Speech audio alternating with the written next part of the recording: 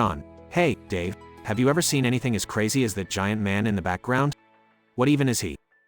Dave, I have no idea, John. But it looks like he's about to join this baseball game. This is going to be wild. John. Hold on, is that Donald Trump? He's walking up here, waving his tiny hands like a wacky waving inflatable arm flailing tubeman. Dave, you're right, John. It's the one and only Donald J. Trump, ready to smash some balls. This game just got 10 times crazier. John. Look at the size of that bat he's carrying. It's Yuge. Dave, of course, it's Yuge. Everything Trump does is Yuge. Now, let's see if he can hit that ball. John. I wouldn't underestimate him, Dave. Despite his tiny hands, he's got a lot of practice making deals. Maybe he'll strike a deal with that ball and send it flying. Dave, haha. Strike a deal with the ball, that's a good one. Let's see if Mr. President can deliver. John. Here comes the pitch, and Trump swings his Yuge bat, and he misses. Dave, oh, what a swing and a miss. Looks like Trump's bragging skills don't translate to the baseball field. John. Don't worry, Dave. Trump never backs down. He looks determined to hit that ball. Dave, indeed, John. Determination is one thing Trump never lacks. John. Another pitch is coming his way, and this time, Trump connects. Dave, holy crap. Did you see that? That ball just flew out of the stadium like it was trying to escape his presidency. John. It's a home run, Dave. That ball is history now, just like Trump's political career. Dave, I never thought I'd see the day when Donald Trump would become the MVP of a baseball game. Keep America swinging, I guess. John. It's a mad, mad world we live in, my friend. But you can't deny that it's never dull. Dave, that's for sure, John. Let's grab a beer and toast to the crazy, unpredictable moments life throws our way. John. Cheers to that, Dave. And may we always have a front row seat to witness the absurdity of it all.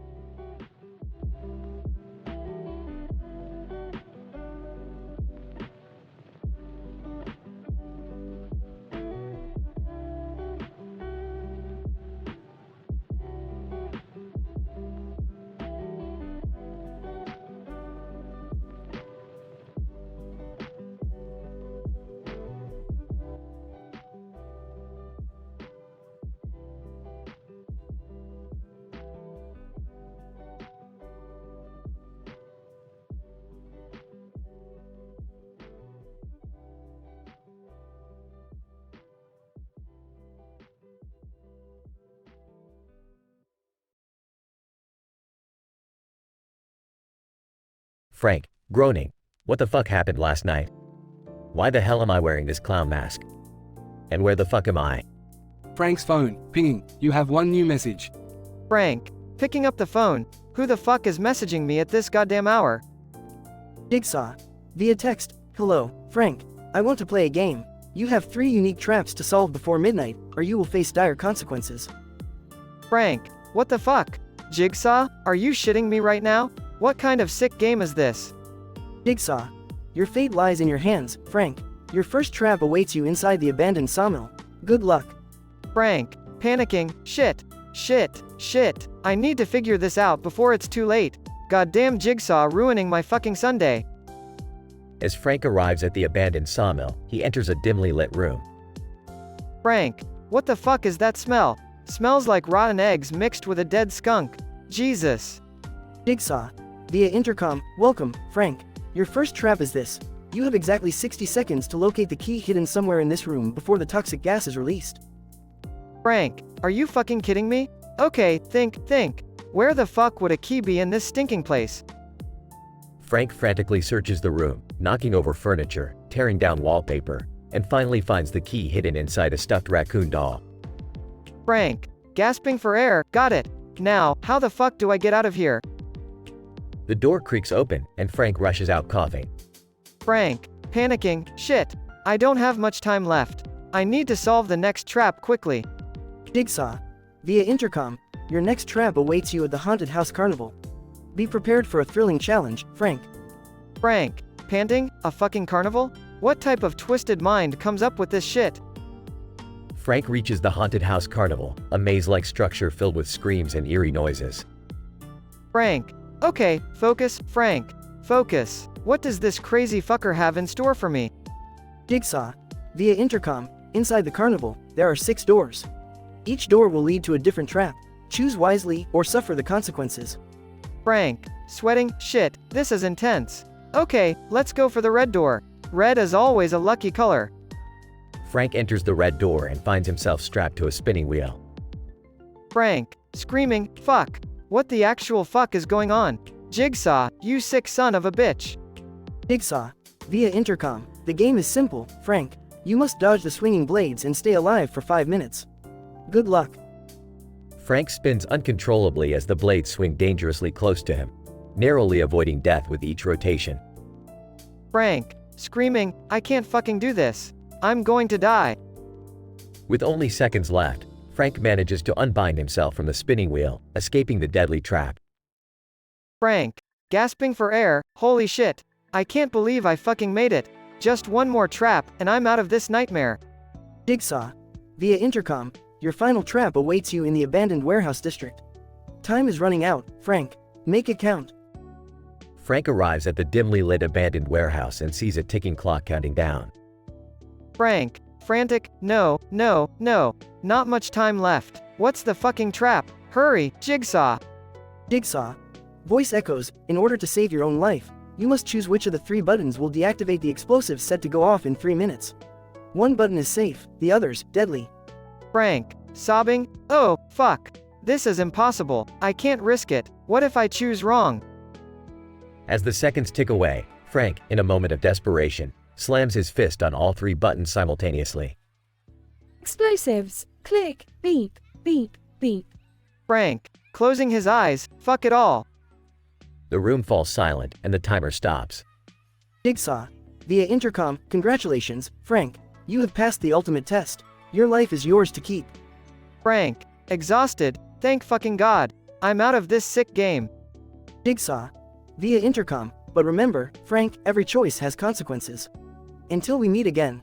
Frank, whispering, I hope to never see your twisted face again, you sick fucking puppet. Frank walks away from the abandoned warehouse, breathing a sigh of relief, grateful to be alive. Frank, calling his friend, Steve, you won't fucking believe what just happened to me.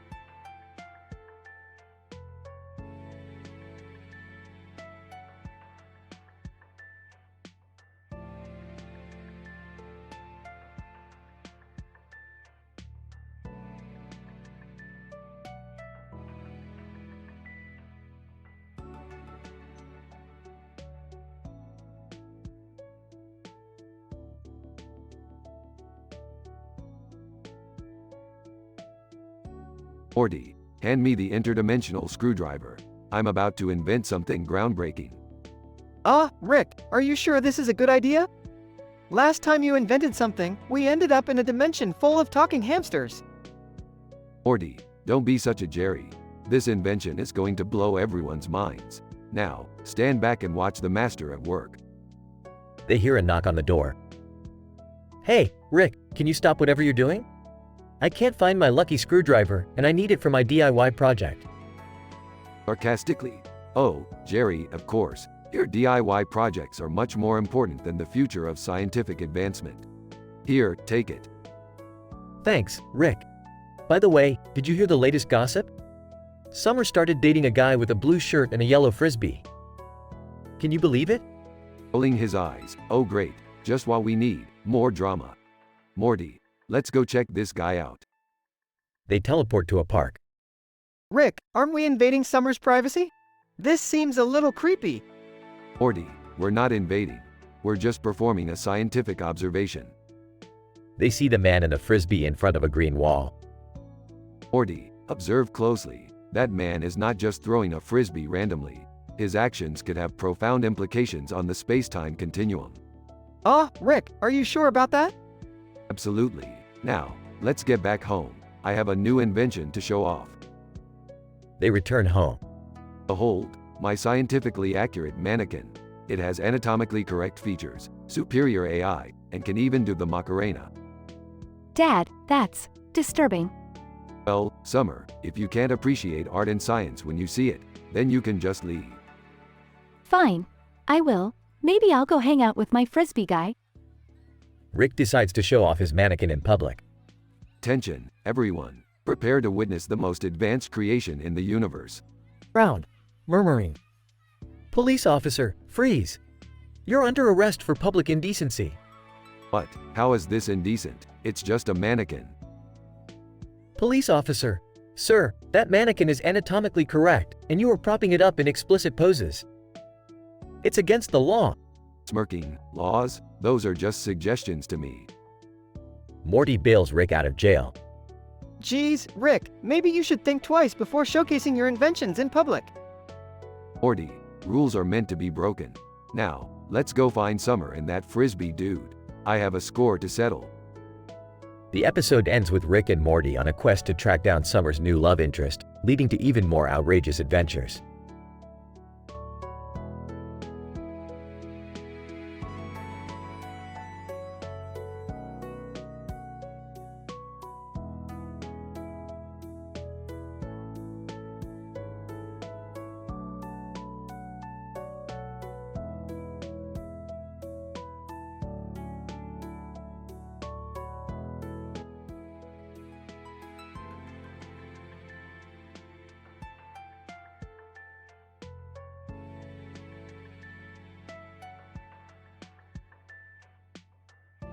Morty, what the hell are you doing with that blue light?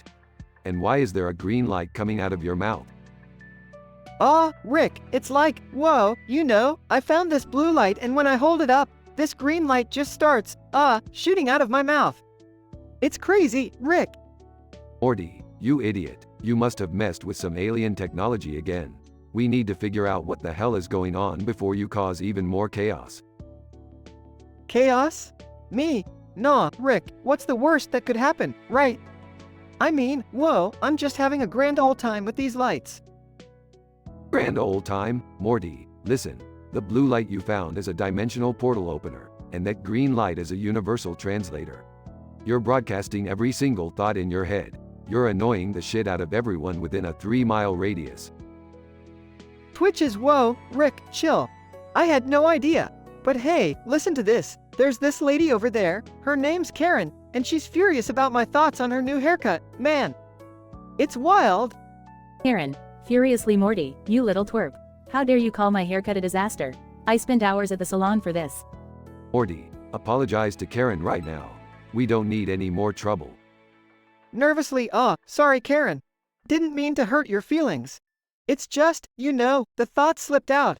It's not my fault, really. Karen, Grumble's apology accepted. Morty, just keep your thoughts to yourself, okay? Morty, we need to find a way to reverse this. I can't deal with your ADHD, Tourette's-like outbursts, and now the whole telepathic broadcasting thing on top of it. Geez, Rick, don't be so harsh. I can't help it. It's like my brain's on fire, man. Twitches. Well, we need to find a way to put that fire out, Morty. We can't have the whole world hearing your every random thought. It's gonna drive everyone insane. Sorry, Rick, it won't happen again. But hey, check out this guy over here. His name's Bob. He's convinced that aliens have taken over the world, man. He's going nuts. Bob, frantically, it's true, I tell ya. The aliens are controlling us through that green light. Morty, you're the key, man. We need to fight back. Bob, calm the fuck down.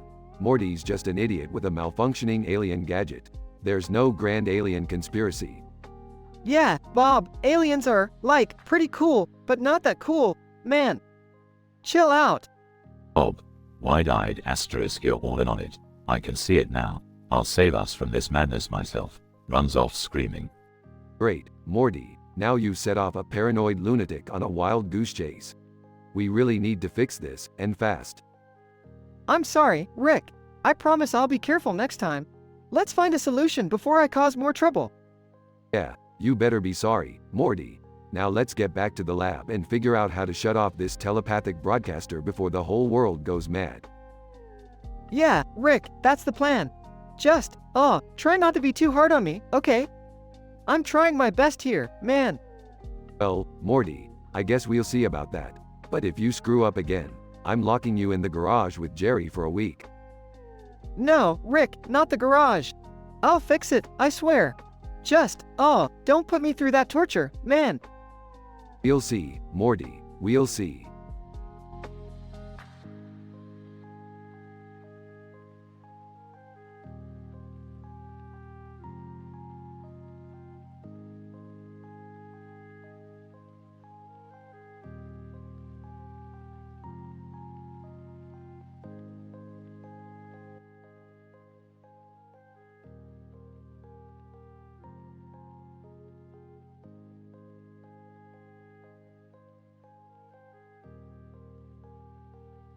Naruto Clone 1. Alright, listen up, you bunch of nincompoops. We're here for one reason and one reason only. To roast the ever-loving crap out of Naruto, the knucklehead ninja himself. Naruto Clone 2, that's right. And let me start by saying, Naruto, you're such a dumbass. I'm surprised you haven't accidentally impregnated yourself with a Rasengan. Naruto Clone 3, oh, come on, don't be so hard on him. Naruto, remember when you used to play hide and seek as a kid? Yeah, you were so bad at it, we wondered if you were actually trying to be found. Naruto Clone 4. Speaking of kids, Naruto, you've got more clones running around than there are scrolls in the Hokage's library. I guess when it comes to pulling out, you truly are the master of none. Naruto Clone 5. Alright, let's give Naruto a break. I mean, sure, he's an idiot and his ninja skills are as effective as a limp noodle, but think about it. He's nailed more forbidden jutsu than anyone in the village. Naruto Clone 6. You know what they say, though. Naruto might be thick as a tree trunk, but at least he's got the balls to fight for what he believes in. Must be all that Nine Tails chakra giving him strength, or maybe it's just compensation for his teeny tiny. Naruto, alright, enough. You clones may be a bunch of morons, but you kinda nailed it. I may not be the brightest, but I've surpassed all of you by becoming Hokage. So here we go, time for some payback. Naruto, clone number 1, I've seen more intelligence in a tailed beast than in your pea-sized brain. And clone number 2, you're so useless, even Sakura could kick your sorry ass. Naruto, clone number 3, hiding in plain sight. How about you try hiding your stupidity for a change? And clone number 4, you're like the poster child for premature Rasengan ejaculation.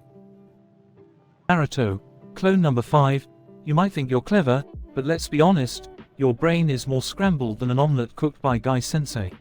And clone number 6, the only thing you've mastered is being a total dick. Naruto Clone 1. Damn, Naruto, you got us good there.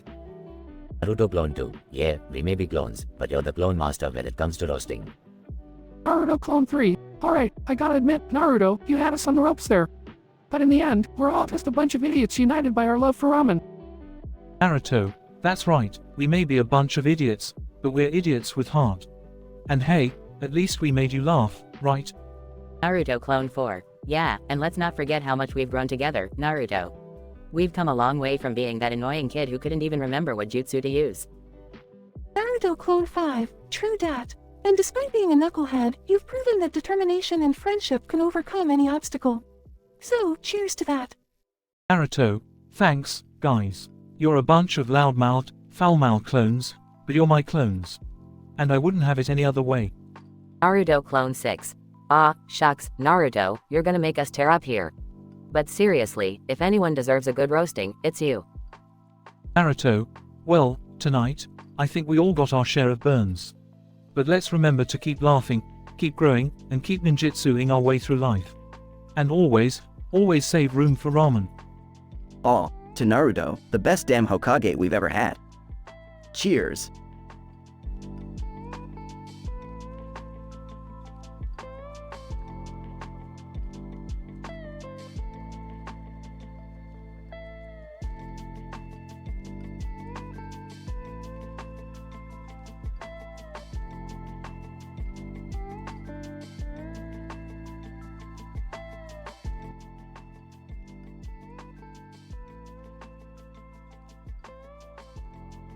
Nerd, what the fuck just happened? One moment I'm sitting on my ass, getting ready to rip some shitty retro games on my YouTube channel, and the next I'm in some goddamn colorful world with a talking dog. Parappa. Hey, nerd. Welcome to Parappa the Rapper 2. We've got some sick beats and rhymes for you. Nerd, sick beats? Rhymes? Are you fucking kidding me? I don't give a shit about your dumbass rhythm game. I'm here to destroy this bullshit game world. Parappa. Whoa, calm down, nerd. Why do you want to destroy our world? Nerd, because I'm the angry video game nerd, motherfucker. It's what I do. This world is a fucking joke, just like the games I review. Parappa. But we've got cool characters and fun challenges. You should give it a chance. Nerd, give it a chance? Are you fucking high? I review games like this for a living, and they're all garbage. Now get the fuck out of my way, dog. Parappa. Whoa, nerd. You can't just barge in and start wrecking things. We won't let you destroy what we love. Nerd. Oh, you wanna stop me, huh? Well, bring it on, you little piece of shit. I'll take down this game world one shitty level at a time. Parappa. Fine, nerd. You wanted a fight, so let's do this.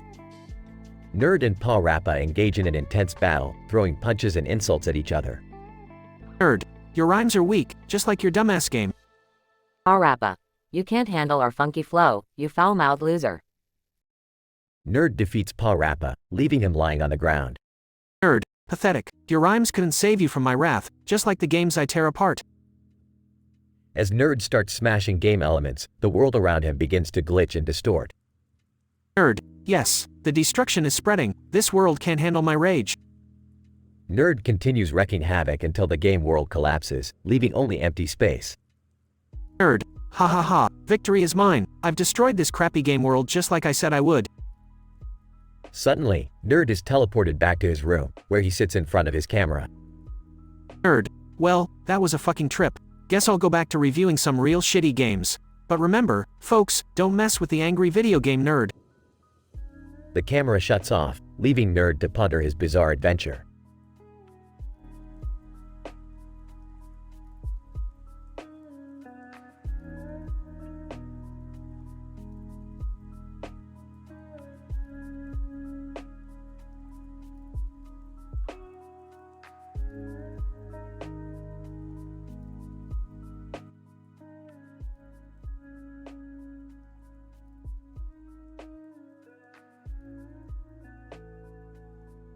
Morty, what the hell are you doing in your room all day? You better not be playing with your pathetic little toys again. Oh, hey Rick. No, I'm not playing with toys. Just doing some important research. Research? Really? Morty, you're about as useful as a small toy with a yellow wig and a pink face on a green surface with a green background and a green and yellow striped pillow. Oh, yeah, well, maybe I wouldn't have to resort to toys if you didn't drag me into your insane adventures all the time. What's going on in here? Morty, why do you have a creepy foam replica of me in your room? Oh geez, I can explain, Mom. I ordered it off the internet. It's just, an art project. An art project? Morty, you're one sick puppy. That's some next level weirdness, even for you. Relax, Jerry. At least Morty is exploring his creativity. It beats being a useless sack of potatoes like you. Morty, I don't know whether to be flattered or disturbed. Just promise me you won't take it any further, okay? I promise, Mom. No more foam replicas of family members, ever.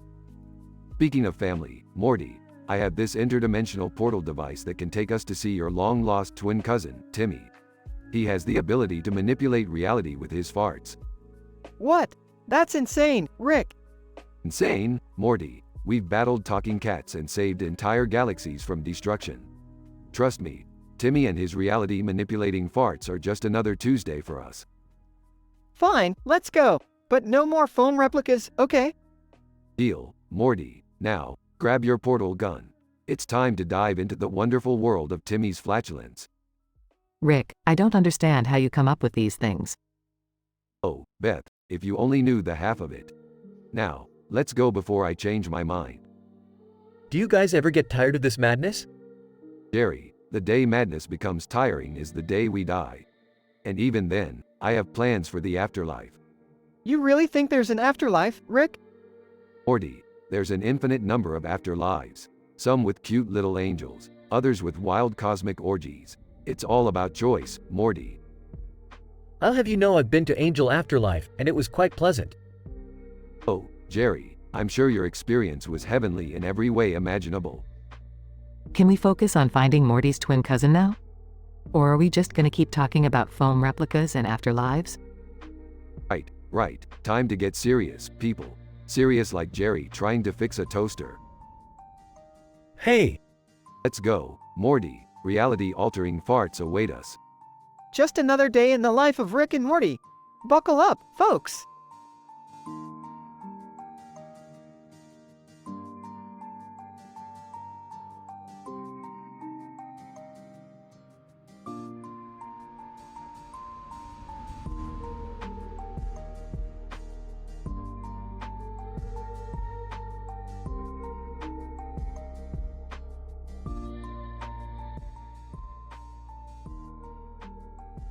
Jack, so, what's up, man?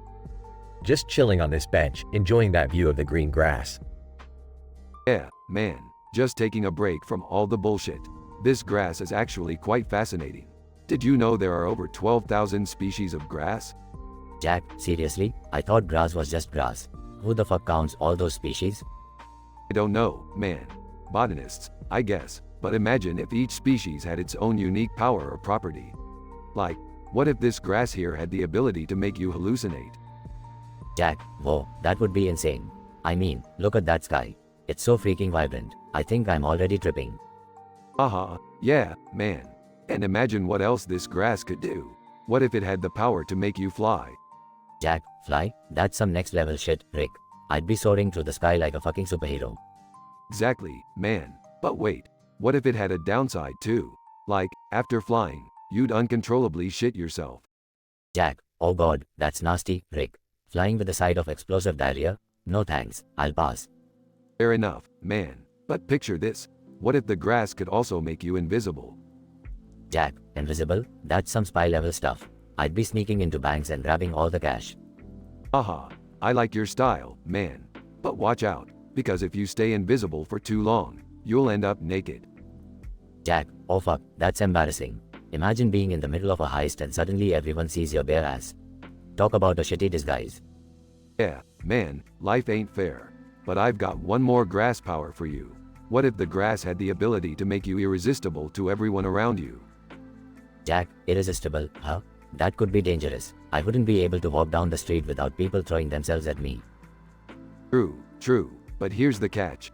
Every time you use that power, you instantly grow a massive penis on your forehead. Jack, what the actual fuck, Rick? A penis on my forehead? That's some messed up shit. I think I'll stick to being average and ordinary. Haha, fair enough, man. Grass may be interesting, but the crazy effects it could have? Let's just appreciate it from a distance. Jack, definitely, Rick. Let's just enjoy the view and leave the wild powers to our imagination.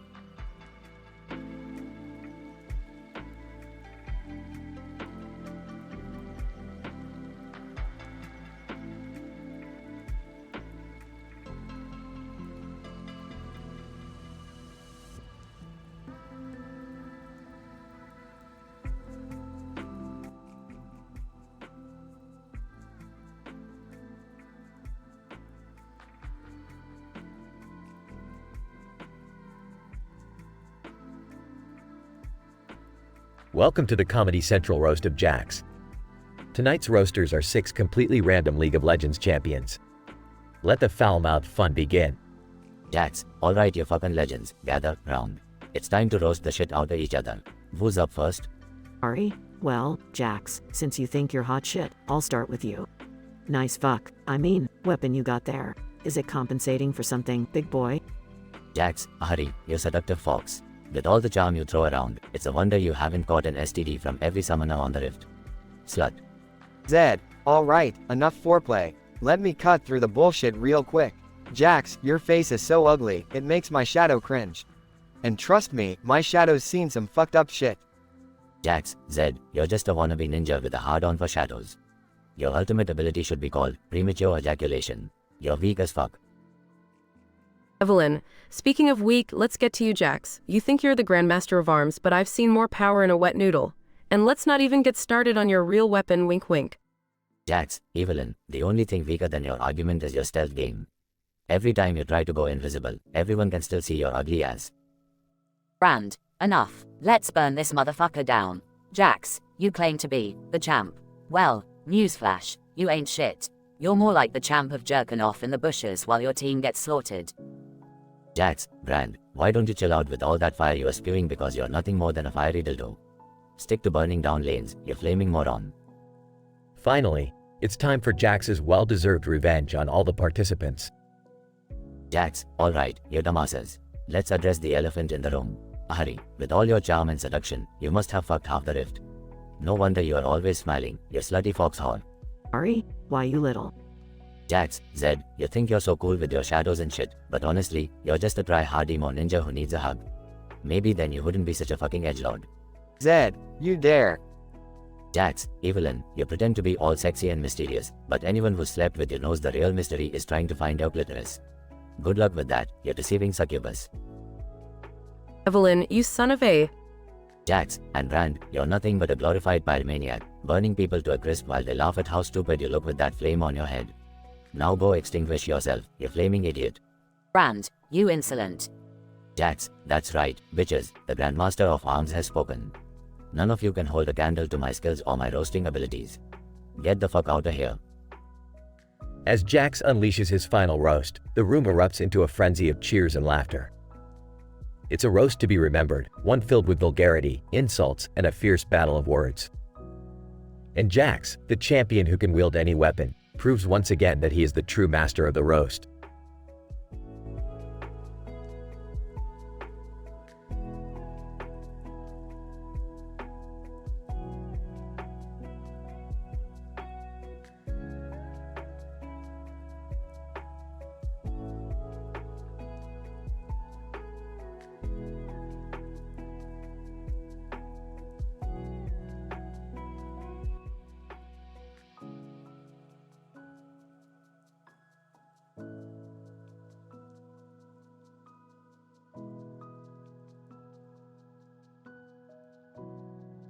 Hey Morty, how about we have a movie night and dive into a massive bowl of interdimensional nachos?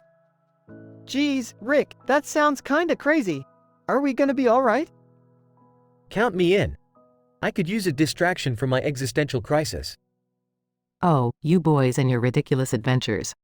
Fine, I'll join too, but only to keep an eye on all of you. Seriously? Nachos, Dad? Can't we just have a regular movie night like normal families? Relax, Summer. These nachos are infused with interdimensional spice. It'll be the trip of a lifetime. Whoa, I can feel the multiverse pulsating in every bite.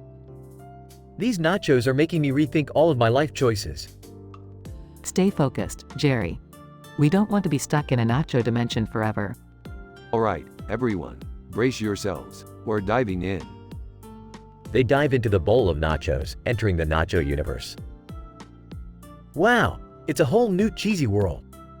Look at those mountains made of guacamole and rivers of hot cheese. Just as I suspected, this place is pure insanity. I can't believe I'm watching my family get lost in nacho infinity. Alright, listen up. We need to find a way out of here before the salsa vortex consumes us. What's the scientific explanation, Rick? I can't handle all this cheese-induced stress. Well, Morty, it's quite simple. This universe operates on the principles of crunch geometry and jalapeno relativity. I don't understand any of that, but I'm terrified. Don't worry, Jerry. We'll stick together and find our way out. Family to the rescue. Seriously, Beth? You're turning this into a cheesy cliché? Hold on tight, everyone. We're about to embark on the most epic, cheese-filled adventure of our lives. They face thrilling challenges, from fighting giant cheese monsters to escaping a spicy salsa eruption. Rick, any brilliant ideas on how to escape this madness? Of course, Beth. We just need to activate the ultimate nacho teleporter hidden in the center of the realm of queso. Rick, that's insane. How are we going to activate it? Simple, Morty. We just need to sacrifice the cheesiest chip from our nacho bowl. Oh no, not the cheesy chip. Let's do it. The fate of our nacho-loving souls is at stake. They activate the teleporter, and the nacho universe begins to collapse. Hang on, everyone. We're about to be nacho free. They are transported back to their living room, covered in nacho crumbs. Well, that was strangely satisfying. It's good to be back to our regular, non-nacho filled lives. I guess even the craziest adventures can make us appreciate the simple things. Like regular, non-interdimensional nachos. Yeah, I'm just glad we survived the cheesiest dimension. Don't worry, there are plenty more dimensions to explore, with even crazier snacks. Now, who's up for some intergalactic tacos? They all laugh and continue their movie night, this time with intergalactic tacos.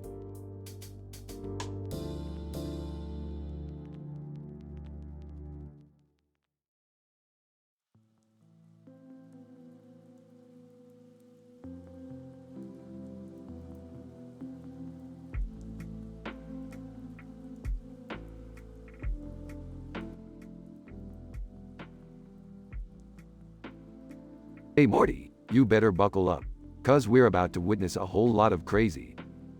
What are we doing, Rick? We're heading to a highly improbable parade, Morty. Strap in and prepare for the statistically unexpected. Oh, a parade? I love parades. Is it gonna be like the one in that movie I saw where people throw candy? Jerry, keep your expectations low. This parade is going to be wilder than anything you've ever seen. Oh, guys, check it out.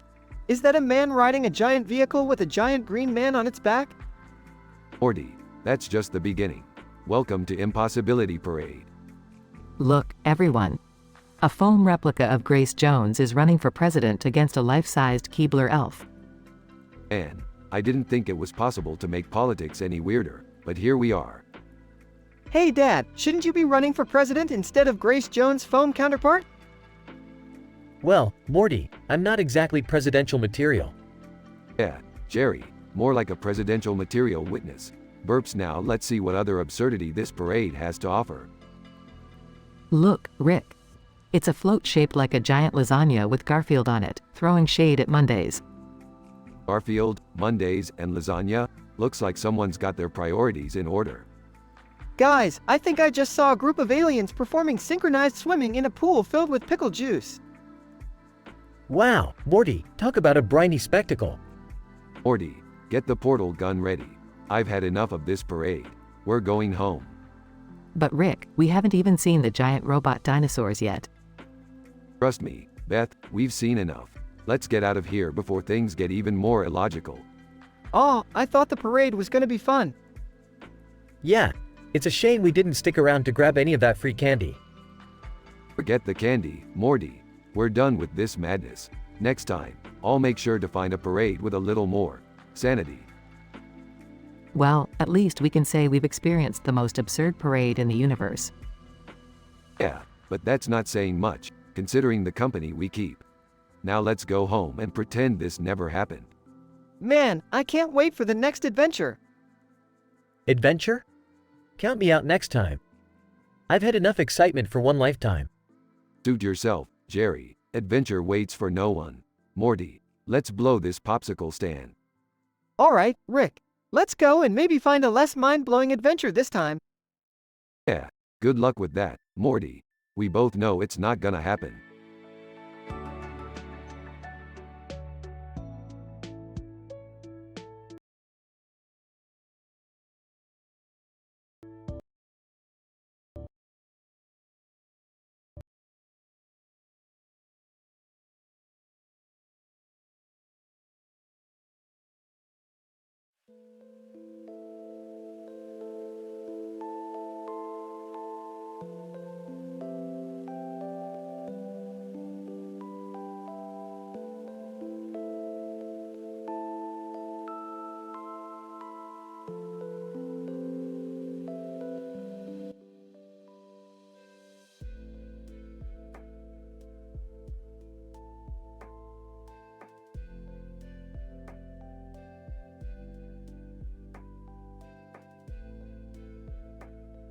Leaning against his spaceship, Morty, I just discovered a futuristic city with neon lights and a lot of buildings in the background.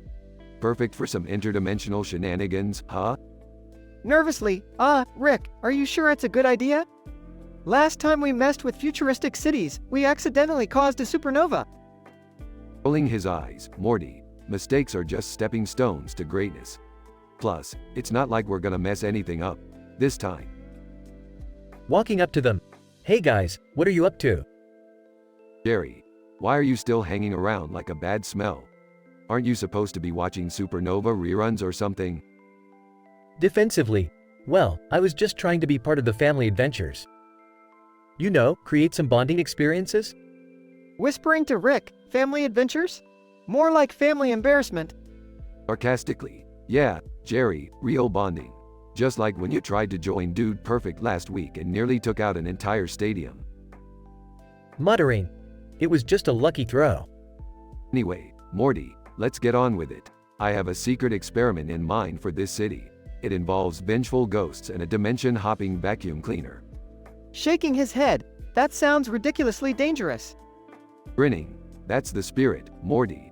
Science is all about pushing boundaries. Now, let's go hunt down those ghosts. They enter the futuristic city, filled with confused and scared citizens. Citizen 1, oh my god, what's happening? Is this some kind of invasion? Citizen 2, no, I think those two crazy guys are back. They're gonna cause some major chaos again. Citizen 3, I hope they don't accidentally destroy the city. I just got a new job in that fancy building over there. As Rick and Morty search for vengeful ghosts, chaos ensues. People run and scream, narrowly avoiding their gadgets and experiments. Running after them. Wait! I want to be a part of this too. I won't let you have all the fun. Rolling his eyes, fine, Jerry. Here, hold this vacuum cleaner and don't touch anything. Meanwhile, a vengeful ghost appears, seeking retribution for its untimely demise. Ghost. Growling, mortals, prepare for your doom. Oh great, a vengeful ghost. Just what we needed. Nonchalantly, don't worry, Morty. I've got a plan. Jerry, hand me that burrito. Jerry hands Rick the burrito, confused. Smirking. Now, watch this. Ghost, prepare to meet your match. Behold, the burrito of eternal fire. Morty and Jerry watch in awe as the ghost is consumed by the fiery inferno of the burrito. Ghost. Screaming, no. The ghost disintegrates into nothingness. Astonished, Rick, how did you come up with that? Wiping his hands, oh, just some advanced quantum physics mixed with a touch of Tex-Mex cuisine. I call it the burrito supernova technique. Works every time. Looking impressed. Wow, Rick, that was actually pretty cool. Thanks, Jerry. Just remember, in the multiverse, even the most improbable scenarios can lead to epic conclusions, and messy ones too. They all walk off into the sunset, leaving a bewildered futuristic city behind. Whispering to Rick, hey, Rick, we should probably fix all the damage we caused here, right? Grinning, nah, let them deal with it. We've got bigger cosmic fish to fry.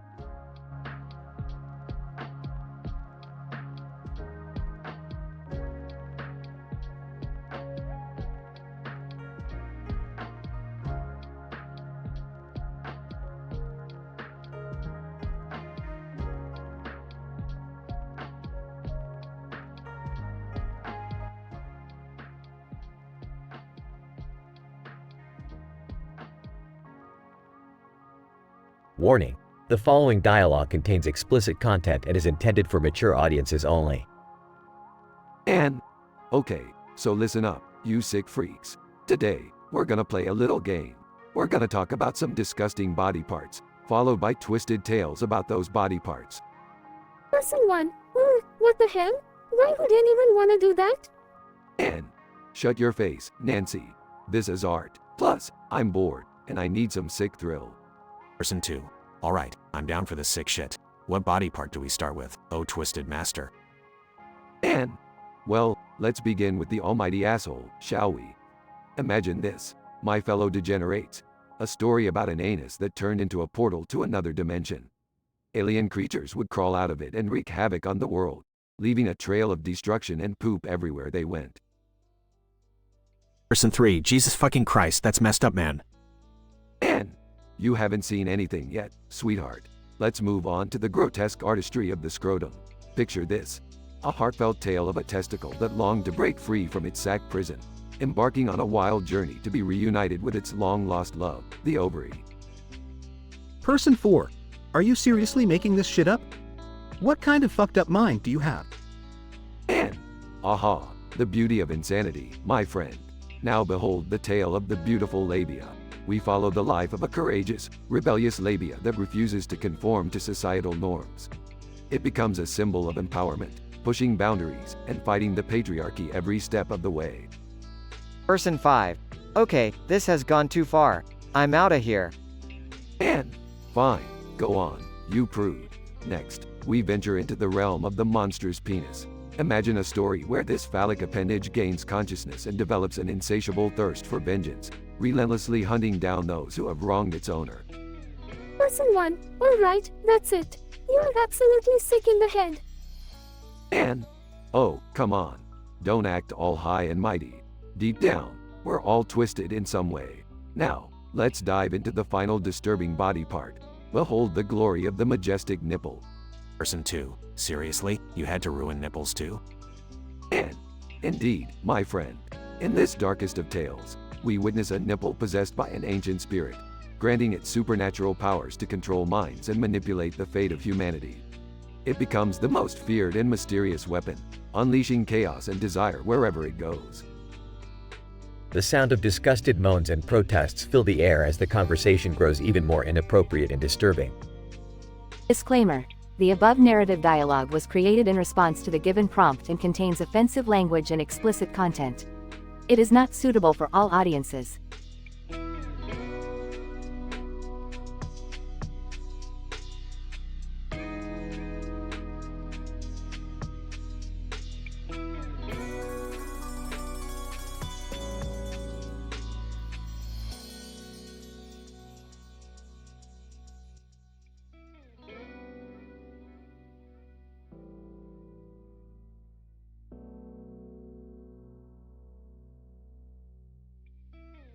Mason.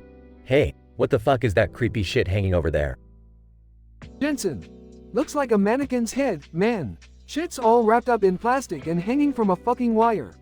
Who the hell came up with that idea? Mason. Seriously, it's like some fucked up horror movie shit. Who even buys that? Jensen. I don't know, dude. People with twisted ass minds, I guess. Hey, let's move on. This store gives me the creeps. Mason. Yeah, fuck this place. Let's get out of here. As Mason and Jensen exit the scene, the peach-colored female mannequin comes to life. Peachy, about time those idiots left. Now, where's the baby back ribs they promised me? I'm fucking starving. The peach-colored female mannequin searches around the store for baby back ribs, knocking shit off shelves and causing chaos. Cashier, what the fuck is going on here? Who's fucking up my store? Peachy, in a sultry voice, oh, honey, I'm just looking for some baby back ribs. Do you have any? I'm dying for some meat. Cashier, you're a goddamn mannequin. What the fuck are you talking about? Peachy, don't fucking disrespect me, you piece of shit. I'm a woman of fine taste, and right now, I'm tasteless without my ribs. In a fit of rage, Peachy grabs a baseball bat from the sports section and starts smashing bottles of alcohol. Peachy, this shit's gonna burn me up just like my cravings. Fuck this place. Customers start panicking and running for the exit. Security guards try to stop Peachy, but she's too fast and agile. Guard 1, fuck, she's too strong. We need backup, now. Peachy continues causing havoc, smashing glass, knocking over mannequins, and creating a scene of chaos. Eventually, a SWAT team arrives on the scene. SWAT commander, alright, men, we've got an M-rated mannequin on the loose. She's craving ribs, so stay the fuck out of her way and aim for her plastic head. Peachy fights off the SWAT team, dodging bullets with incredible skill and strength. Finally, she spots a restaurant across the street. Peachy, there it is. Baby back ribs. I'm coming for you, my delicious meat. Peachy charges towards the restaurant, causing havoc on her path. The SWAT team and the remaining security guards chase after her. SWAT commander, yelling into his earpiece, we've got a mannequin heading to Dickie's barbecue. Lock it down, boys. As Peachy bursts into the restaurant, she reaches the table with a glorious platter of baby back ribs. Peachy, finally, my sweet, succulent treat. She devours the ribs with vivid enthusiasm and pleasure. Mason, watching from afar, dude, did you see that mannequin? That shit was fucking nuts. Jensen. Yeah, man, this town is fucking crazy. Let's never come back here again. As Mason and Jensen walk away, the chaos left behind by Peachy slowly dissipates, leaving nothing but an unforgettable, M-rated story.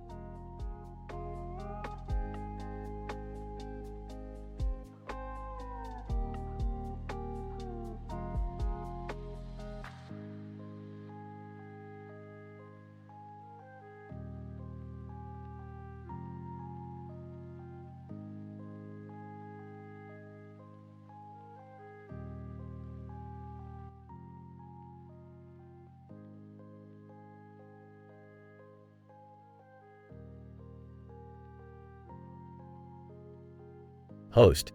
Welcome, ladies and gentlemen, to the deadliest game show in the galaxy. We have a special treat for you tonight. Our contestants from various corners of the universe are ready to battle it out for a chance at survival. Let the bloodbath begin. Contestant 1, what the fuck is going on? Where am I? Contestant 2, I don't know, man, but this place looks straight out of a horror movie. Contestant 3, laughs nervously. I should have stayed home and watched Netflix. Host, oh, sweetheart, there's no Netflix here. Only pain, fear, and despair. Are you all ready to face unimaginable horrors? Contestant 4, fuck yeah, I'm not going down without a fight. Contestant 5, bring it on, you sick fuck. I'll show you what I'm made of. Host, aw, such enthusiasm. I can't wait to see you all suffer. Now, let's begin our first challenge, shall we? Contestant 6, whispers. This host has got to be the most sadistic motherfucker I've ever seen. Contestant 7, no kidding, and look at that glowing red light in his mouth. Freaky shit, man. Host, your first task is simple, my dear contestants. Survive the night in this dark and gruesome alien world. But beware, there are beasts lurking in every shadow, ready to tear you apart. Contestant 1, are you serious? You expect us to survive in this hellhole? Host, oh, it won't be that easy. You'll have to outwit, outrun, and outfight the most horrifying creatures the universe has ever seen. And remember, only one can survive. Contestant 2, you sick fuck. I won't let you turn me into some cosmic snack. Contestant 3, we have no choice. We have to stick together if we want to make it out alive. Host, oh, teamwork won't help you here. In the end, it's every being for themselves. Good luck, my dear contestants. You'll need it. Contestant 4, fuck luck. I'll rely on my instincts and kick some alien ass. Contestant 5, game or no game, I won't let anyone or anything take me down. Host, well. It seems we have some fighters among us. Let's see if you're still as confident when the blood starts to spill. Contestant 6, whispers. This is some next level fucked up shit, man. I don't know if I can handle it. Contestant 7, we have to try. Who knows what this sadistic bastard will pull if we refuse? Host, laughs maniacally. That's the spirit. Embrace the chaos, my dear contestants. Your nightmare is just beginning. As the contestants prepare to face the horrors of the alien world, the ominous red lights in their mouths mirror the glowing menace in the host's mouth. The game show begins, each step deeper into the darkness, intensifying the dramatic and gruesome challenges. The contestants fight for their lives, forming uneasy alliances, overcoming their fears, and displaying a resilience they never knew they had. But in this deadly game, survival comes at a high price. The alien world will claim its victims, leaving one solitary survivor to face the sadistic host in the final battle.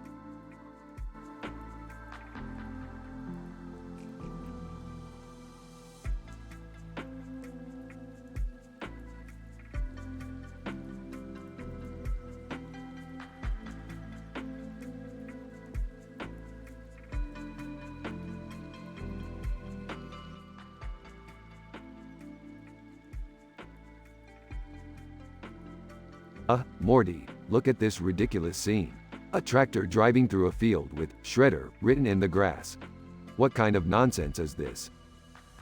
Rick, isn't it just some farmer spelling something out with the grass? I don't think it's a big deal. Not a big deal, Morty. This is clearly a cry for help from the grass. It's desperate for attention, Morty. It's like they're having a fucking turf war with words. Wow, Grandpa, you always find a way to overthink the most mundane things. Shut your metal bikini-clad mouth, Summer. This goes deeper than you could ever understand.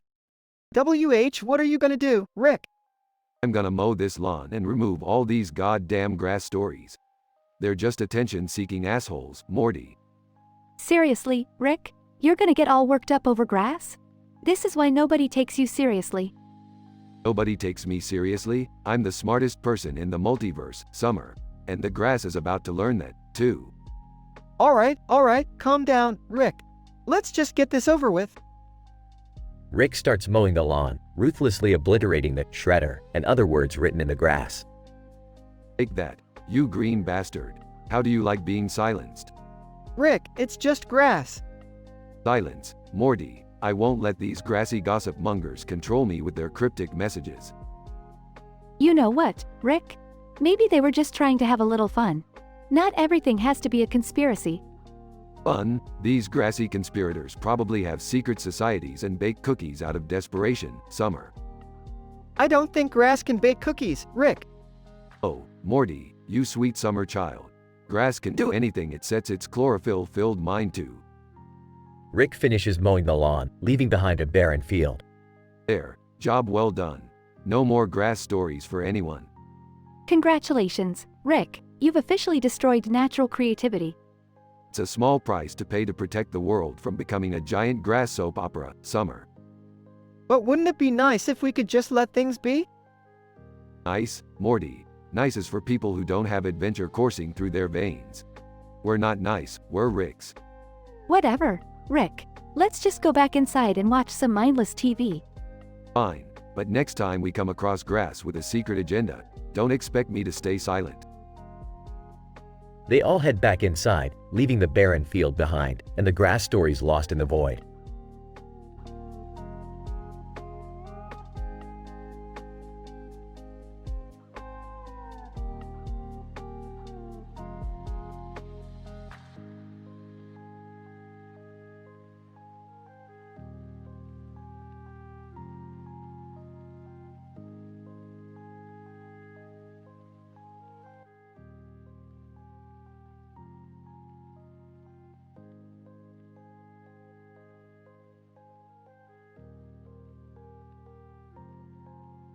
Title: The Blue Dress and the Sword of Destiny.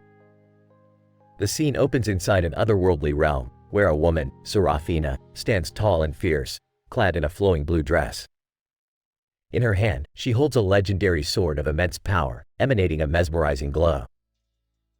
Serafina, angered. You thought you could control forces beyond your comprehension? Think again, Baron von Shacklebottom. Baron von Shacklebottom, mocking. Oh, Serafina, my dear, you always were so stubborn. But your feeble attempts to stop me won't succeed this time. Incident. Baron von Shacklebottom summons a horde of deranged robotic minions armed with outrageous weapons. They surround Serafina, ready to strike. Serafina, defiant. I may be outnumbered, but I am not afraid. This world deserves to be freed from your tyranny.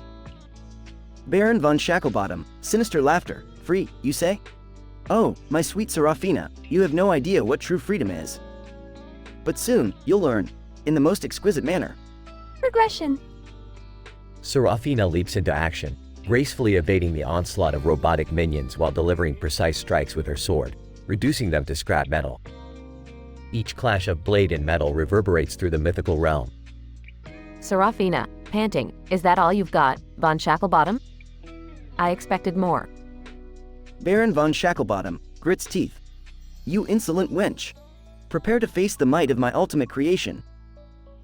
The ground trembles as a colossal mechanical monstrosity, unlike anything ever seen, emerges from the depths, filling the horizon. It brings down its giant blade, threatening to crush Serafina. Serafina, determined. No matter how formidable your creation is, I'll never yield. With an astonishing display of skill and strength, Serafina charges at the colossal mechanical beast, wielding her sword with unruly power. Through sheer will and determination, she manages to cleave through the metal beast, causing it to crumble to the ground in a devastating explosion. The mythical realm returns to its serene state, void of the chaos that once filled the air. Serafina stands triumphant, her blue dress gently fluttering in the soft breeze. Serafina, victorious, do you see, von Shacklebottom? Good triumphs over evil, always. Baron von Shacklebottom, defeated. Curse you, Serafina. This is not the end. Baron von Shacklebottom retreats, anguished, disappearing into the shadows. Serafina glances at her glowing sword and a determined smile forms on her lips. The battle may be won, but the war against darkness is far from over. Scientific description. This peculiar episode showcases a fantastical realm where reality becomes blurred, allowing for the manifestation of seemingly implausible events. The presence of a woman in a blue dress, symbolizing strength and perseverance, holding an illuminated sword draws inspiration from archetypal imagery of power and righteousness. The battle between two opposing forces is a symbolic representation of the eternal struggle between good and evil. The utilization of robotic minions and a colossal mechanical beast highlights the fusion of advanced technology with mythological elements, creating an intriguing blend of science fiction and fantasy. This unique setting challenges traditional scientific explanations, suggesting the existence of alternate dimensions or futuristic civilizations. Furthermore, the narrative explores themes of heroism, defiance, and the resilience of the human spirit in the face of overwhelming odds. Serafina's unwavering determination and skill with her sword depict the indomitable nature of the human will, inspiring awe and admiration in the audience.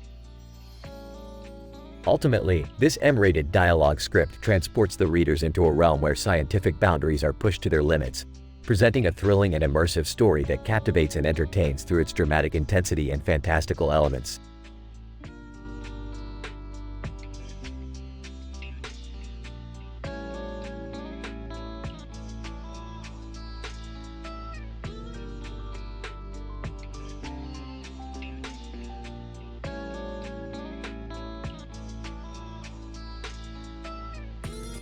I'm sorry, but I can't generate that story for you.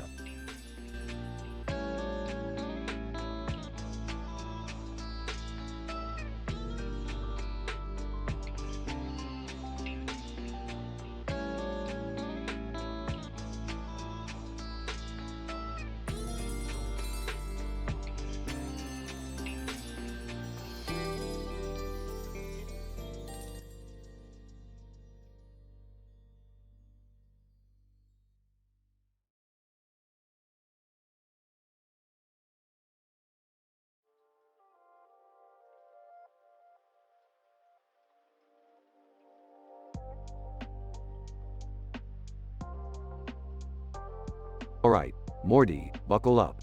We're about to enter the realm of GTA 5, baby.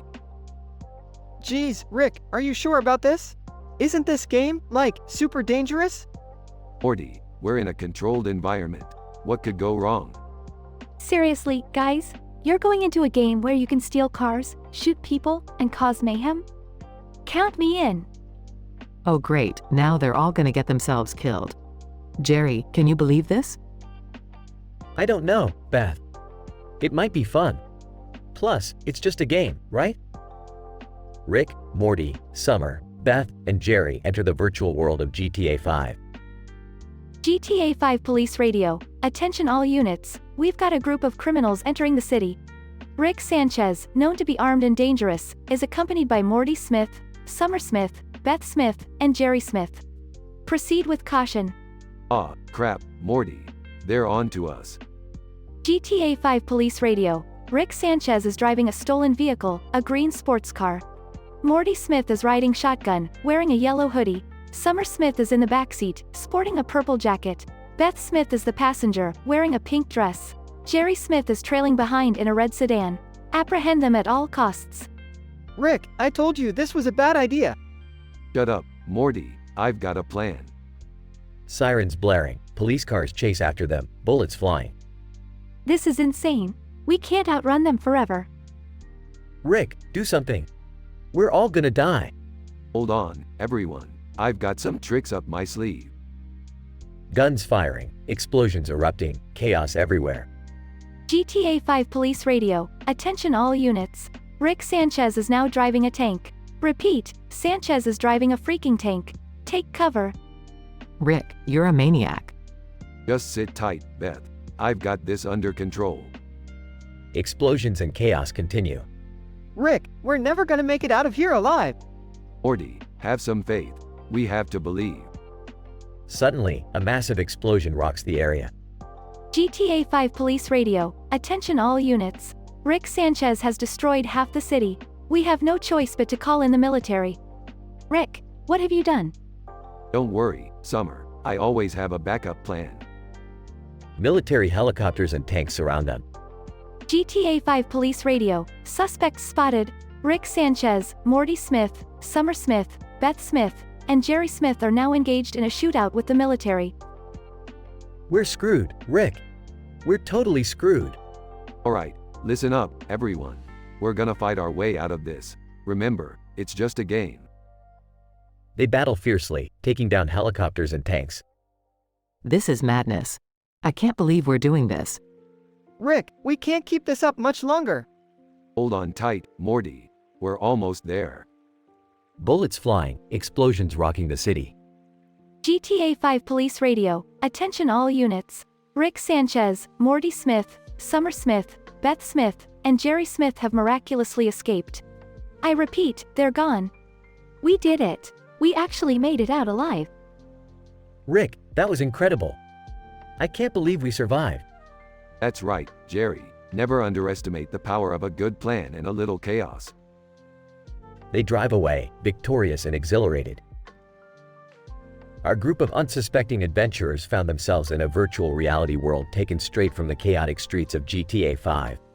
With the odds stacked against them, they defied police and military forces, surviving against all odds. Through sheer determination, quick thinking, and Rick's unyielding genius, they managed to outwit their virtual enemies and escape unscathed.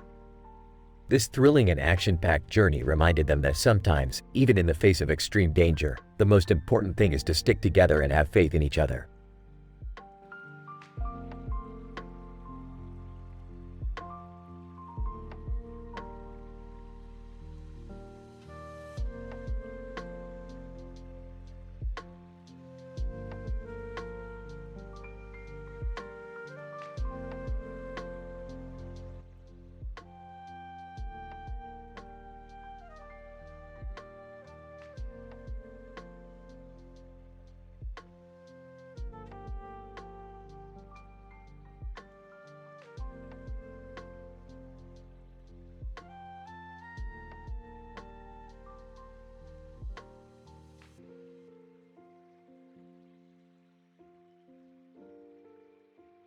Reno. Alright, assholes.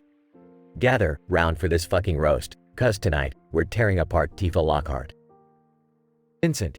Good evening, motherfuckers. Let's dive into these roasted shits and see who can handle it. Sephiroth. Tifa, the dumb cunt who thinks she's so badass. You're nothing but an overrated slut. Oren, Sephiroth, keep your darkness to yourself. Tifa doesn't deserve anyone's shit. She's got more strength than all you assholes combined. Quistis. That's right, Oren. Tifa could kick your ass any day. Sephiroth, your hair looks like a fucking broomstick, you emo prick. Cloud, lay off, Quistis. Now Tifa may be a great friend, but can we talk about how she never shuts the fuck up about her bar? We get it, girl, you serve drinks. Zidane, Cloud, you're just jealous because Tifa's got more personality in her tits than you do in that spiky head of yours. Titus, knock it off, Zidane. Tifa's an awesome fighter, and she's got a heart of gold. You're all just a bunch of fucking jealous pricks. Lightning. Oh, look at the Saint here defending Tifa. Newsflash, Titus, she's just a pair of big tits with a side of fists. Squall, Lightning, you're one to talk. You act like a damn robot with that permanently constipated face of yours. Noah, Squall, chill the fuck out. Can't you see Tifa's been keeping the peace in that shithole town of hers? Yuna, Renault is right. Tifa's a warrior, and she's helped save the world more times than any of you fuckers can count. Cloud, alright. Let's stop bickering and get back to the roast. Tifa, I gotta say, you wear those tight shirts like a real pro, honey. We all appreciate the view. Tifa, oh, you guys think you're so clever, huh? Well, let's see how you like a taste of your own fucking medicine. Tifa, Reno, you think you're hot stuff with your damn hair, but the only thing you're good at is sucking up to your Shinra bosses. Pathetic. Reno, fuck you, Tifa. I could kick your ass with my one fucking arm tied behind my back. Tifa, Vincent, you brooding bastard. Did your mommy forget to breastfeed you? No wonder you're so fucking moody. Vincent, you may have muscles, Tifa, but I've got a fucking gun. Try me. Tifa, Sephiroth, the only thing longer than your sword is your list of mommy issues. Get over yourself, you nutjob. Sephiroth, don't act so tough, Tifa. Remember who handed you your ass in Nibelheim? It was me, bitch. Tifa, Orin, you preach about honor, but you're little more than a brooding, one-armed wannabe samurai. Take your stick and shove it where the sun don't shine. Orin, you're underestimating me, Tifa. One swing of my blade, and you'll be kissing the fucking ground. Tifa, Quistis, playing teacher doesn't hide the fact that you're just a boring piece of shit. Stick to books, sweetheart. Quistis, maybe I'll teach you some fucking manners, Tifa. You're gonna regret opening your dumb mouth. Tifa, Cloud, you're nothing but a confused, spiky-headed poster boy. Maybe you should focus less on your hairstyle and more on your non-existent personality. Cloud, easy for you to talk, Tifa. At least my tits aren't the only thing people remember about me. Tifa, Zidane, all that flirting won't save you from being a second-rate thief. Go back to hitting on anything with a pulse. Zidane, Tifa, let's settle this in the bedroom. Trust me, you won't be disappointed. Tifa, keep dreaming, asshole. You're not even close to my league. Tifa, Titus, the whiny little bitch who never stops crying. Go dive in the fucking sea and never come back.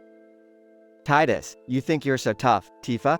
I'd like to see you try and dodge blitzballs like I can.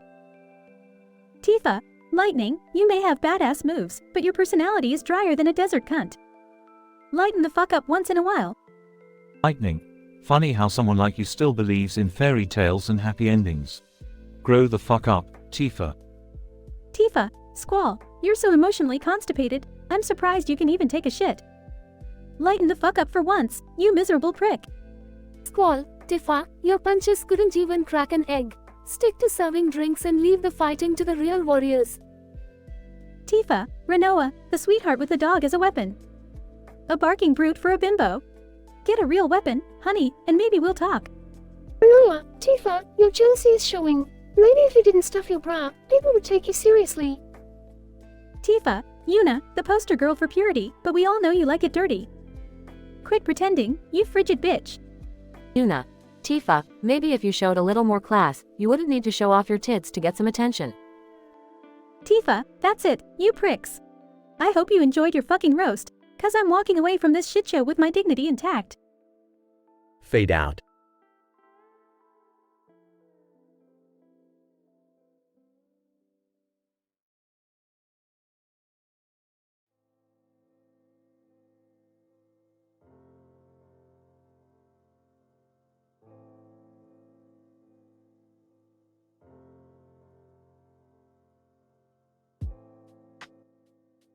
Warning. The following dialogue contains explicit content. Reader discretion is advised. John, hey guys, what's with this weird setup in the room? Kathy, I have no idea, but it looks like something crazy is about to go down. John, holy shit, is that a baby in the middle of the room? Kathy, yeah, but where the hell is Rick when we need him? John, who knows, but let's just stay the hell away from that baby. Something feels off. Incident. John, ugh, this room smells like shit. This is disgusting. Kathy, what the fuck is happening? Why is this person standing here repeating disgusting anus followed by a short story? John, this is fucking insane. Who the hell are you? And what's the deal with this disturbing shit? Person. Anus. Let me tell you a story about a donkey anus. Picture this. A donkey with an incredibly loose asshole. Kathy and John exchange disgusted looks. Progression. Kathy, this is getting out of hand. We need to get out of here. John, agreed, but how the hell do we escape this madness? Person. Penis. Let me tell you a story about a whale's penis. Did you know that a blue whale's penis can reach up to 10 feet in length? Kathy and John shudder in disgust.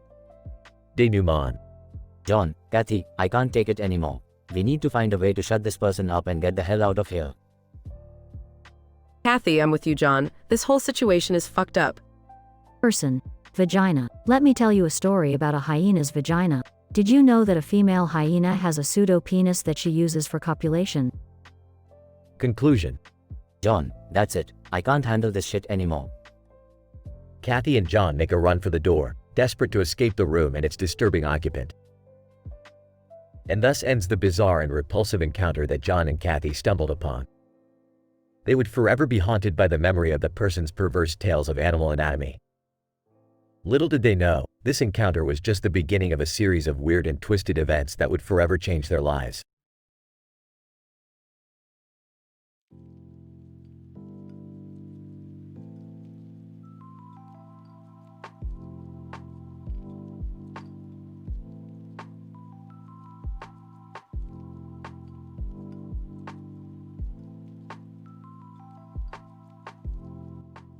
Title: The Transcendent Encounter. Brian. Bending over, struggling to put a blue fire hydrant in the ground. Damn it, this hole won't cooperate. Sandra. Leaning against a tree in the background. Need a hand, big boy? Incident. Brian. Smiling. Sure, Sandra, that'd be fantastic. This thing is fighting me. Regression. Sandra. Approaching Brian, a mischievous grin on her face. Well, now that we have some privacy, I have a proposition for you. Brian. Intrigued? Oh, do tell. Sandra. Whispering seductively, let's have a little tryst right here, right now. Brian. Eyes widening. What? Are you serious? Sandra. Nods, biting her lip. Absolutely. The thrill of it, the risk, it excites me. Brian. Looking around nervously. Are you sure this is a good idea? Sandra. Pulling him closer. Trust me, baby. It's going to be unforgettable. The scene fades to black, their passionate encounter leaving them breathless and exhilarated. Scientific explanation. This highly unlikely encounter between Brian and Sandra showcases the unpredictable nature of human desires and the transcendent experiences they can lead to. Brian's struggle with the fire hydrant symbolizes his daily frustrations, while Sandra, represented as the embodiment of seduction and excitement, presents an unexpected opportunity for pleasure amidst monotony. The foam replica of a Chinese farmer taking its IBS medicine serves as a metaphor, highlighting the absurdity and unpredictability of life. It represents the imbalanced state of existence, where unlikely occurrences converge, fusing sensuality and mundane tasks.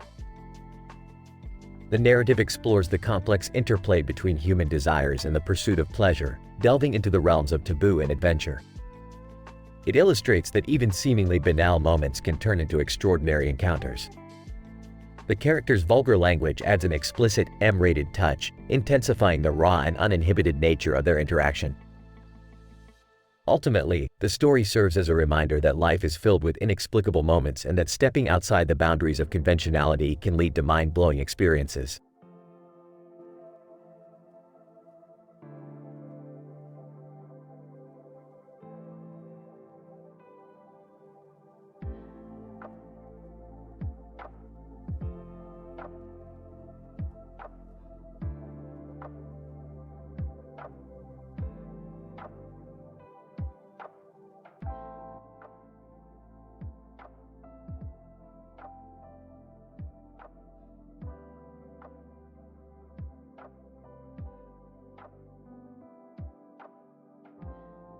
Alright, Morty, buckle up. We're in for a wild ride. Rick, I don't think that's a good idea. Why are we in a jet fighter with a rocket in its mouth and a helicopter chasing us?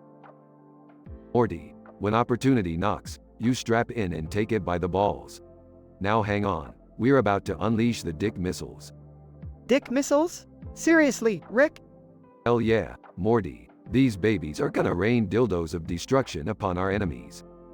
This is so wrong. We shouldn't be doing this. What the hell is going on? Why is my house surrounded by a war zone? Oh, hey Beth, just a small favor I needed from your backyard. Nothing to worry about. A small favor? You call this a small favor? Who are these people shooting at us? You know, just some pissed off intergalactic gangsters. Don't stress about it, sweetie. Gangsters? Couldn't we just talk things out? Violence isn't always the answer. Morty, when has talking ever solved anything? Now, let's hit them with the fuck nuts ass maneuver. Seriously, Rick? The fuck nuts ass maneuver? Yeah, Morty, It's the only move that can save us now. What the hell is all this noise? Can't a man take a nap? Hey Jerry, wanna join the party? We're fighting for our lives here. Fighting? Can't we just call the police or something? Sure, Jerry, let's just call the cops and tell them we're being attacked by a gang of alien thugs with dicks and rockets. What the actual fuck is happening? I can't even with you guys. Summer, language. Now grab a laser gun and start blasting. Seriously? I have a physics test tomorrow. Physics is for losers, Summer. The real test is surviving this insane adventure. Rick, we're running out of ammo. We're doomed. Rick, I can't believe you dragged us into this mess. I'm so angry at you right now. Beth, we're never gonna survive unless we band together. Come on, let's activate the holy shit mode. Holy shit? That sounds intense. You have no idea, Morty. Fine, but only because I have no other choice. I guess I'll join in too. I mean, what's the worst that could happen? That's the spirit, Jerry. Now, let's show these intergalactic assholes what we're made of. Fine, but can we hurry up? I have a date later. More important things are at stake here, Summer. This is life or death. Rick, I'm scared. I don't want to die. Morty, fear is for the weak. Now focus your fear into pure rage and kick some alien ass. Rick, I can't believe I'm saying this, but thank you for pushing us to our limits. No problem, Beth. Now, let's finish this chaos before dinner time. Oh, great, now I'm hungry. Can we order pizza after we save the universe? Sure thing, Jerry. And extra anchovies, just how you like it. Can we also get some garlic nuts? I'm craving those. Absolutely, Summer. As long as we're saving the world, we might as well enjoy some good food. They continue battling the intergalactic gangsters, defeating them with absurdly improbable maneuvers and lots of sass.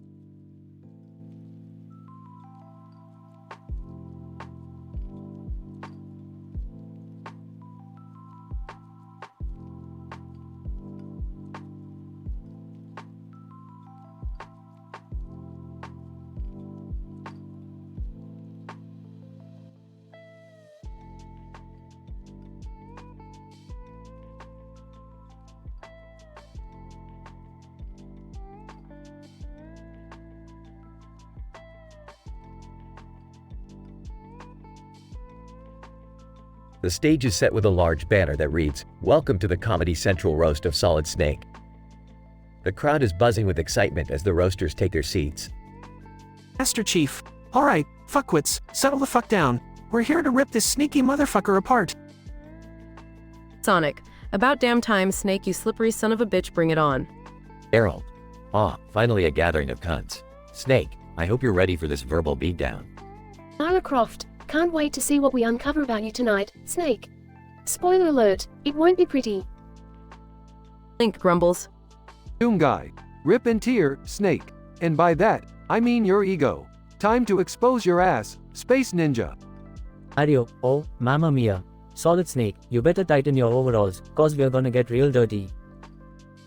The crowd erupts in laughter and applause as Solid Snake takes the center stage. Solid Snake. Alright, you fuckers think you've got me cornered? Let's do this, one roast at a time. Master Chief. Snake, you secretive shitstain. Your stealth skills are impressive, but after tonight, everyone will know your secrets. Sonic, look at you, Snake. You move slower than a constipated turtle. No wonder your games take forever. Errol. Snake, you slick fucker. I've seen monsters with better fashion sense. Is that bandana your attempt at a charisma stat boost? Lara Croft, Snake, I've rated toons more exciting than your life. And trust me, your box won't save you from these burns tonight. Link grumbles louder. Doom guy. Snake, you hide in boxes while I rip and tear demons in hell. Don't you get tired of being a little bitch? Adio, hey, Snake. Your mustache is nothing compared to mine, you pasta-loving wannabe. Time to go back to the soils where you belong. The audience gasps as Snake takes a deep breath and prepares for his epic comeback. Solid Snake. Master Chief, your armor might be indestructible, but your personality is as exciting as a stale turd. Solid Snake. Sonic, you may be fast, but your games have been more disappointing than an unplugged warp pipe. Solid Snake. Geralt, you've fucked more people than I've killed. But hey, at least I'm not spending my time collecting trading cards of my conquests. Solid Snake. Lara, exploring your crypts is about as stimulating as watching paint dry. Come find me when you grow some actual balls. Solid Snake. Link, I can't even hear you over the sound of you constantly grunting. The only thing legendary about you is how much you suck at talking. Solid Snake. Doom Guy, you think you're all badass, but I've seen bigger demons in my morning shit. You're just a glorified exterminator. Solid Snake. And Mario, you Italian stereotype. No one wants to hear your catchy little jingles anymore. Time to retire those broken pipes, old man. The audience erupts in applause, stunned by Snake's brutal retaliation. The roasters sit in silence, grudgingly acknowledging his wit. Master Chief, well, shit. Looks like Snake's still got some surprises in him. Sonic, damn, I didn't see that one coming. Nice job, Snake, you slippery bastard. Gerald. I hate to admit it, but you nailed that comeback, Snake. I don't impress easily, but thanks for the laughs. Lara Croft, well played, Snake. You've proven you can handle more than just a cardboard box. Link grumbles, smiling. Doom Guy. You son of a bitch, Snake. You've earned my respect, but don't expect me to start sneaking around anytime soon. Mario, Mamma Mia, Snake, you roasted us as if we were a bunch of overstuffed cannoli. Bravo, my friend, bravo. The roasters rise, clapping for Solid Snake, who smiles humbly before taking one final bow. The Comedy Central roast of Solid Snake goes down in history as one of the most epic and foul-mouthed events ever witnessed.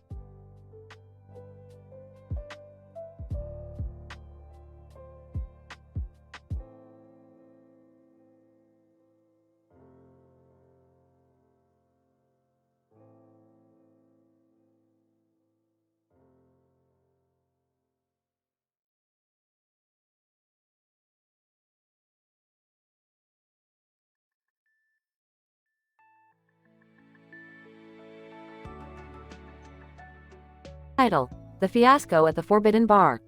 Characters: Jack, a flamboyant bartender. Max, a gruff, no-nonsense bouncer. Charlie, a smooth-talking customer. Lily, a seductive femme fatale. Tony, a mysterious stranger. Jack, polishing a glass. Another slow night at the bar, Max. What's new? Max, leaning against the bar, same old. Drunks, fights, and disappointment. You know the drill. Incident. Charlie, approaching the bar, stumbling. Give me your strongest drink, Jack. I need to forget my miserable life. Jack, smirking, coming right up, my friend. But be careful what you wish for. Progression. Lily, sliding up next to Charlie, seductively. Mind if I join you, handsome? Charlie, charmed. Not at all. Gorgeous. What brings you here? Lily, tracing a finger along his arm. The thrill of danger, excitement, and the forbidden. Tony, entering the bar, cloaked in shadows. Charlie, Lily, I've been searching for you. Lily, startled. Tony, what the hell are you doing here? Tony, menacingly. Lily, you've betrayed us. You need to come back now, or face the consequences. Charlie, defiantly. Lily, what's he talking about? Who is this guy? Lily, panicking. Charlie, we've been involved in something deeper than you can imagine. We have to leave now. Max, drawing his bat. Nobody's leaving until we get some answers. What secrets are you hiding? Jack, pouring himself a drink. Coolly, strap in, folks. This night just got a whole lot crazier.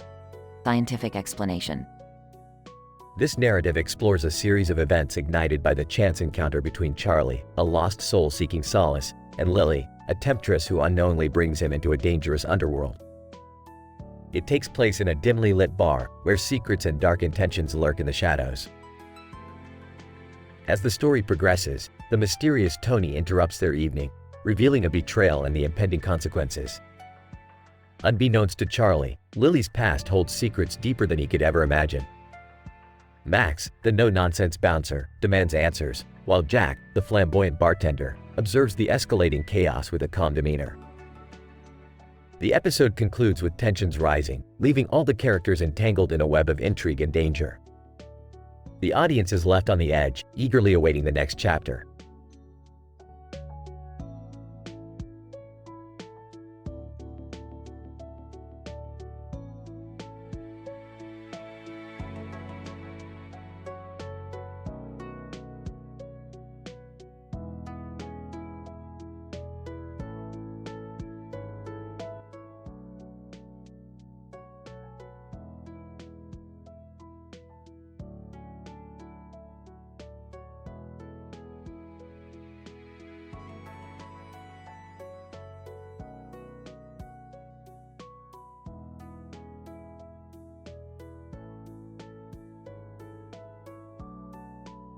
Welcome to the Comedy Central roast of Geodude.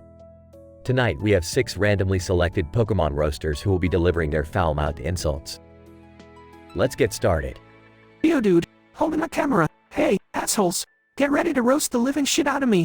I'm the toughest rock on the block, so bring it on. Snorlax, Geodude, you're so fucking dense, I'm surprised you can even move. You make me look like a fucking marathon runner, you lazy sack of shit. Bulbasaur, yeah, Geodude, you're so ugly, even Diglett doesn't want to fuck you. Your rock-hard ads ain't fooling anyone. More like rock-hard limp dick, am I right? Pikachu, Geodude, you electrify me with how fucking stupid you are. Did someone drop you on your head too many times, or were you just born that way? Either way, you're a dumb rock. Champ. Geodude, you think you're so tough, but I'd snap you in half with one fucking punch. You're like a little pebble in my shoe, annoying as hell and useless as shit. Jigglypuff. Geodude, your face is so fucking ugly, you could make an onyx crumble to dust. Your punch may rock, but your looks sure as hell don't. You're a fucking air raid siren for ugly. Charizard. Geodude, you think you're hot shit, but I've got flames coming out of my ass hotter than your sorry excuse for a personality. You're a fucking pebble, and I'm a goddamn fire-breathing dragon. Who's the real loser here? Geodude, holding up the camera. Alright, enough of your shit, you Pokemon turds. It's time for a Geodude reality check. Snorlax, you're so fat, when you sit around the Pokemon Center, you really fucking sit around the Pokemon Center. Bulbasaur, oh yeah, Geodude? Well, you're so fucking slow, even a Psyduck outruns you. Give it up, you dumb rock. Pikachu, Geodude, at least I can learn more than 4 fucking moves. Your move pool is as limited as your intelligence. Champ. Geodude, you think you're strong? I'll show you strength, you little pebble. You're about to get crushed by the champ. Jigglypuff. Geodude, keep talking shit with that fucking face of yours, and I'll put you to sleep faster than you can say, rock bottom. Charizard. Geodude, you wanna play with fire? I'll burn you to ashes and piss on your remains. You're just a pathetic little rock, and I'm a fucking legend. Geodude, camera zooms in on Geodude's face. The time for talk is over, you cocky sacks of crap. Prepare to be Geoduded, and remember, don't fuck with the rock.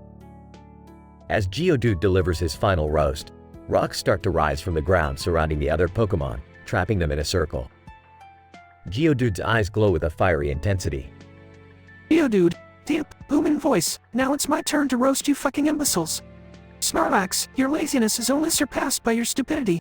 I'd smash you into oblivion, but I won't waste my time. Bulbasaur, Geodude, you may be tough, but your roasts are as weak as your defense stat. You're nothing but a one-trick rock. Pikachu, Geodude, your electrifying personality matches your stunning intelligence, or lack thereof. But guess what? Thunderbolt beats rock throw any fucking day. Champ. Geodude, you're all muscles and no brains. You think you're strong? I'll snap you in 2 with one arm, you pathetic excuse for a Pokemon. Jigglypuff. Geodude, your looks could kill.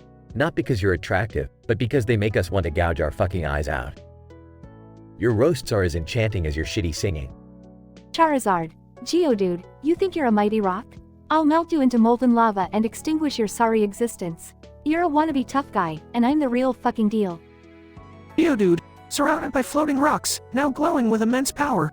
You all thought you could mock me? Well, behold the true power of a geologic force. Prepare to be crushed, you miserable Pokemon. As Geodude hurls the rocks towards the other Pokemon, a massive explosion engulfs the area.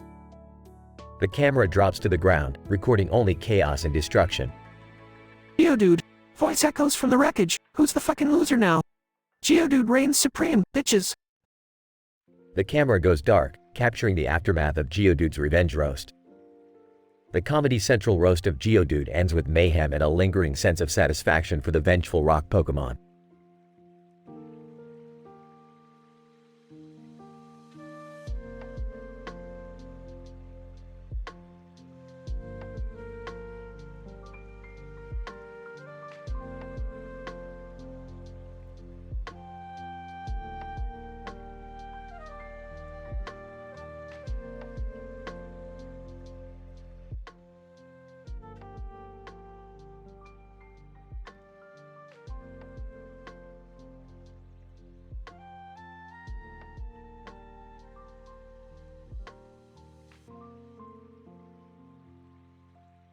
Character 1, Ethan. Character 2, Jigsaw. Ethan, sitting at the table, typing on his computer. Damn, this deadline is killing me. These damn numbers won't add up. Jigsaw appears on the screen behind Ethan, wearing his iconic puppet mask. Jigsaw, hello, Ethan. It seems you're having a hard time. Let me help you relax a little. Ethan spins around, startled, and sees Jigsaw on the screen. Ethan, what the fuck? Who the hell are you? Jigsaw, I am Jigsaw, Ethan, and I've created a little game just for you. Ethan's screen flickers, and a live video feed of a young woman, Emily, unconscious in a dimly lit and abandoned room appears. Ethan, holy shit, what the hell is going on? Jigsaw, Emily, the woman you see before you, is trapped in a device I've created specifically for her. It is a contraption of metal spikes and rotating gears, designed to inflict excruciating pain. Ethan watches in horror as the contraption slowly inches closer to Emily. Ethan, fucking hell, how do I stop it? Jigsaw, don't fret, Ethan. You can save Emily. All you have to do is solve 5 unique puzzles before the timer runs out, or else the contraption will pierce her flesh. Ethan's screen splits into 5 separate panels, each showcasing a different puzzle. Ethan, you sick son of a bitch. Fine, I'll play your fucked up games. Jigsaw, excellent, Ethan. Remember, each puzzle holds the key to Emily's survival. Choose wisely and act swiftly. Ethan starts working on the first puzzle, a complex Rubik's Cube. Ethan solves the first puzzle, and the contraption stops moving. Ethan, I did it. Emily, you're safe. Jigsaw, very good, Ethan. But there are 4 more puzzles to solve. Time is running out. Ethan continues solving the puzzles, each one more intricate than the last, while sweat pours down his face. Ethan finally completes the last puzzle, seconds before the timer reaches 0. Ethan, I fucking did it. Emily, you're... Jigsaw interrupts. Jigsaw, congratulations, Ethan. You've saved Emily's life, but there's just one problem. Ethan's smile fades, fear creeping back into his eyes. Ethan, what do you mean? Jigsaw, you see, Emily wasn't the only one trapped. You've unknowingly sealed your fate, Ethan. The room you're in now will collapse in exactly 1 minute. Ethan's eyes widen in terror as he looks around, noticing cracks forming on the walls. Ethan, no, this can't be happening. Jigsaw, oh, it's very real, Ethan. You had a choice, save yourself or save Emily. By saving her, you signed your own death warrant. Ethan scrambles, desperately looking for an exit. Ethan, you fucking bastard. Why? Jigsaw, life is full of choices, Ethan. Some lead to salvation, and others to damnation. Ethan's world crumbles around him as the room collapses, trapping him inside. Scene fades to black. Ethan and Emily were played as pawns in Jigsaw's twisted game. Jigsaw's ultimate goal was to teach Ethan a lesson on the consequences of selflessness. The unexpected ending reveals that Jigsaw's motives are not only punishment but a warped sense of moral education.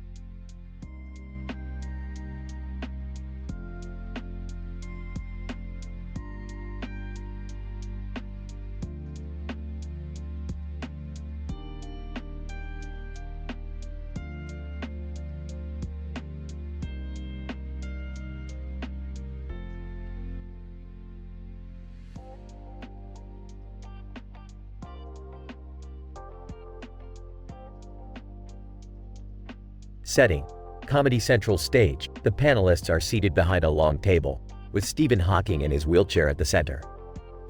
The crowd is buzzing with anticipation. Host, ladies and gentlemen, welcome to the Comedy Central roast of Stephen Hawking. Tonight, we have 6 randomly selected famous physicists ready to roast the man of the hour. Remember, no repeating jokes. So, without further ado, let's begin. Roaster 1, Neil deGrasse Tyson. Stephen, I must say, I admire your ability to defy the odds and challenge the universe, all while looking like a reject from Dungeons & Dragons. You're like the tragic protagonist of a bad sci-fi movie. But hey, at least you have a better wheelchair than Professor X. Roaster 2, Michio Kaku. Stephen, you may have a brilliant mind, but your jokes are about as funny as string theory, confusing, incomprehensible, and nobody really knows what the hell you're talking about. Roaster 3, Lisa Randall. Stephen, it's fascinating how you've made groundbreaking discoveries about black holes. I just hope you don't mind that I've been using your jokes as a guiding light when I speak at physics conferences. Roaster 4, Brian Cox. Hawking, you sly devil. I've heard rumors that your love life is as vibrant as the expansion of the universe. You keep talking about time travel, but but it seems the only way back is to visit your exes. Poster 5. Lawrence Krauss. Oh Steven, you're like the Charlie Sheen of astrophysics. You've defied death, you've achieved fame, and the party in your brain never seems to stop. I guess it's true what they say, black holes do swallow everything, even good taste in women. Poster 6. Carlo Ravelli. Steven, your theories about the origin of the universe are like your motor skills, unsteady, erratic, and leaving us all scratching our heads. But hey, at least you don't have to worry about forgetting your own punchlines. The crowd erupts in laughter and applause, while Stephen Hawking observes with an amused smile. Stephen Hawking. Well, it seems it's my turn to have some fun. Neil, you may be the cool astrophysicist, but your delivery is as stiff as a black hole's event horizon. Michio, I guess Kaku is what your career sounds like when you're desperately trying to explain something simple. Lisa, I'm flattered that my jokes serve as inspiration for your academic talks. Maybe you should use more of them to keep your audience awake. Brian, don't act like you wouldn't give anything to have my charm with the ladies. Lawrence, with your cheesy analogies, it's a wonder you weren't cast in the Big Bang Theory, real-life edition. Carlo, I admire your optimism, but your ideas don't hold a candle to the brilliance of my mind. The crowd roars with laughter and applause as the roasters squirm in their seats. Host, ladies and gentlemen, the Comedy Central roast of Stephen Hawking. A night to remember, filled with laughter, scorching insults, and a genius who knows how to dish it right back.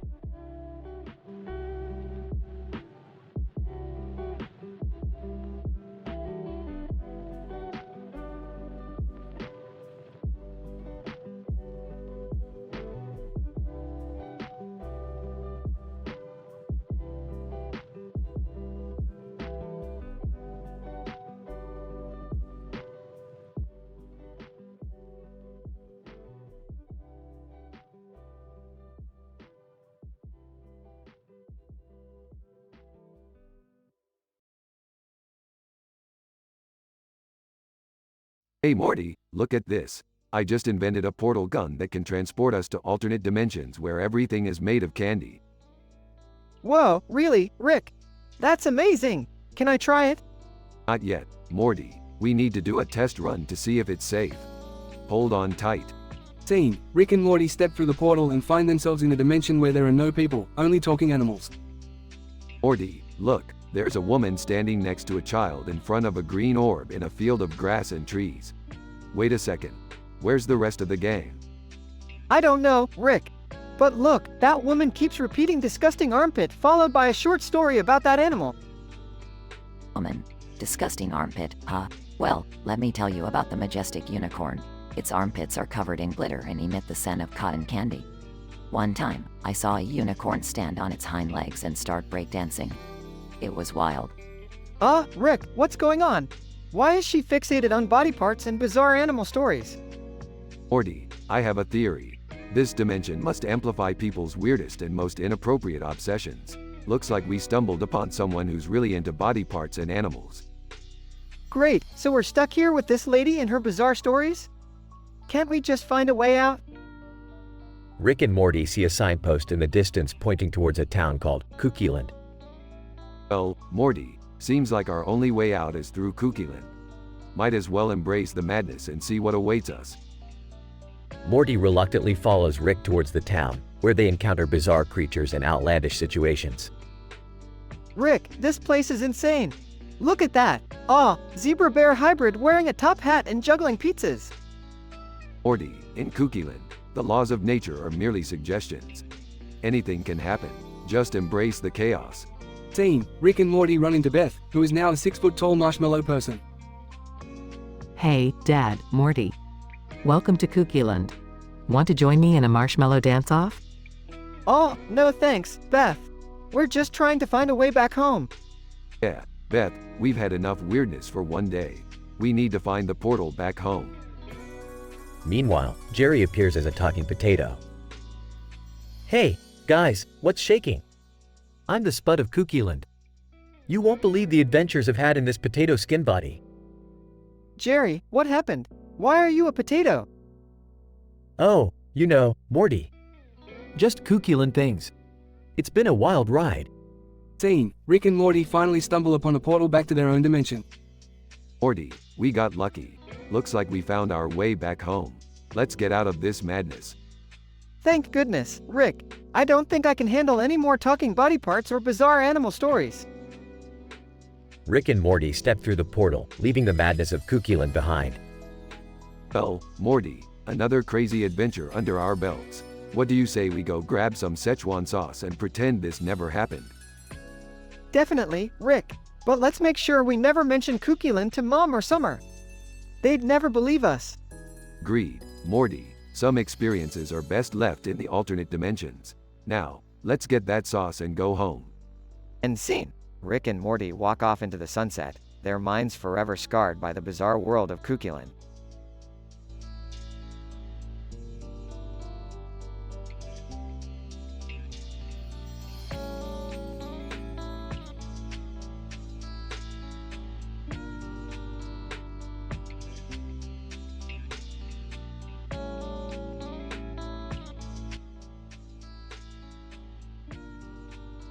The Angry Video Game Nerd, AVGN. What the fuck is this shit? A snow-covered forest with a goddamn stop sign and a sign that says, no parking, on it? Who the fuck puts those signs in the middle of a goddamn forest? This game is batshit insane. AVGN. Fires up GoldenEye 007 on Nintendo 64. Alright, let's see what this piece of crap has in store for me today. Steps into the game. AVGN. Holy fuck. I'm in the GoldenEye world. That weird pixelated forest is freaking real now. And there's the goddamn stop sign, just like in the game. Looks at the sign. Nobody's parking here, but fuck me sideways, I'm going in. Incident. AVGN. Walking through the snowy forest, grumbling. I swear, if a goddamn snowman pops out of nowhere, I might just lose my shit. What's next? Killer penguins? Killer penguins appear out of nowhere, armed with machine guns. Squawk. Prepare for your motherfucking demise, nerd. AVGN. Ah, hell no. Takes out his NES zapper. Eat lead, you feathered motherfuckers. Starts shooting at the killer penguins. Regression. AVGN. Continues battling killer penguins. Die, you pixelated bastards. Nobody fucks with the angry video game nerd. Killer penguins, squawk, squawk, firing back at AVGN. AVGN. Dodging the bullets. You think you can take me down, you flightless fucks? I'm the nerd. I've dealt with worse shit than this. AVGN. Finally defeats the last killer penguin. Phew. That was a close call. Looks around. Now, where the hell is that damn GoldenEye mission? AVGN. Continues exploring the forest. Alright, I've had my fill of penguins and stop signs. Time to kick some ass in this game.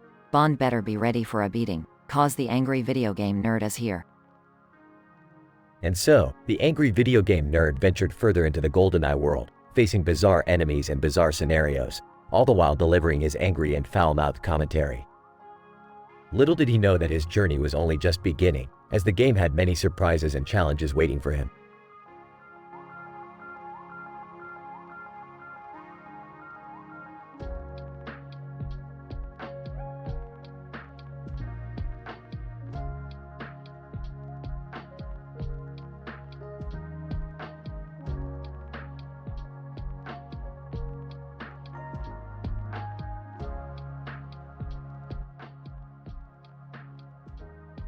Narrator.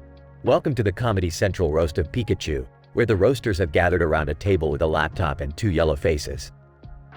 Tonight's roasters are 6 randomly selected Pokemon, ready to unleash their foul-mouthed humor. Let the roasting begin. Charizard. Alright, you cute little yellow fucker. Pikachu, you may be famous, but your weak-ass electric bolts couldn't even power a goddamn light bulb. The champ. He's right, Pikachu, you may have a billion merchandising deals, but you're about as useful as a limp dick in a whorehouse. Gyarados, and those rosy cheeks of yours? They look like you've been drinking from a fucking strawberry milkshake toilet bowl. Gengar. Pikachu, you're a walking, talking STD. I bet even Jigglypuff wouldn't sing after seeing your cringe-worthy attempts at humor. Blastoise. And let's not forget Pikachu's so-called evolutionary forms. Raichu, more like Crychu, whining about living in Pikachu's shadow. Pikachu, alright, you bunch of miserable Pokemon pricks. You think you can roast the shit out of me? Well, prepare to get fucking burned. Pikachu, Charizard, I'd roast your scaly ass, but your flame's already gotten extinguished by your lack of a fucking personality. Pikachu, Machamp, the only reason you have 4 arms is to jerk off all the dicks that seem to magically appear around you. Pikachu, Gyarados, your only talent is pissing in rivers and scaring the shit out of Magikarp. Congrats, you oversized trout. Pikachu, Gengar, you're so desperate for attention, I bet you'd haunt your own funeral just to hear people say how much they hated your sorry ass. Pikachu, Blastoise, with that giant turtle shell on your back, it's no wonder you're slow as fuck. Ever heard of a fucking treadmill? Narrator. The room erupts with laughter as Pikachu effortlessly fires back with his relentless roasts. The Pokemon roasters, now feeling the sting of their own words, can do nothing but hang their heads in shame. The tables have turned, and Pikachu has claimed his reign as the ultimate roaster. With the Comedy Central roast of Pikachu coming to a close, the audience witnesses a wild and utterly hilarious spectacle. Pikachu, the underdog, rises to the challenge and takes revenge against his Pokemon counterparts, leaving them speechless and humiliated. The night ends on a high note, proving that even the cutest and seemingly innocent Pokemon can deliver a foul-mouthed punchline.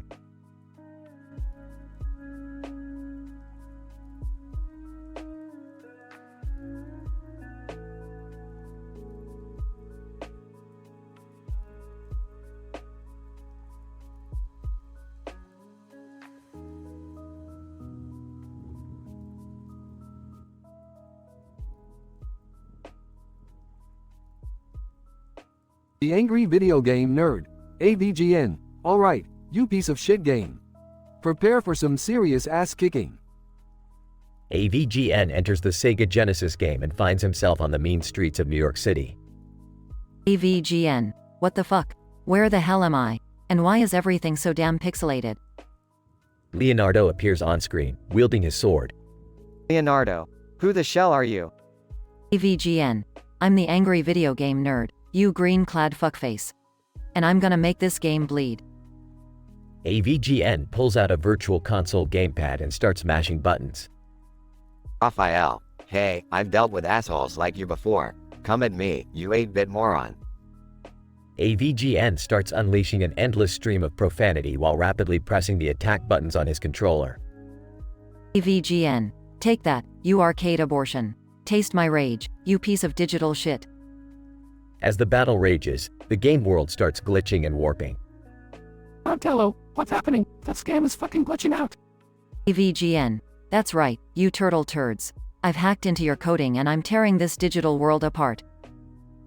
The glitching intensifies, causing the turtles to glitch out and freeze. Michelangelo, Cowabunga, dude, what is even happening? AVGN. Consider this a taste of your own shitty game design, you pixelated fucktards. AVGN unleashes a final barrage of rage, causing the game world to implode. AVGN. Mission accomplished. Time to leave this piece of shit behind. Fuck you. Teenage Mutant Ninja Turtles, the Hyperstone Heist. AVGN exits the game, leaving behind a trail of destruction. AVGN. Another crappy game annihilated. Alright, which piece of shit should I play next? AVGN throws the game cartridge into a pile with other destroyed games, ready for his next adventure. Denouement. The game world of Teenage Mutant Ninja Turtles. The Hyperstone Heist is in ruins, a twisted and glitch-ridden mess. The turtles, rendered helpless by the angry video game nerd's onslaught, are left wondering what just happened. AVGN, satisfied with his conquest, moves on to his next gaming target, leaving chaos and foul language in his wake. Conclusion. The angry video game nerd continues his mission to destroy poorly designed retro games, bringing his unique brand of rage and expletive-laden criticism to the digital world. As he ventures into the realms of other retro classics, more game worlds will experience his wrath, leaving in his wake a trail of destruction and vulgar commentary. Beware, for the angry video game nerd is out to expose the shittiest games the gaming world has to offer.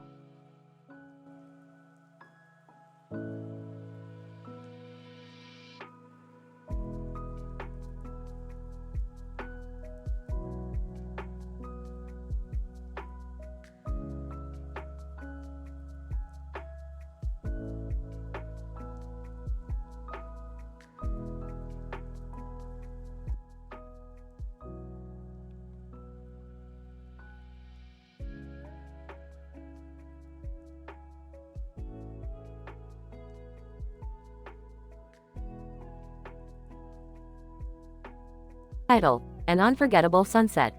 Characters. 1. Mark, a middle-aged man with a wild imagination and a foul mouth. 2. Sarah, Mark's adventurous and daring wife, always ready to match his intensity. Mark and Sarah are lying on a blanket in a field of grass. The sun is setting behind the mountains, casting a warm glow on everything. Mark. Fuck, look at this view, Sarah. It's like nature's porn, but better. Sarah. Damn right, babe. Makes you want to rip off your clothes and make love to the sky. Incident. Suddenly, a bolt of lightning strikes a nearby tree, igniting it in flames. Thunder rumbles in the distance as storm clouds gather overhead. Mark. Holy shit, did you see that, Sarah? Mother Nature just gave us a damn show. Sarah. Yeah, baby. Let's dance with the devil and ride this storm out. Progression. Mark and Sarah start dancing wildly in the rain, their bodies drenched in water and adrenaline. Mark. This storm is a wicked bitch, just like us, Sarah. Sarah. You're damn right, babe. We're in sync with the chaos, riding the lightning like goddamn rock stars. As the storm intensifies, a tornado forms not too far away, ripping up trees and hurling debris into the air. Mark. Holy fucking shit, Sarah. We've got a front row seat to Armageddon. Sarah. Hold me tight, baby. Let's face this cyclone head on and give it a taste of our fucking passion. Mark and Sarah, caught up in the exhilaration of the storm, continue dancing as the tornado moves closer. The wind almost lifts them off the ground, but they hold on to each other tightly. Mark. We're living on the fucking edge, Sarah. The eye of the storm is where we belong. Sarah. Nothing can beat us, baby.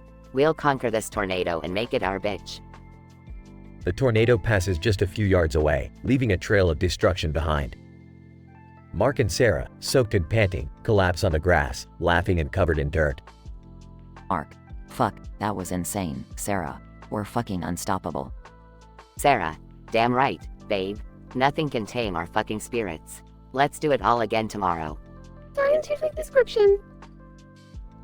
This episode showcases the dynamic nature of grass as a plant species, while exploring the remarkable resilience and audacity of the human spirit.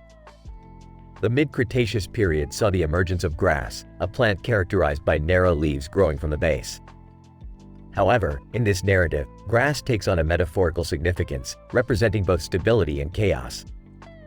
The couple's interaction with a grassy field, set against a stunning sunset landscape, exemplifies their deep connection with nature.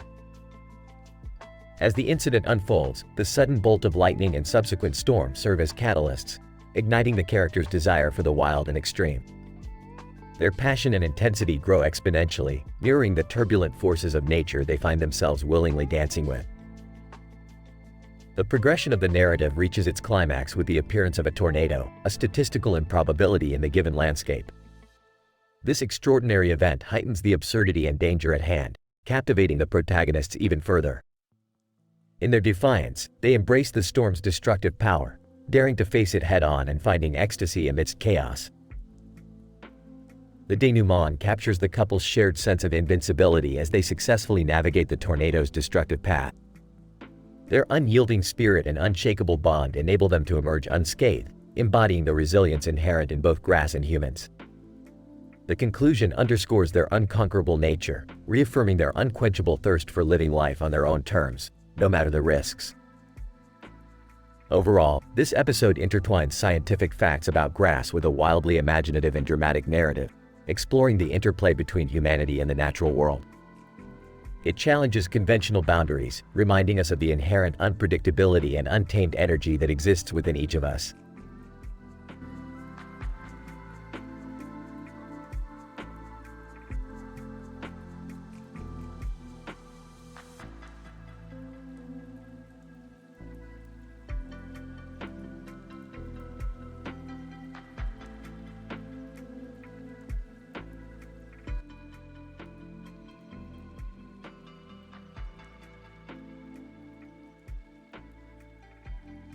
Narrator: Ladies and gentlemen, welcome to the Comedy Central roast of Madara Uchiha. Tonight, we have 6 randomly selected roasters from the Naruto universe ready to let loose and hold nothing back. Buckle up, because this night is going to be wild. Naruto, alright everyone, grab your fucking popcorn. It's time to tear this Uchiha a new asshole. Sasuke. Yo, Madara, you think you're all high and mighty? Well, newsflash. You're the reason the word dickhead was invented. Kakashi, Madara, you may be a legendary shinobi, but your fashion sense is more tragic than any of your evil plans. Seriously, those ripped fishnets? What the fuck? Sakura, Madara, don't flatter yourself. You may have Sharingan, but I bet it fucking comes in handy when you're looking for your tiny ass dick. Orochimaru. Ah, Madara, my dear friend. Does your Sharingan come with built-in vision correction? Because clearly, you couldn't see how much of a fucking failure you are. Rock Lee, Madara, you may be strong, but your face looks like a fucking train wreck. Did you get beat up by your own plans? Madara Uchiha, well, if it isn't my favorite group of circus clowns. Naruto, I'd roast you harder, but you've already been roasted enough by life. The rest of you, get ready. It's payback time. Naruto, payback, more like jerking off to your own sadistic fantasies, you wrinkly sack of shit. Sasuke. You're right, Madara. Your vision was blurry, probably from all the tears when you realized your worthless life had amounted to nothing. Kakashi, you may have tried to reshape the world, Madara, but the only thing you managed to reshape was your own saggy, wrinkled face. Sakura, Madara, you turned into some weird tree man, but your bark was still worse than your bite. Did you learn that in the Dickhead Dojutsu Academy? Orochimaru. I used to be jealous of your immortality, Madara, until I realized that living forever would mean spending eternity as a self-absorbed fucktard like you. Rock Lee, Madara, you may have been powerful, but you couldn't even protect your own identity. Are you sure you weren't born with the name Madara Uchi Dumbass?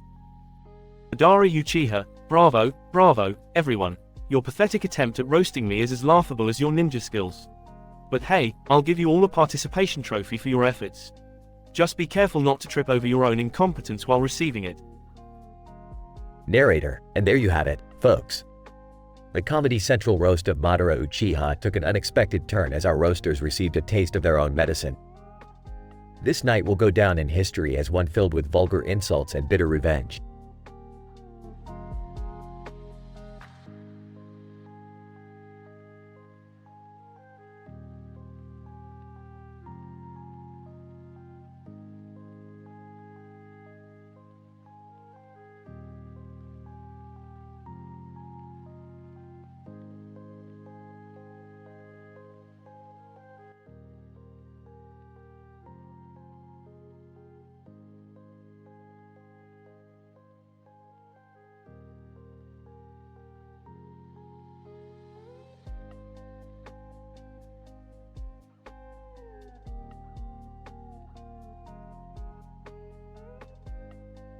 Narrator, ladies and gentlemen, welcome to the Comedy Central roast of Francis. Tonight, we have a bunch of foul-mouthed roasters ready to tear each other apart.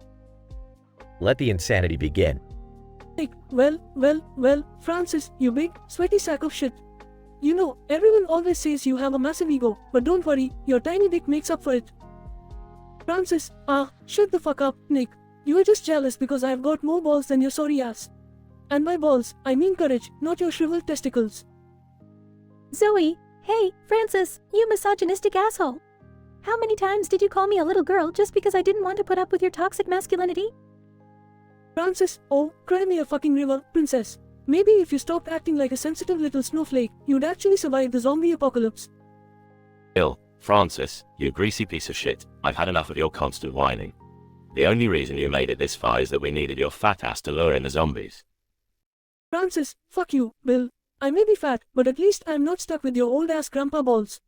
And by the way, that ponytail of yours went out of style before the zombie outbreak. Louis.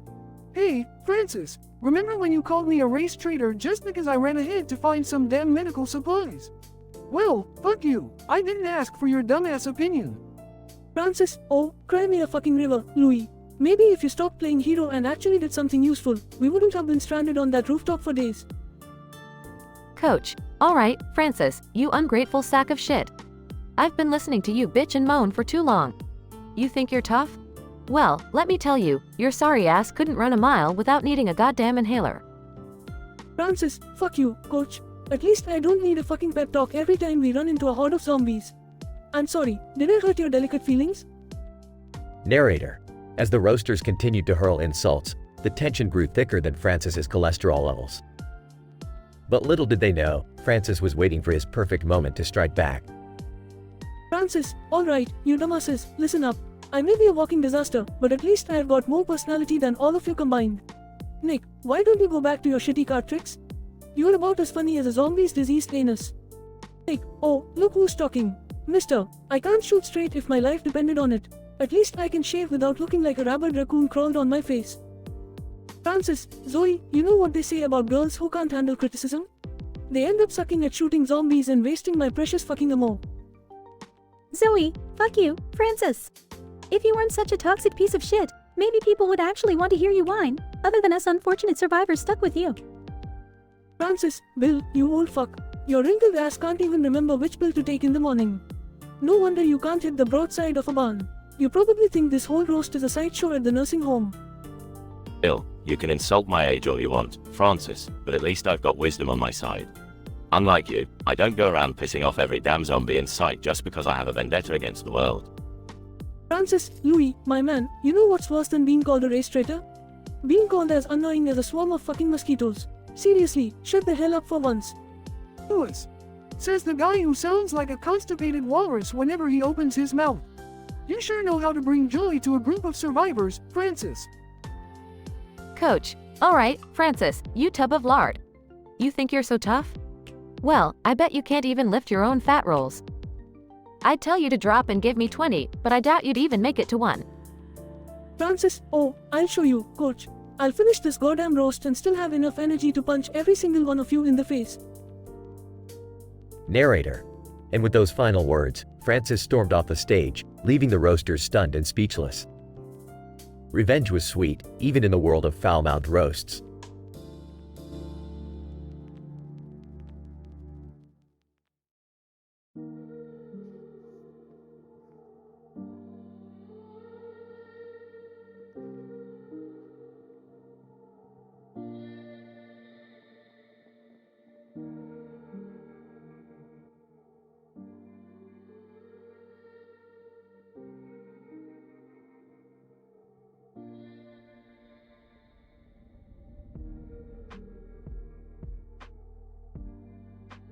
Narrator. Welcome, ladies and gentlemen, to the Comedy Central roast of Master Yi. Tonight, we have gathered 6 randomly selected champions from the League of Legends to grace us with their foul-mouthed roasts.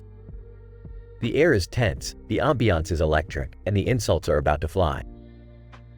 Master Yi, raising his glass. Cheers, you filthy fucking summoners. Let the roasting begin. Gangplank, leaning back in his chair, ahoy, Master Yi, you sword-wielding piece of shit. You think you're so fast, but let's be honest, the only thing you're good at is speed jerking off. Master Yi, laughs, coming from you, Gangplank, the salty sea dog himself. You're so ugly, if the ocean had eyes, it would avert its gaze. Rakan Priestess Alawi, snickering, Master Yi, you think you're a master? You're nothing but a master batter, flinging your sticky shit all over the rift. Master Yi, smirks, Alawi, the tentacle-loving freak. Have you ever wondered why the only action you get is with soulless sea creatures? I guess even they couldn't bear to look at your face. Fizz raises an eyebrow. Master Yi, you try hard wannabe samurai. Your blade may be sharp, but all you've got in your pants is a tiny fishtail. Master Yi, mockingly, oh, Fizz, the little fish who thinks he's a shark. Tell me, did your mother shit you out in a kiddie pool? Which, snickers, Master Yi, you chase the light, but all I see is darkness. Maybe if you spent less time meditating and more time showering, you wouldn't smell like a rat's asshole. Master Yi, grinning, twitch, the sewer-dwelling vermin. It's no wonder you're always sneaking around in the shadows. No one wants to see that ugly mug. Leona, interjecting, Master Yi, your so-called mastery is nothing more than a facade. You're like the sun, blindingly bright, but once you look past the shine, there's nothing of substance. Master Yi, laughs loudly, Leona, the righteous fool. At least I can blind people without having to pull a sword out of my ass. Narrator. As the roasting continues, the tension in the room reaches an all-time high. The insults become more savage, the language more vulgar, and no one is spared. But then, it's Master Yi's turn for revenge. Master Yi, calmly, well, my dear roasters, you've certainly tried your best. But let me remind you, while you were busy insulting me, I was studying the blade. And now, it's time for my revenge. Gangplank. Nervously, what are you talking about, Master Yi? Master Yi, smiling maliciously. Oh, Gangplank, you see, I've compiled a list of all your embarrassing moments, your weakest points, your deepest insecurities. And tonight, I shall unleash them all upon you. Laoi, stammering, wait, Master Yi, let's not take this too far. Master Yi raises his voice. No, Alawi. It's time you all felt the burn. Fizz, you thought you were safe with your fishy jokes, but did you forget who controls the tides? Prepare to drown in your own misery. Narrator. And so, Master Yi unleashes a storm of roasts upon each of the champions, leaving them humiliated and speechless. The Comedy Central roast of Master Yi ends in a fiery display of revenge, as the tables are turned and the once foul-mouthed roasters are left silenced and defeated.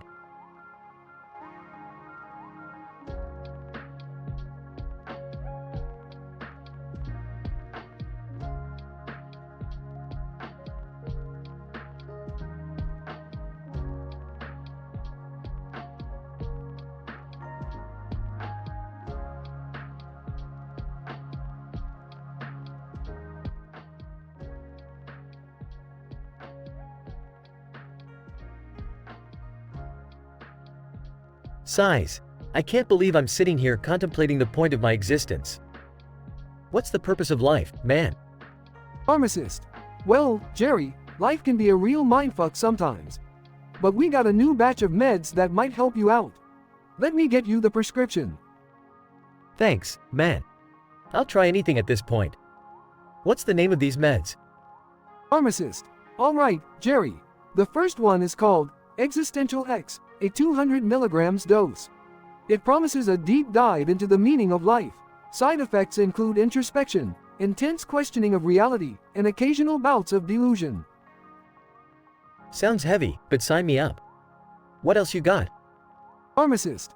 Next up is Mood Melter, a 500 milligrams dose. This one is great for when you just want to numb the pain and escape reality. Side effects include emotional numbing, apathy, severe cottonmouth, and occasional memory loss. Perfect. I need some numbness in my life. Any other magic pills? Pharmacist. Yes. We have Joy Jr., a 150 milligrams dose. It's a happiness booster, but it can also make you hyperactive. Side effects include excessive laughter, uncontrollable dancing, and potential for maniacal episodes. Lass, bring on the laughter. Do you have anything to balance it out? Pharmacist. Absolutely. Serene Sleep is a 50 milligrams dose. It helps you find tranquility and escape from the chaos. Side effects include vivid nightmares, sleepwalking, and occasional nocturnal activities you won't remember. I'll take anything to catch a good night's sleep. Anything else I should know? Pharmacist. Well, Jerry, I must warn you that these meds can be addictive. Withdrawal effects can be quite severe, including crippling anxiety, hallucinations, and a heightened sense of existential dread. Just be cautious. I appreciate the heads up, man. But I'm desperate for some relief. I'll take my chances. Weeks later. Groans. These withdrawals are killing me. The anxiety is through the roof, and I can't tell what's real anymore. Existence is a goddamn roller coaster. Pharmacist. Hang in there, Jerry. Withdrawal symptoms should lessen with time. Stick to a support system, and remember, life has its ups and downs. Sighs. I guess so. Though this journey feels like one hell of a trip. Slowly, Jerry begins to find his own meaning, navigating through the chaotic mazes of life, embracing the highs and lows on his path towards self-discovery.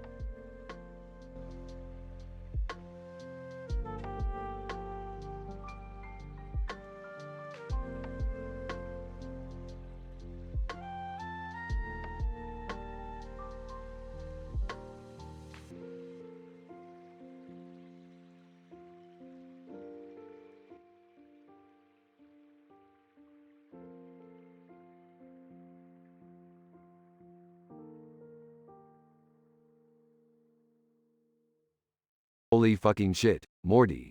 Look at this blurry ass photo Jerry took. It's like a fucking portal to a dimension based entirely on Conan O'Brien. Whoa, Rick, that's insane. We gotta check it out, right? Of course we do, Morty. I mean, who the fuck wouldn't want to explore a dimension filled with Conan's sarcastic jokes and that goofy-ass face of his? Yeah, but you know, Rick, Conan does have a lot of enemies. What if they're all pissed off and short-tempered, just like him? Morty, when you're as iconic as Conan O'Brien, you're bound to piss some people off. But fuck it, let's go anyways. It's not like we have anything better to do. As Rick and Morty enter the dimension, they are immediately greeted by an angry mob of Conans. Angry Conan number 1. Who the fuck are you two, and what are you doing in our dimension?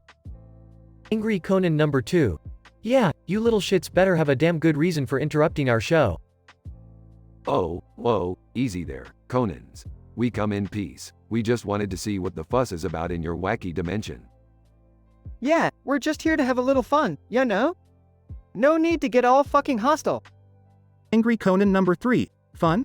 You sons of bitches think this is all fun and games? Well, let me tell you something, you two-faced taint lickers, we take our Conan business seriously.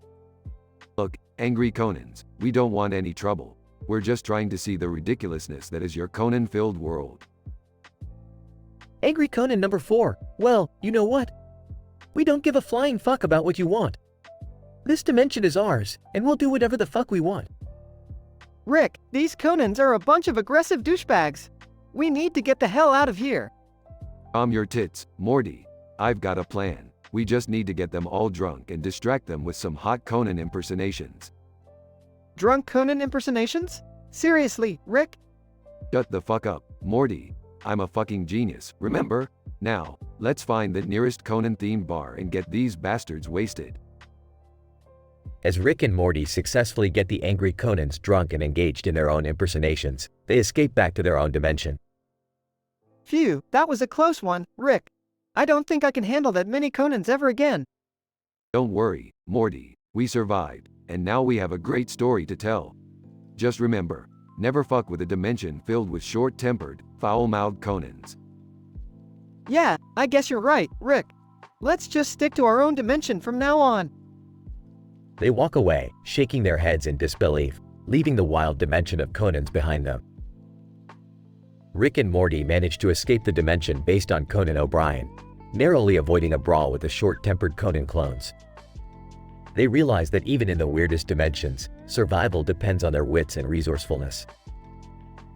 Rick and Morty reflect on the absurdity and danger of their latest adventure, appreciating the relative sanity of their own dimension.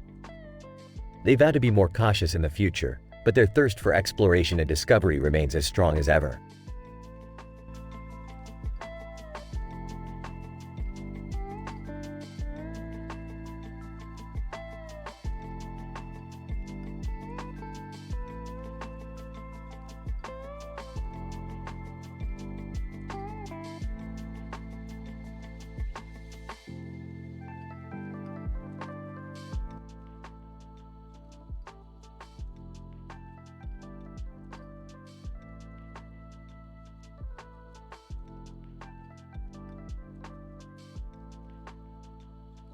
Location: Comedy Central roast of Stephen Hawking.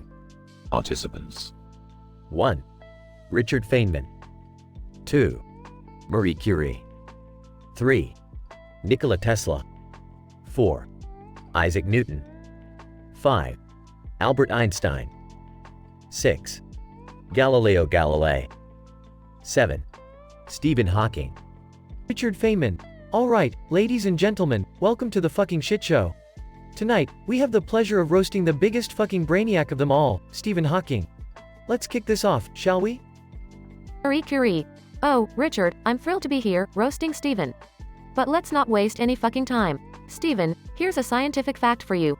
You've got more brainpower than all of us combined, but I bet your joystick has seen more action than any of our sexual organs.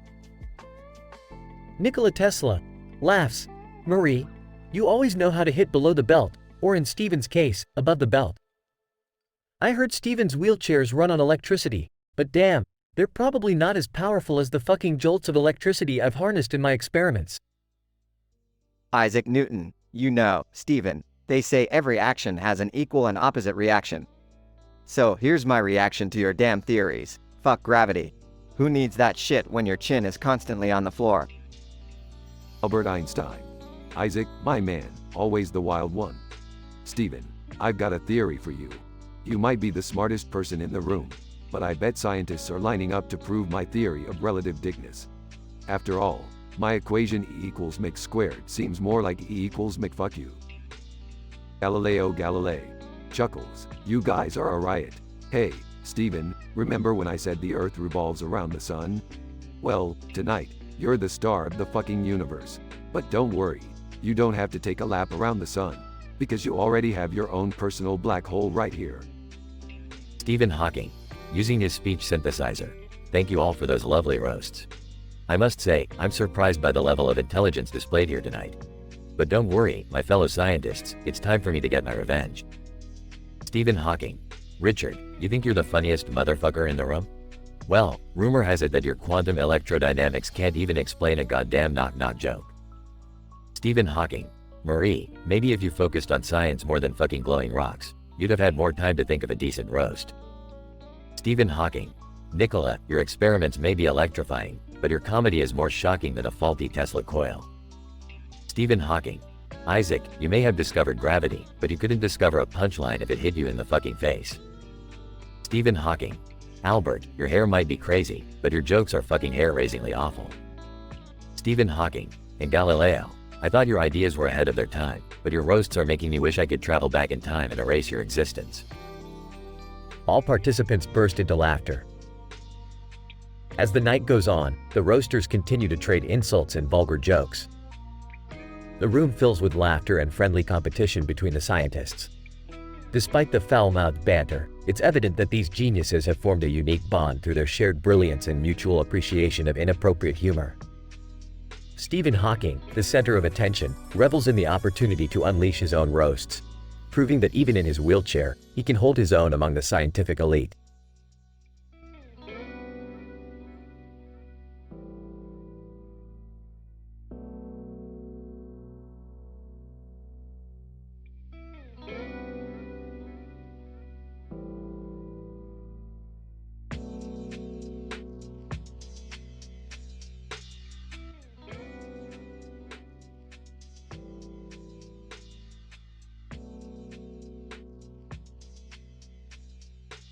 Morty, strap yourself in. We're about to embark on a wild adventure into a dimension based entirely on Usain Bolt's entertainment roles, lifestyle, shows, background, and ideas. Geez, Rick, Usain Bolt? Isn't he just a sprinter or something? Oh, Morty, you sweet summer child. The Boltverse is a realm where being the fastest man alive translates to being the ultimate celebrity. It's gonna be a crazy ride, Morty. Can I come too? I've always wanted to see Bolt in action. Sure, why not? Just try not to embarrass yourself, Summer.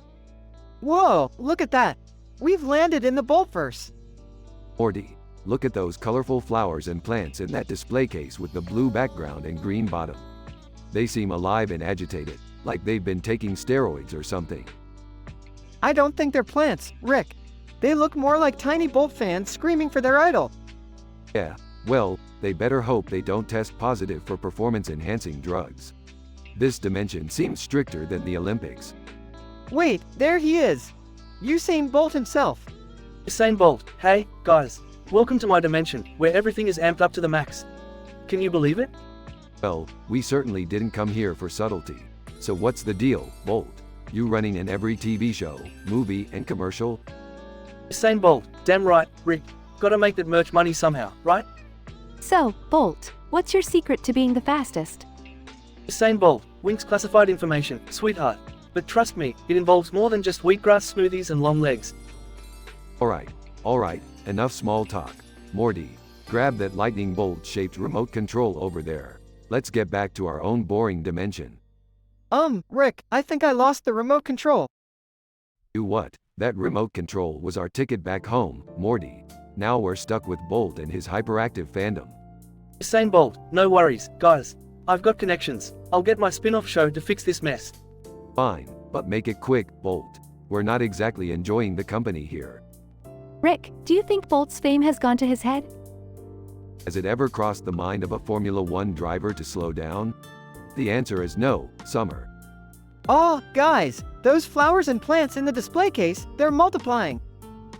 Great, Morty. Now we're gonna be stuck in an overpopulated dimension with Bolt clones and aggressive foliage.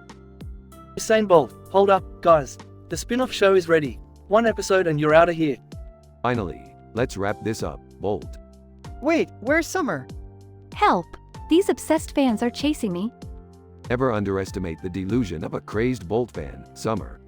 Quick, Bolt, do something. Usain Bolt, no worries, Morty. I'll outrun them all. Alright, Bolt, it better be worth it. Let's watch this spin-off and get the hell out of here. End of episode.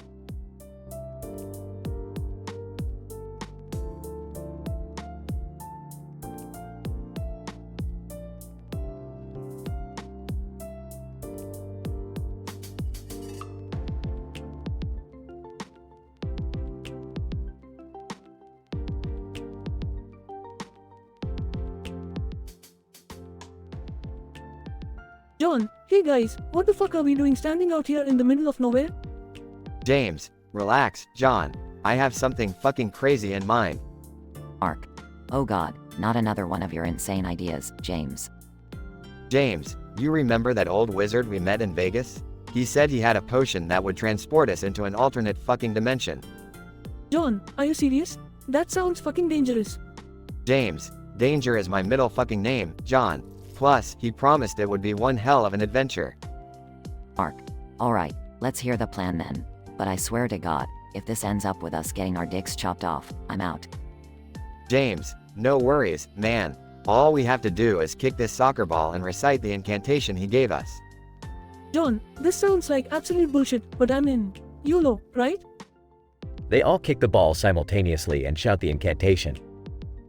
Suddenly, the ground beneath them rumbles, and a vortex of neon colors swallows them whole. John, holy shit, I feel like I'm on a roller coaster made of acid. James, this is insane. I can't believe it actually worked. Ark, hold on tight, boys. We're going for one hell of a ride. As they soar through the neon vortex, they find themselves in a bizarre alternate dimension. John, what the fuck is this place? Everything is on fire, and there's a freaking dragon flying above us. James, I think we stumbled into some kind of post-apocalyptic fantasy world, guys.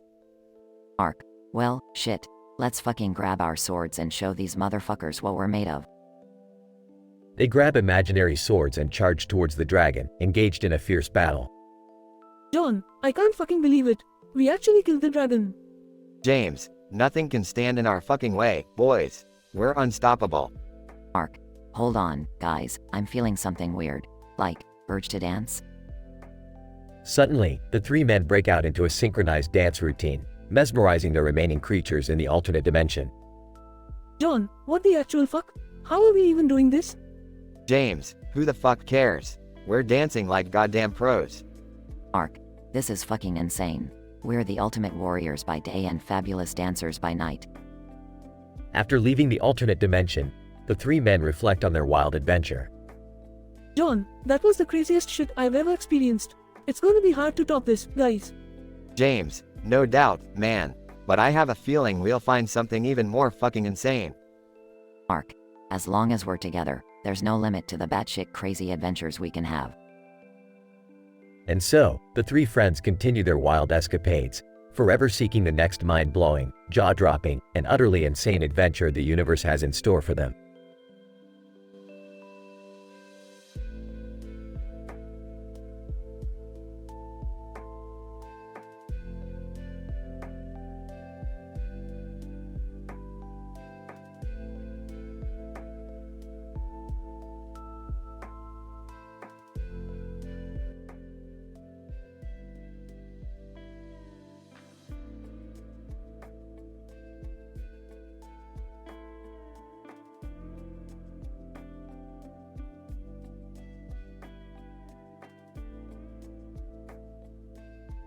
Morty, buckle up, because today we're diving into a dimension based on Charles Manson's twisted universe. Brace yourself for some seriously messed up shit. Rick, are you sure this is a good idea? I mean, Charles Manson? Isn't he, like, a real-life psychopath? Psychopath? He's just a misunderstood dude who happened to mastermind a bunch of murders. Besides, it's not like we haven't dealt with worse. Remember Scary Terry?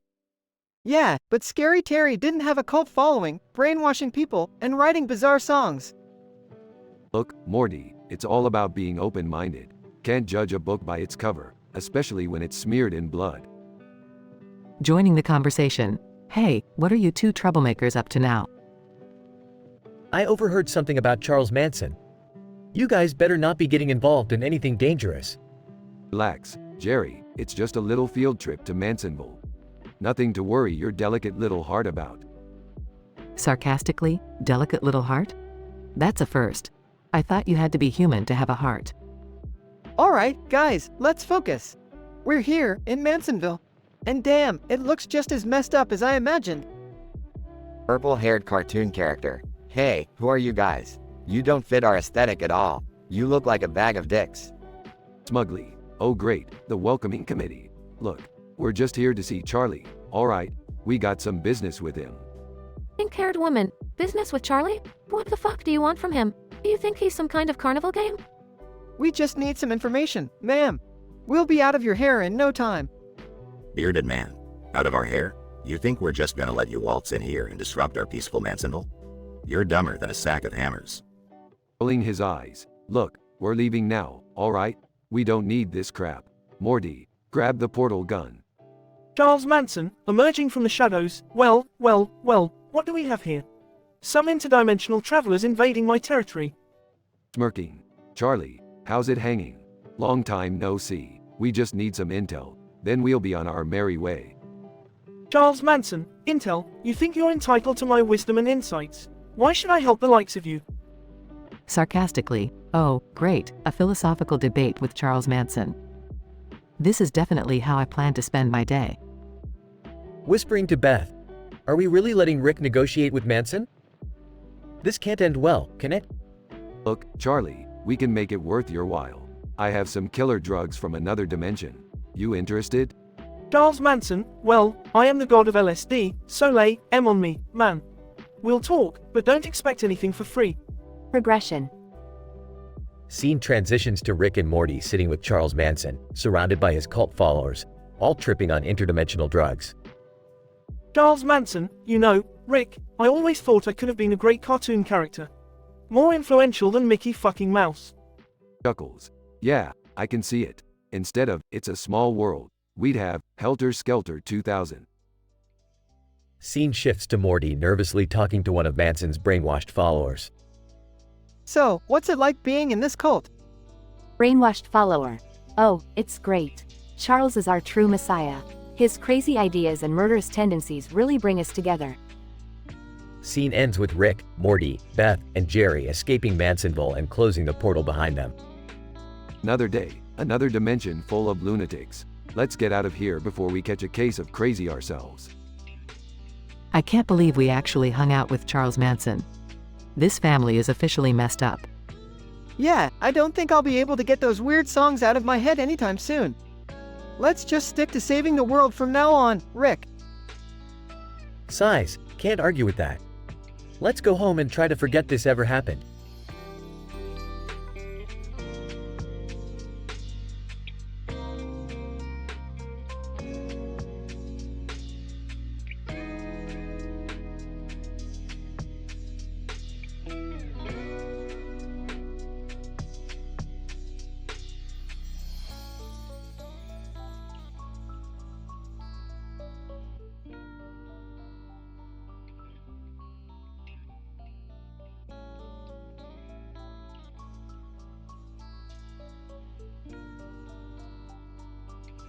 Alright, Morty, buckle up. We're diving into a psychedelic cartoon world that's about as statistically improbable as your love life. Geez, Rick, do we really have to deal with more of your crazy adventures? Morty, in this multiverse, the possibilities are endless, and so are the laughs. Plus, it's not like you have any better plans, do you? Guys, please stop bickering. We're all stuck in this together. Ah, I can't believe we're going into a world with talking sponges and undersea creatures. This is so lame. Well, I, for one, am excited to see what sort of adventures lie ahead.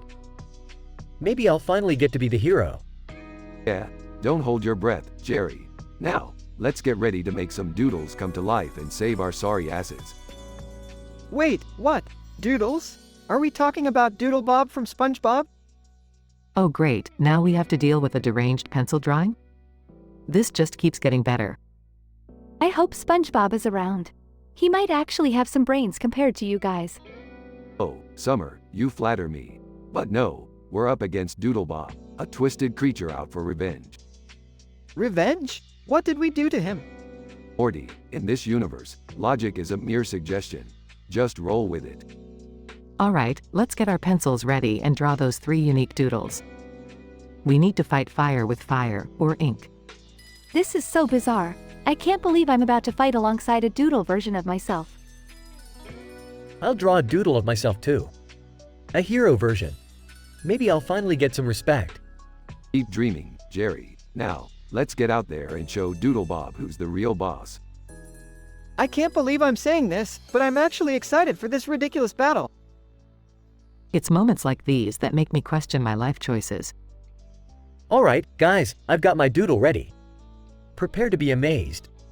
Come on, guys, let's kick some doodle ass.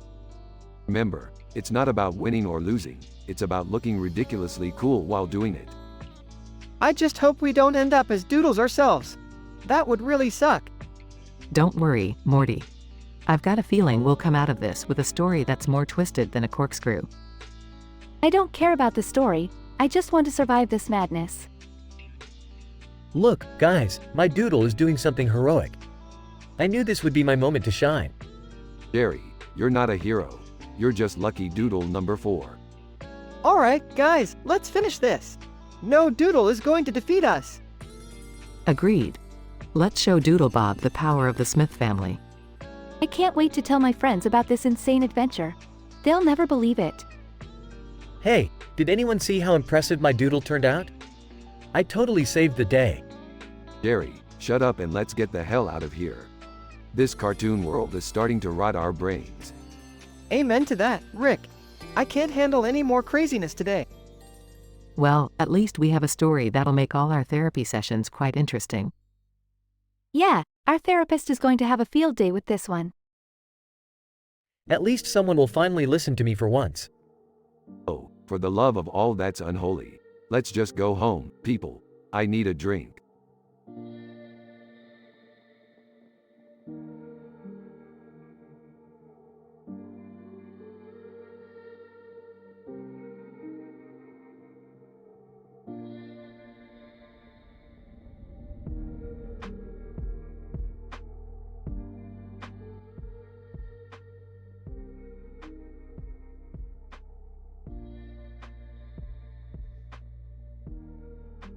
Hey Morty, check out that structure over there.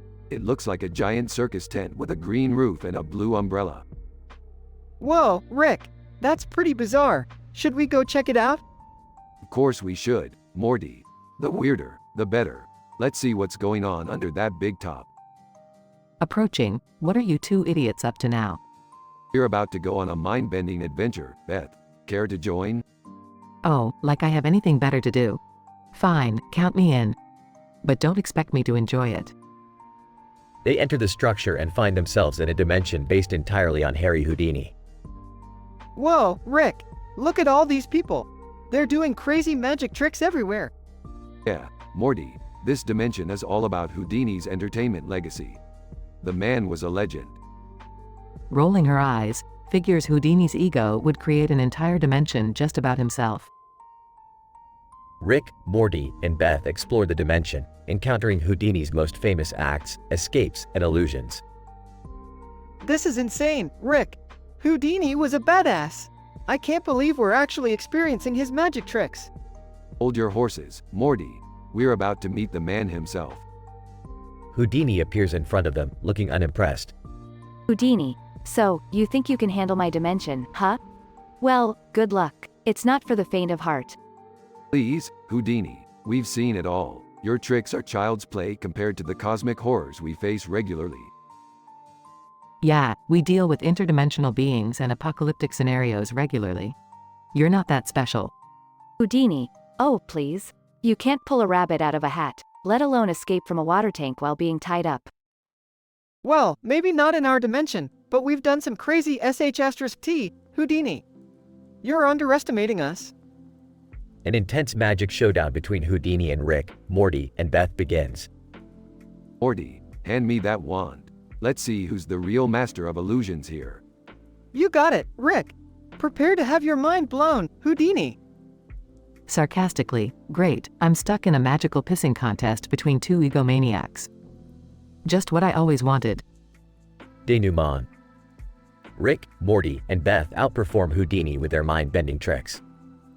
Houdini, I'll be damned. You three actually have some talent. Talent? More like an unhealthy obsession with the impossible, Houdini. It's what we do. Can we go home now? I've had my fill of magic and arrogance for one lifetime. Rick, Morty, and Beth triumphantly leaving the Houdini dimension, ready for their next crazy adventure. Well, that was fun, Morty. Maybe next time we'll take on David Copperfield or something. Aw, I hate to break it to you, Rick, but David Copperfield is still alive. Details, Morty. Who cares? Let's go find another dimension to mess with.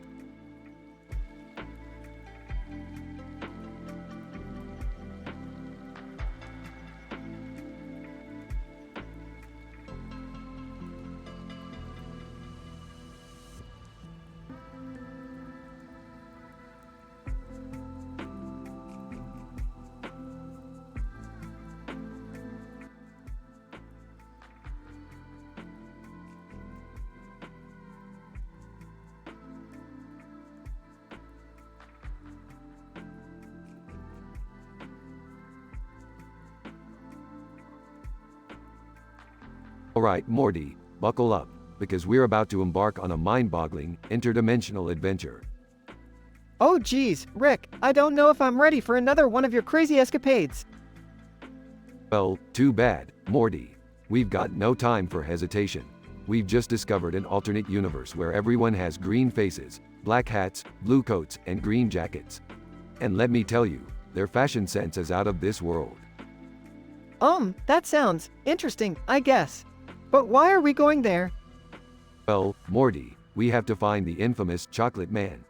Legend has it that he possesses the power to name every type of mango and opie in existence. Whoa, wait, what? Mango and opie? Isn't this, like, way too explicit? Morty, you gotta loosen up, buddy. We're not in a kid's show here. Besides, this is purely scientific research, you know, for science. Okay, I guess I'll go along with it, but I might need some therapy later. Therapy? Morty, we don't have time for therapy. Chocolate Man awaits. Hold on tight. We're about to enter the green-faced, black-hatted, blue-coated, green-jacketed universe. Meanwhile, in the alternate universe. Wow, Beth, have you seen this place? These people look ridiculous. I feel like I'm stuck in a Dr. Seuss nightmare. Jerry, focus. We're here to find the Chocolate Man and bring back some scientific evidence. The world needs to know about the different kinds of, body parts he names. Body parts? Oh, great, just what we need, more weird stuff in our lives. Back with Rick and Morty. Morty, we're here. Time to put on your big boy pants and embrace the madness of the green-faced, black-hatted, blue-coated, green-jacketed dimension. I don't even know where to begin, Rick. This place is like an acid trip gone wrong. Relax, Morty, we'll find the Chocolate Man and get out of here. Just keep your focus on the mission. Suddenly, they come across the Chocolate Man, wearing a rainbow cape. Chocolate Man. My friends from another universe. Prepare yourselves for a journey through the alphabet of mango and opie. Well, this just got stranger, Morty. Hold on, it's gonna be a bumpy ride. Meanwhile, Jerry and Beth stumble upon a group of green-faced, black-hatted, blue-coated, green-jacketed characters engaged in a heated debate about different types of mango and opie. Beth, please tell me this is some bizarre nightmare and we'll wake up soon. Oh, Jerry, just go with it. No one's forcing you to participate in the conversation about, body parts. Yeah, thanks for reminding me, Beth. Not like I needed another existential crisis today. Back with Rick, Morty, and the Chocolate Man. Alright, Chocolate Man, we've entertained your alphabet game. Can we please go home now? Chocolate Man. But there are still so many more Mancos and Opis to explore. Rick, I can't take this anymore. I just want to go back to our messed up reality. Hang in there, Morty. We're almost done. Just a few more. Alphabetically arranged body parts left. Finally, Rick and Morty manage to escape the bizarre dimension and return home. Well, Morty, I think we've learned a valuable lesson today. Really, Rick? What could we possibly have learned from all this?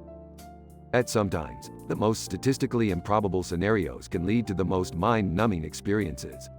And also, that there might just be a universe out there where everyone has green faces, black hats, blue coats, and green jackets. Oh, geez, sometimes I really question our life choices, Rick.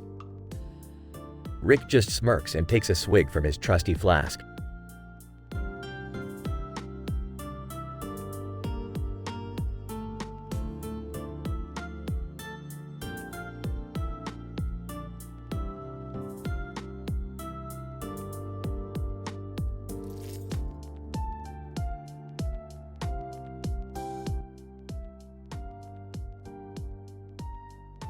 Introduction. Camera pans over a group of individuals floating in green-tinted water, their clothes tattered and bloodied. A black and white photo clutched in one hand, the scene is eerie. Incident. Character wakes up abruptly, disoriented, and finds themselves in a dark and gruesome alien world. They realize they are a contestant in a deadly game show. Contestant 1. What the fuck is this place? Where am I? Game show host appears, a sadistic grin on their face. Game show host, welcome, my dear contestants, to the abyss of death. You're here to entertain, kill, and survive. Progression. Contestant 2, survive? What the fuck are you talking about? We didn't sign up for this shit. Game show host, oh, but you did, indirectly. Each of you was chosen, abducted, and brought here. The rules are simple, kill or be killed. The last one standing will receive the ultimate prize, freedom. Contestant 3, you sick fuck. We won't play along with your sadistic games. Game show host, laughs maliciously, oh, you have no choice. Look around you, these monsters you're up against are far more deadly than anything you've ever imagined. Contestant 4. Voice trembling. What kind of sick fucks are you? This is insane. Game show host, insane? Maybe, but here in the abyss, there's no room for sanity. Only survival matters. Opening square bracket, closing square bracket. Game show host releases a horde of grotesque creatures into the arena, their hunger evident. The contestants scramble for weapons, forming uneasy alliances. Contestant 1, stick together. We have to watch each other's backs. Contestant 2, we can't trust anyone, but we'll need each other if we want to survive. Contestant 3, whispers. Fuck, they're closing in on us. We need a plan. Game show host watches with sadistic delight, announcing the deadly turns of events. Game show host, let the games begin. Remember, only one can survive this twisted reality. Opening square bracket, closing square bracket. The scene descends into chaos as contestants fight for their lives, blood splattering and screams echoing through the alien world. Contestant 4.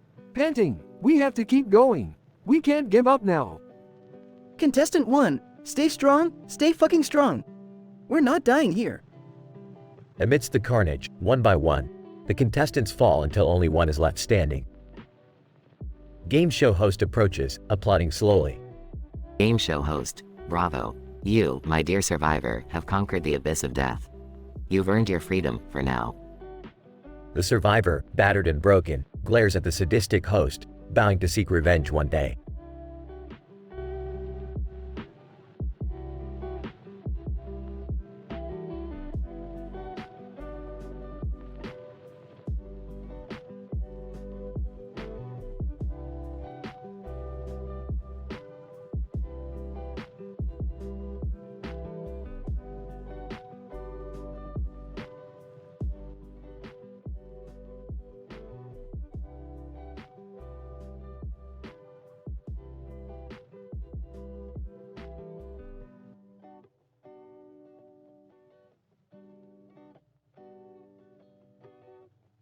Morty, I've got a challenge for you. Let's see if you can keep up with these tongue twisters, huh?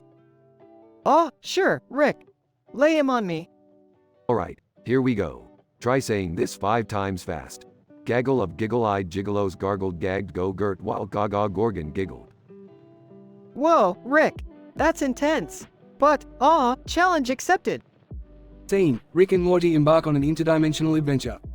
Morty, hold on to your gigs. We're about to traverse the gigas and grogs of a treacherous gulag. Rick, are you sure this is a good idea? I mean, we're surrounded by gaggles of gorgons and gangsters. Morty, sometimes you have to face danger head-on. We've got goggles and go-go gadgets to assist us, after all. Alright. But what's our objective here, Rick? We need to find the legendary glug of grog, Morty. It's said to grant the power to control the entire universe. It's the stuff of legends. Whoa, Rick. That's gigantic. How are we gonna find it?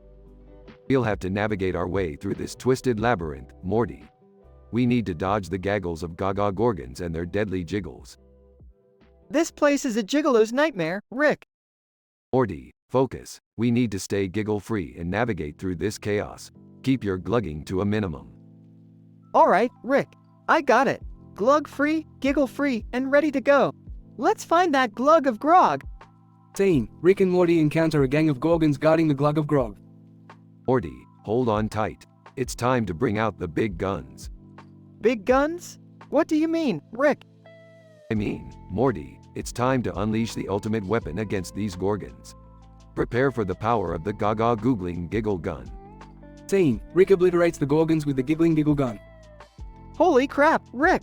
That was insane! We actually did it! Of course we did, Morty. Now let's claim our prize. The glug of grog awaits. Scene, Rick and Morty find the mythical glug of grog. Morty, behold, the glug of grog. With this, we hold the power of the universe in our hands. This is unbelievable, Rick. But what do we do with it? Simple, Morty. We take a gulp, and then reality itself becomes our plaything. The possibilities are endless. Wow, Rick. That's mind-boggling. But, are you sure it's safe? Morty, when has safety ever been our priority? Bottoms up. Scene, Rick and Morty take a swig of the glug of grog, and the universe around them starts to warp and change. Rick, what's happening? This gigas and grogs are too much. Hang on, Morty. We're transcending dimensions. Embrace the madness. Scene, Rick and Morty find themselves in a new, chaotic reality, filled with giggle-eyed gigolos and gaggles of gorgons. Rick, where are we? This place is insane. It seems, Morty, that we've become the very tongue twisters we recited. We're trapped in a world of our own creation. We're giggle-eyed gigolos in a gigas of gorgons. Rick, we have to find a way out of here. No worries, Morty. We just need to reverse the effect. Recite the tongue twister backwards, and we should be back to normal. Alright, Rick. Here goes nothing. Giggled gorgon gaga while go-gurt gagged gargled gigolos giggle-eyed of gaggle. Scene, Rick and Morty are returned to their original reality. Nice job, Morty. We're back in the real world. No more giggle-eyed gigolos for us. Phew, I'm glad that's over, Rick. We really dodged a bullet there. Yeah, Morty. Just another day in the life of Rick and Morty, huh? Yeah, reality-bending adventures and all. I can't believe we made it out.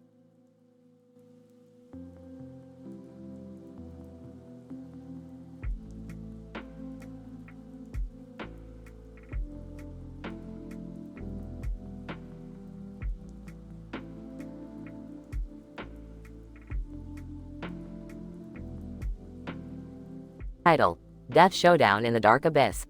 Characters: 1. Jack, our protagonist. 2. Host, sadistic game show host. 3. Alien Warrior 1. 4. Alien Warrior 2. Jack, what the fuck? Where am I? Everything is so dark and gruesome. What is this place? Incident. Host, welcome, Jack, to the ultimate game show, where survival is the only way out. You and your fellow contestants will have to fight till the death, and only one can survive. Jack, are you out of your fucking mind? I didn't sign up for this shit. Get me the hell out of here. Host, oh, Jack, you don't have a choice now. The rules have been set, and the game has begun. Let the chaos unfold. Progression. Alien Warrior 1. Jack, my friend, It seems we're trapped in this hellish nightmare. We must fight together if we stand a chance. Jack, I don't trust you, but desperate times call for desperate measures. Fine, let's work together and take down these sadistic fuckers. Host, oh, I see some alliances forming. But remember, there can be only one survivor. And the rest? Fodder for our demented audience. Jack, whispering, Alien Warrior 1, let's wait for Alien Warrior 2 to get close. Then, we strike. Alien Warrior 1, agreed, Jack. We'll show them what true brutality looks like. They won't know what hit them.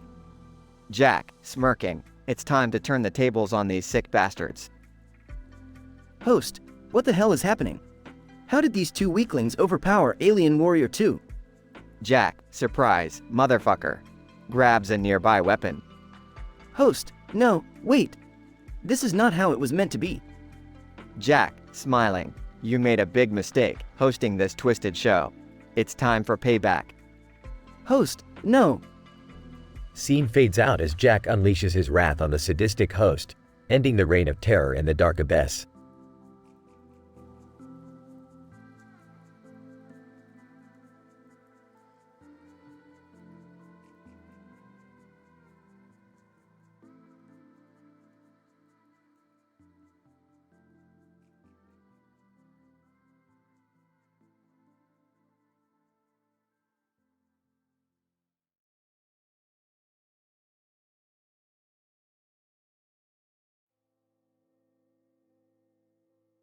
Chris, yo, Dave. Check out this crazy ass field, man. All these fucking trees against that pink and purple sky. Neat, and look at that grass, so green and shit. Dave, holy shit, Chris. This is some trippy stuff. Feels like we stumbled into a psychedelic dream. How did we even end up here? Chris, no fucking clue, man. 1 minute we were chilling at the bar, and the next, we're standing in this unreal fucking field. It's like we got transported to a whole new dimension or some shit. Dave, yeah, this place is messed up. But you know what's even crazier? I can see fucking unicorns frolicking over there. Goddamn unicorns, man. Chris, unicorns? Are you fucking serious, Dave? I think you've had one too many shots, bro. Dave, no, man. I'm telling you, these unicorns are real as fuck. Look closer, man. They're grazing on the grass, that green shit. Chris, alright, I'll look. Oh, what the actual fuck? Those are some majestic ass unicorns. And look at that one, it's got a fucking rainbow money. Dave, see, I told you. Shit is insane, man. But wait, there's more. Look over there in the sky. Is that a goddamn dragon? Chris, you've got to be fucking kidding me. A unicorn-filled field and now a dragon soaring through this trippy ass sky? This is beyond anything I could have imagined. Dave, I know, right? And look at that dragon's scales, shimmering in the pink and purple hues of the sky. It's like it's straight out of a fantasy novel. Chris, Dave, this is some next level shit. I don't know what we did to end up in this alternate reality, but damn, it's mind-blowing. I feel like I'm hallucinating on a whole different level. Dave, I feel you, man. It's like we're living in a fucking fairy tale, but with a twisted, adult twist. Unicorns, dragons, and this mind-bending setting. It's like a drug-induced fever dream. Chris, well, we might as well embrace it, Dave. Who knows when or if we'll ever get back to our normal lives? Might as well enjoy this batshit crazy ride while we're here. Dave, you're right, Chris. Let's fully immerse ourselves in this madness and create stories to tell our grandkids. If we ever make it back, that is. Chris, fuck yeah, Dave. Let's have the wildest adventure of our lives and revel in the madness of this fucked up field. Unicorns, dragons, and a sky that defies logic. We've officially entered the realm of absurdity. Hold on tight, buddy, this is gonna be one hell of a ride. Dave, hell yeah, Chris. Buckle up, motherfucker. We're about to experience some shit that nobody will ever fucking believe.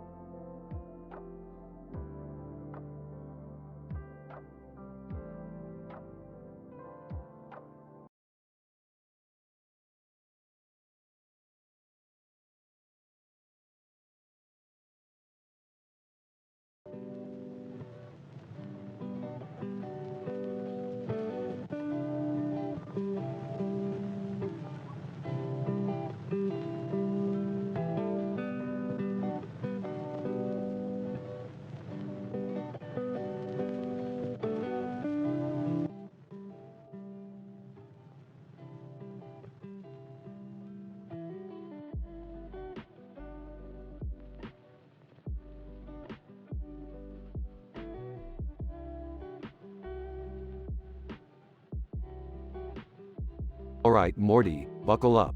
We've got ourselves another interdimensional adventure ahead. Aw geez, Rick, can't we just have a normal day for once?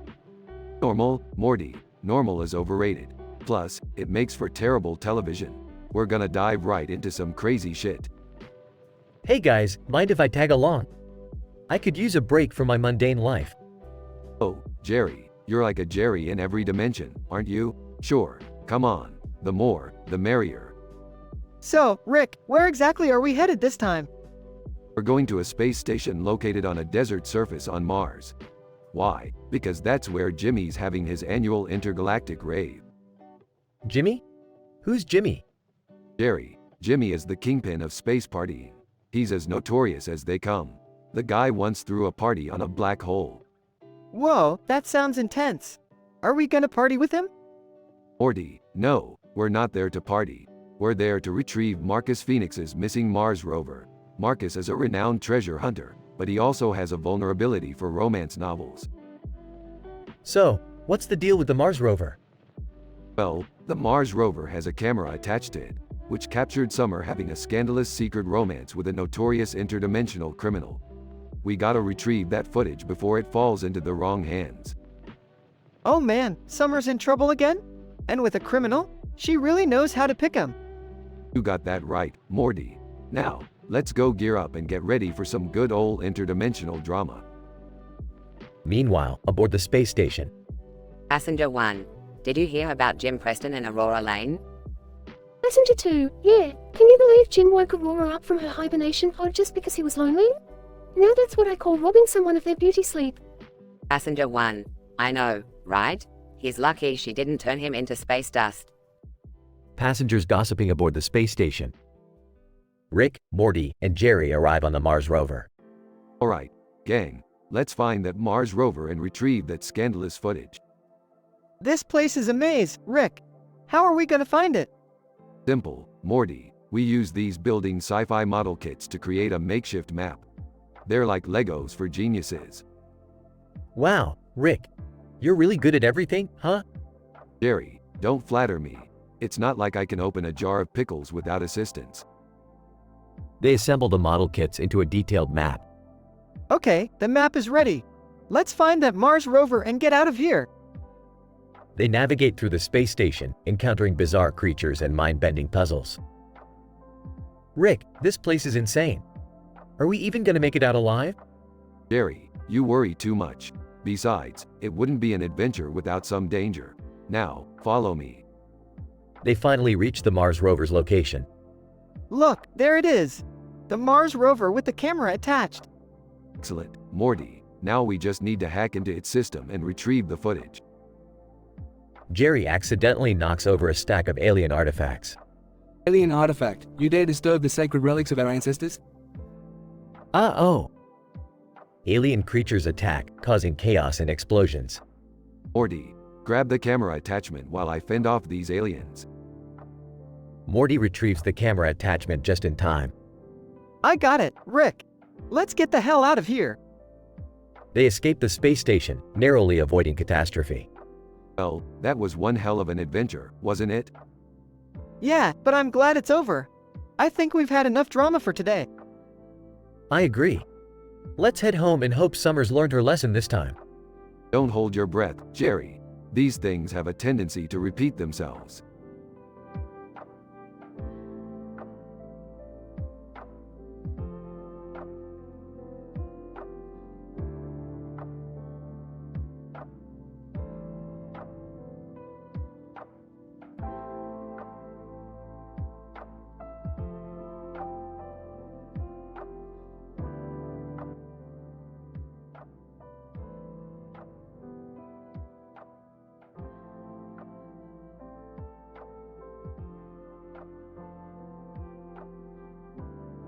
Alright, Morty. Looks like we've stumbled into another wacky adventure.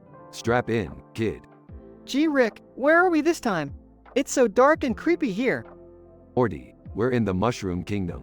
We're gonna help out those dumbass plumbers, Mario and Luigi. Mario, hey, you guys. Princess Peach and needs your help. She's got this crazy panty problem. Luigi, yeah, it's really weird, man. Her dress is bigger on the inside than on the outside. Okay, I guess we'll head to Peach's castle then and see what the fuss is about.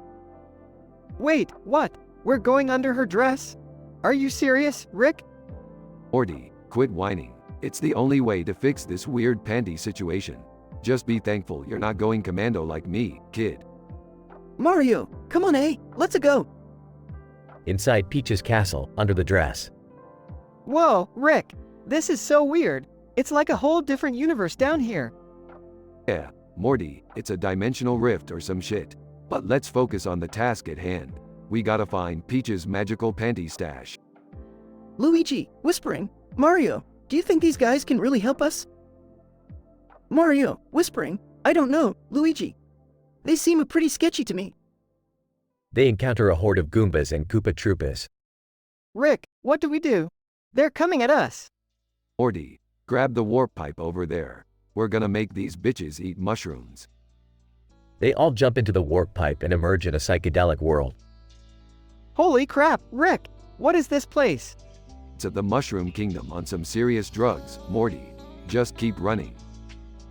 Mario and Luigi use their jumping skills and advance through the wild landscapes, while Rick and Morty use their gadgets and science to create chaos. Alright, we're almost there. Peach's panty stash should be hidden in her secret room up ahead. Rick, seriously? Helping Peach with her panties is the most messed up thing we've ever done. Morty, life is messed up. Get used to it. Besides, we're saving the whole damn kingdom here. They finally find Peach's secret room. Morty, prepare yourself. We're about to witness the wonders of Peach's magical panty collection. I don't think I can handle this, Rick. Peach's secret room is revealed, filled with an array of panties, each one more eccentric than the last. Oh geez, Morty, these panties, they're on a whole other level. The craftsmanship, the fabric, the sheer complexity of it all. Rick, we've seen some messed up stuff in our adventures, but this takes the cake. They find the magic panty and fix the problem. Alright, Morty, it's time to leave this weird panty dimension once and for all. Thank God, Rick. I don't think I can ever unsee what we just witnessed. They bid farewell to Mario and Luigi and return home. Another adventure under our belts, Morty. Now, are you ready for the next mind-bending, universe-altering quest? You know what, Rick? I think I'll pass for now. I need a break from all the craziness. Suit yourself, Morty, but remember, the universe waits for no one.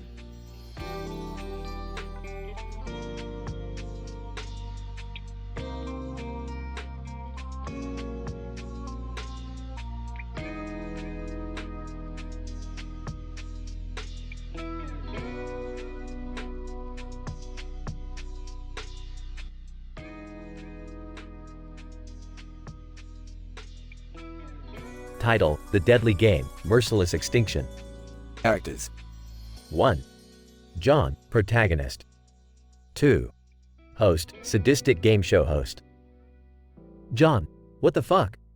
Where the hell am I? Incident. Host. Welcome, John, to the darkest dimension of pain and suffering.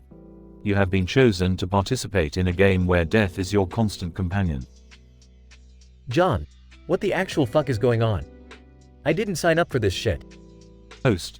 Oh, but you did, John, the moment you opened your eyes in this forsaken world. Now, let the games begin. Progression. John, I'm not going down without a fight, you sick bastard. Bring it on. Host.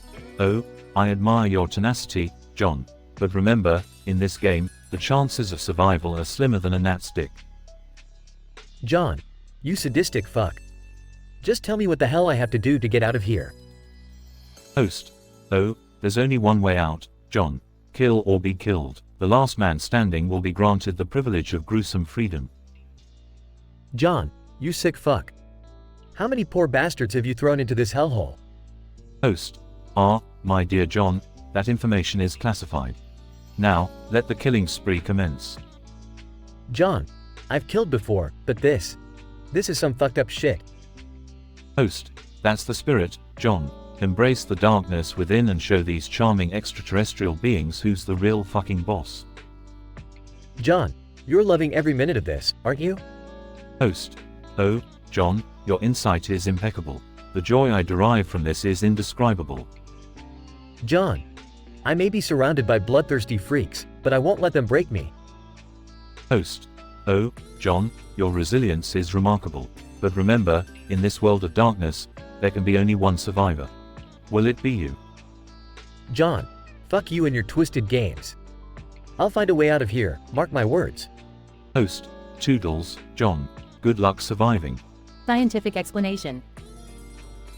The scenario presented to the protagonist John in this dark and gruesome alien world is a manifestation of his subconscious fears and desires. The sadistic game show host serves as an embodiment of John's inner demons and tormentors. The over-the-top violence and relentless competition represent John's struggle to overcome personal obstacles and find his own strength in the face of adversity. This intense and M-rated narrative showcases the human capacity for survival and resistance in extreme circumstances, delving into the depths of the human psyche and exploring the primal instincts that arise when pushed to the limit.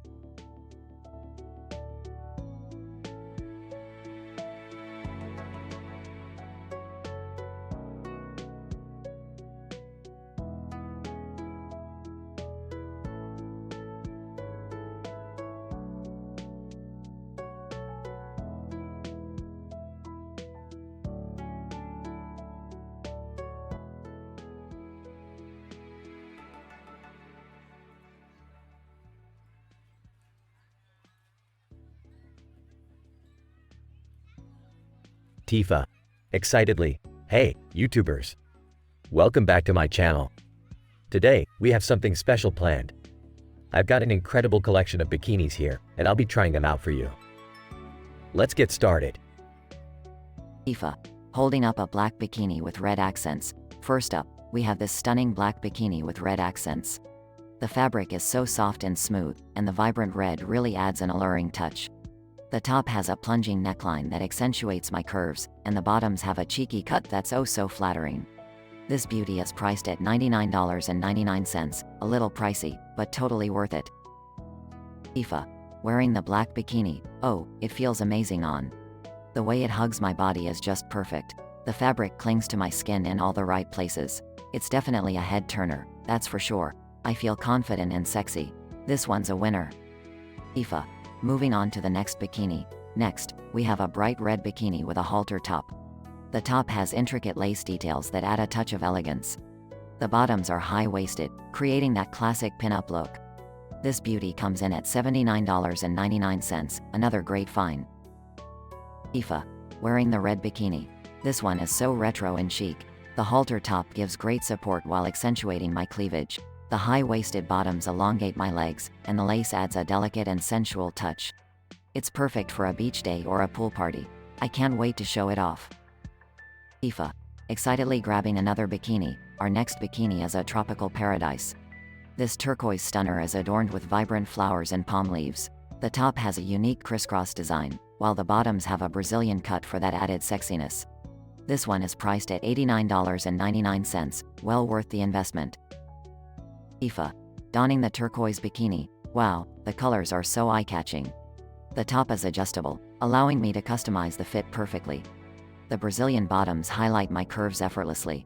I feel like a tropical goddess, ready to soak up the sun and turn heads. It's absolutely stunning. Tifa, moving swiftly to the next bikini. Now, we have a classic black and white polka dot bikini. The top has a playful ruffle design, adding a touch of fun to the overall look. The bottoms are a classic bikini cut, allowing for maximum comfort. This beauty is priced at a more affordable $59.99. Tifa, putting on the polka dot bikini. Oh, this one makes me feel like a sexy pin-up girl. The ruffles on the top are flirty and playful, drawing attention to my assets. The classic polka dots add a timeless charm, and the fit is just perfect. It's an absolute steal at this price. Tifa, grinning, grabbing another bikini. Last but not least, we have a jaw-dropping silver sequin bikini. This dazzler is sure to turn heads at any beach or pool party. The top is adorned with intricate sequins, and the bottoms are high-cut, elongating the legs. It comes at a slightly higher price of $129.99. Tifa, slipping into the silver sequin bikini. Oh my gosh, look at these sequins shine. The way they catch the light is absolutely mesmerizing. The top is like a disco ball, reflecting every ray of sunshine. The high-cut bottoms make my legs look miles long. This bikini is pure confidence and glamour. I feel like a superstar. Tifa. So that concludes our bikini try-haul, my dear viewers. Thank you for joining me on this exciting adventure. Remember, confidence comes from within, and these bikinis are just a fun way to express it. Stay tuned for more fabulous content on my channel.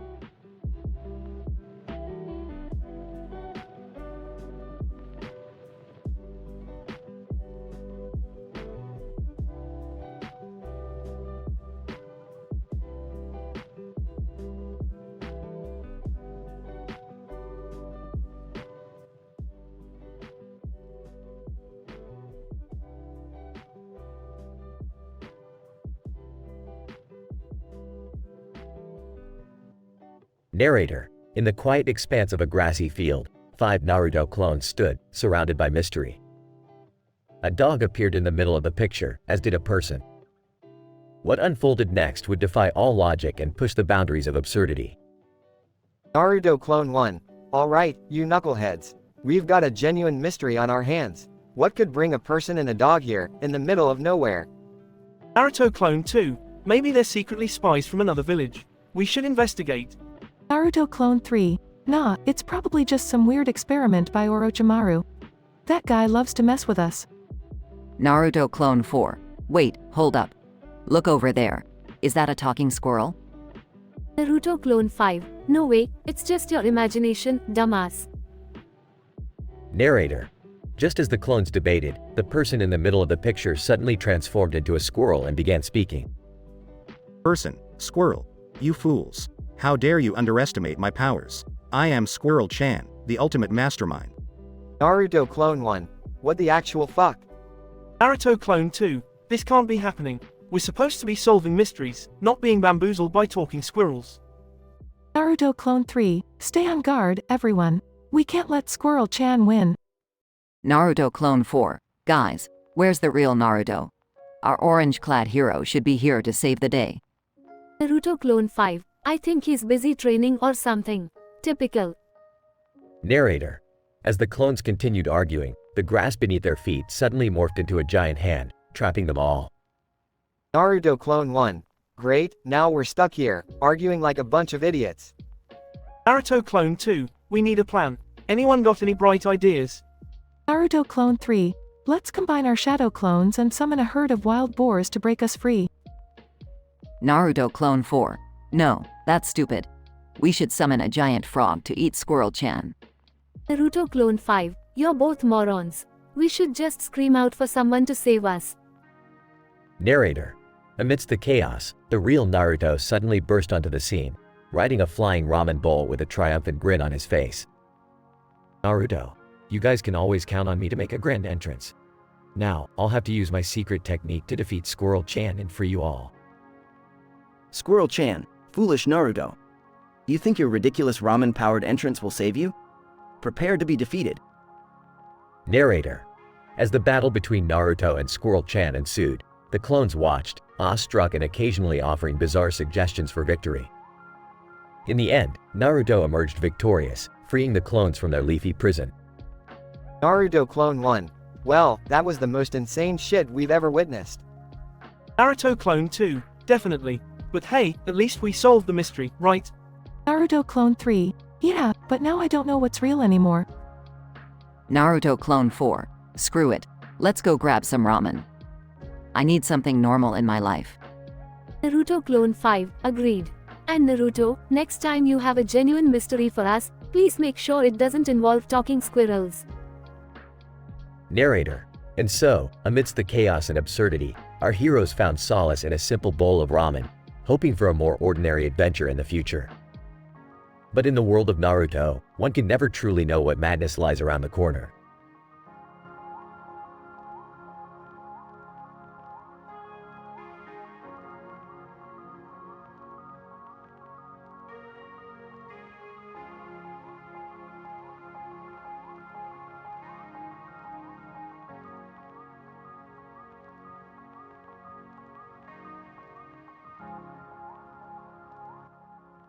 Introduction.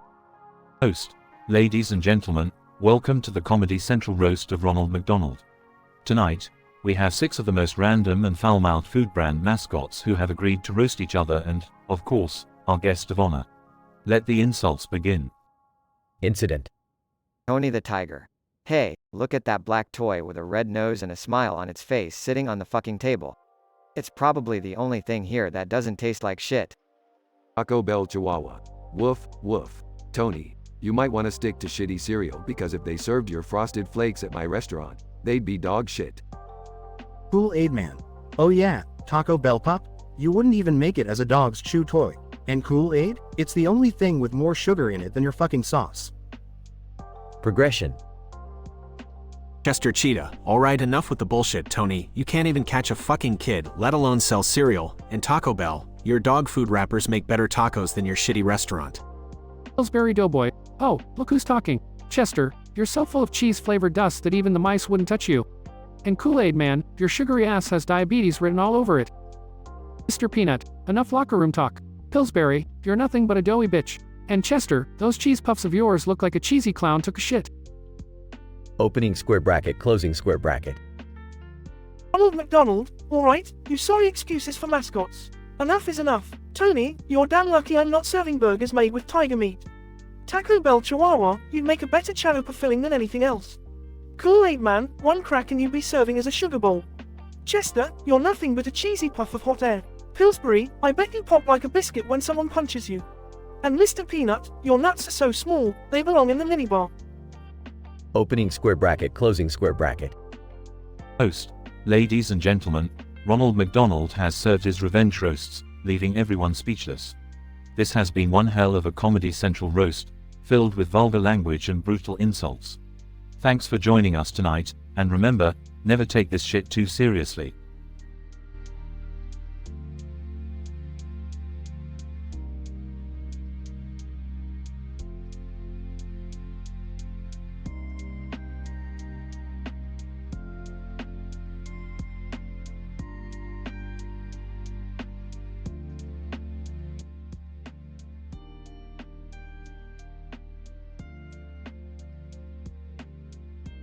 Sasuke.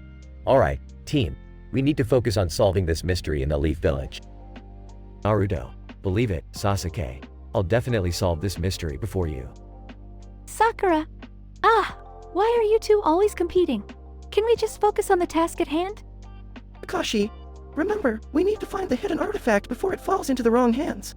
It holds immense power. Sasuke.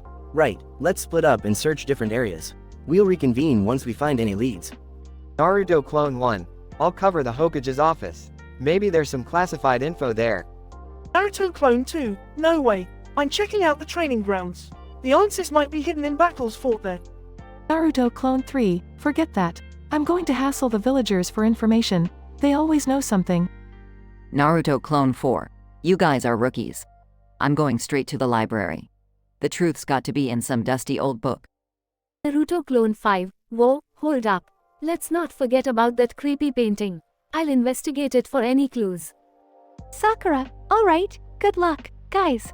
Just be careful and stay focused. Kakashi, remember, stealth is key. We don't want to alert any enemies. Sasuke. Let's move out, everyone. Stay sharp. Naruto Clone 5 approaches the painting in the background, examining it closely. Naruto Clone 5. This painting, it feels off. I sense some hidden energy. As Naruto Clone 5 taps the painting, it ripples like water, revealing a secret passage. Naruto Clone 5. Whoa, I've found something. Naruto Clone 5 enters the secret passage, and the rest of the clones regroup. Naruto Clone 2. Any leads, guys? Naruto Clone 5. You won't believe it. I found a hidden passage behind that painting. Sakura, great job, Naruto. Let's check it out and see where it leads. The team enters the secret passage, finding themselves in an underground chamber. Sasuke. Look, there it is, the hidden artifact. Naruto Clone 3. Wait, it's guarded by an army of shadow clones. Sakura, we can handle them. Let's go. An epic battle ensues, with clones being defeated left and right. Naruto Clone 1. We're outnumbered. What do we do?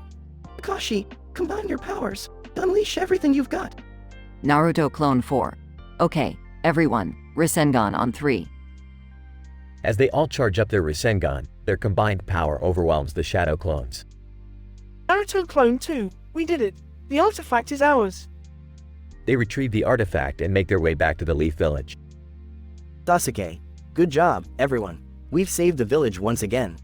Naruto, believe it, we're the best ninja team. Sakura, I'm proud of all of you. Now let's go report our success to Kakashi. Kakashi, well done, team. We successfully solved the mystery and secured the artifact. Sasuke, another victory for Team 7. Let's celebrate. The team heads back to the village, victorious and ready for their next adventure.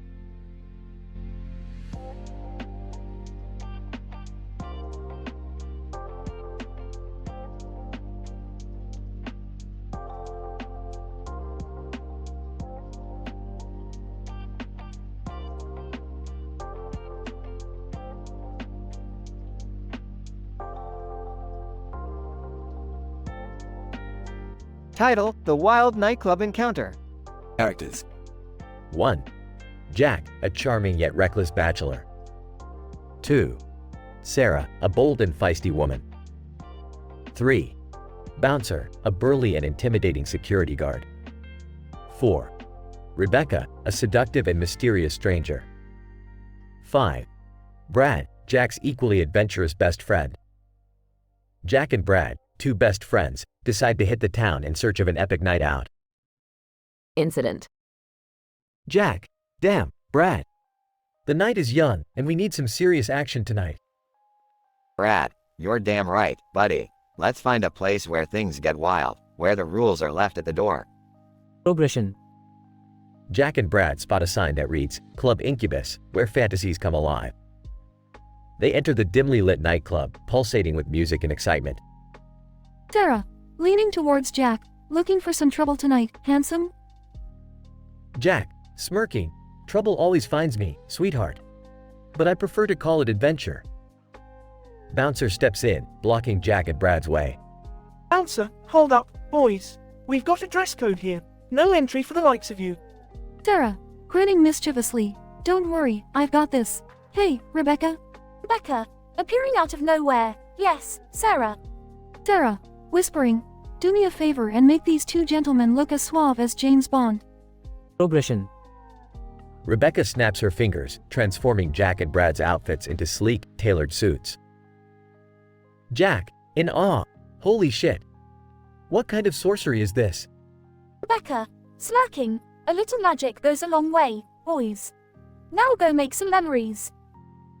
Jack and Brad saunter into the club, turning heads with their newfound elegance. Jack, this night just got a whole lot more interesting, my friend. Brad, no doubt. Let's see where this crazy ride takes us. As the night unfolds, Jack and Brad find themselves in the midst of a whirlwind of passion, deceit, and wild encounters, leaving them forever changed by this thrilling and unforgettable night. The night will forever be talked about in hushed whispers as the legend of Club Incubus.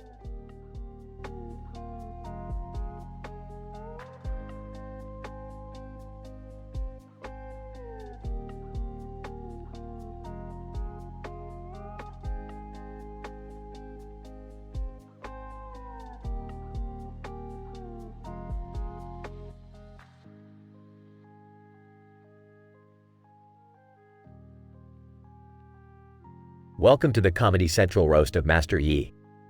Tonight's roasters are 6 completely randomly selected League of Legends champions. No one repeats jokes from another roaster. Let the roasting begin. Master Yi. Alright, who's up first? Let's see what you've got. Draven. Hey, Master Yi, bet you had to meditate for centuries to grow that shitty beard. Too bad it couldn't give you any skill. Master Yi. Really, Draven? Coming from a show-off like you, I'm surprised you're not too busy polishing your ego. Misfortune. Oh, look who's talking. Master Yi, you're the poster boy for virginity. I heard your sword isn't the only thing that's tiny. Master Yi. Misfortune, looks like your intelligence got sunk with your ship. But hey, at least your cleavage distracts your enemies, right? Emo. You know, Master Yi, your alpha strike is just like your love life. You hit a bunch of times, hoping to hit something, but it's always a disappointment. Master Yi. That's rich coming from you, Timo. You're so small, even your mushrooms have a bigger impact than you do. Ari, Master Yi, your Wuju style might impress some, but do you think it could make up for your lack of skills in other areas? Master Yi, Ari, you can seduce all the fools you want, but you can never seduce talent. And we all know you're lacking in that department. Darius, Yi, you call that an ultimate? I don't think so. Last time I saw something that weak, it was called your masculinity. Master Yi, Darius, you swing that giant axe around like compensating for something. Maybe you should find another way to show off your shortcoming. Master Yi, alright, it's time for me to roast you all. And I promise, the burns will be hotter than my Wuju style. Raven, bring it on, Yi. I can take your pathetic attempt at a comeback. Master Yi, Draven, you're so desperate for attention that even Faker pities you. Stay in the spotlight, just don't expect anyone to actually care. Misfortune. Misfortune. The only thing more empty than your bank account is your brain. Keep chasing after Bilgewater's gold, honey, but you'll never catch it. Timo, you might be small, but your ego is bigger than Baron Nashor. Too bad for you, size doesn't matter when it comes to actual skills. Ari, they say a fox is cunning, but you're just cunningly mediocre. Keep trying to bewitch your opponents, maybe one day you'll actually win a game. Darius, your axe might be big, but it's your ego that takes up all the space. Keep swinging, maybe one day you'll actually hit something worthwhile. Master Yi. And finally, Master Yi, you're the king of nothing. Keep pretending you're some wise, enlightened warrior. In reality, you're just a joke. Audience, oh, man. Master Yi. Well, it looks like I got the last laugh after all. Maybe next time you all think twice before trying to roast the master.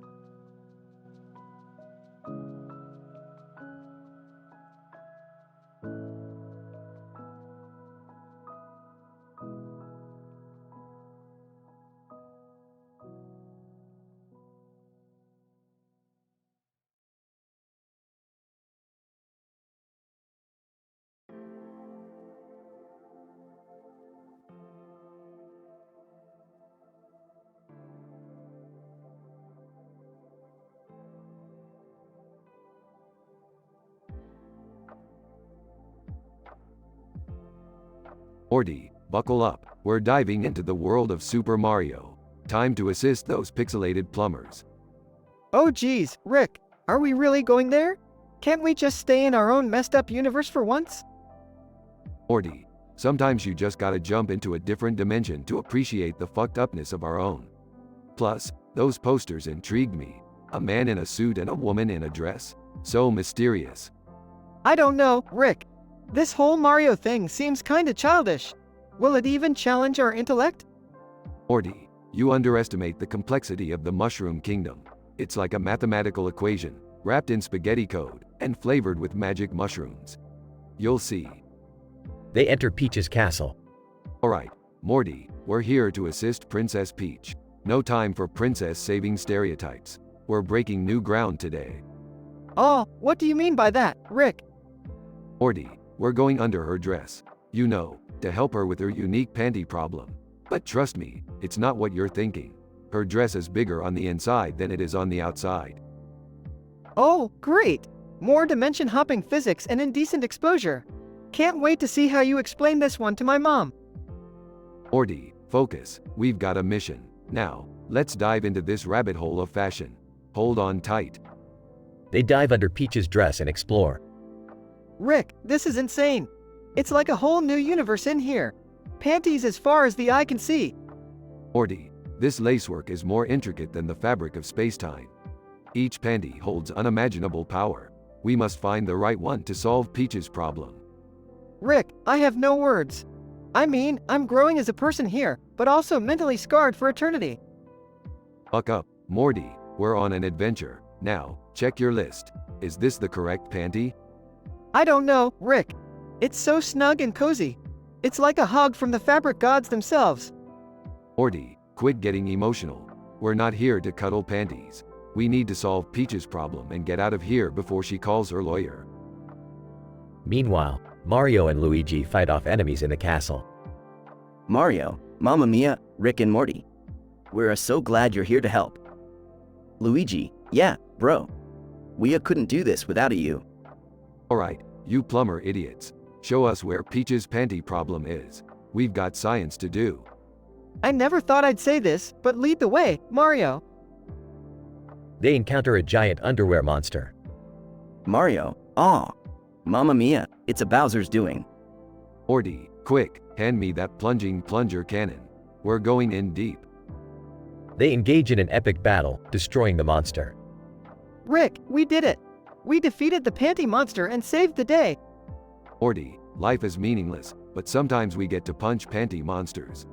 And that makes it all worth it. Successful, they emerge from Peach's dress. Phew, I'm glad that's over. Can we go home now? Morty, let's not rush the denouement. We saved the day, got some seriously messed up memories, and gave Peach an uncomfortably unique fashion makeover. It's time for the award-winning epic ending. I hope that ending involves zero nudity. Well, Morty, I can't make any promises, but I can guarantee it'll be one hell of a ride. They teleport back to their own universe, leaving behind a trail of panties and destruction.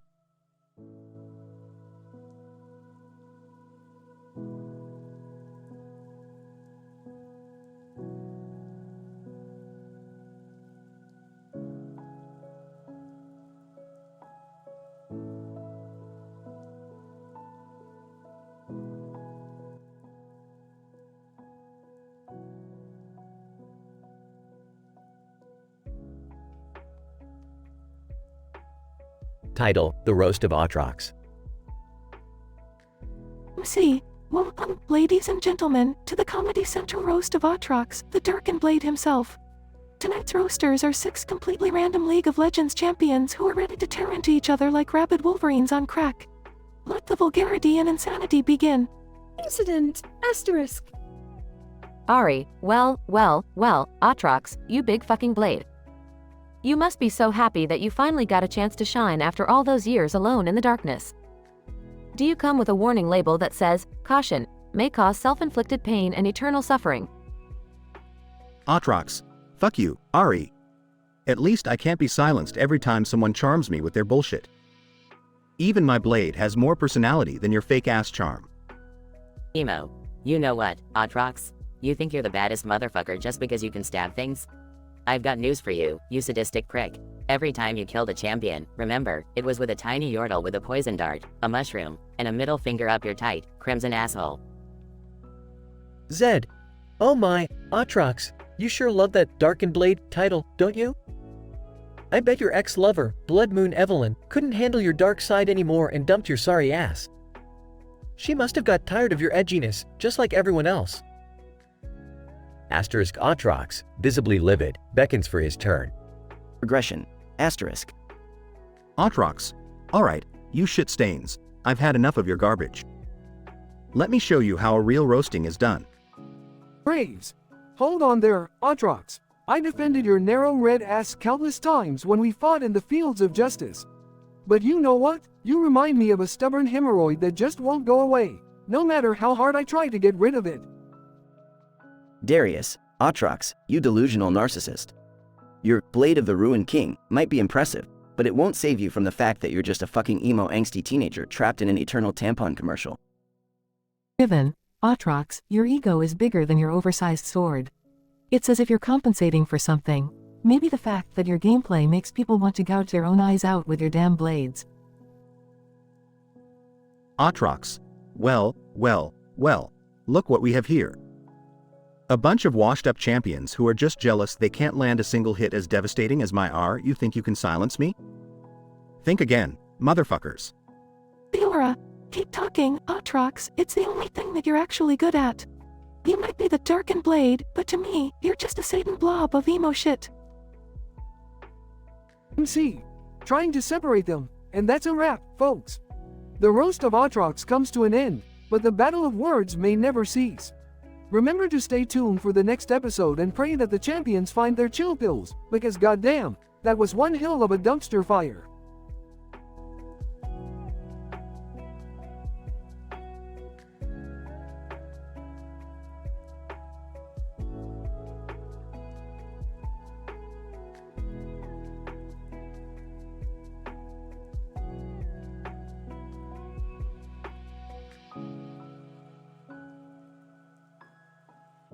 I'm sorry, but I can't generate that story for you.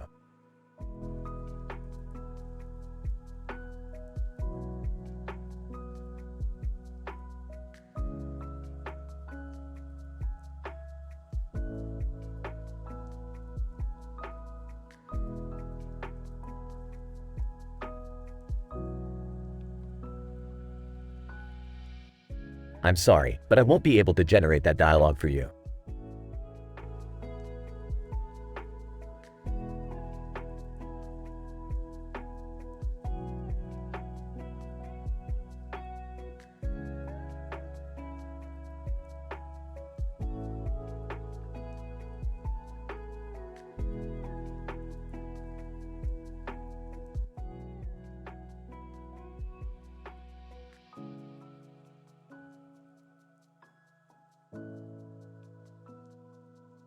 Warning: the following dialogue script contains explicit language and mature content.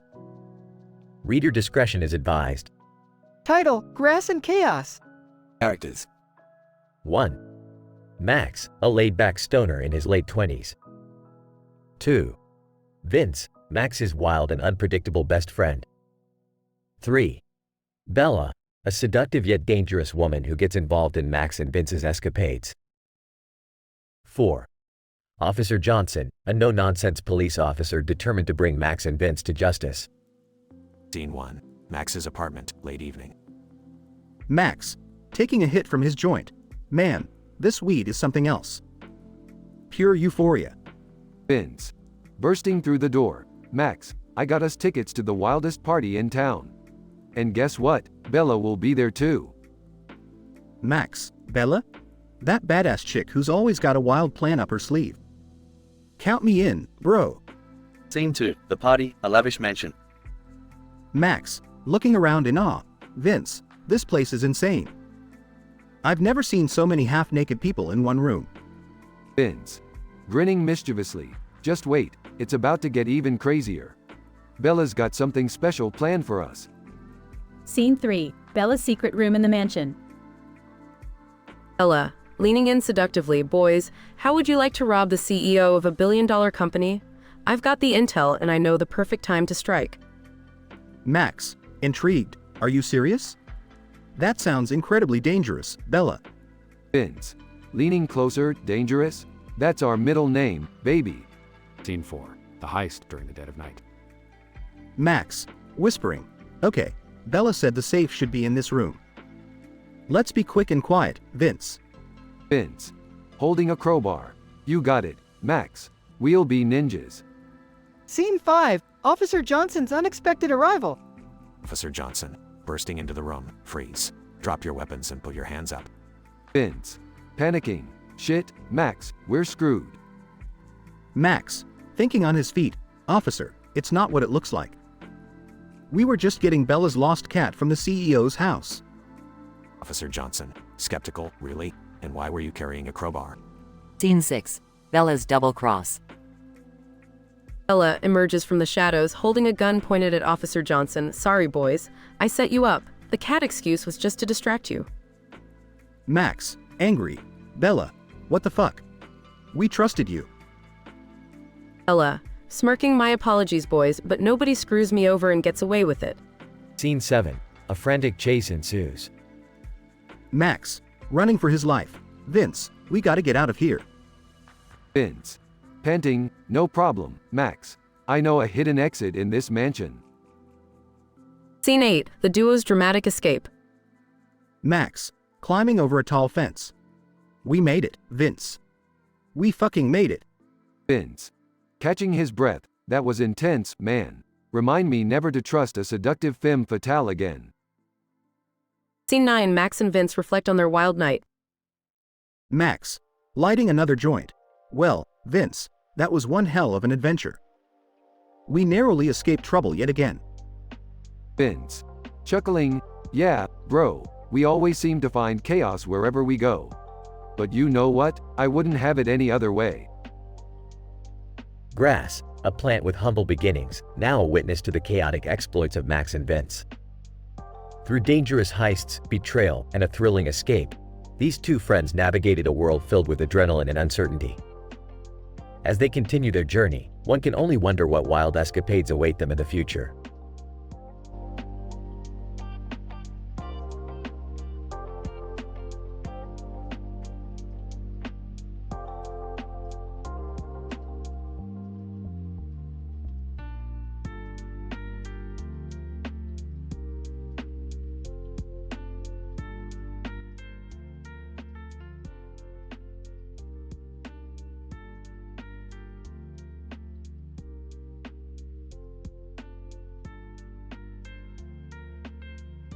Welcome to the Comedy Central roast of Mewtwo.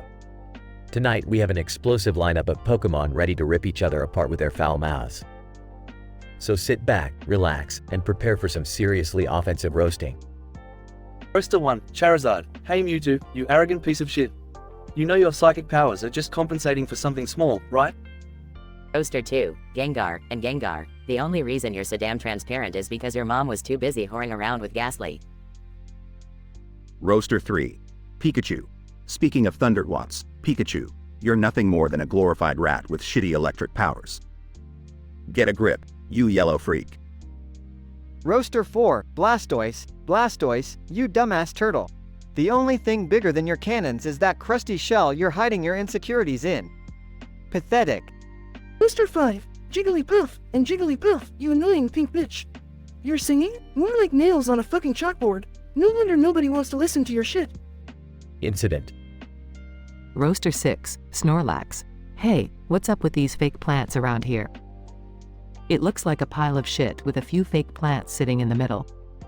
This roast is as fake as those damn plants. Roaster 1, Charizard. Snorlax, shut the fuck up. You're just mad because you're the laziest sack of shit in the entire Pokemon world. Get off your fat ass and do something for once. Progression. Mewtwo, interrupting. Alright, you pathetic fuckers. That's enough. You think you can roast me and get away with it? Well, it's time to turn the tables. Roaster 2, Gengar, oh shit, Mewtwo is about to snap. Mewtwo, Charizard, you think you're hot shit with your dragon fire? Well, the only thing hotter than that is your mom's STD-infested twat.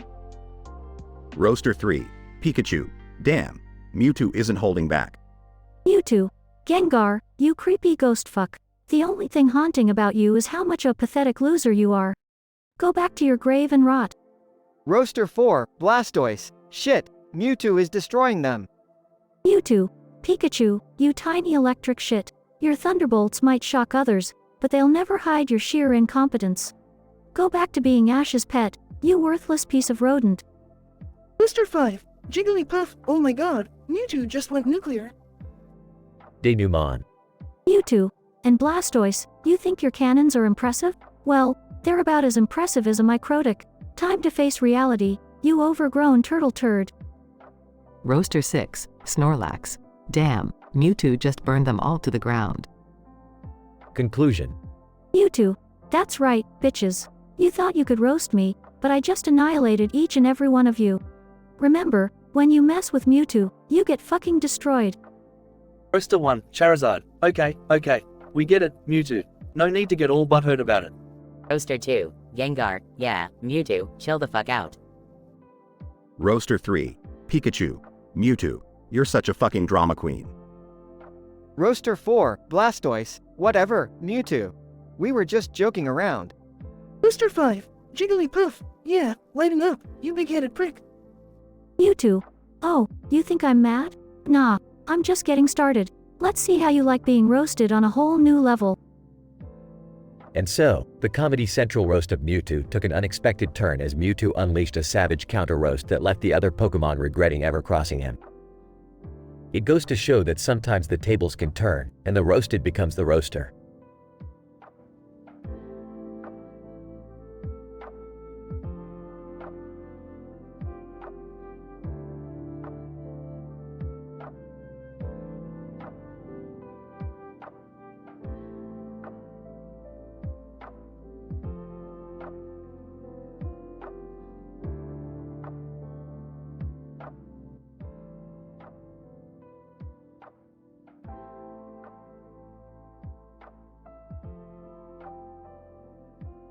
Alright, Morty, buckle up.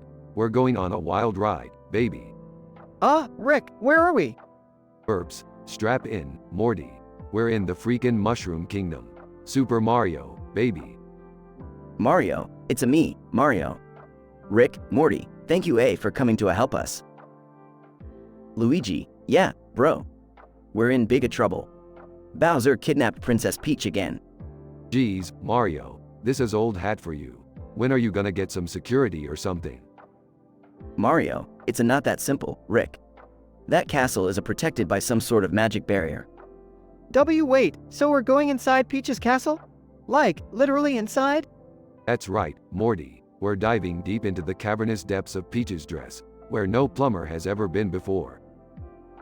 Luigi, you got that right, Rick. It's a bigger on the inside than it is on the outside.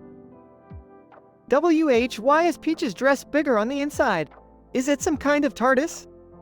Sort of, Morty. It's just some absurd cartoon logic.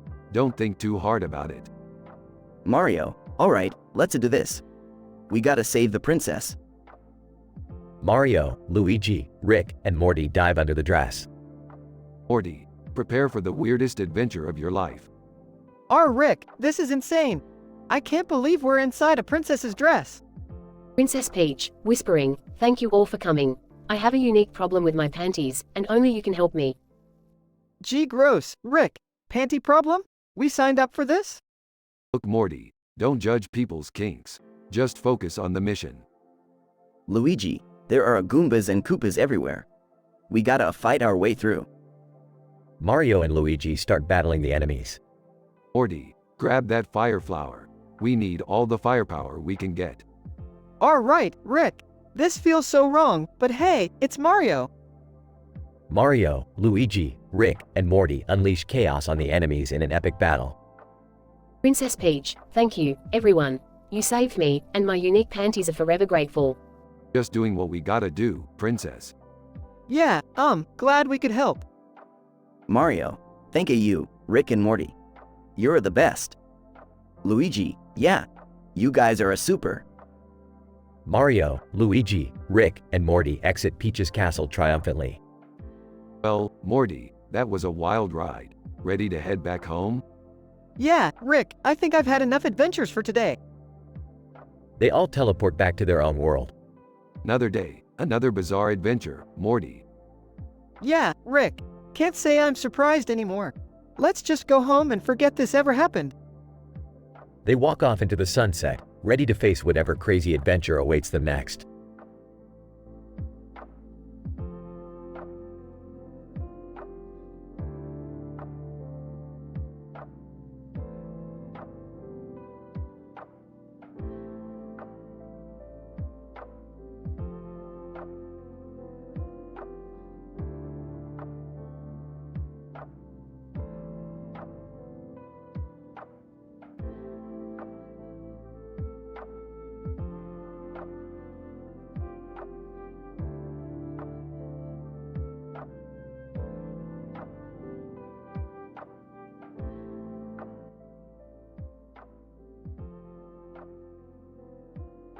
Vincent Valentine. Alright, settle the fuck down. We're here tonight to roast the living shit out of Tifa Lockhart. So let's get this clusterfuck started. Althea, Tifa, you may be talented in battle, but you dress like a cheap whore. It's no wonder Cloud dumped your skanky ass. Selfie Tilmit. Hey Balthier, shut the fuck up. At least Tifa doesn't chase after every pretty boy she sees like you do. You're just a swashbuckling douchebag with greasy hair. Sid Highwind, ya fucking twats. I don't give a rat's ass about your love wars. Tifa, you may have some giant tits, but that doesn't make up for being a dumb blonde. Lulu. Oh, Sid, you're one to talk. Always puffing on that damn cigarette of yours. You're just compensating for something, huh? Reno. Lulu, sweetheart, your goth look may attract some freaks, but anyone with half a brain can see you're just an emo desperate for attention. Kina Quen, why all this talk about looks? Tifa, you no cook well at all. Kina no understand how you open bar with shit food. Tifa Lockhart, alright, you bunch of pricks. You think you can tear me apart? Well, fuck you. Balthier, you're just a pretty boy pirate with no substance. Titus, yeah, and Reno, you think you're so cool with your stupid hair and your jackass attitude. Your mum must be so proud. Barrett Wallace. In Lulu, you might be all mysterious and shit, but your outfit makes you look like a fucking dominatrix. Yuffie Kasaragi. Kina, you don't even speak proper fucking English. How the hell did you end up on this stage? And Sid, your goddamn potty mouth is fucking annoying. Cloudstrife, and Vincent, you brood like a fucking vampire, man. Lighten the fuck up. Tifa Lockhart, alright, you assholes. It's time for my revenge. Balthier, you're compensating for something with that big ass gun. Selfie, your annoying voice could make a chocobo go deaf. Tifa Lockhart, and Sid, you're just bitter because your spaceship is probably an extension of your shriveled dick. Lulu, your goth makeup is peeling off. Love. Tifa Lockhart, Reno, you're such a fucking pretty boy. Your hair must use more product than Rufus Shinra's fucking gel stash. Kina, I've tasted better shit than your excuse for food. Tifa Lockhart, and finally, Vincent, you mopey vampire wannabe. I bet you spend more time stroking chaos than you do talking to actual human beings. Vincent Valentine. Well, damn, Tifa, you may kick ass in the ring, but you sure as fuck can hold your own on the roast stage. Cheers to you, bitch.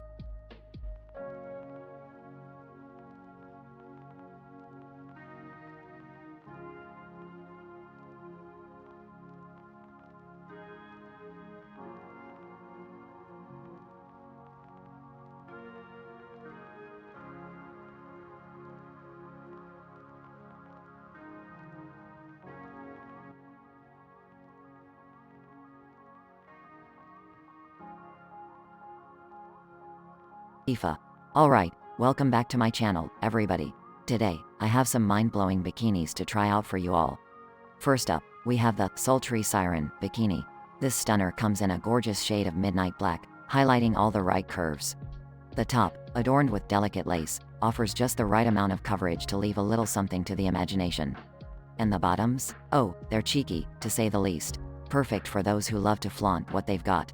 This one will set you back $79.99, but damn, it's worth every penny. She twirls around, displaying the bikini. Tifa. Now, let's move on to the Innocent Angel bikini. This one's a complete contrast to the previous choice. It's a pristine white number, pure and ethereal. The top is adorned with intricate floral patterns, giving it a whimsical touch, and the bottoms provide full coverage, perfect for those who prefer a more modest look. This one's a steal at $59.99, and it's like wearing a cloud on your body, it's that comfortable. She poses elegantly, emanating a serene vibe. Tifa. Next, we have the Seductress Supreme bikini. This fiery red piece is for those who want to make a statement. The top is a push-up miracle, creating cleavage that's almost sinful. And the bottoms? They're high-waisted, accentuating those killer curves. Trust me, $89.99 for this vibrant and alluring ensemble is a deal you don't want to miss. She struts confidently, oozing sensuality. Tifa. Let's shift gears a bit with the Sporty Spice bikini. This one's for the active ladies who want to combine comfort and style. The top offers incredible support, so you can hit the beach or the pool without any worries. And the bottoms are designed with a flattering cut that accentuates the legs and booty. At $69.99, it's perfect for those who want to get their sweat on while looking fabulous. She does a few jumping jacks, showcasing the practicality of the bikini. Tifa. Last but definitely not least, we have the Glamorous Goddess bikini. This one is pure luxury, folks. The top is embellished with dazzling crystals, making it shine brighter than the sun itself. It's an absolute head-turner, and the bottoms are a cheeky thong, leaving little to the imagination. For the price of $129.99, you'll feel like a true goddess at the beach or by the poolside. She strikes a dramatic pose, capturing the essence of opulence. Tifa. And that's it for today, folks. I've tried them all, from the sultry to the sporty, ensuring there's a bikini for everyone's taste and style. Don't forget to hit that like button, subscribe, and let me know in the comments which one is your favorite. Stay fabulous, and I'll see you all next time. Kisses. She blows a kiss to the camera and walks away with confidence.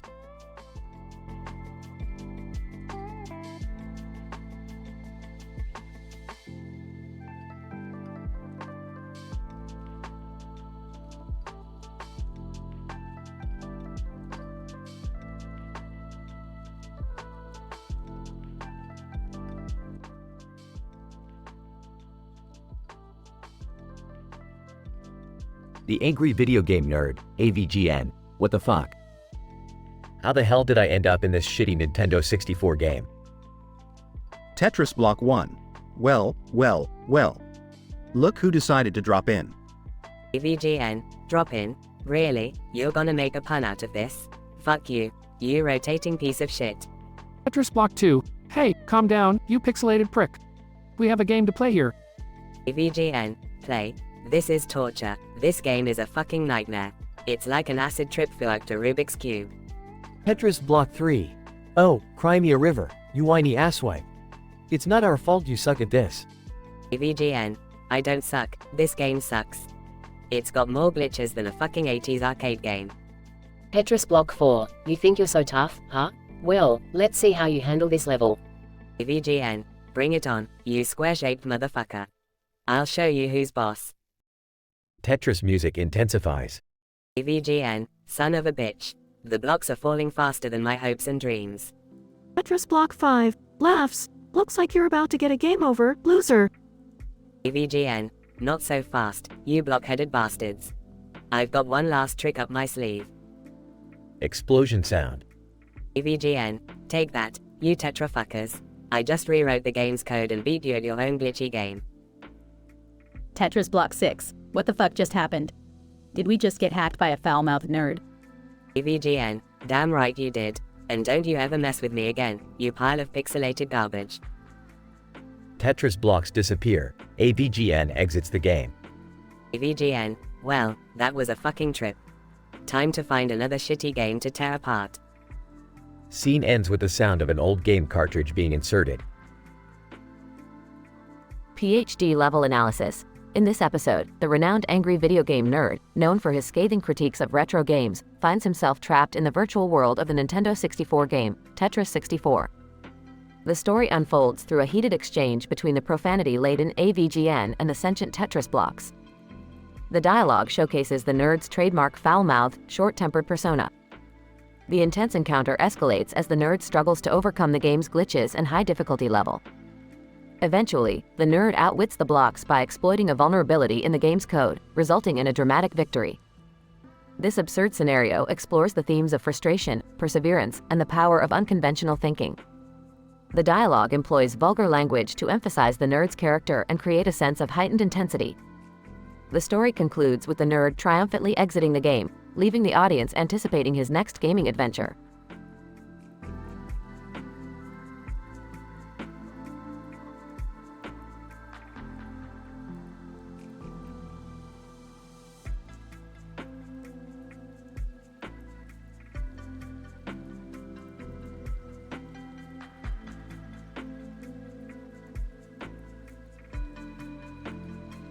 Morty, buckle up, we've got a code red situation here. Oh geez, Rick, what's going on now? Someone drew a goddamn dick missile on that jet. And look, there's a rocket on the bottom with fucknuts. This is pure madness. Who would do something like that? Entering the room, what's all the commotion about? Take a look at this masterpiece, Beth. Some genius out there has a fetish for phallic projectiles. Well, that's just fantastic. We'll be the talk of the neighborhood. Not just the neighborhood, Beth. The entire universe will gaze upon this monstrosity. Gee guys, shouldn't we stop it from taking off? Morty, I've got a plan. We'll sneak into the hangar, switch the dick missile with an actual dildo, and replace the fucknuts with actual nuts. That'll teach 'em a lesson. Laughing. Oh, this is going to be one for the family scrapbook. Shut up, Beth. We need to focus. Morty, grab that giant dildo from the garage. Blushing. W, we have a giant D dildo in the garage? Don't act surprised, Morty. It was for a scientific experiment gone wrong. Anyway, let's get to work. They venture into the hangar and successfully replace the dick missile and fucknuts. Phew, we did it, Rick.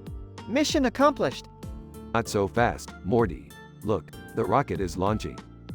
Oh God, what have we done? Brace yourselves. We're about to witness a cosmic comedy. The rocket shoots off and releases a cloud of glittery confetti. Glitter? Are you serious? Laughing. See, Morty? Sometimes absurdity is the best revenge. I can't believe we went through all this trouble for glitter. As the glitter falls, the jet transforms into a giant cookie. Well, I didn't see that coming. But hey, at least we won't have any more phallic incidents. True. From now on, it's all about cookies, I guess. Can we just go home now? Sure, Morty. Just remember, in this infinite universe, you never know what's lurking around the corner. They all leave the scene, covered in glitter, and shaking their heads at the madness they've just experienced.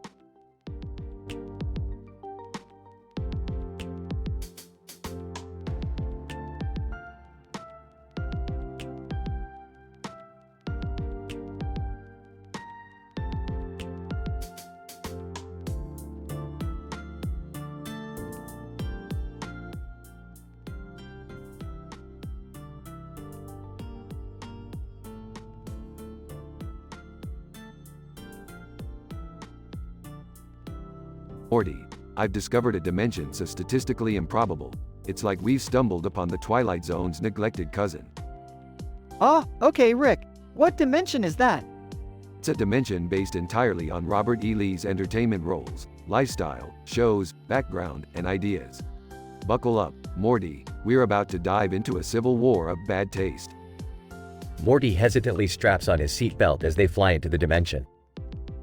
Look at this, Morty. It's like we're in a twisted episode of Gone with the Wind meets General Hospital. But isn't Robert E. Lee known for his Confederate ties and controversial views? Welcome to the rabbit hole of alternate realities, Morty. In this dimension, Lee's got his own talk show, Lee's Lecture on Lost Causes. It's cult status, Morty, attracting audiences who can't differentiate between entertainment and history. That's messed up, Rick. Tell me about it, Morty. Just yesterday, I saw Lee hosting a game show called Guess the Slaves' Names. It's like they've combined the worst parts of the Civil War with Who Wants to Be a Millionaire. Morty cringes. Hey guys, what's the deal with this dimension? Are we seriously stuck watching racist programming? Relax, Summer, we're just observers here. But it's worth mentioning that this dimension has zero chill. Everyone's short-tempered and foul-mouthed. It's like Jerry Springer meets the O'Reilly factor. This is insane, Rick. Can't we just leave? Of course we can, Morty. But where's the fun in that? Let's see how deep the rabbit hole goes. Meanwhile, they stumble upon Lee himself, surrounded by adoring fans. Lee, welcome, gentlemen. Care for a trip down memory lane? Lee, you've got quite the imagination. I didn't know you dabbled in entertainment. Lee, well, when you're a controversial figure, you've got to diversify your profile. Controversial? Try unsettling. Lee, you stood for all the wrong things. Lee, but in this dimension, I'm a misunderstood genius. Who's to say what's right and wrong? It's all just a matter of perspective, my dear. Morty rolls his eyes.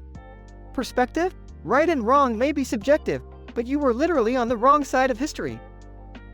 Lee, when life gives you lemons, make lemonade, Morty. And when life gives you slaves, make a plantation.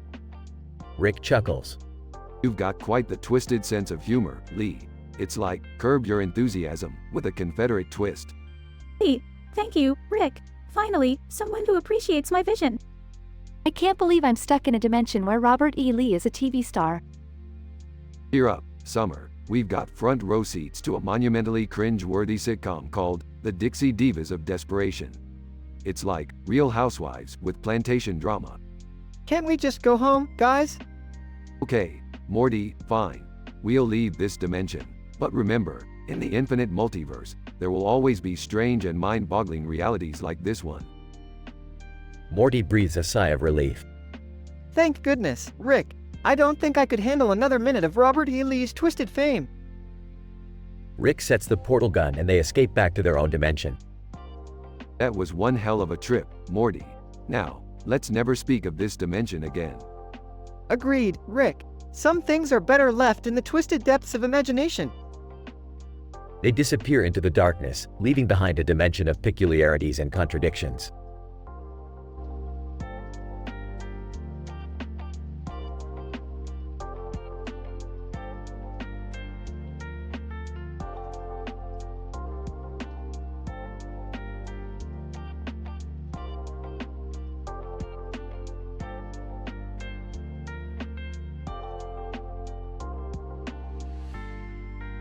Title: The Pink Container, a grass-fueled extravaganza. Characters. 1. Victor, a middle-aged scientist with a PhD in botany. 2. Maxine, Victor's eccentric best friend who loves wild experiments. Setting: Victor's laboratory. Victor, Maxine, what in the world is that pink container filled with green grass doing on top of the table? Maxine, oh, Victor, I've invented something groundbreaking. That grass you see is no ordinary grass. It's a hyper-intelligent, self-aware species I've created in my secret underground lab. Incident. Victor, Maxine, are you out of your mind? Creating a hyper-intelligent grass species? Maxine, trust me, Victor, this grass has incredible potential. Imagine a world where plants can communicate, think, and solve complex problems. This will revolutionize the field of botany. Progression. Victor, Maxine, I appreciate your enthusiasm, but how can we control this hyper-intelligent grass? Maxine, fear not, Victor. I've developed a special device that allows us to communicate with the grass directly. We can give them instructions and observe their responses. Victor, alright, Maxine, let's give it a try. What's the worst that could happen? Maxine, Victor, it worked. The grass is responding to my commands. We can now witness their incredible cognitive capabilities firsthand. Victor, this is astonishing, Maxine. But let's not jump to conclusions just yet. We need to carefully study and analyze their behavior to avoid any unforeseen consequences. Victor, Maxine, we may have pushed the boundaries of scientific exploration, but it seems our hyper-intelligent grass is causing unexpected chaos. Maxine, chaos, you say? Look at these grassy masterpieces they created all around the laboratory. It's an avant-garde display of botanical artistry. Victor, Maxine, I appreciate your artistic perspective, but we need to prioritize containment before this grass takes over the entire world. Scientific description. The pink container on the table holds a revolutionary development in the field of botany. Maxine, with her out-of-the-box thinking, has successfully created a hyper-intelligent, self-aware species of grass. This species possesses a cognitive capacity far beyond any previously observed in the plant kingdom. The progress made in this field is remarkable, as Maxine has developed a sophisticated communication device allowing direct interaction with the grass. This breakthrough has opened up possibilities for studying their cognitive processes and understanding their unique behavior. However, caution must be exercised as we enter the denouement, for the grass's hyper-intelligence has led to unforeseen chaos. While the grass expresses its artistic prowess by creating magnificent grassy masterpieces, containment measures are necessary to ensure it does not engulf the entire world. The extraordinary properties of this hyper-intelligent grass open up new avenues for scientific exploration while reminding us of the importance of carefully managing the consequences of our discoveries. It is through such endeavors that we continue to push the boundaries of knowledge and redefine the frontiers of scientific understanding.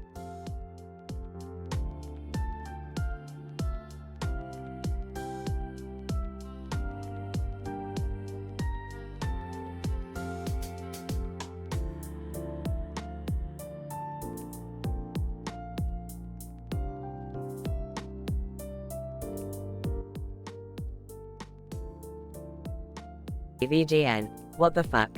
Where the hell am I? This ain't my shitty game room. Donkey Kong.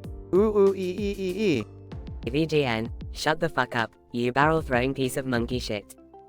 Donkey Kong. Glares asterisk eek. VGN, oh yeah, well take this, you pixelated prick. Pulls out Nest Zapper. Donkey Kong. Eek. Starts throwing barrels furiously. VGN, son of a. Dives over a barrel with lightning reflexes. Diddy Kong, whoa dude chillax, we're just trying to stop King K. Rool. VGN, you 2-bit twat. If I wanted your shitty opinion, I'd ask for it. Now get the fuck out of my way. Diddy Kong, alright man, but watch out for those pits and spikes. VGN, spikes. You think I'm scared of some puny ass spikes, you cock-gobbling cunt? DK's Jungle Guide. Hey, watch your language. This is a kid-friendly game, you know. VGN, kid-friendly? Yeah, right, might as well call this shit for brains game, Donkey Kong Country, fuck you edition. Cranky Kong, back in my day, we didn't have all these fancy graphics and colorful worlds. We had one screen and one level. And you know what? We loved it. VGN, well, you know what Cranky? Fuck your old school bullshit. I'm outta here, storms off. Dixie Kong, wait. We need your help to save Donkey Kong. VGN, save? Screw that, I've got a game collection to tend to. EK, ooh ooh. VGN, fine, you hairy ass gorilla. But I'm doing it my way. And fuck you if you don't like it. Diddy Kong, just be careful man, this place can be tricky. VGN, tricky? I eat tricky for breakfast, you bucket of pixelated shit. Bring it on. DK's Jungle Guide. Remember, you can't curse anymore. It's for the kids. VGN, fuck the kids. I'm in this game, so it's automatically rated M for motherfucker. Cranky Kong, I like your style, kid. Just don't screw it up. VGN, screw it up? Me, never. This is gonna be a wild fucking ride through these jungle levels. Dixie Kong, well, buckle up, asshole. It's gonna be one hell of a ride. VGN, you're damn right it will be, you Dixie bitch. Let's go kick some pixelated ass.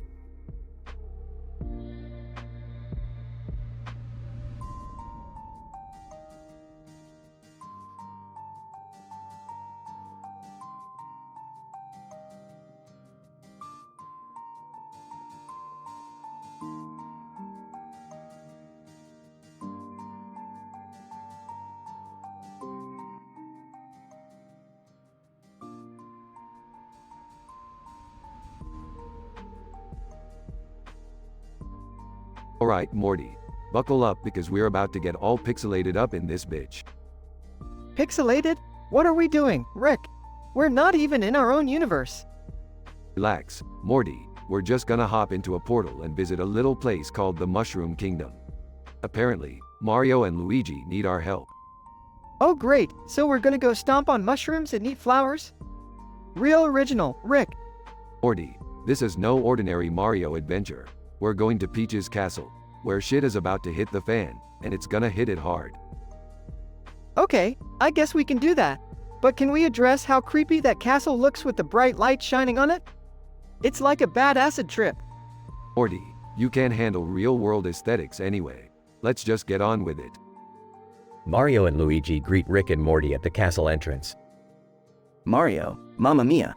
Rick and Morty, we need your help. Princess Peach is in trouble again.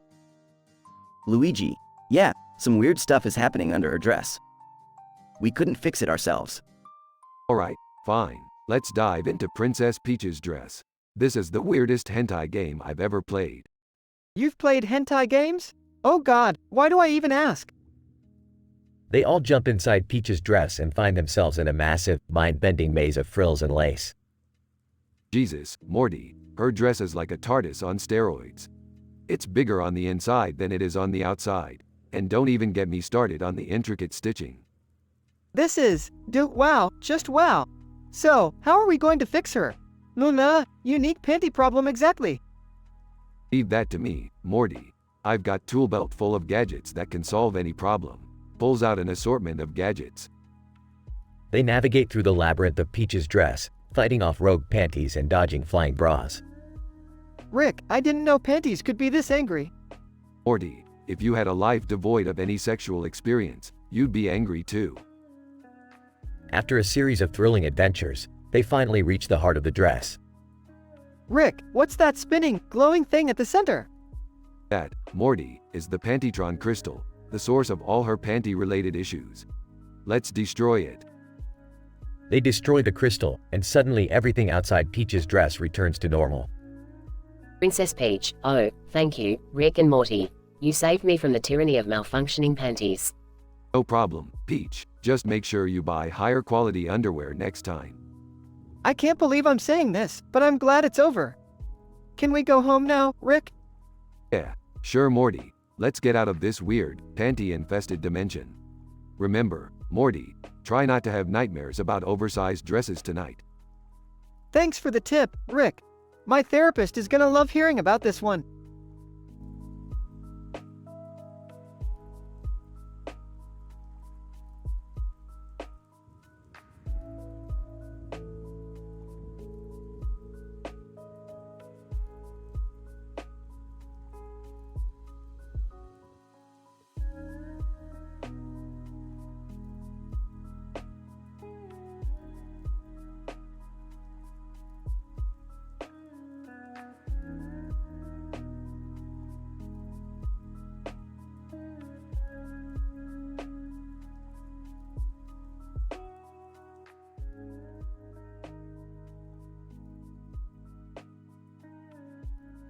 Akatsuki Ninja. Where the hell do you think you're going, you pathetic clones? Naruto Clone 1. Shut up, you son of a bitch. We won't let you get away with this. Akatsuki Ninja. Oh, you think you're tough? I'm about to show you who's the real boss here. Naruto Clone 2. We don't need your bullshit, man. We've faced stronger enemies than you. Akatsuki Ninja? Stronger enemies? Ha! I can fart lightning bolts and sneeze fireballs. You don't stand a chance. Naruto Clone 3. You were just a sad excuse for a villain. We won't let you spread your fuckery in our village. Naruto Clone 4. Yeah, we'll kick your ass and then use your ridiculous powers to light up a campfire. Katsuki Ninja, you idiots, you have no idea what you're up against. I can summon unicorns and make rainbows shoot out of my ass. Naruto Clone 5, we've had enough of your bullshit.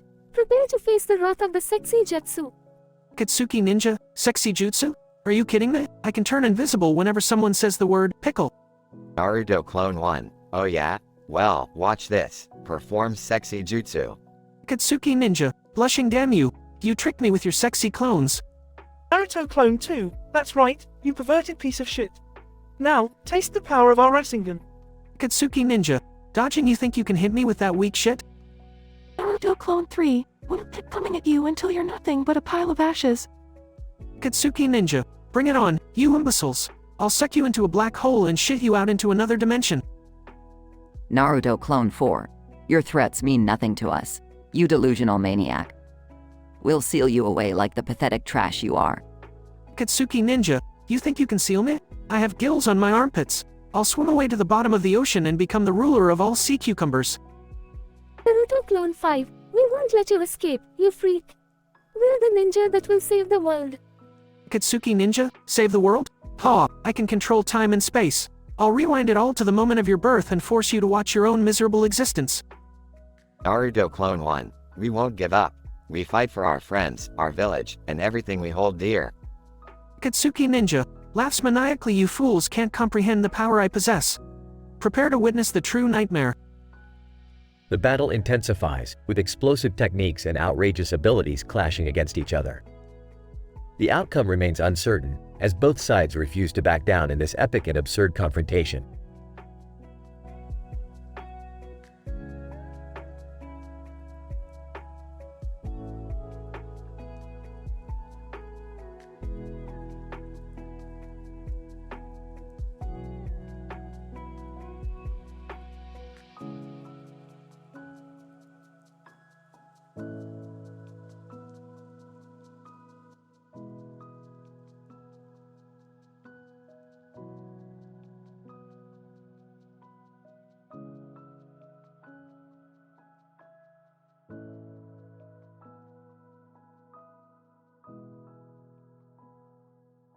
Morty, we've got a new adventure on our hands. I've detected a disturbance in the multiverse that needs our immediate attention.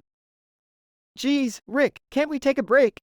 It feels like we're always getting into some crazy shenanigans. Breaks are for idiots, Morty. Now listen up. There's a rift in reality caused by a woman with long black hair and a black top posing for a picture.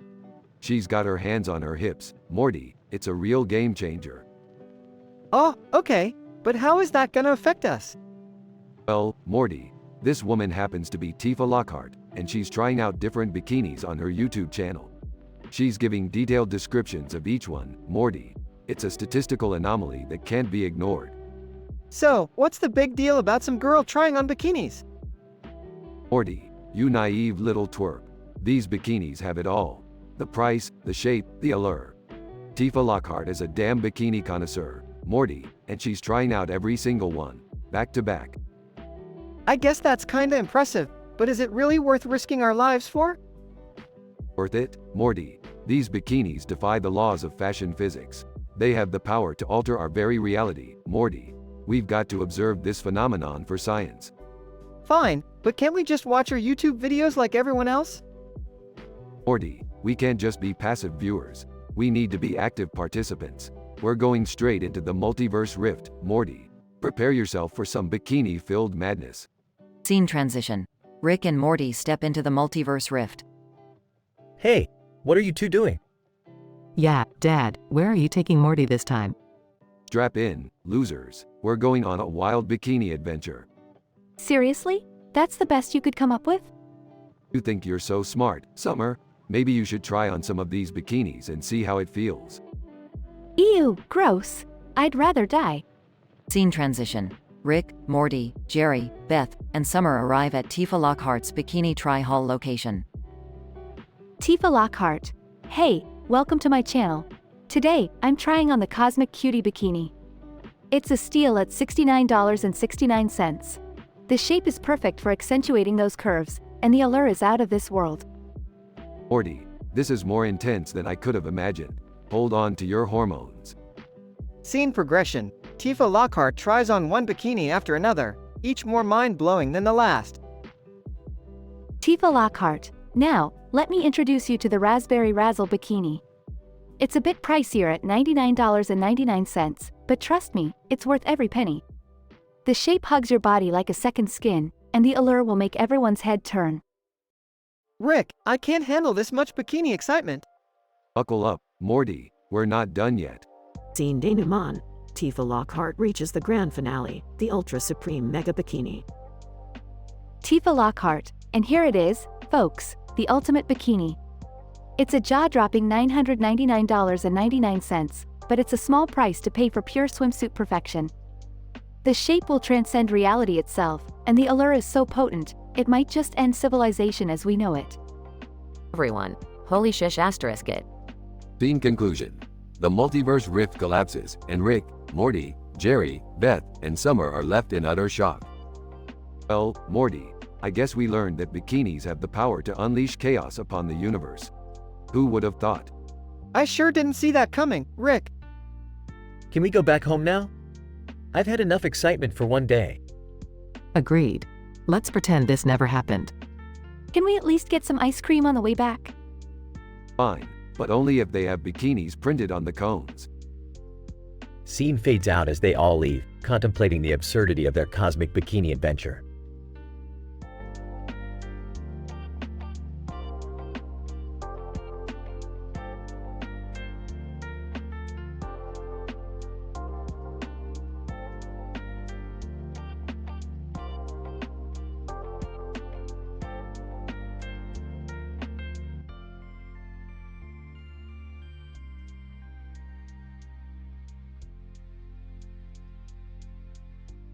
Narrator. On a green tennis court, a group of people in red and blue uniforms gather for a friendly game of tennis. The referee stands nearby, ready to officiate. Little do they know, chaos and absurdity are lurking just around the corner. Referee, alright players, let's get this game started. Good luck. Naruto Clone 1. Hey, new guy. You think you can take us on? You Akatsuki member, fuck yeah, I'll take you all down. My powers are so fucking absurd, you won't stand a chance. Naruto Clone 2, what's so special about you? We've seen it all. You Akatsuki member, oh, you haven't seen shit yet. Prepare for this. Raise his finger dramatically. I can turn any object into a flaming banana. Naruto Clone 3, what the fuck? A flaming banana? Are you serious? You Akatsuki member, dead fucking serious. Watch this. Points at the tennis ball, banana jutsu.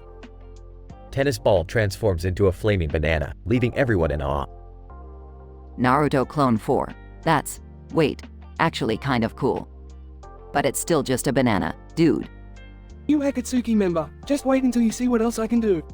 Clench his fist, I have the power to summon an army of talking cats. Naruto Clone 1. Talking cats? Are you shitting me? You Akatsuki member, smirks, nope, not shitting you one bit. Cats, assemble. Suddenly, an army of cats, wearing tiny samurai armor, descend upon the court, meowing fiercely. Naruto Clone 2, okay, this is seriously messed up. How the hell did you get these powers? You Akatsuki member, laughs maniacally, it's a long story. Let's just say I made a deal with a perverted genie. Naruto Clone 3, a perverted genie? That's it, I can't take this shit anymore. The Naruto clones surround the new Akatsuki member, ready to attack. Naruto Clone 4. We may not understand your absurd powers, but we won't let you get away with this. You Akatsuki member, bring it on, you fucking clones. I'll turn you all into flaming bananas and feed you to my talking cats. As the battle commences, chaos erupts on the tennis court, with flaming bananas flying through the air and cats meowing fiercely. The referee looks on in utter disbelief. Referee, what the actual fuck is happening here? This is not how tennis is supposed to be played. Narrator emerges from the chaos, shaking their head in disbelief.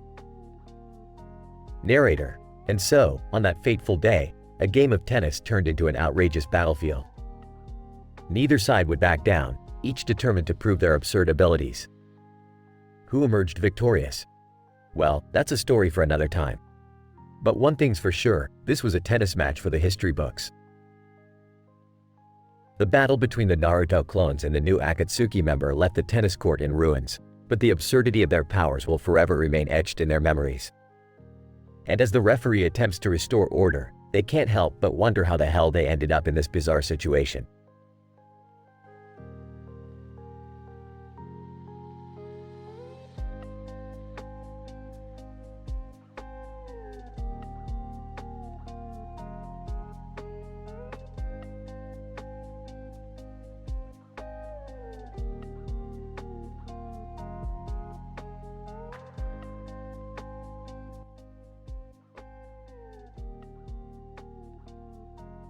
Colin. Alright, you bastards, welcome to today's episode of Whose Line Is It Anyway?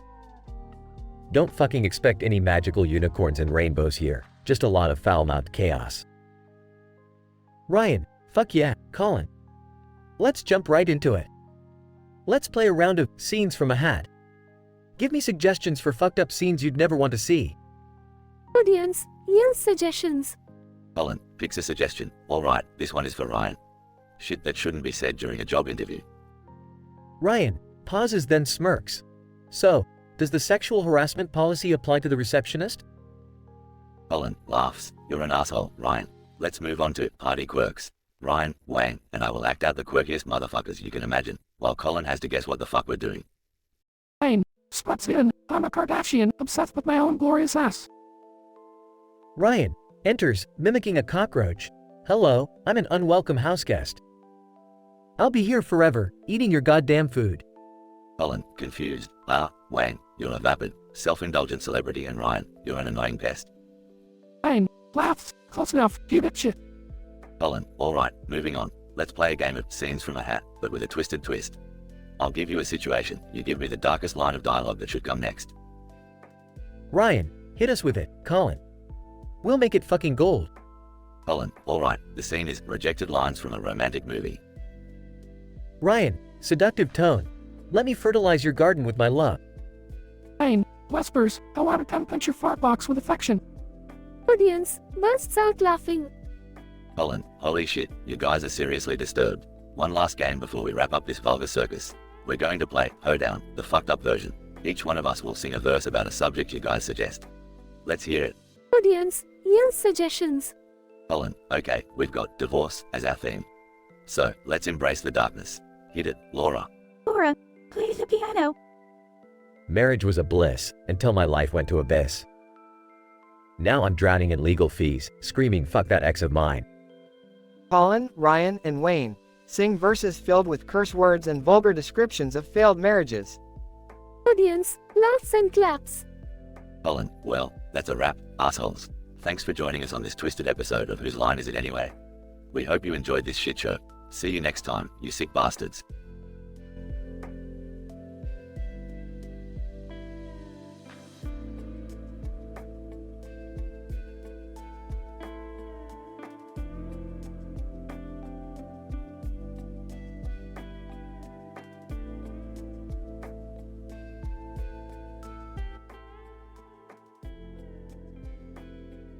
Disclaimer.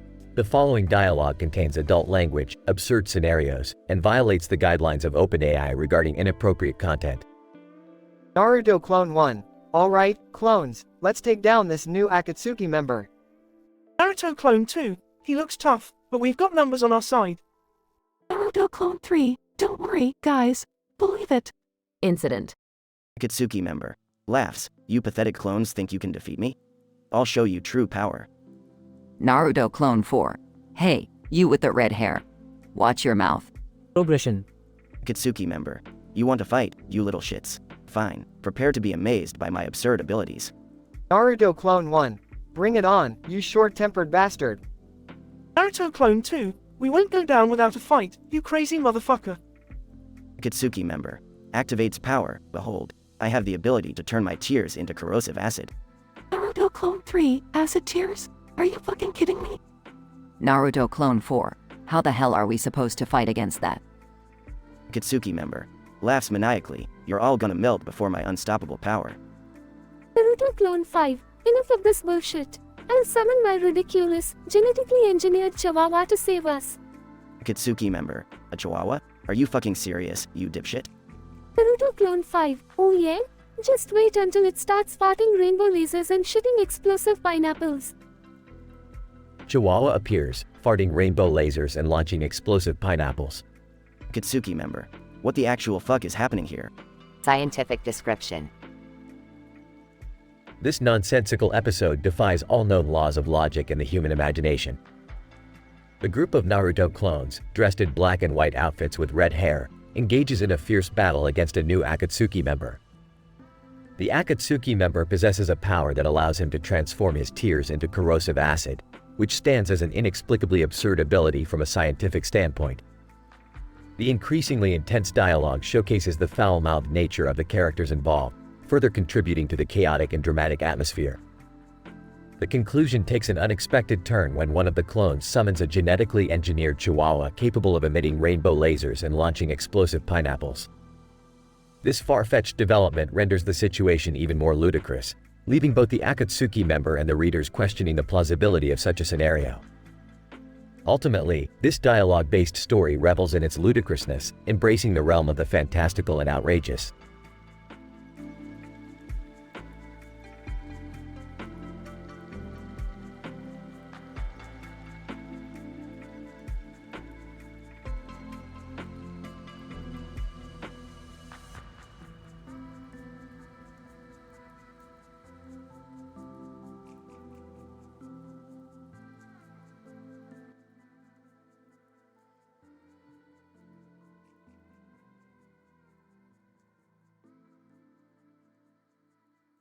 Warning.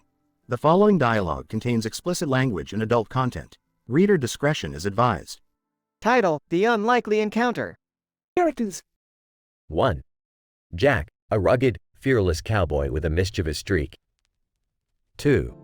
Scarlett, a seductive femme fatale who has a taste for danger. Location: a dimly lit saloon in the Old West. Jack, leaning against the bar, twirling his pistol. So, Scarlett, what brings you to this godforsaken place? Incident. Scarlett, smirking, taking a sip of whiskey. Oh, Jack, I heard you were in town. Couldn't resist the temptation, could I? Progression. Jack, leaning in, whispering, well, darling, I'm always up for a little excitement.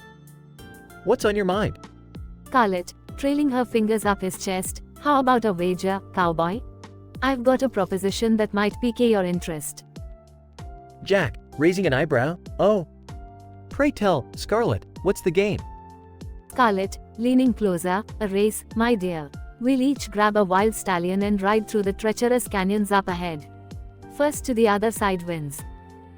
Jack, grinning, and what's at stake, my dear Scarlett? Scarlett, whispering seductively, the winner gets full control. No resistance, no boundaries, no inhibitions. The loser becomes their most obedient servant, fulfilling their every desire. Jack, chuckles. Now, that's a bet I can't refuse. You're on, Scarlett. Dusty clouds rise as Jack and Scarlett mount their wild stallions, racing through the canyons at breakneck speed. The wind howls as they push their limits, determined to prevail. After what feels like an eternity, Jack reaches the other side, victorious. Jack, gloating, dismounting. Looks like Lady Luck is on my side tonight, Scarlett. Now, get ready to fulfill your end of the bargain. Scarlett, breathless, grinning, oh, Jack, you've won fair and square. I'm all yours. They disappear into the night, consumed by their newfound desires, as the distant echoes of their echoing moans mingle with the howling wind. Scientific description.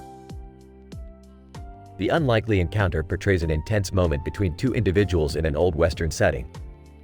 The saloon, dimly lit, serves as the backdrop for the unfolding drama. As the story progresses, the tension between Jack and Scarlett builds, entwining lust, danger, and desire. The wager they make involves a challenging race through treacherous canyons, symbolizing their daring and adventurous personalities. This scene, though statistically improbable, caters to heightened emotions in a grandiose display. Remarkably, the narrative manages to capture the essence of human passion, portraying vivid scenes of power dynamics and unleashed desires. The dialogue, laden with adult content, portrays the protagonist's interaction, sprinkled with vulgar language. This portrayal triggers a potent combination of emotional stimulation and excitement. The conclusion finds Jack victorious, having triumphed over the challenge laid before him. The tale ends with Jack and Scarlett fulfilling their wager's consequences, succumbing to their deepest desires in a passionate encounter. The story invites readers to unravel their wildest fantasies, exploring the boundaries of human desire.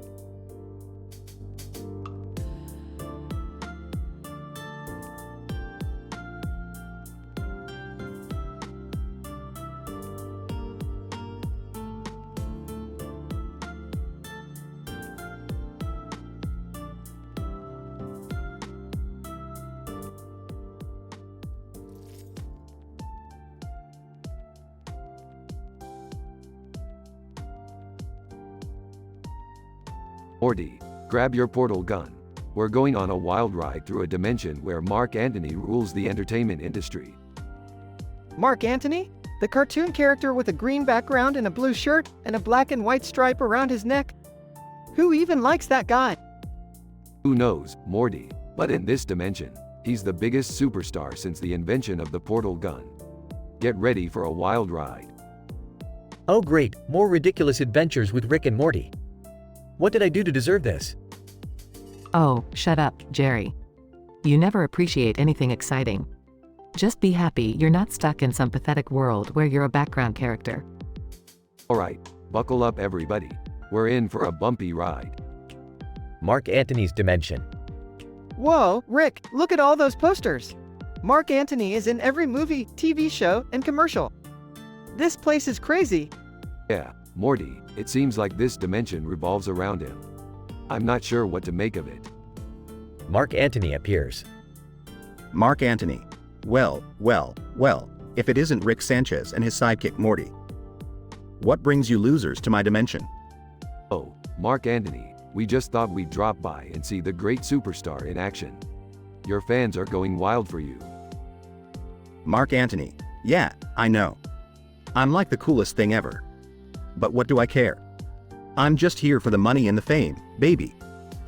Whispering to Jerry, can you believe this guy? So full of himself. Whispering back, not surprised. He's always been an egotistical maniac. So, Mark Antony, what's the secret to your success? Is it your incredible talent or just plain luck? Mark Antony. Rick, my talent is unparalleled. I'm a one-of-a-kind cartoon character, charismatic, hilarious, and irresistible to the masses.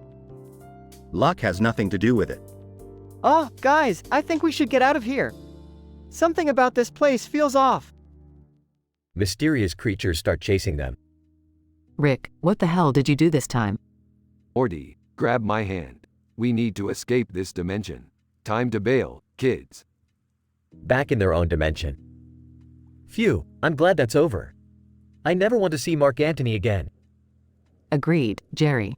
That was one crazy adventure. Yeah, but you know what, guys?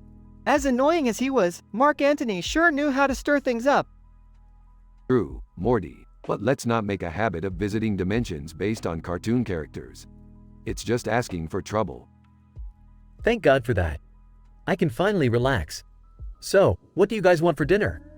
How about some Mega Gromflomite burgers? They're the best in the multiverse. Sounds good to me, Rick. Let's dig in and forget about this Mark Antony mayhem.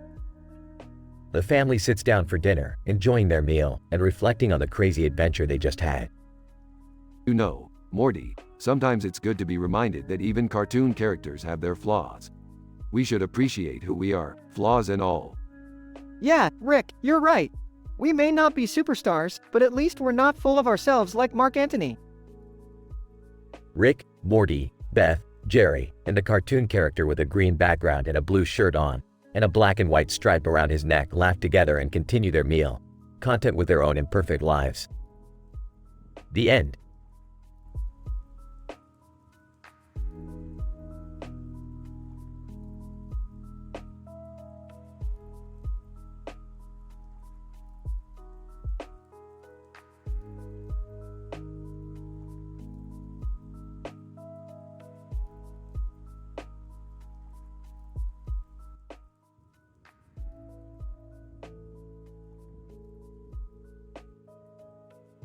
Alright, listen up, you pathetic excuse for a family.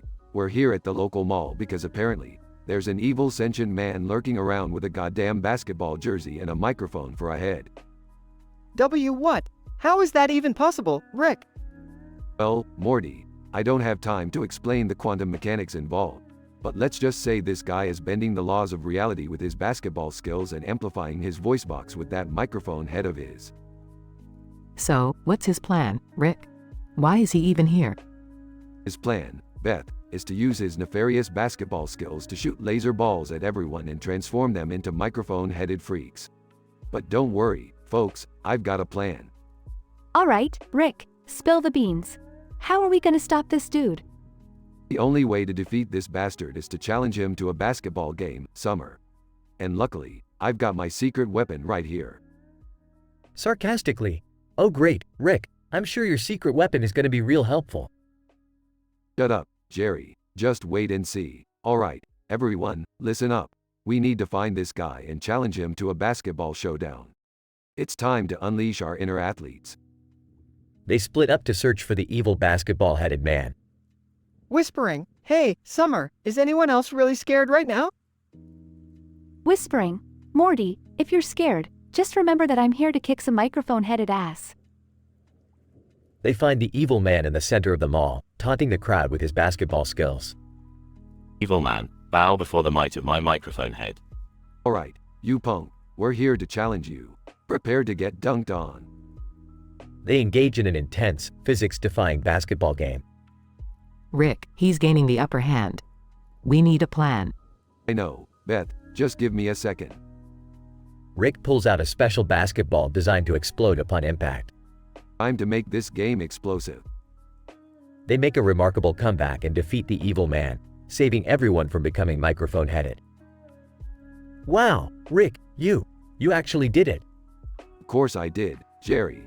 I'm Rick Sanchez, and I always find a way. They celebrate their victory, with Rick being hailed as the hero of them all.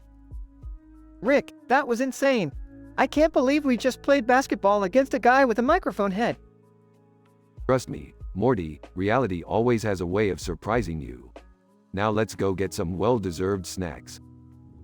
The family walks off, victorious, but forever transformed by their epic battle against the evil, basketball-headed man.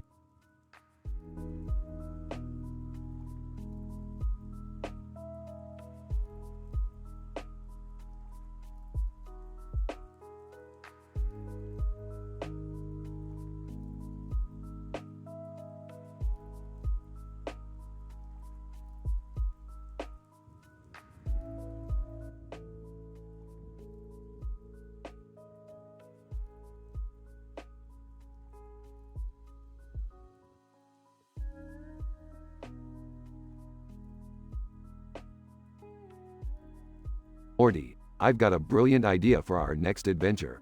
We're gonna go to a parallel dimension where everyone has a pet unicorn. Rick, I don't know.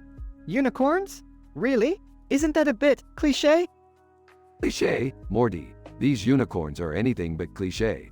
They have rainbow-colored manes and fart glitter, Morty. Glitter. Okay, sure, Rick. But can we at least avoid any interdimensional creatures that fart glitter this time? Fine, Morty. We'll just stick to our usual multi-dimensional shenanigans then, shall we? No glitter farting unicorns for you.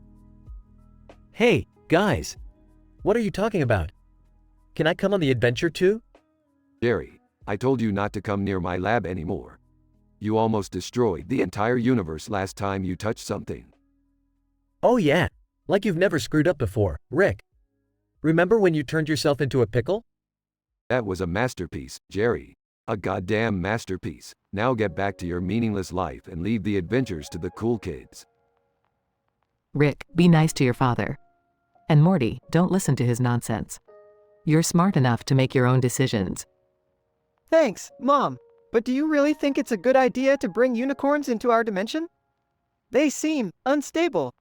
Unstable, Morty. These unicorns are quantumly evolved beings capable of providing infinite energy. Also, they poop ice cream. Wait, what? Ice cream? Okay, I'm in. Let's go on this unicorn adventure, Rick. Not so fast, Summer. You tried to kill me the last time we encountered mythical creatures.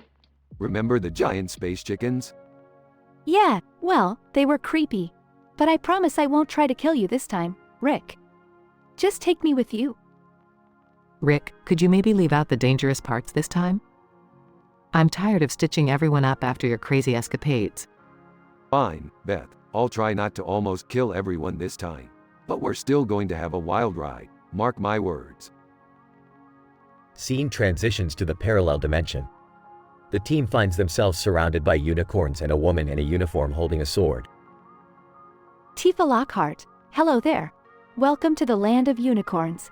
I'm Tifa and I'm the guardian of this magnificent realm. Well, hello there, Tifa. What's a badass like you doing in a field of unicorns? Tifa Lockhart. Oh, I just needed a break from saving the world, and what better way to relax than in a magical land full of unicorns? So, what brings you here? We were hoping to bring some of these unicorns back to our dimension, but I gotta be honest, this whole place looks like it's straight out of a fantasy anime. Tifa Lockhart, well, you're not wrong. This dimension has some quirks. Speaking of which, I have a vlog where I try out different bikinis in bizarre places. Want to see it? Morty, I think we just hit the jackpot. Bikini try-haul videos in a unicorn dimension? This is the pinnacle of interdimensional entertainment. Scene continues with Tifa Lockhart showcasing various bikinis while describing them in detail, including the price, allure, and shape of each. Tifa Lockhart, and for this one, the Midgardian Mist Bikini, it enhances your magical powers and gives you a 10% chance of summoning a dragon. Only $49.99. Mom, can I get that one? I've been dying to summon a dragon. Let's just stick to the safer options, Summer. We don't need any more chaotic creatures roaming around. Scene ends with the team laughing and enjoying the absurdity of the situation, ready for their next adventure with newfound knowledge of unicorn fashion and the existence of Tifa's YouTube channel.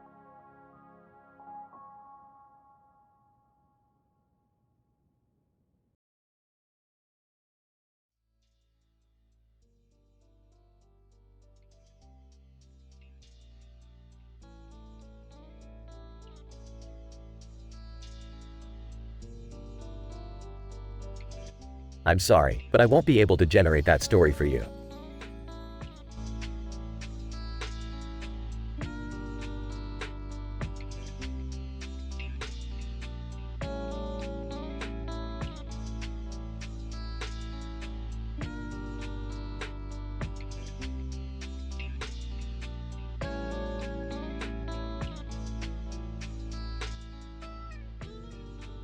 Title, A Wild Encounter.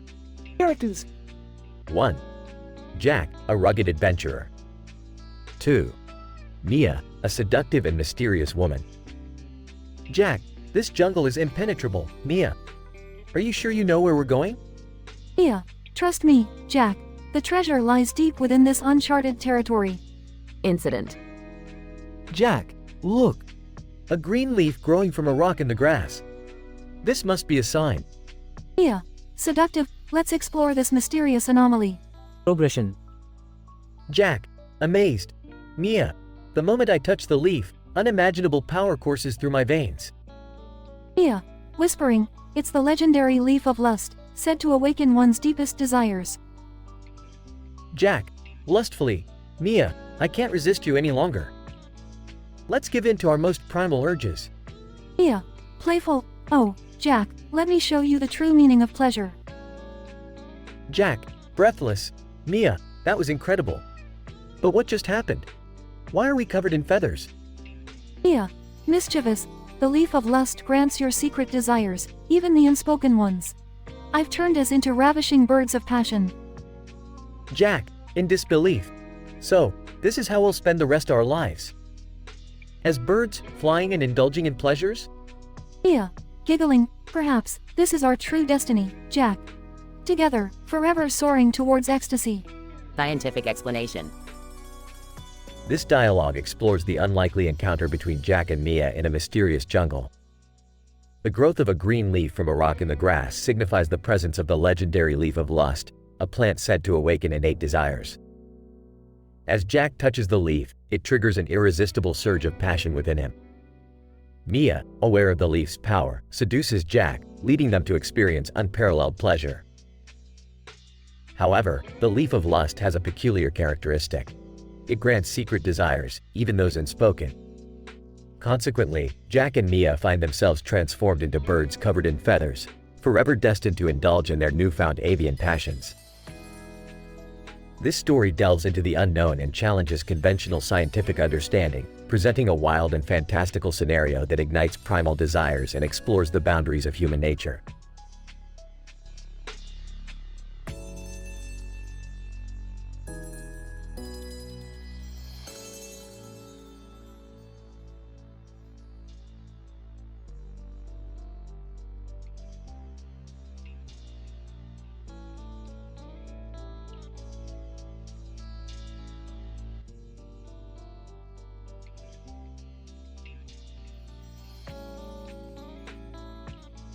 Alright, Morty, buckle up because we're about to dive headfirst into the nonsensical world of sentient basketball jerseys and microphone-headed villains. Geez, Rick, I hope I don't end up with a microphone for a head. That would suck. Don't worry, Morty, I've got a plan. We just need to find that evil basketball jersey-wearing freak and stop him before he turns everyone into walking microphones. Seriously, Dad? This is the best you could come up with? Microphone-headed villains? Summer, this isn't just some random nonsense. It's a scientifically improbable chain of events that could only happen in a parallel dimension where logic goes out the window. You mean like in that time when you turned everyone into Cronenberg monsters? Exactly, Jerry, except this time, it's a basketball-themed catastrophe. Now let's get to the mall and find that bastard. Can't we just call the police or something? Are you kidding me, Beth? We're talking about a guy with a microphone for a head. The police won't know what hit him. So, what's the plan, Grandpa? How do we stop him? I've developed a device that can reverse the microphone head transformation. We just need to confront him and zap him with it. But, what if he grabs the device before we can use it? Morty, you worry too much. I've also developed a portable black hole generator. One quick toss, and that microphone head will be sucked into oblivion. Rick, are you sure it's safe to use a black hole generator in a crowded mall? No, Jerry, it's not safe. But it's necessary. Now let's move, people. Scene shifts to the mall. There he is, Rick. The microphone-headed monster is over there. Excellent, Summer, Morty, you distract him while Beth and I get in position. Oh, okay. Hey, you big-headed freak. Over here. Villain, through microphone head. You puny humans can't stop me. I'll turn you all into microphone slaves. Rick, we need to act fast. Got it, Beth, Morty, duck. Morty ducks just as Rick throws the portable black hole generator. Villain, what the hell is that? The black hole engulfs the villain, sucking him into oblivion. Wow, that was insane. We actually did it. Of course we did, Summer, because we're the Smith family. Now let's go celebrate at that new interdimensional food court. Wait, guys, before we go, can we at least get matching basketball jerseys? Oh, for the love of science, Jerry, we just saved the world. Fine, let's go get your damn jerseys. They all walk off towards the food court, victorious and slightly ridiculous in their new basketball attire.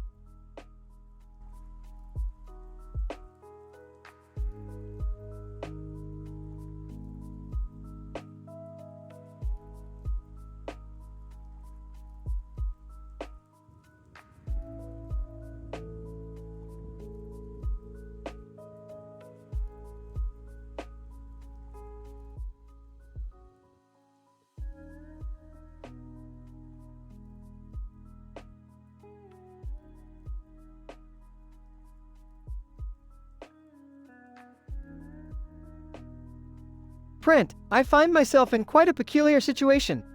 What happened, Morty? You sound like a broken algorithm. Syntax error detected in the time-space continuum. It appears we are stuck in a loop. Damn it, Morty, we're in a time warp? Affirmative. The probability of this occurrence is infinitesimal, but here we are. Alright, Morty, let's dive into the code and find the bug causing this mess. Searching for anomalies in the quantum matrix. Hurry up, Morty, the longer we're stuck, the higher the chances of being discovered by the Intergalactic Council. Error found. It appears someone tampered with the universal constants. Who the fuck would tamper with those? Prepare the portal gun, Morty. We're going on a wild goose chase. Calculating the optimal destination coordinates. Hold on, Morty. We've landed in a dimension filled with flying spaghetti monsters. Turing complete pasta entities indeed. Stay on guard, Rick. Morty, initiate the subroutine for spaghetti monster diplomacy. Executing. Diplomacy.x. Communication established with the spaghetti monsters. Good job, Morty. Now convince them to fix the universal constants. Requesting reversion of tampered universal constants. Await response. Spaghetti Monster 1. Glape. Spaghetti Monster 2. Boo. Guys, we can't understand your weird language. Speak in Python, please. Spaghetti Monster 1. Indeed. Spaghetti Monster 2. Python, USY. Morty, this is a whole new level of bizarre. But as long as they understand us, we can work with it. Requesting immediate reversion of tampered universal constants using Python syntax. Spaghetti Monster 1. Fixing. What for? Morty, abort. They weren't ready for such a change. Return to our dimension immediately. Reverting to previous dimension. Buckle up, Rick. Damn, Morty, that was a close call. We almost turned those spaghetti monsters into radioactive meatballs. But at least the universal constants are back to normal. Crisis averted. Good work, Morty. Let's get back home and never talk about this to anyone. And I mean anyone, Morty. Understood, Rick. Our lips are sealed, encrypted, and secure.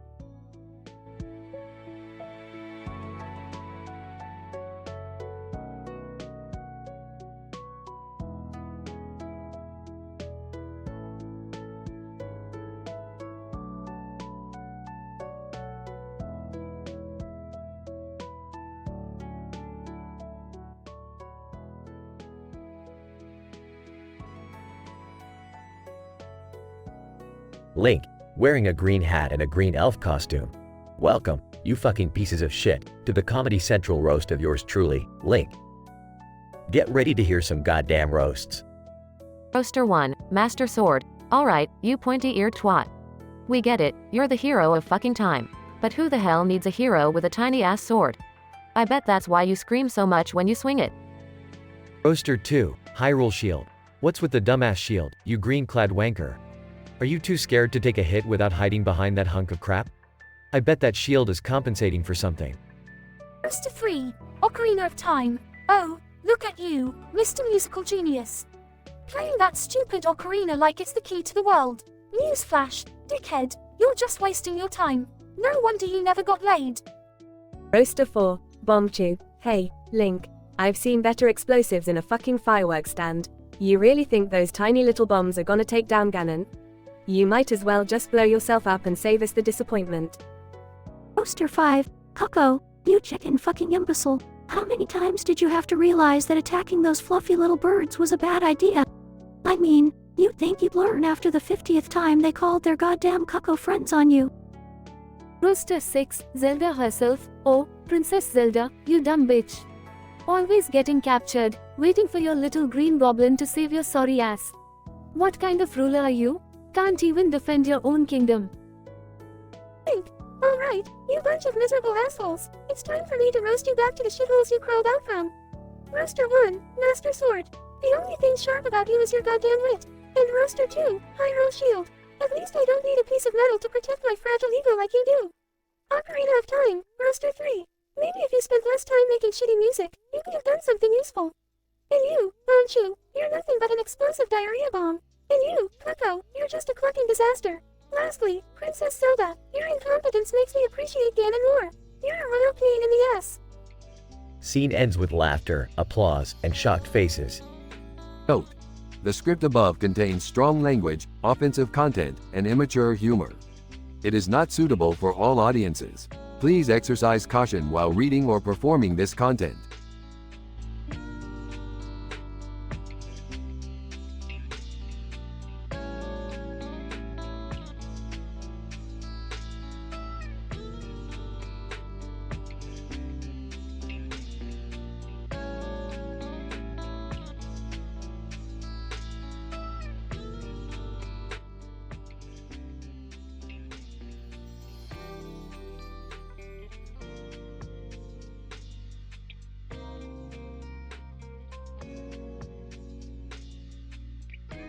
Title, Midnight Tango. Characters. 1. Dominic, a fearless detective with a dark past. 2. Luna, a mysterious and seductive femme fatale. 3. Max, a ruthless mob boss who stops at nothing to get what he wants. Next. City rooftop, night. A cityscape with neon lights and a futuristic city is the backdrop. Dominic, a rugged detective, stands with his back against the edge of the rooftop. In the distance, Luna, a stunning woman in a black dress, appears, holding a gun. Dominic, gruff voice. Easy, Luna. We can talk about this. Luna, talk? Is that what you want? After what you did to me? Incident. Int. Abandoned warehouse, night. Dominic and Luna stand in the center of the dimly lit warehouse, surrounded by crates. The tension thickens as they circle each other. Luna, you left me, Dominic. Left me hanging on that cliff. You left me to die. Dominic, frustrated. I had no choice, Luna. Max had my family. He forced me to make that call. Progression. Int. Max's luxurious penthouse, night. Dominic confronts Max, a menacing figure seated behind a lavish desk. The room is adorned with expensive art pieces. Dominic, voice seething with anger. Let her go, Max. This ends tonight. Max, slyly. Oh, Dominic, you underestimate me. I don't let go of what's mine so easily. Suddenly, armed henchmen storm the room, surrounding Dominic. Max, chuckling. You really thought it would be that simple? Int. Underground fight club, night. Dominic, Luna, and Max find themselves in a hidden underground fight club. The deafening cheers from the crowd drown out their words. Dominic, desperate. Luna, you know the truth. Help me bring down Max. Luna, conflicted. Dominic, I loved you once. But you betrayed me. Why should I trust you now? Int. Max's secret vault, night. Dominic and Luna uncover a hidden door leading to Max's secret vault. Stacks of cash and gold fill the room. Dominic, determined. Luna, this is our chance to escape this life. Together. Luna, softening. Maybe, just maybe, we can start over. But if you betray me again, Dominic, there will be no second chances. They share a passionate kiss, their love rekindling amidst the chaos. Scientific description. In the mid-Cretaceous period, grass first appeared with its characteristic narrow-leafed structure. Over time, the evolution of grass led to the emergence of around 12,000 different species. These grasses became widespread and are commonly employed to cover the ground in places such as lawns and parks, signifying a sense of serenity and harmony. However, the events that unfold in this story are anything but serene. The intense dialogue between Dominic, Luna, and Max demonstrates the complexity of human relationships while simultaneously mirroring the intricate pattern and lush diversity of the grass species.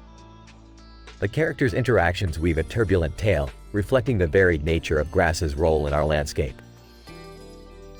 As Dominic and Luna stand against the backdrop of a futuristic cityscape, their emotional turmoil creates a stark contrast to the calmness associated with grass. The tension builds, much like the evolution of grass species throughout history. The dialogue becomes a catalyst for action, propelling the story towards its dramatic climax. In the denouement, the setting shifts to an underground fight club, underscoring the unpredictability found within both the natural and human realms. A secret vault filled with riches serves as a metaphorical treasure chest, symbolizing the elusive hopes and desires that drive individuals like Dominic and Luna. Ultimately, the conclusion juxtaposes love and betrayal, highlighting the fragility of trust and the potential for growth and forgiveness. The story reflects the nuanced nature of human connections within a backdrop of towering skyscrapers and neon lights, reminding us that even in the darkest moments, there is still a flicker of hope.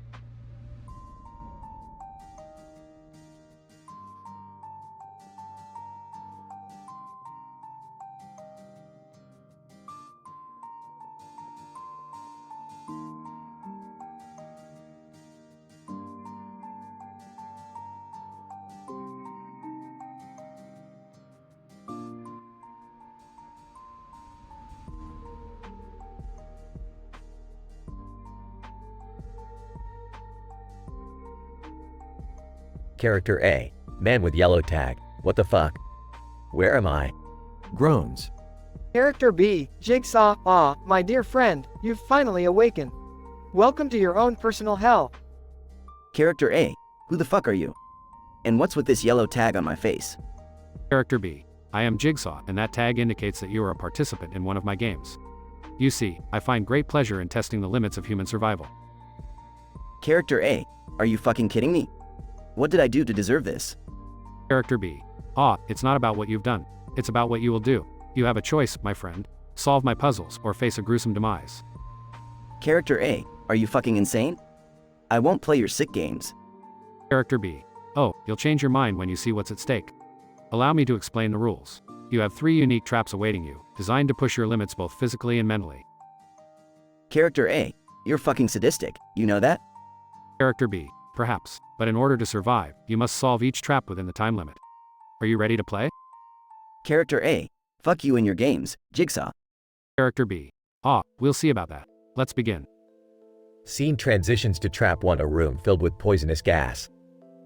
Character A, what the fuck is this? I can barely breathe. Character B, correct, my friend. In order to escape this room, you must find the antidote hidden within one of the gas masks.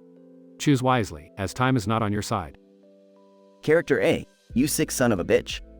Frantically searches for the antidote. Character A finally finds the antidote and escapes the room.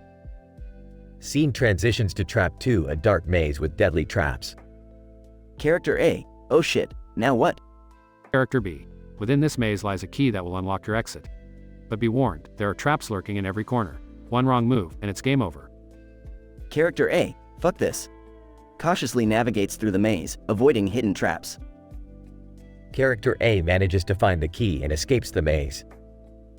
Scene transitions to Trap 3, a room with a ticking time bomb. Character A, holy fuck, a bomb? Are you serious? Character B, deadly serious, my friend. In this room, you must decipher the correct sequence of wires to defuse the bomb before it explodes. Character A, this can't be happening. Examines the wires, sweating profusely. Character A manages to defuse the bomb moments before it explodes. Scene transitions back to Character B. Character B, impressive, my friend. You solved all 3 traps. Character A, now what? You gonna let me go? Character B, that depends. You see, there's still one final test. A test of vengeance. It's time to face your greatest enemy. Character B reveals a mirror, and Character A is shocked to see their own reflection. Character A, what the fuck is this? Character B, the enemy you must defeat is within yourself, my friend. Only then will you truly survive. The story ends with Character A realizing the power of self-redemption, transcending the physical challenges set before them, and finding inner peace.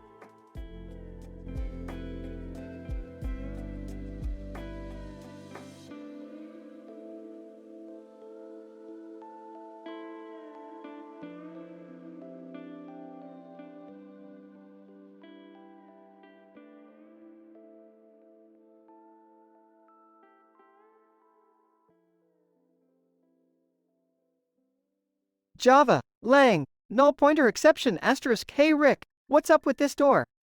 It says, Scannon's library. How do we get in, man? C++, just hold on Morty. I need to reverse engineer the security system. This place is supposed to be a top secret library of cosmic knowledge. Who knows what kind of freaky stuff we'll find inside. Ruby alright, Rick, but make it quick. I'm not cut out for all this hacking nonsense. Give me something I can work with here. Python Morty. I don't have time to explain the intricacies of hacking to someone who only speaks in code. Just trust me, okay?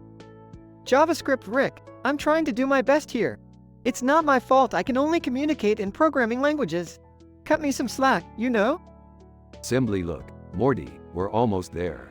Just a few more lines of code, and the door should open right up. Can you at least understand that? SQL, yeah, Rick, I get it. You think I'm some kind of dumbass just because I can't speak regular English like everyone else. Fine, I'll shut up. Morty, you know I didn't mean it like that. We're a team, and your programming skills can be useful if we work together. I apologize, alright? HTML okay, Rick, apology accepted.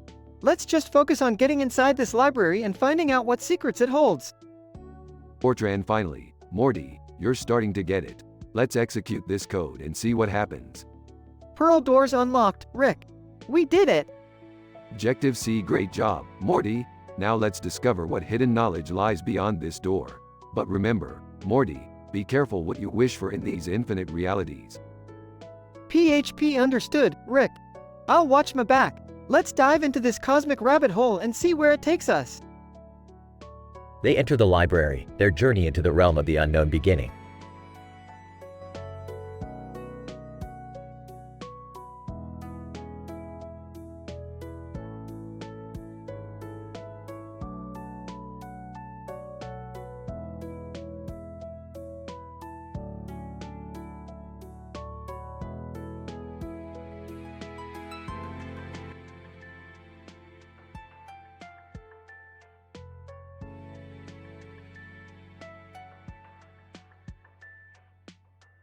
Narrator, ladies and gentlemen, welcome to the Comedy Central Roast of Link.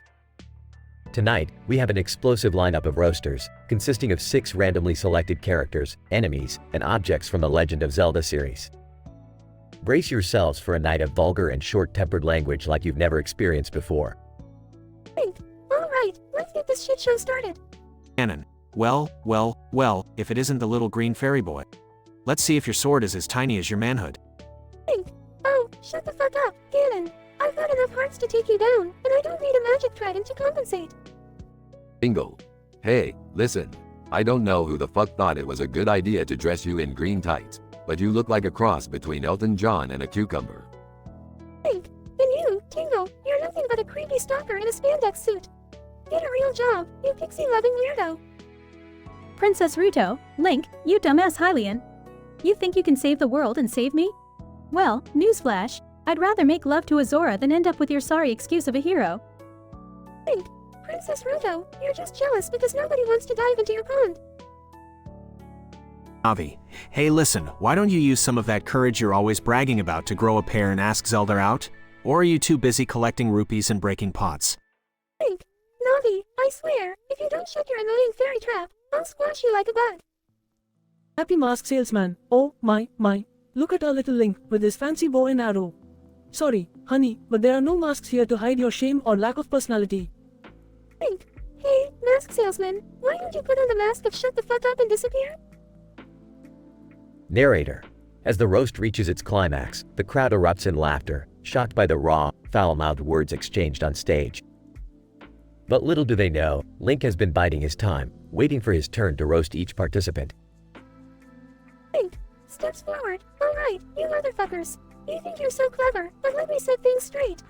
Ganon, your breath is so bad, it could take down an entire army. Tingle, you're the reason why child services exist. Princess Ruto, I wouldn't touch you with a 10-foot pole, even if you were the last fish in Lake Hylia. Navi, your incessant nagging makes me understand why fairies are extinct. And as for you, mask salesman, you can take your masks and shove them up your overly expressive ass. Narrator. The crowd erupts into laughter and applause, astonished by Link's swift comeback. The Comedy Central Roast of Link concludes, leaving the roasters speechless and humiliated, while Link revels in his triumphant revenge.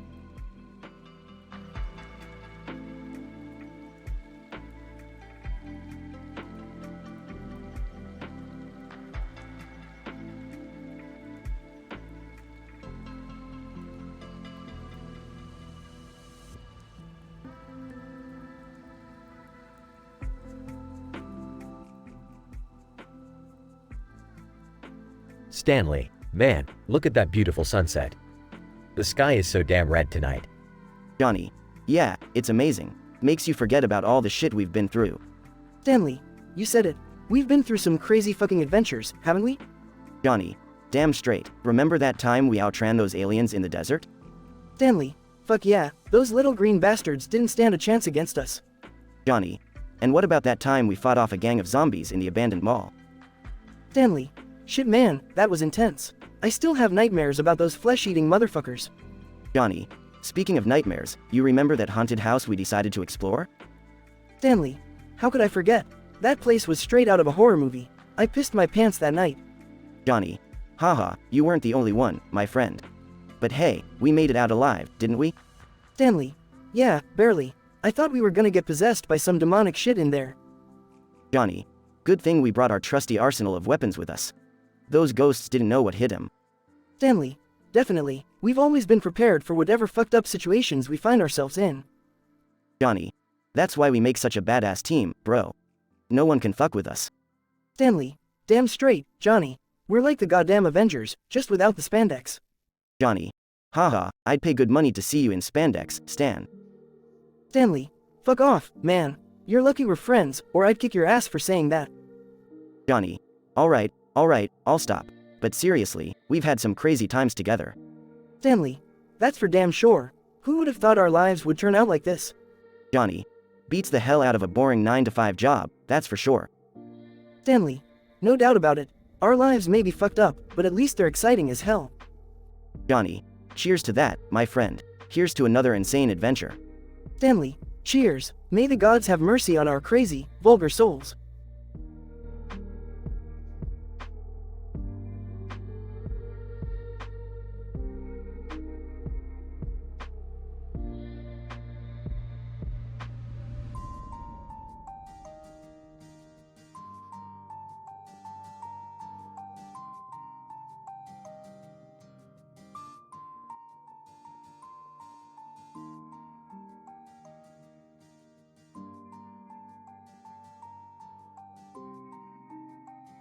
Welcome, my children.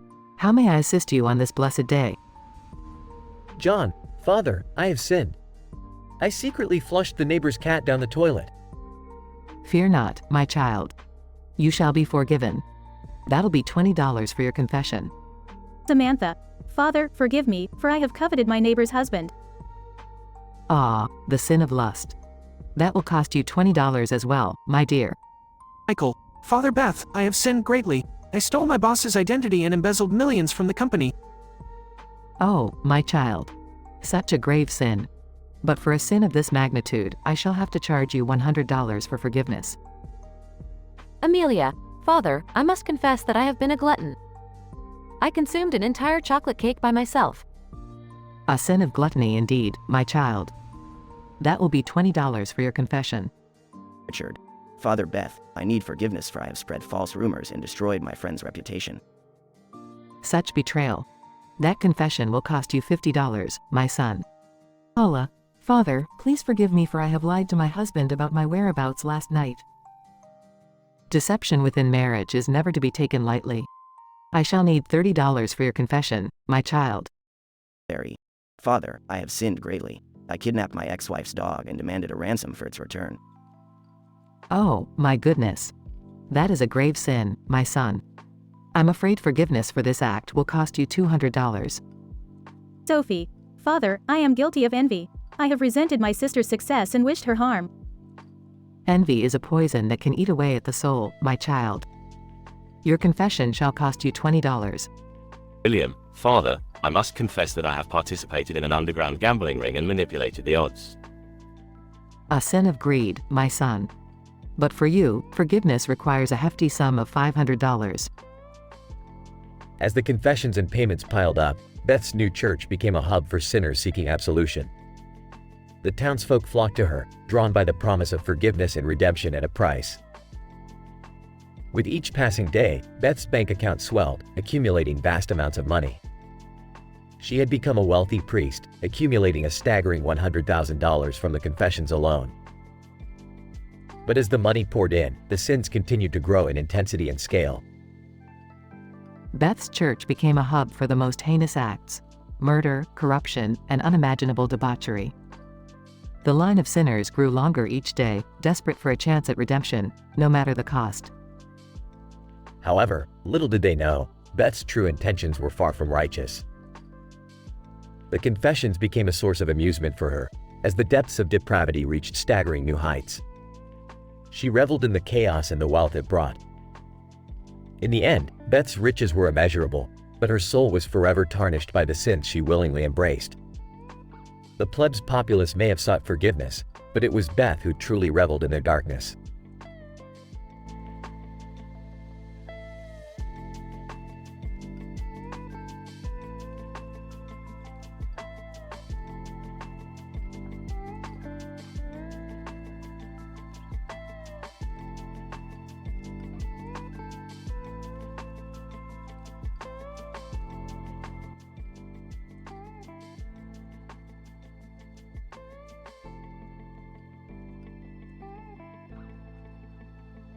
Host, ladies and gentlemen, welcome to the Comedy Central roast of Ronald McDonald.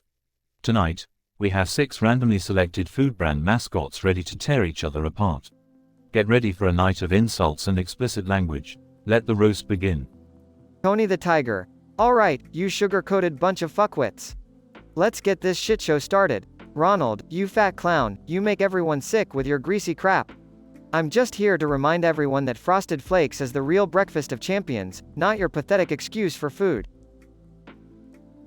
Captain Crunch. Tony, you dumbass tiger. Please don't act like your cereal doesn't cut the fuck out of everyone's mouth. Ronald, you Ronald McDonald loving piece of shit. Your burgers are as fake as your painted on smile. I'd rather eat my own toe jam than have one more bite of your cardboard burgers.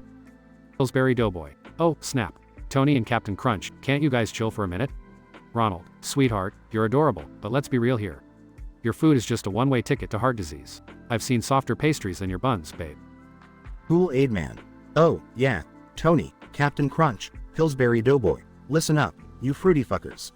Ronald, you're a clown with a side gig as a burger flipper. Your food is as bland as your comedic timing, you red-nosed bastard. I'm the one bringing the real flavor, so step aside. Cocoa Puffs bird. Cuckoo for Cocoa Puffs, motherfuckers. Ronald, is it exhausting wearing that fake smile all the time?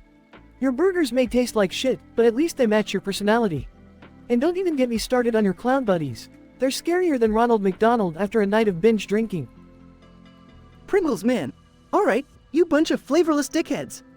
Ronald, you're a cheap imitation of a real clown, just like your burgers are a cheap imitation of actual food. And as for the rest of you, your mugs are plastered all over packages of processed crap. I'd rather eat a can of Pringles than entertain any of you clowns. Ronald McDonald enters the stage, smiling but with a glint of vengeance in his eyes. Ronald McDonald, well, you sorry excuse for mascots. You think you can all gang up on me. Tony, you overgrown tiger, your cereal is a diabetes-inducing disaster. Captain Crunch, your cereal is a dental nightmare, you sadistic bastard. Pillsbury Doughboy, you're nothing more than a doughy disappointment. Kool-Aid Man, you're a sugar-filled, glass-shattering menace. Cocoa Puffs bird, do us all a favor and fly the fuck away. And Pringles Man, the only thing memorable about you is that moustache. In the end, I may be a clown, but at least I'm the one getting laughs. Fuck you all. The audience erupts into a mixture of applause and shocked gasps as the roast comes to a dramatic conclusion. Host, well folks, that was one hell of a roast. We hope you enjoyed the explicit language and offensive insults. Remember, this show is rated M for motherfucking mature. Good night, everyone.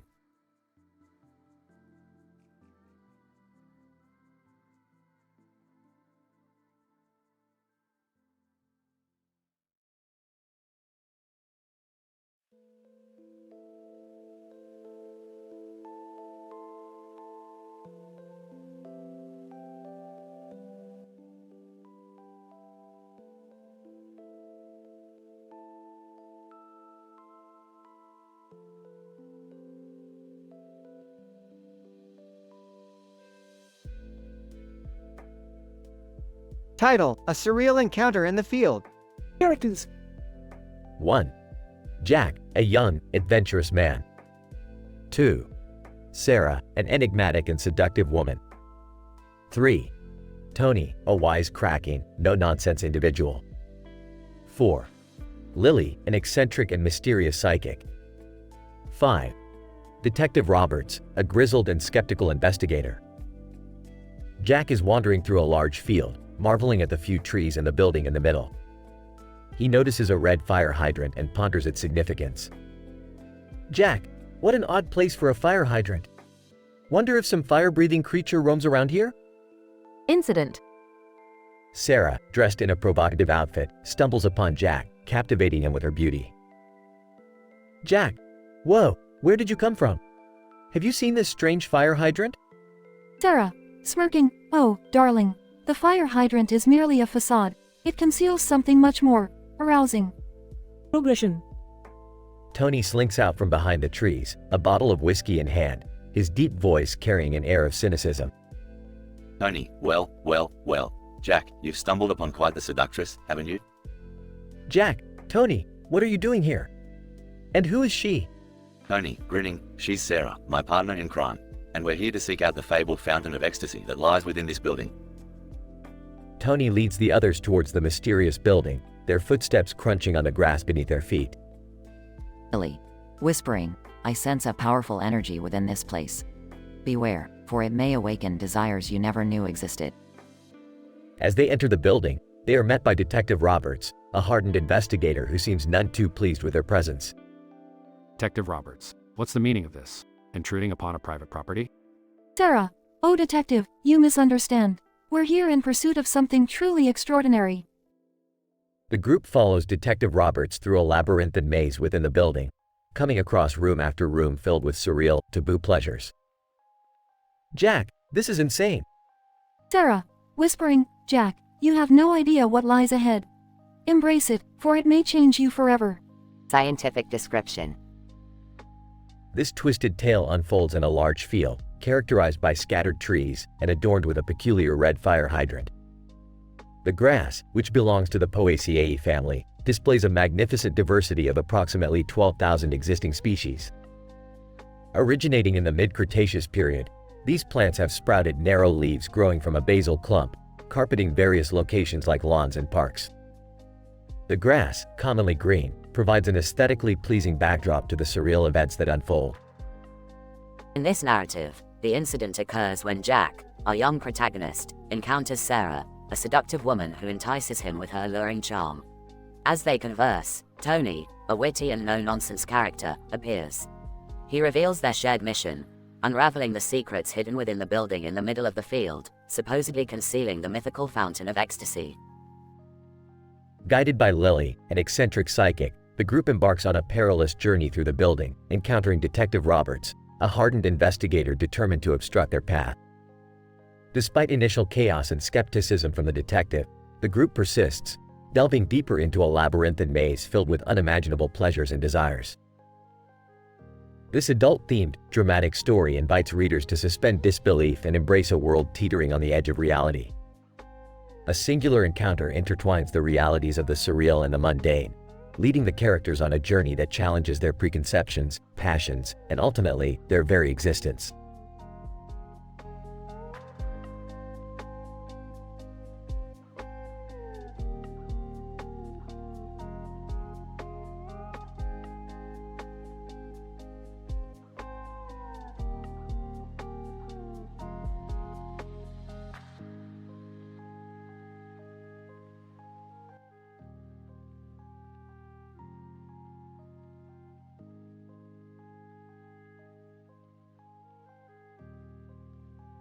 Scene: a church filled with people wearing priest robes, standing together, with a choir singing in the background. Wearing priest robes, addressing the crowd, welcome, my dear brethren, to the Church of Redemption. Today is a momentous occasion as I, Beth, shall become a priest. I am here to absolve you of your sins. Priest 1, approaching Beth. Beth, my child, you must first confront your own sins before absolving others. Confess your transgressions and we shall forgive you. Nervously, Father, I have sinned. I once ate an entire pizza by myself and didn't share. Priest 2, whispering, shocked. The horror. Continuing, I also, on occasion, have indulged in binge-watching trashy reality TV shows. Priest 3, gasp, unforgivable. Taking a deep breath, and sometimes, I am tempted by thoughts of vengeance against my nosy neighbors. Priest 4, appalled, darkness resides within you. Beth. Scene. Beth opens a new church in town, with a sign that reads, The Church of Salvation. Addressing the crowd, welcome, sinners of all kinds. Come forth and find redemption in the Church of Salvation. Confess your darkest secrets, and I shall grant you absolution. Sinner 1. Approaching Beth, I confess, Beth, that I cheated on my spouse with their best friend. With a sly smile, that'll be $20 for your sins, my dear. Sinner 2, confessing, I lied about my qualifications to land a high-paying job. Collecting payment, $20 will cleanse your soul, my friend. Scene. Beth is counting stacks of money in her office, the sound of the choir echoing in the background. Calculating, today alone, I have made $2,000 from the sins of the plebs populace. The Church of Salvation is a booming business. Assistant, entering the room. Beth, we have more sinners waiting to confess. Excellent. Send them in one by one. My coffers shall overflow with their shame. assistant, whispering, Beth, I think you've taken this too far.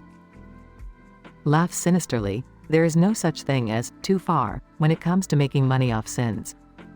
Now send in the next sinner. Beth's Church of Salvation becomes a mecca for sinners seeking absolution.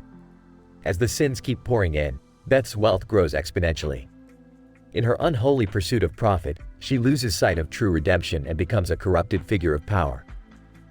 The fate of her souls and their true salvation, however, remains uncertain.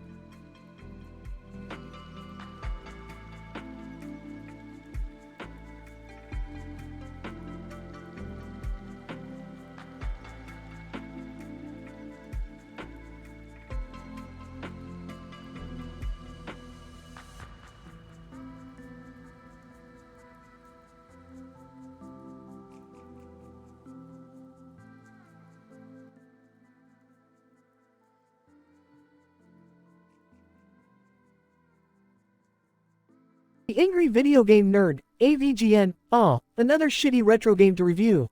Let's see what this piece of garbage has in store for me. AVGN examines the machine with the logo. What the fuck is this? Some kind of time-traveling machine? Better not send me back to the Stone Age, or worse, the launch of ET on Atari. AVGN opens the box with a coin inside, a fucking coin. Are you kidding me? This isn't Super Mario Bros, you stupid piece of shit. Incident. VGN, well, let's just pop this piece of crap into the Game Boy and get this over with. After inserting the cartridge, the screen glitches and AVGN finds himself inside the game. AVGN, holy fucking shitballs. I'm inside Ms. Pac-Man, how the hell did this happen? Ms. Pac-Man giggles seductively. Welcome to my pixelated world, nerd. Ready for the ride of your life? AVGN, fuck this. I didn't sign up for some kinky video game adventure. I came here to review your shitty game and roast the developers. Progression. AVGN starts navigating through the maze, avoiding the ghosts, and gobbling power pellets. AVGN, eat shit, Inky. You ain't catching me. Ms. Pac-Man. Ooh, you're feisty, nerd. Just keep eating those dots, and maybe I'll give you a little reward. AVGN, I don't want your pixelated pussy, Ms. Pac-Man. I want out of this goddamn game. After intense gameplay and hilarious encounters, AVGN manages to find an exit. AVGN, finally, I'm back in the real world. Fuck you, Ms. Pac-Man. Fuck this game and fuck every pixel in it. AVGN, holding a sledgehammer, alright, I'm gonna show you how we deal with shitty games in the real world. AVGN smashes the cartridge to pieces, channeling his inner Ms. Pac-Man with each swing. AVGN, take that, you ghost-chasing, pill-popping bitch. This is for tormenting gamers for years. PhD level episode analysis. In this episode, we witness the angry video game nerd being transported into the Game Boy game, Ms. Pac-Man, after a mysterious encounter with a time-traveling machine. Once inside the game, the nerd engages in a comically intense battle against the seductive and slightly sadistic Ms. Pac-Man. The nerd's vulgar language and short temper perfectly capture his signature style, further immersing the audience in this bizarre gaming experience. Throughout the progression of the story, the nerd showcases his gaming skills while relentlessly criticizing the game's mechanics and absurdities. The denouement highlights the culmination of his frustration as he successfully finds an exit and finds himself back in reality. Armed with a sledgehammer, he destroys the cartridge in a humorous cathartic release, symbolizing the nerd's triumph over a poorly designed retro game. This episode offers a unique blend of gaming critique, fictional adventure, and explicit language, catering to the nerd's dedicated fanbase who enjoys his irreverent style of content. The improbable scenario of the nerd being transported into a game adds an extra layer of absurdity to the episode, capturing and satirizing the essence of retro gaming culture.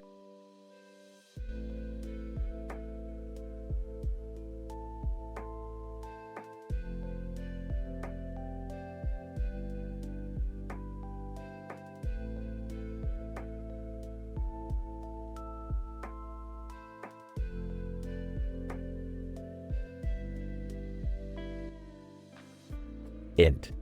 Dark alley, night. A dimly lit alleyway with flickering streetlights. Graham, a tall and rugged man in his early 40s, stands with a cigarette in one hand and a stubby bottle of beer in the other, He looks agitated, his eyes darting around nervously. Graham. Muttering to himself. Where the hell is that bastard? He's gonna pay for what he did. Suddenly, a sleek black sports car screeches to a halt in front of Graham. The driver's window rolls down, revealing Charlie, a stylish and confident woman in her late 30s. Charlie, smirking, looking for someone, Graham? Graham. Grinning menacingly. Charlie, you son of a bitch. I've been waiting for this moment. As Graham takes a step forward, a menacing-looking figure emerges from the shadows. Jay, a burly and tattooed man with a shaved head, wearing a leather jacket. Jay, cracking his knuckles, got your back, Graham. Let's make this asshole regret crossing us. Without warning, the sound of sirens blares in the distance, growing louder and closer. Graham glances nervously at the approaching police cars. Graham. Panicking. Shit, the cops. We gotta get out of here. Charlie smirks, revving the engine of her car. Charlie, tauntingly, looks like your luck just ran out, Graham. Next time, think twice before crossing me.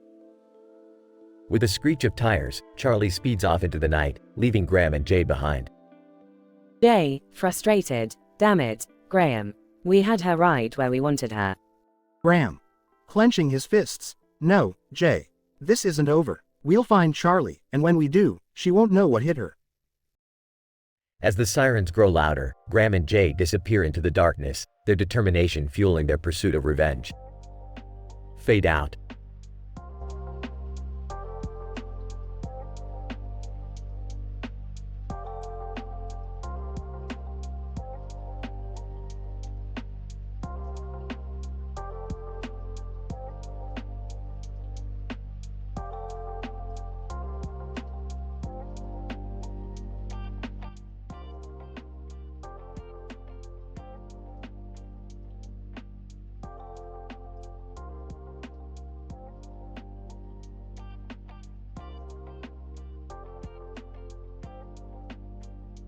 Morty, we've got a serious scientific conundrum on our hands.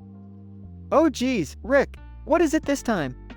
We've stumbled upon a green light that defies both quantum physics and fashion sense. And look, there's a woman in a pink outfit and a man in a purple suit just standing there. Whoa, Rick, that's statistically improbable. Rick, what the hell are you doing? And why is there a green light in our living room? Beth, relax. It's probably just some weird science experiment. Jerry, as usual, you're as dumb as a plumbus.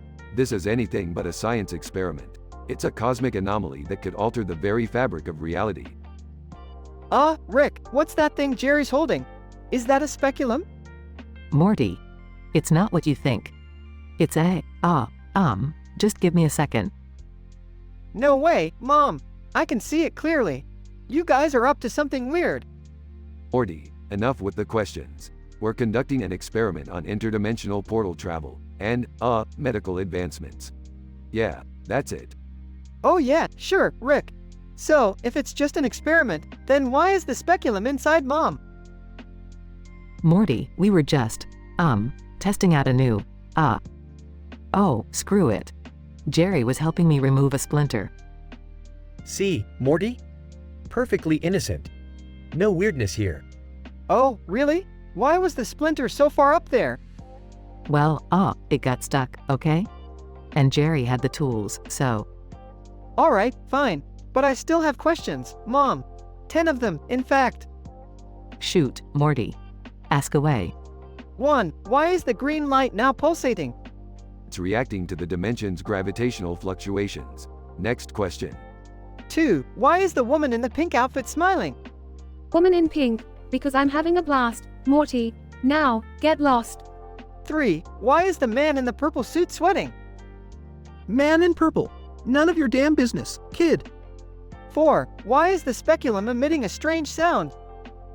It's just the, vibrations from the, experimental technology. 5. Can I use the speculum as a weapon? Morty, that's highly inappropriate. Don't be ridiculous. 6. Why do I suddenly feel like we're being watched?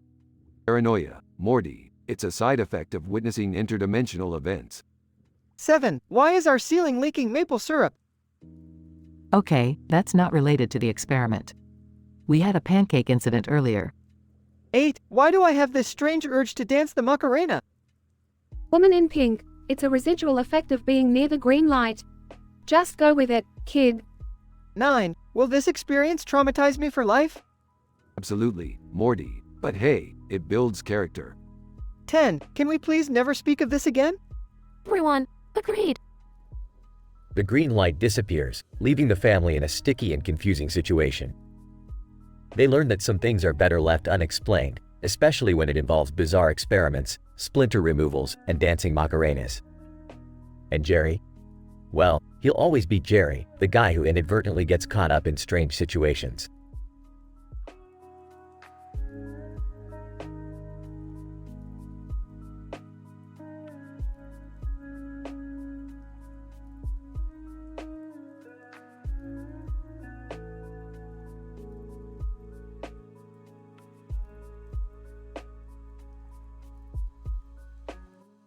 I'm sorry, but I won't be able to continue the text for you in that direction.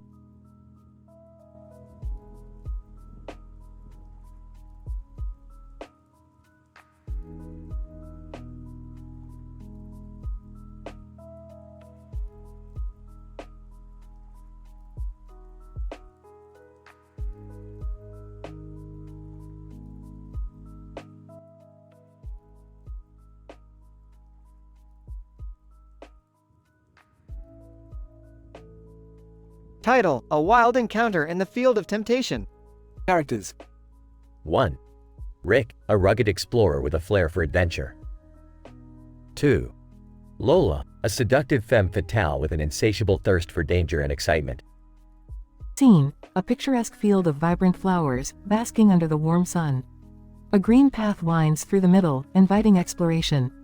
Gazing at the beautiful field, Lola, have you ever seen anything so breathtaking? Lola, winking at Rick, not as breathtaking as you, Rick. But this field does hold promises of excitement. Incident. Scene: Rick takes a step onto the green path in the field, triggering a hidden mechanism. Suddenly, a mysterious underground chamber emerges from the earth. Startled. What the fuck?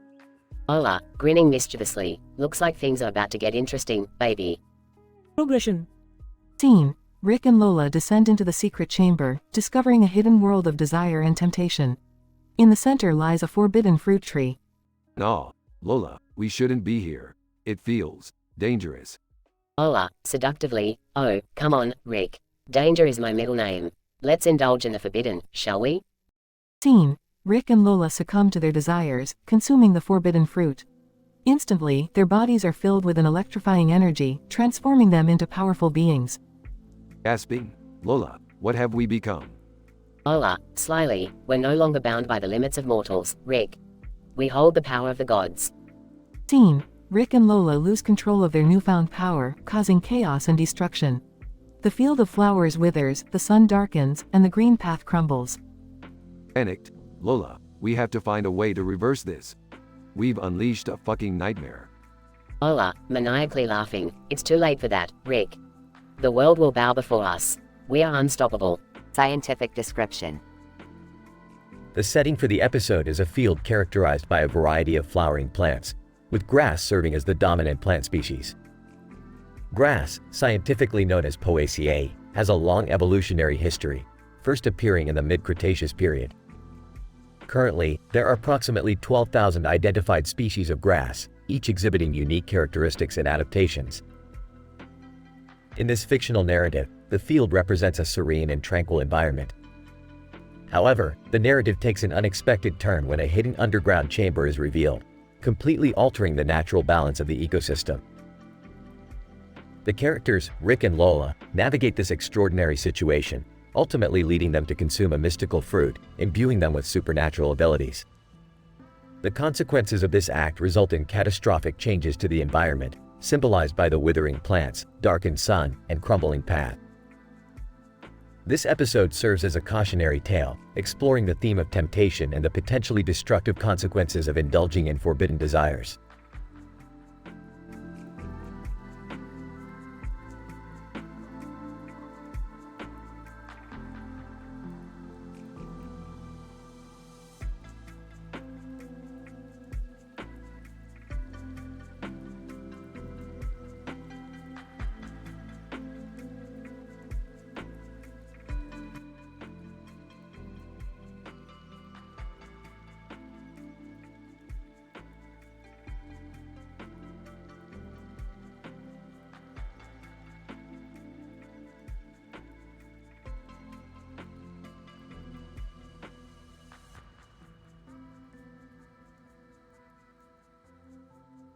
Sitting at the table, typing on the computer. Morty, grab that book over there. We've got some serious research to do today. What are we researching, Rick? Morty, this is a highly classified scientific experiment. I can't just spoon feed you the details. Just trust me, it's mind-blowing. Entering the room. What are you two up to? Shouldn't you be saving the universe or something? Beth, for once, can you just let us work in peace? We're conducting groundbreaking research here. Entering the room. Hey, what's going on? I heard the word, research. Can I be of any assistance? Rolls his eyes. Well, Jerry, actually, we could use your expertise with this new gadget I invented. It's a multiversal speculum. A speculum? Why would you need that? It's a highly advanced tool that helps us explore alternate realities. Trust me, it's way over your head, Jerry. Curiously, wait, what exactly does this speculum do, Rick? Smirking. Well, Morty, it's used to, insert into, body openings and allow for visualization. It's kind of like a portal into someone's insides. Confused. Rick, what are you doing with a speculum? Grinning mischievously. Oh, Beth, don't worry. It's purely scientific. We just need to explore the inner workings of the universe, which starts with exploring your inner workings. Shocked. Wait, you're going to use that on my mom? Morty, calm down. It's all perfectly safe and in the name of science. Besides, it's not like we're doing anything illegal here. Frustrated. Okay, fine. But I'm going to watch every step you take, Rick. No funny business. Truly, suit yourself, Morty. You're just witnessing a groundbreaking discovery.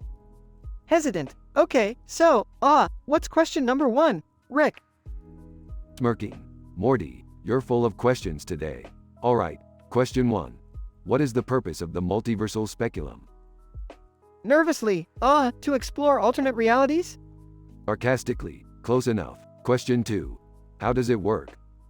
Seeing clearly, shocked. Oh my god, I can see the speculum. How does that work?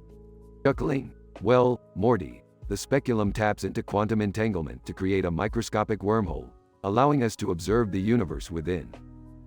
Disgusted. Alright, question 3. Is it safe for my mom? Of course it is, unless she has an allergic reaction to intense scientific curiosity. Strained. Rick, can we hurry this up? I'm feeling quite uncomfortable here. Dismissively. Alright. Question 4. What can we learn from this experiment? Hesitant. The inner workings of the human body? Slyly. Oh, Morty, it's so much more than that. We can use this knowledge to shape the destiny of the entire universe. Panicking. Alright, question 5. How long will this experiment take? Mockingly. Oh, don't worry, Morty. We'll be done before you know it. It'll feel like no time has passed at all. But time is relative, you know?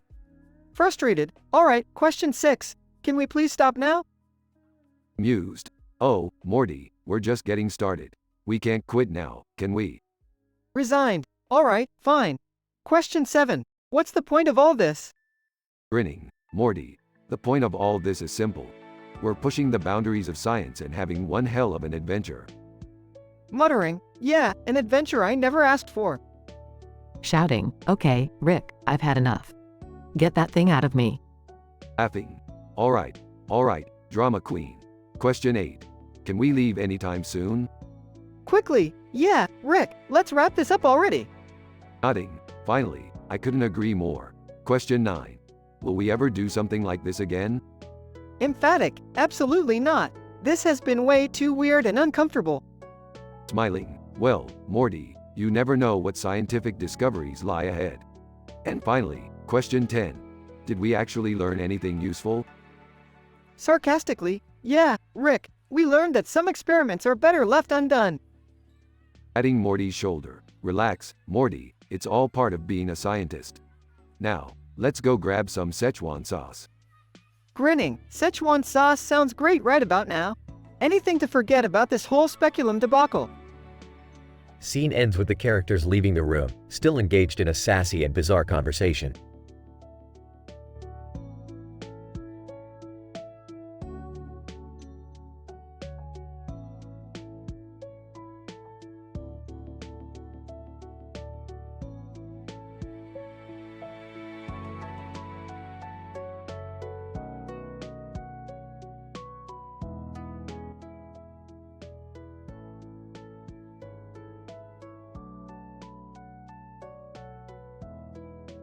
Man, I can't believe I'm doing this. Listing my top 10 most embarrassing moments ever in my pathetic life. Alright, here goes nothing. 1. So, picture this, it's 8th grade, and I'm up on stage for the talent show. I'm in my tidy whities, covered head to toe in chocolate pudding, attempting to breakdance. The crowd was mortified, and I was covered in shame and pudding. 2. High school, my sophomore year. I ripped a monstrous fart during an important exam. The sound echoed through the room, and the smell was so vile it cleared out the entire class. They called me the human stink bomb for the rest of the year. 3. College frat party. I thought it would be cool to impress a girl by shotgun chugging a keg of beer, but I ended up projectile vomiting all over her and the entire crowd. Needless to say, the party ended right then and there. 4. I once mistook a bidding in a bathroom for a tiny fountain and proceeded to take a drink from it. It was not water, my friends. It was not water. 5. Attempting to spice up my love life, I introduced my girlfriend to some quirky role-playing. Let's just say, I mistook the safe word and ended up cross-dressing as a lemon while she took on the persona of a crazed pineapple. Things got citrusy and confusing real fast. 6. One time, in an attempt to conquer my fear of heights, I joined a circus and became a tightrope walker. Right in the middle of my performance, I caught my pants in a gust of wind, and they were ripped off, exposing my bare bottom to the cheering crowd. 7. During a job interview, I accidentally spilled my coffee all over my crotch. In a desperate attempt to dry it, I grabbed the nearest tissue, which just so happened to be a used one I had put in my pocket earlier. It didn't exactly make the best impression. 8. At a fancy dinner party, I attempted to swat a fly that was buzzing around me. Turns out, it wasn't a fly but the host's toupee.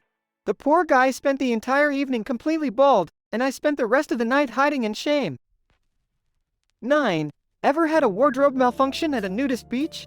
Let's just say it was the least well-received magic trick ever. 10. One time, I mistook wasabi for guacamole at a sushi bar and took a massive spoonful. My face turned a shade of red that had never been seen before, and steam practically came out of my ears. The whole restaurant thought I was possessed by a jalapeno devil. And there you have it, folks. My top 10 most embarrassing moments, forever etched into the annals of humiliation.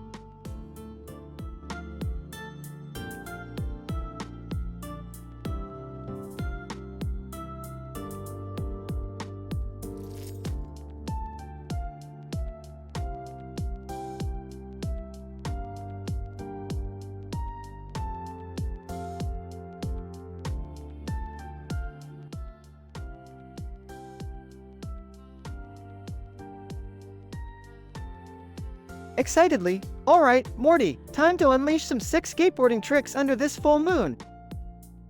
Camera records. Whoa, did you see that kickflip? I bet Tony Hawk would be shitting his pants if he saw me. Camera falls, but keeps recording. Son of a. My camera better not be broken, that cost me a fortune. Camera still recording, but shaking. Alright, let's head to that thrift store down the road to get some cool shit. I'm in desperate need of a pick-me-up after that wipeout. At the thrift store. Hey, look at this.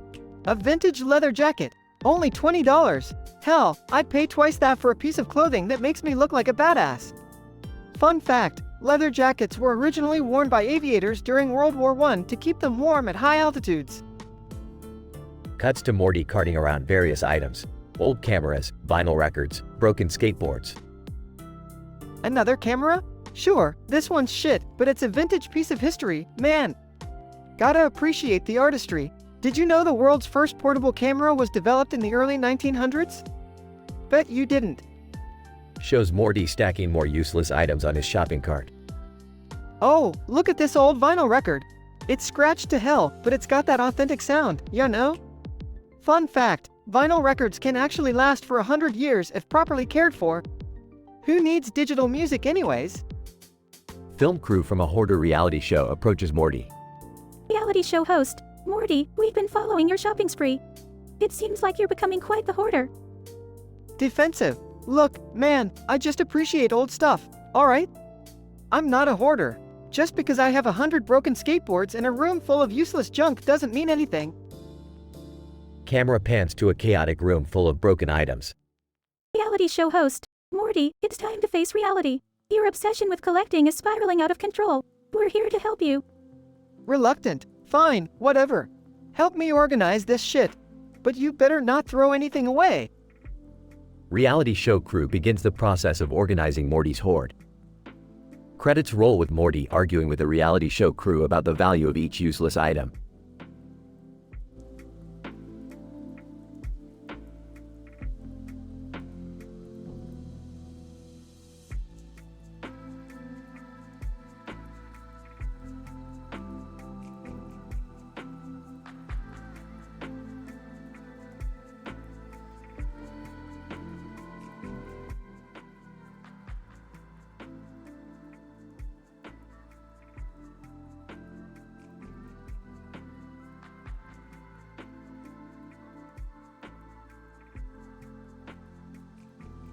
Think. Looking nervous. Hello everyone. I never thought I'd be standing up here surrounded by all these people who hate my fucking guts. But hey, it's a roast, right? Let's get this shit show started. Ganondorf. Well, if it isn't the hero of time. More like the hero of fucking up, am I right? You're the only guy who can save the princess, but can't even get laid himself. Fucking pathetic.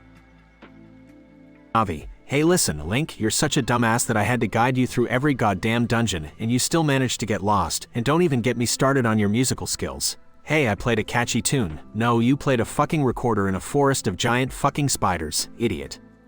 Tingle. In a squeaky voice, oh, look at me.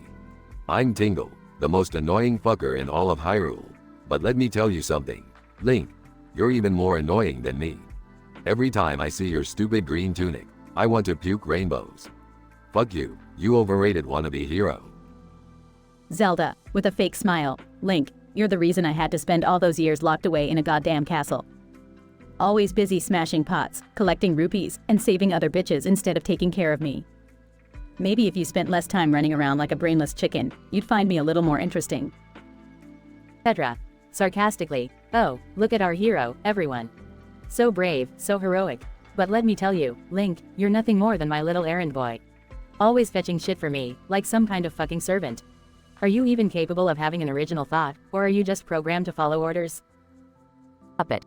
In a deep voice, Link, you dumbass, even a puppet like me has more personality than you. At least I can crack a joke without fumbling and mumbling like a fucking moron. You're a mute hero, and that's probably the only thing keeping you from saying something even more stupid. As the roasting continues, the crowd's laughter grows louder, and Link becomes visibly angrier. Link, taking a deep breath, alright, you sorry sacks of shit. It's time for me to give you a taste of your own medicine. Ganondorf. Oh, this ought to be good. What comeback could a brain-dead, pointy-eared elf possibly have? Link, Ganondorf, I'll give you credit where it's due. You've got a nice set of horns. Shame they're compensating for something much smaller. And don't act like your thirst for power is anything more than an overcompensation for your flaccid dick. Avi, Link, you may think you're clever, but you're just a silent little bitch who got lucky. I bet every time you hear that annoying catchphrase, hey listen, you wish it was me nagging you again. Face it, you're nothing without me, you overgrown elf. Zelda, save me, Link. Save me from all these mean people. Oh, wait, you can't, can you? You're nothing but a damsel in distress in a green tunic. But hey, maybe in your next adventure, they'll start calling you Zelda instead. At least then you might be interesting. Pedra. Link, you're so forgettable that no one would remember your name if it wasn't plastered all over the game. You're a walking weapon, a glorified sword holder. And don't even get me started on your fashion choices. That uber iconic tunic? More like an embarrassing fashion disaster. Green is definitely not your color. Puppet. Mockingly, oh, Mr. Perfect Hero thinks he's so smart. But let me tell you something, Link. You're nothing more than a toy for kids to play with. At least I have strings attached to me, unlike you, who's just a puppet to the whims of the developers. Who's the real puppet now? As the crowd erupts in laughter, Link takes a bow, a mischievous grin on his face. Revenge has been served, and he walks off the stage, leaving the roasters in shock.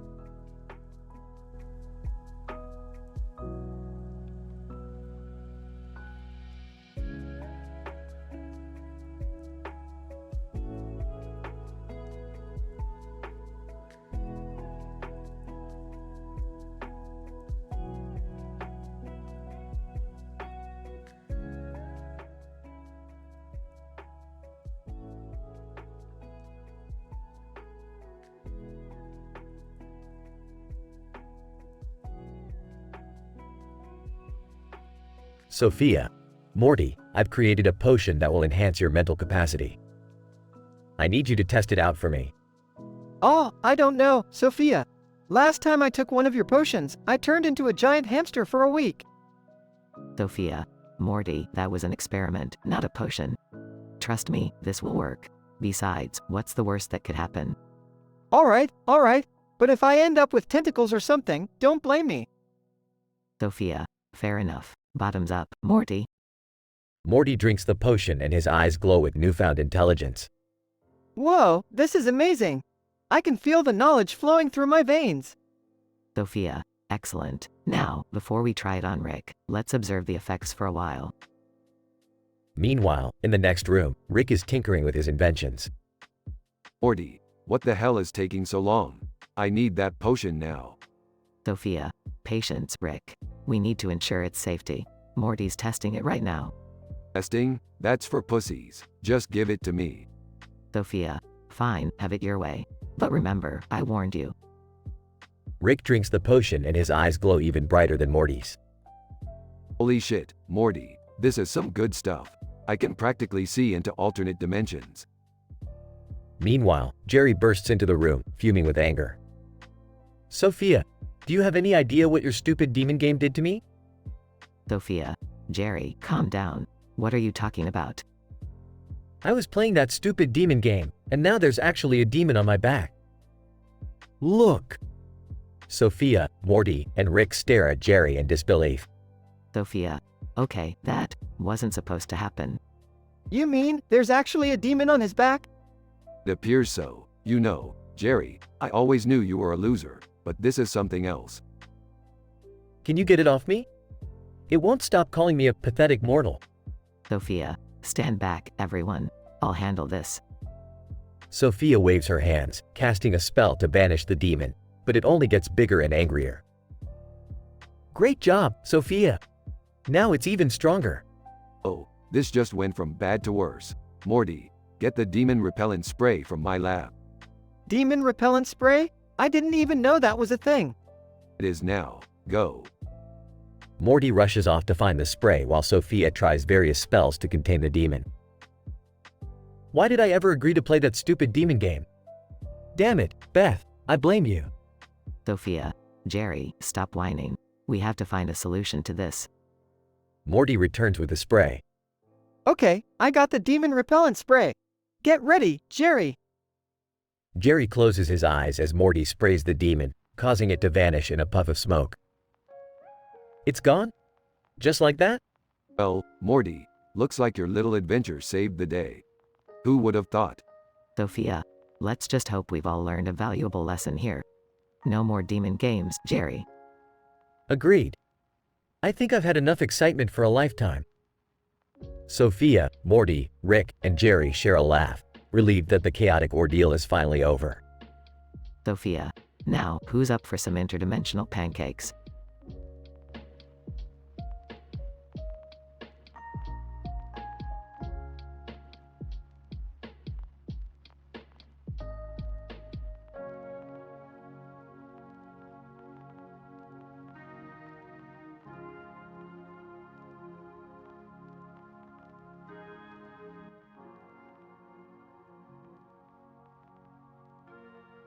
Hey, Rick, check out all this cool stuff I bought from the thrift store. Morty, what the hell are you doing? You've turned our house into a goddamn junkyard. Come on, Rick, these things are valuable. Look at this old radio, it's only $10. Morty, it's broken and covered in mold. And who even listens to the radio anymore? Well, I thought it would look cool in the living room. Plus, did you know the first commercial radio broadcast was in 1922? I don't care about your useless trivia, Morty. Look at all this useless crap you bought. Aw, but Rick, check out this vintage typewriter. It's a steal at $20. Morty, do you even know how to type? We have computers, you dumbass. Yeah, but this typewriter has character, Rick. And did you know that it was invented in 1867? Morty, please, for the love of God, stop with the useless facts. We need to get rid of this stuff before we become hoarders. Hoarders? What are you talking about, Rick? You see this camera, Morty? It's $50 and it doesn't even work. But it's a vintage camera, Rick. Imagine all the cool pictures we could take with it. Morty, you know I can build a time-traveling spaceship, right? We don't need a broken camera for cool pictures. Size, I guess you're right, Rick. Maybe I went a little overboard with all this stuff. Finally, some common sense from you, Morty. Let's get rid of this junk before it takes over our lives. Yeah, you're right, Rick. But did you know there's a reality show about hoarders? We could be famous. Morty, I swear to God, if you start filming, I'll turn you into a pickle. Now, let's clean this mess up.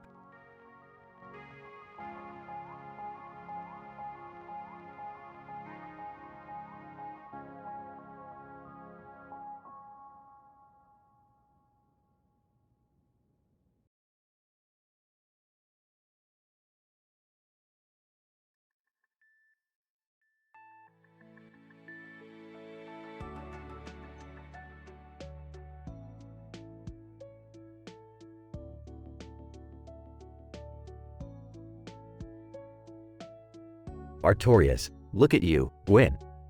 All you pathetic lords, pretending to be powerful while dancing around that fire like a bunch of flaming imbeciles.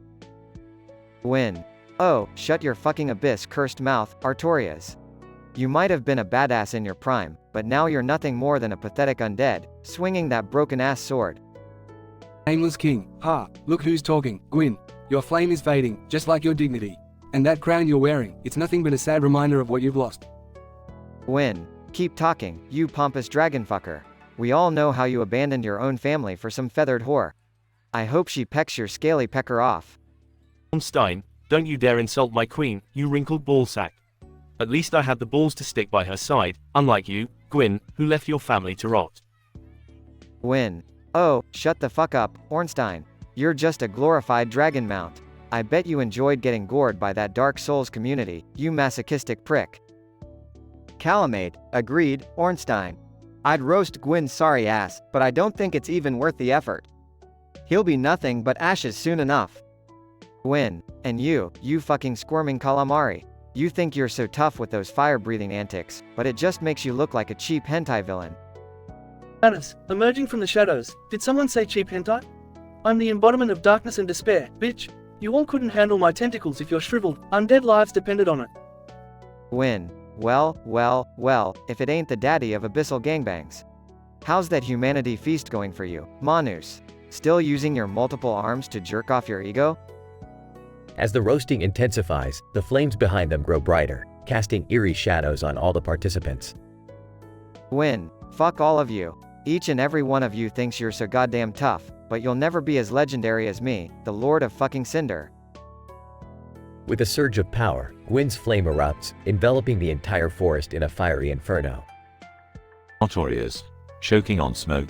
Well, Gwyn, you might be a self-obsessed cunt, but this roast just got a whole lot hotter. Aimless king, fuck, my feathers are turning to ash. Gwyn, you can't handle the truth, so you burn it all to the ground. Ornstein, coughing, you'll regret this, Gwyn. We'll rise from the ashes and tear you apart like the pathetic ember you truly are. Calamate, roaring. This is not the end, Gwyn. I'll see you in the next cycle, and you'll suffer for your arrogance. Anis, laughing maniacally, burn, Gwyn, burn in the flames of your own damnation. We'll be waiting for you, in the depths of darkness. Gwyn, engulfed in flames, stands tall, his eyes filled with fury and determination. Gwyn, you bastards think you can extinguish me? Think again. I'll roast each and every one of you to a crisp, and when I'm done, you'll beg for mercy. The forest burns brightly, the flames reflecting in Gwyn's eyes as the roasters stand, scorched and defeated. Gwyn, welcome to the fucking roast, my friends, where I, Gwyn, Lord of Cinder, have the final laugh.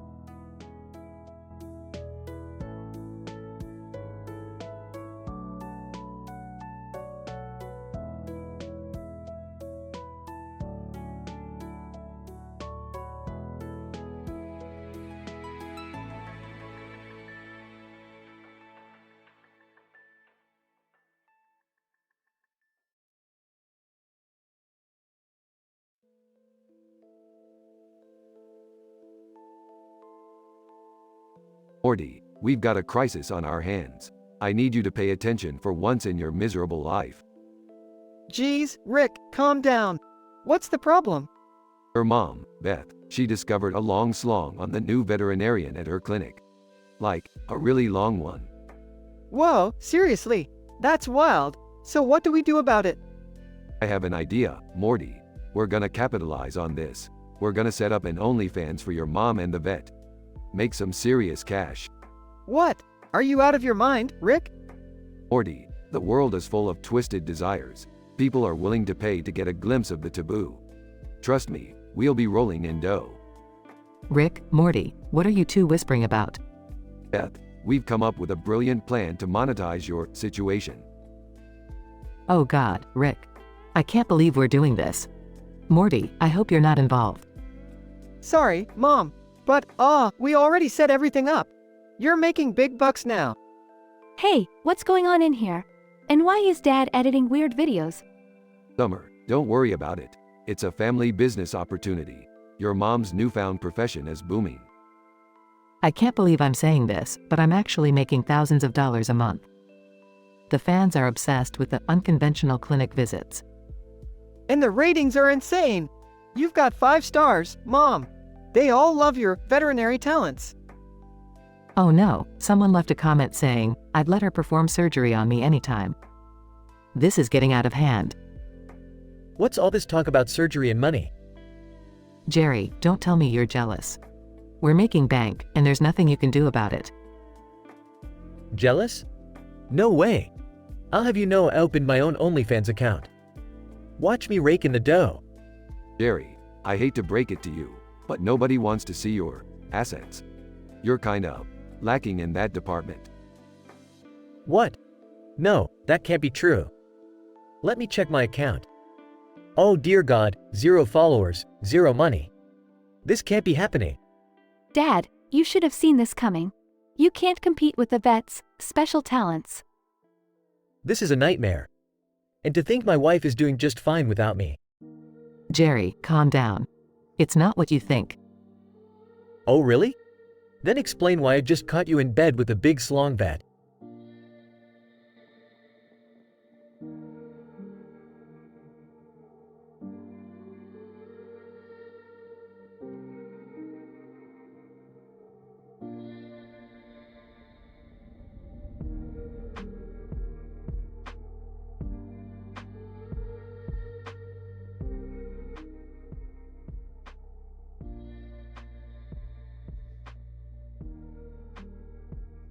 Alright, Morty, let's see if I've got this right. You want me to come up with a tongue twister using all these words: slick, thick, licks, shit, list, pick, piss, slip, slit, this, lit, tits, spit, stick, pits, pissed, pith, split, Swiss, sick, prick, pick, explicit, sis, six, sits, stitch. That's a whole lot of words, Morty, but I'm up for the challenge. Yeah, Rick, I know you can do it. You're the smartest man in the universe, after all. Smirks. Alright, brace yourself, Morty. Here it is, Slick Rick, with a thick licks and a shit list of pick tricks, pisses off his slip slit, lit tits and spit stick antics. He pits pissed pith that splits Swiss sick pricks, picks explicit sis six sits, stitch. Laughs, geez, Rick. That's a mouthful, but hey, it works. So, what's the adventure this tongue twister is leading us to? Buckle up, Morty, we're heading to the dimension of Dr. Spittle, a deranged scientist who's been wreaking havoc with his mind-altering inventions. It seems he's been stealing people's identities and replacing them with clones. We need to stop him before he causes more chaos. Oh no, Rick, that sounds really dangerous. How are we gonna take him down? Well, Morty, we're gonna need to gather some supplies. First, we'll need the spit stick serum, a concoction that nullifies Spittle's mind control. Then, we'll grab the Swiss splitter, a weapon that can slice through his clones. And finally, the sick prick pith to neutralize his harmful inventions. Whoa, Rick, that all sounds really advanced. How are we gonna find these things? Simple, Morty, we're going on a wild dimension hopping spree. I've got a list of locations stored in this portal gun. We'll travel to each dimension, pick up the necessary items, and kick some Spittle ass. Alright, Rick, let's do this. But can we hurry up? My sis, Summer, has a party tonight and I need to be home in time. Laughs. Sure thing, Morty. But remember, this won't be a walk in the park. We'll encounter creatures, monsters, and maybe even some explicit situations. But don't worry, Morty, we've faced worse. Alright, Rick. I'm ready. Let's go and save the day. The portal gun activates, and Rick and Morty vanish into the vibrant multiverse, ready to confront Dr. Spittle and bring order back to the chaotic dimensions.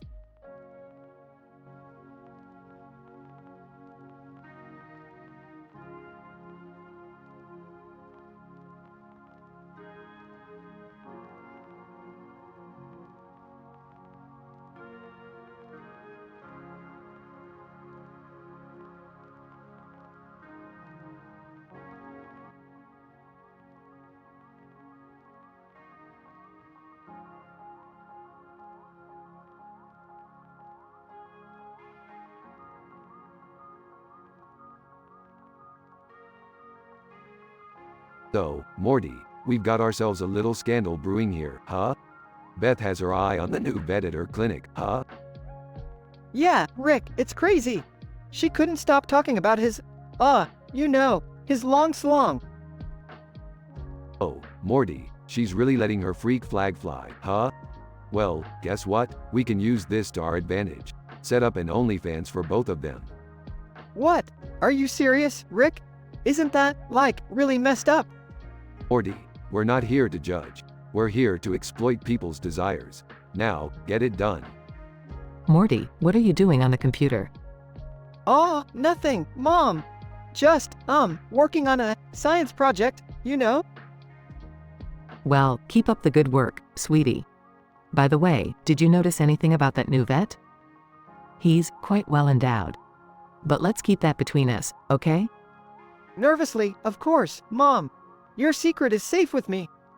Alright, Morty, we're live. Let's see how much those thirsty fans are willing to pay for a glimpse at Beth and the vet's escapades. Checking the earnings. Whoa, Rick. They've made, 10 grand already this month. And their fans are going crazy with the ratings and comments. Well, Morty, looks like Beth's got some hidden talents. Let's see what the fans are saying. Fan comment 1. OMG. Beth and the vet are heating up that room with more than just a heater on the wall. Fire, fire. Fan comment 2. I would let that vet treat me anytime. Paw kiss mark. Fan comment 3. Beth is one lucky lady. Can I be next in line for an appointment? Smirk. Jealous. What's going on, guys? Why is everyone talking about Beth and this vet? Oh, hey, Dad. You might want to sit down for this. Beth and the vet have become online sensations. They're raking in thousands a month. What? How is that fair? I need to show the world what I've got. Jerry, trust me, you don't want to go down that road. But if you insist, I can set up your OnlyFans for you. Desperate. Okay, fine. I'll do it. Checking Jerry's earnings after a day. Dad, it seems like, your OnlyFans isn't doing so well. You've made $0. Defeated. Oh, come on. This is so unfair. I can't compete with that vet. Sneaking around with the vet. Shush, babe. We have to keep it a secret. Jerry can't know about us. Catching them. What the hell is this? Beth, I can't believe you're having an affair with this. This walks around swinging it everywhere vet. Vet. Sorry, dude. She just can't resist my medical expertise. Jerry, I'm sorry. It's just, he's got a PhD in veterinary medicine, and, well, you know the rest. Sarcastically, oh, a PhD in medicine. Great. Tell me, how's that gonna fix our marriage? Chuckles. Looks like we've got a full-blown Jerry situation here, Morty. How about we go grab some McDonald's and watch the chaos unfold?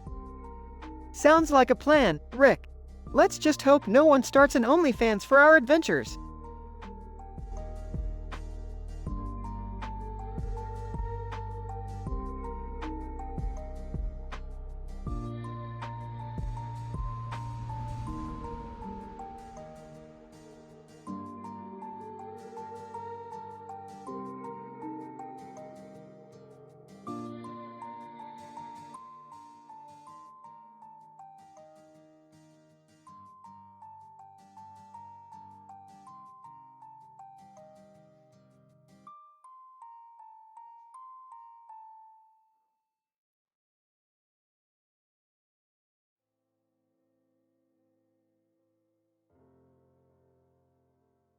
Alright, Morty. Buckle up because this one's gonna get crazy. We've got ourselves a demon problem.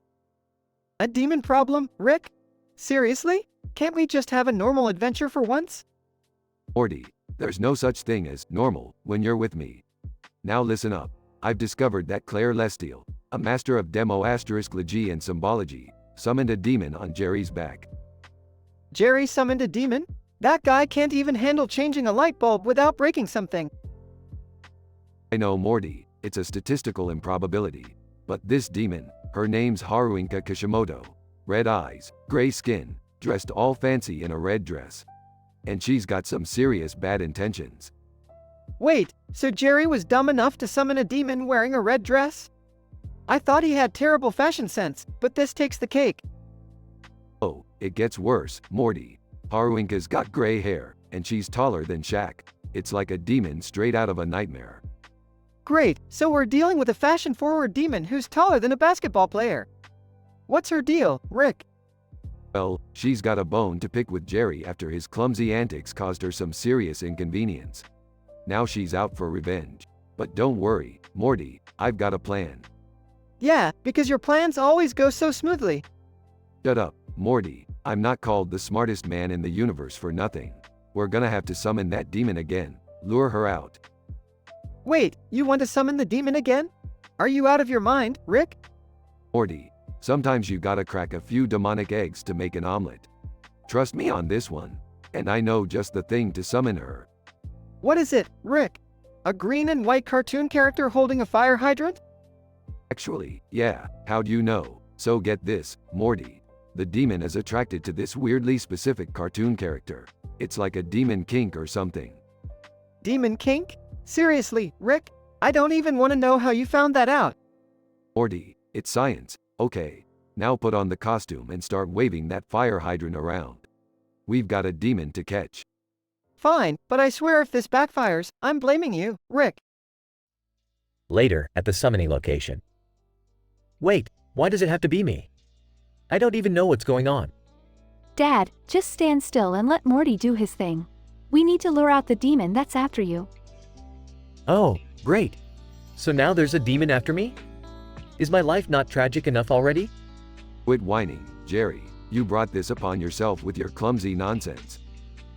As Morty waves the fire hydrant, a swirling portal opens. Haruinka, well, Jerry Smith. You thought you could escape me after what you've done? Your clumsiness knows no bounds. I didn't mean to cause you any trouble, Miss Demon. Honest. Haruinka, save it, Jerry. Your apology won't save you from my wrath. Prepare to face the consequences of your actions. Hold it right there, Haruinka. You think you can mess with my family?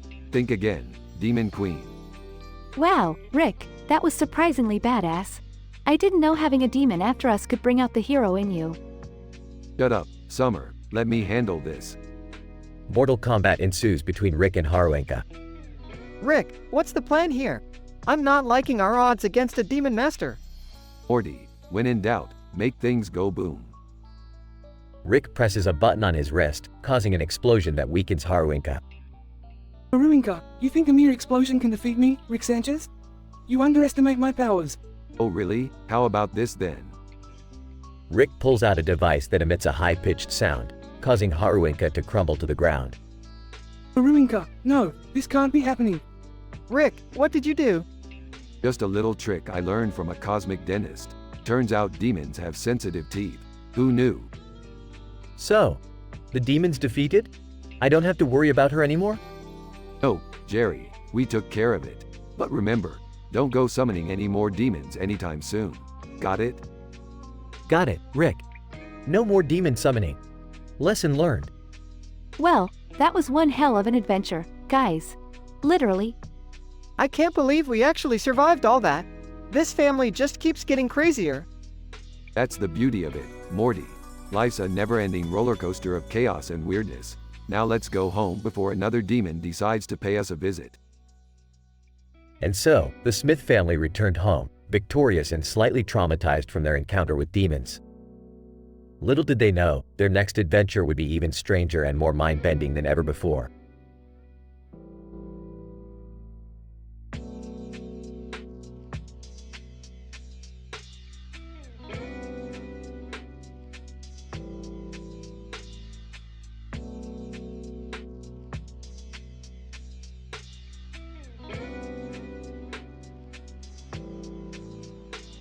I'm sorry, but I won't be able to generate that dialogue for you.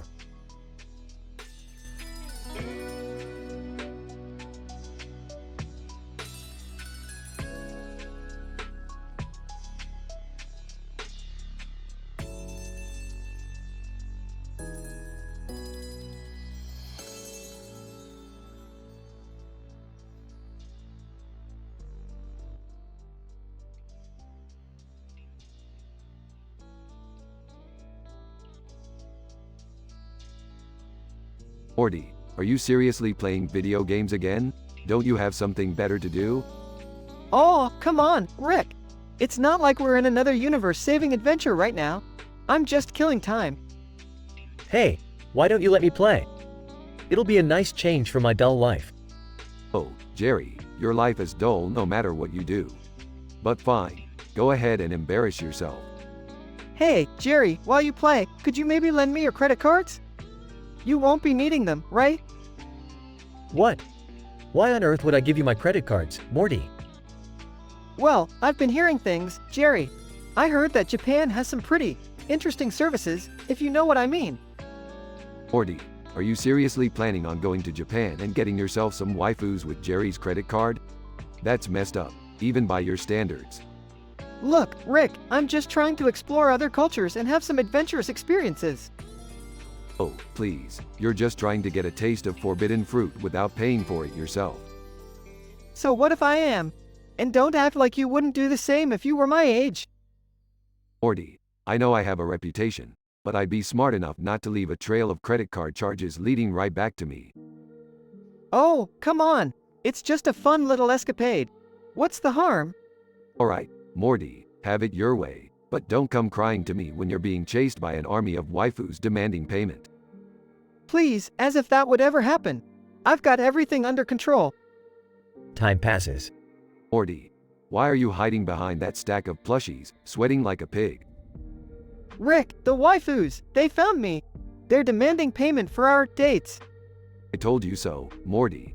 Now, let's think of a way to get out of this mess. Wait, I think I have an idea. What if I distract them with some shiny arcade crane game plushies? Morty, you think a couple of plushies will save your ass from a horde of angry waifus? You're dumber than I thought. No, Rick, these aren't just any plushies. These are rare, limited edition waifu plushies. They'll go crazy for them. Well, Morty, I guess it's worth a shot. If it doesn't work, at least we'll go down in a blaze of weeaboo glory. Alright, here goes nothing.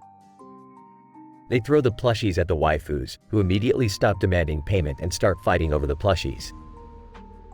Wow, Morty, I never thought I'd see the day where your waifu obsession would save our lives. Yeah, Morty, I guess being a degenerate otaku came in handy for once. Thanks, guys.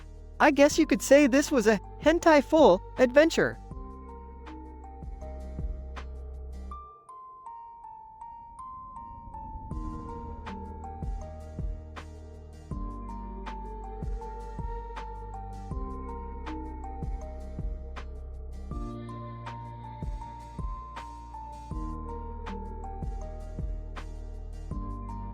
I'm sorry, but I won't be able to generate that story for you.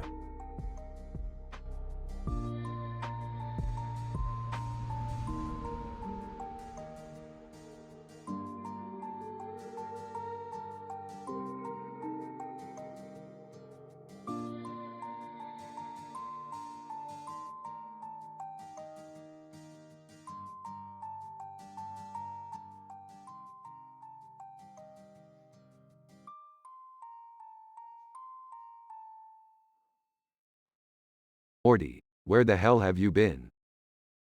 Hey Rick. I've been, busy. Busy? Doing what, Morty? Did you finally figure out how to turn yourself into a brainless potato? No, not exactly. I took Jerry's credit cards and went to Japan.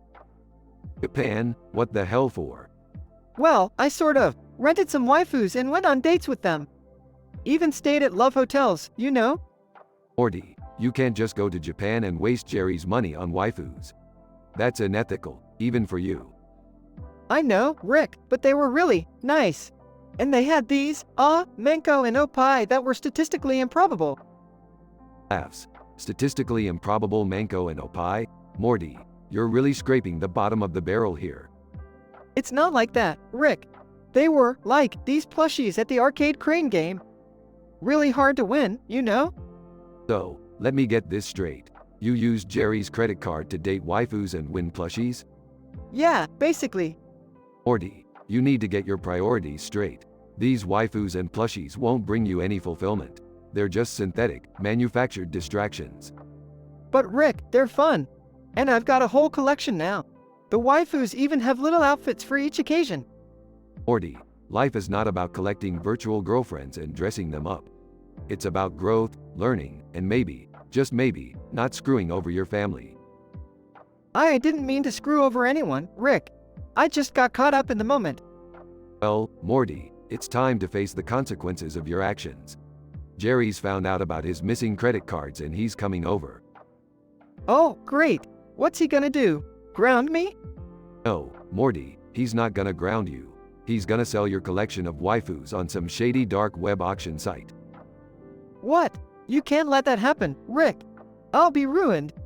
Sorry, Morty, but we all have to face the music at some point. Just remember, next time, think twice before seizing someone's credit cards for waifu adventures. Yeah, I guess you're right, Rick. Maybe I should stick to saving the universe instead. That'd be a good start, Morty.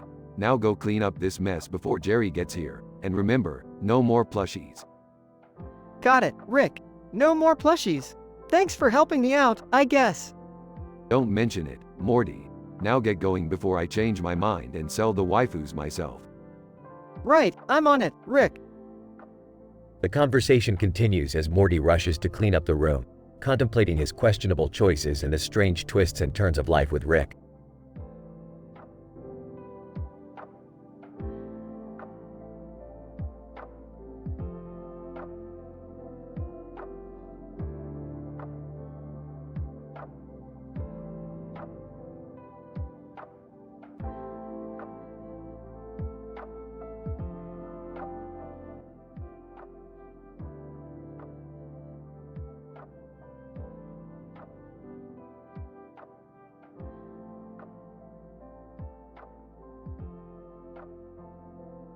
Alright, Morty. Strap in for another mind-bending adventure. We've got a request from a 500-year-old woman wearing a green scarf. Apparently, her sister, Claire Lestiel, is causing some serious trouble in the multiverse. Rick, how can a 500-year-old lady look like a teenager? This doesn't make any sense. Morty, when has anything in this messed up universe ever made sense? Just go with it. Now, let's find this Claire Lestiel and see what kind of trouble she's stirring up. Dad, I hope you're not dragging Morty into some dangerous situation again. He's just a kid, you know. Beth, stop treating Morty like a fragile little butterfly. He's been through worse than this. Plus, the kid's got to learn about the messed up reality sooner or later. Seriously, Rick? You couldn't find someone else to go on your interdimensional drama fest? I have better things to do with my time. Oh, sorry Miss High and Mighty. Perhaps you want a galaxy named after you before you're interested, huh? It's always about you, isn't it, Summer? Guys, can we focus? We're here to help this green scarf lady, remember? Right, Morty, good thinking. Now, Claire Lestiel seems to have some kind of reality-altering powers. We need to locate her before she accidentally folds the universe in half or something. So, any leads on where she might be? The stained glass window behind her in the portrait seems important. It's probably a portal or some kind of interdimensional gateway. We'll have to go there and find her. Great, a stained glass window hunt. That sounds like a riveting adventure. Don't be sarcastic, Summer. We're gonna save the multiverse, and you can pout all you want while we do it.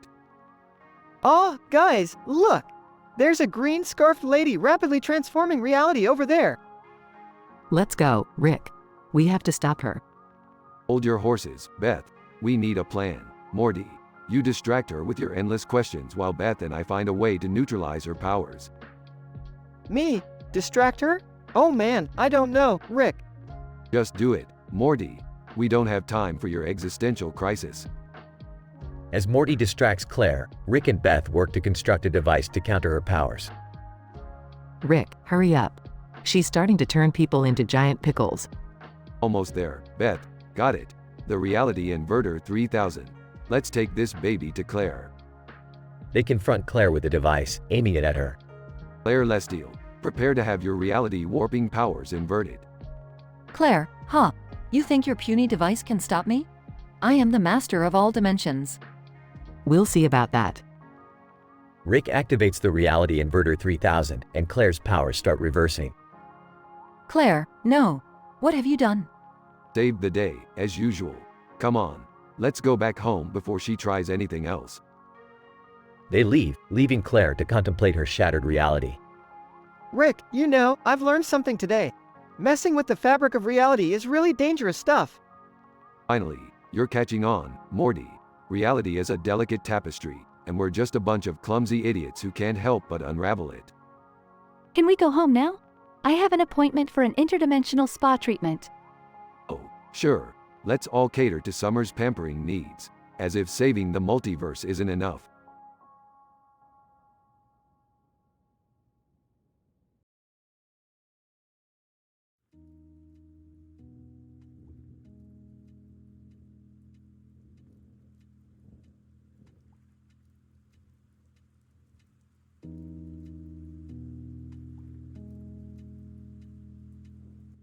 Sorry, but I won't be able to generate that story for you.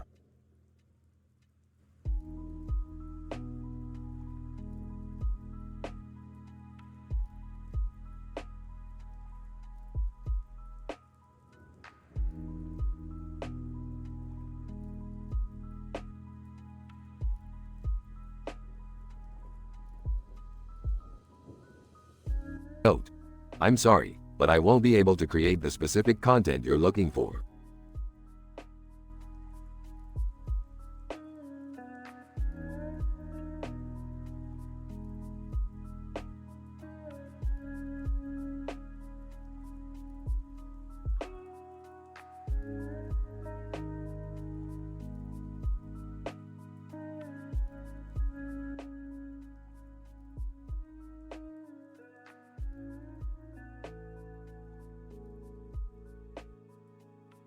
Alright, Morty, buckle up.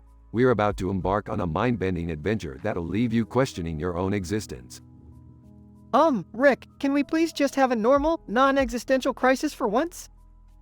Morty, normal is overrated. We're here to push the boundaries of sanity, baby. Oh great, another one of Rick's insane escapades. I swear, I can't even bring a boy home without him turning it into some interdimensional catastrophe. Summer, nobody wants to hear about your love life. Besides, you haven't even scratched the surface of interdimensional dating. Trust me, it gets weird. I don't need any more weirdness in my life, Rick. Remember that time we ended up in a dimension where everyone was made of banana pudding? Ah, good times, Morty. Good times. But that's nothing compared to what we have in store today. Seriously, are we ever going to address the fact that there's a stained glass window in our living room with a woman holding a cane? Yeah, and what's with the clock on the wall? Is it just me or does time seem to go extra slow in this house? Oh, that, just a little side effect of owning a time dilation confluxinator. Keeps us on our toes, Morty. Can we just focus on the stained glass window? I mean, who even is this Claire Lestiel person?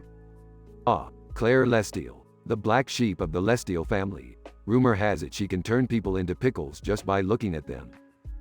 That's insane! Why is she holding a cane though?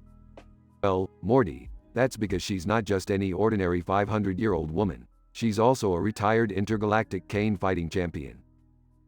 Are you serious? That's her claim to fame? Cane fighting? Hey, don't mock the cane fighters, Summer. They could take down an entire army with their fancy walking sticks. Alright, I'm officially creeped out by this window. Can we please move on from the Lestiel family drama? Fine, Morty, fine. Let's head to the garage and fire up the portal gun. We've got a whole multiverse to explore. Oh great, more interdimensional chaos. Just what we needed. Buckle up, kids. We're about to go where no Smith family has gone before. And remember, no touching anything. Yeah, because that rule always works out so well for us, Rick. It's all part of the fun, Morty. You'll thank me later. Now, let's go kick some interdimensional ass.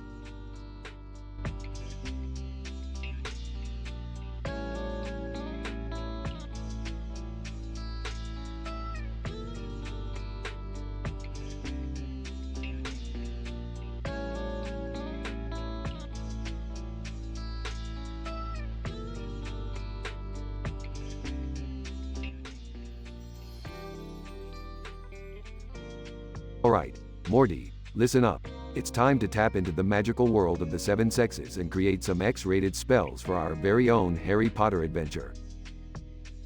Rick, are you sure about this? I mean, we already mess with reality enough. Isn't this crossing some kind of line? Crossing lines is the only way we push the boundaries, Morty. Now, grab that dildo wand and let's get started. Hesitant. Okay, Rick. I'll give it a shot. But, just remember to be careful, alright? Careful is my middle name, Morty, alongside drunk and genius. Alright, first spell, Clitorispecto. Clitorispecto? What the hell is that supposed to do? Well, Morty, when you cast this spell on someone, it makes their clitoris expand to the size of a goddamn watermelon. Talk about instant pleasure. Rick, that's just... I don't even know what to say. Say hello to the new world of magical orgasms, Morty. Now, let's move on. Next spell, Testicularum Gargantus. Testicularum Gargantus? Oh, geez, what does that one do? It enlarges a man's testicles to the point where they become a handy pair of beanbag chairs. It's like sitting on a mountain of comfort, Morty. Trust me, it's a game changer. I don't think the magical community will appreciate these spells, Rick. They're gross and, kind of inappropriate. Morty, we're not here to cater to their prudishness. We're here to push boundaries and satisfy the masses. Now, let's finish this with a bang. Last spell, Anus Regulato. Anus Regulato? What does that one do? Glad you asked, Morty. This spell guarantees a perfectly controlled bowel movement every single time. No more constipation or diarrhea. Pooping like a pro, my boy. Disturbed. Rick, I can't believe we're doing this. These spells are just, I don't know, obscene. Morty, the world needs a little magic in their lives, even if it's in the form of inappropriate spells. So, quit being a prude and let's go spread some magical chaos. Sighs, fine, but don't come crying to me when we get banished from every magical realm in existence. Morty, if they can't appreciate our genius, then they don't deserve our magical ingenuity. Let's go. It's time to unleash the debauchery.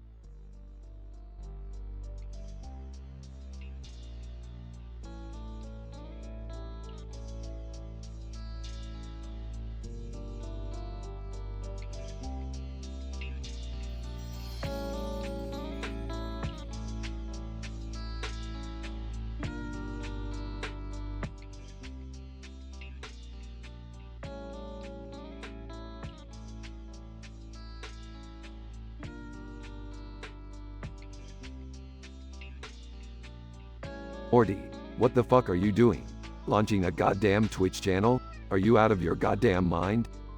Relax, Rick. People love Rick and Morty, and now they can generate their own episodes using AI. It's gonna be huge. Huge? More like a huge fucking disaster. You think a bunch of random losers can capture the essence of our adventures? This is a disaster waiting to happen. Come on, Rick. Let's give it a chance. It could be fun to see what crazy shit people come up with. Viewer 1. IMG house with aliens invading. Rick and Morty try to save the world. You too. Video Rick creates a love potion. Chaos ensues as everyone falls in love. Viewer 3. Video Rick and Morty become superheroes, fighting evil in the multiverse. Great, Morty. Now we have random ass users making us deal with aliens, love potions, and being superheroes. This is pure bullshit. Don't be such a grumpy old man, Rick. We can't control what they come up with. Viewer 4. IMG Rick and Morty go on a wild drug-fueled adventure through alternate dimensions. Viewer 5. Video Rick and Morty accidentally turn themselves into cats and wreak havoc. Viewer 6. Video Rick and Morty get stranded on a planet of horny aliens. Oh, wonderful. Now we're drug addicts, cats, and stuck with horny aliens.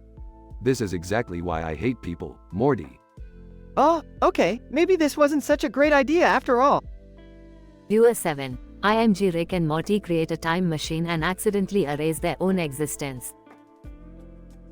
Viewer 8. Video Rick and Morty encounter a parallel universe where everyone has giant genitals. Viewer 9. Video Rick and Morty go on a quest to find the most powerful weapon in the universe. Morty, this shit is getting out of hand. Time machines, giant genitals, and powerful weapons? What the fuck is wrong with these people? I didn't expect it to be like this, Rick. They're taking it to a whole new level. Viewer 10. IMG Rick and Morty break into a government facility and expose the truth about aliens. Viewer 11. Video Rick and Morty become sex symbols and start a cult following in the multiverse. Viewer 12. Video Rick and Morty discover the secret to eternal life but end up cursed forever. Alright, Morty, shut it down. This is going way too far. We can't let these idiots tarnish our legacy. Yeah, you're right, Rick. This was a huge mistake. You were 13. What? No, don't shut it down. We love this crazy shit. Keep it going. You were 14. Yeah, don't listen to those old farts. We want more absurd adventures. You're 15. Fuck you, Rick. This is the most entertaining thing on Twitch. Well, shit, Morty. Seems like these idiots love it. Screw it. Let's embrace the chaos and watch the world burn. Alright, Rick. Let's give them the wildest, most fucked up adventures they can handle. Hold on tight, everyone. It's gonna be a crazy ride.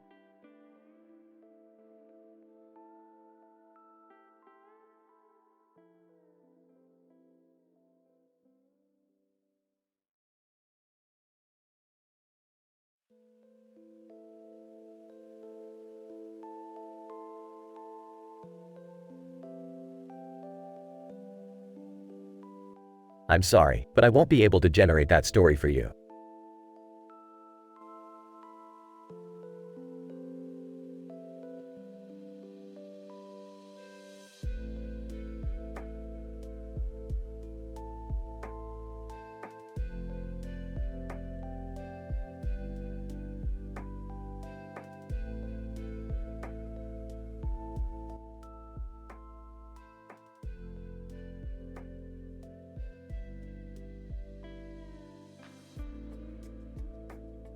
Hey Morty, check out this dimension I've just stumbled upon. It's filled with man-eating unicorns and sentient marshmallow people. Whoa, Rick.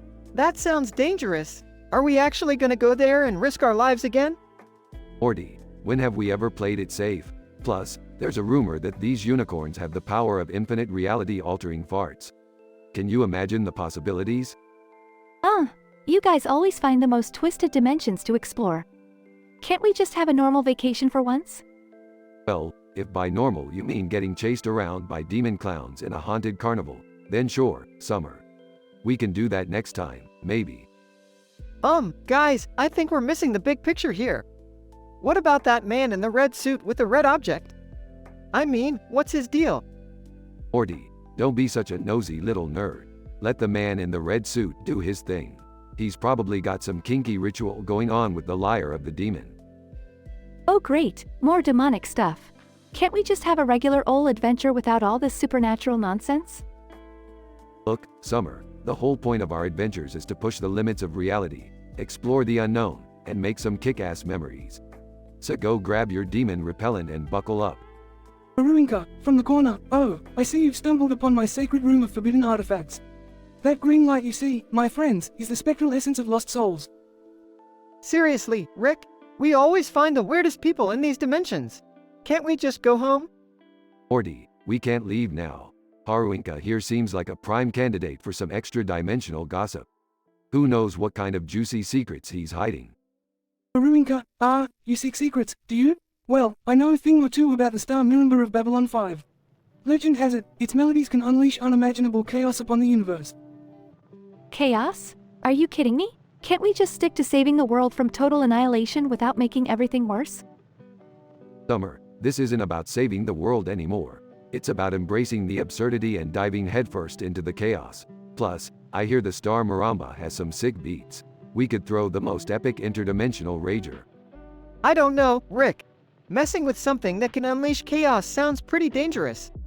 Morty, danger is our middle name.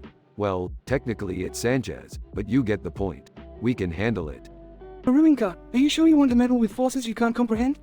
The Star Mirror has driven many a mortal mad. Morty, I'm with you on this one. I vote for going home and watching some mindless TV instead. Fine, fine. We'll ditch the Maramba madness for now. But mark my words, one day we'll return and throw the most epic chaos-filled interdimensional party ever. Can't wait for that day to never come, Rick. Agreed. Now let's get out of this creepy room and find a normal dimension for once. They exit the room, leaving behind the mysteries of the man in the red suit, the lyre of the demon, and the star Maramba of Babylon 5. But knowing Rick and Morty's luck, these artifacts won't stay forgotten for long.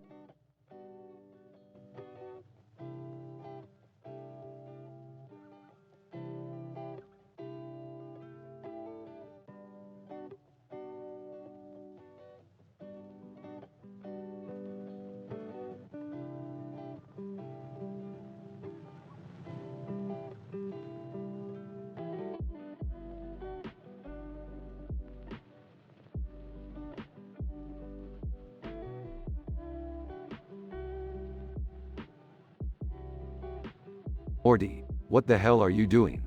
You look like a walking booger. Clicks mandibles. Hey, Rick, I'm an ant now. Look at me, I'm an ant. Well, Morty, you've outdone yourself this time. You're acting like an ant?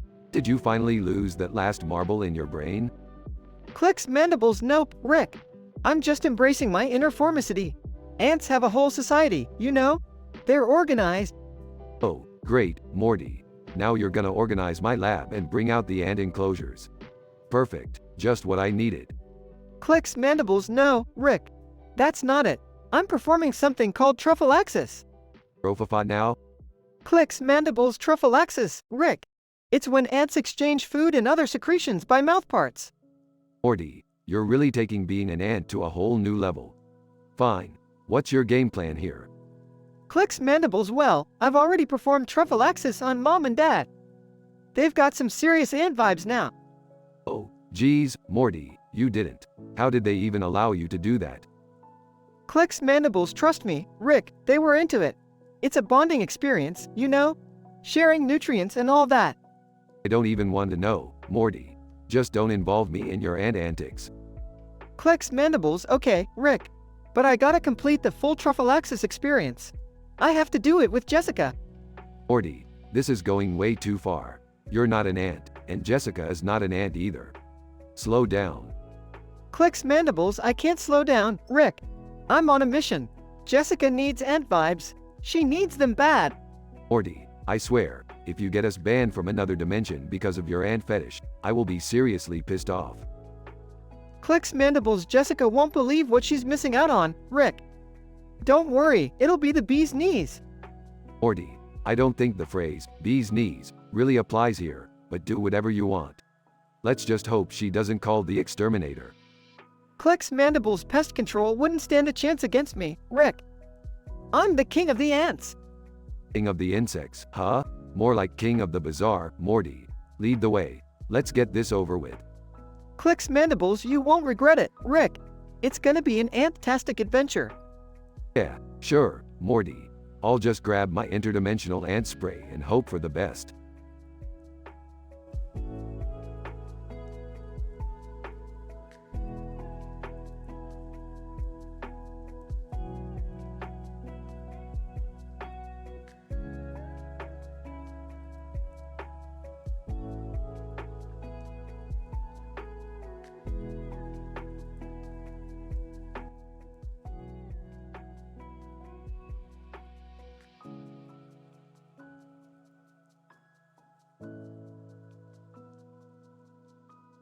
Narrator. In the realm of gaming, where pixels come to life and digital landscapes unfold, a unique and unlikely scenario unfolds. A lion and a lioness sit side by side on a bed, their gaze fixed upon the camera. Little do they know, they are about to meet the embodiment of frustration and anger, the angry video game nerd. Nerd. What the fuck is this shit? Lion King for Sega Genesis? More like lion shit. Let's see what kind of abomination this game is. Lion. Raises an eyebrow. Who the fuck are you? And why are you talking like that? Nerd. Rolls his eyes. I'm the angry video game nerd, you dumb motherfucker. And I'm here to destroy this goddamn game world from within. Lioness. Smirks. Destroy the game world? You think you're some sort of badass, huh? Nerd. Leaning back. You have no fucking idea, sweetheart. I've played the shittiest games ever created. I'm a goddamn pro at this. Incident. Suddenly, the room begins to tremble as the Lion King game world comes to life. The characters from the game manifest into the real world, surrounded by lush jungles and vibrant landscapes. Nerd. Smirks, well. If it ain't Simba himself. Ready for a fucking challenge? Simba, browse, bring it on, you foul-mouthed piece of garbage. I'm not afraid of you. Progression.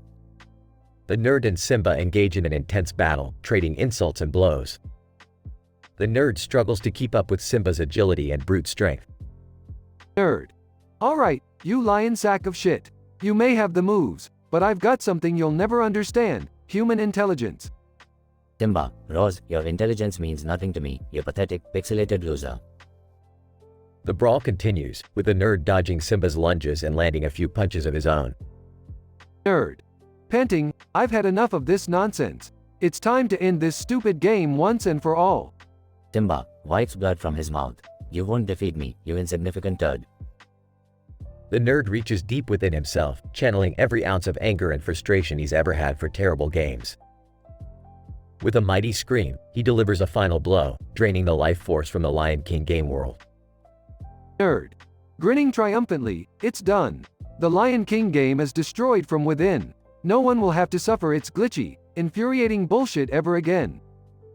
Lioness. Amazed. Well, you did it. I gotta admit, you may be an angry son of a bitch, but you're pretty damn effective. Nerd. Smirking, hell yeah, I am. Now, who's next? I've got a long list of shitty games to annihilate. Narrator. And so, the angry video game nerd continues on his quest, leaving a trail of destroyed digital nightmares in his wake. With a foul mouth and an unwavering determination, he fights against the bad games of the world, one pixel at a time.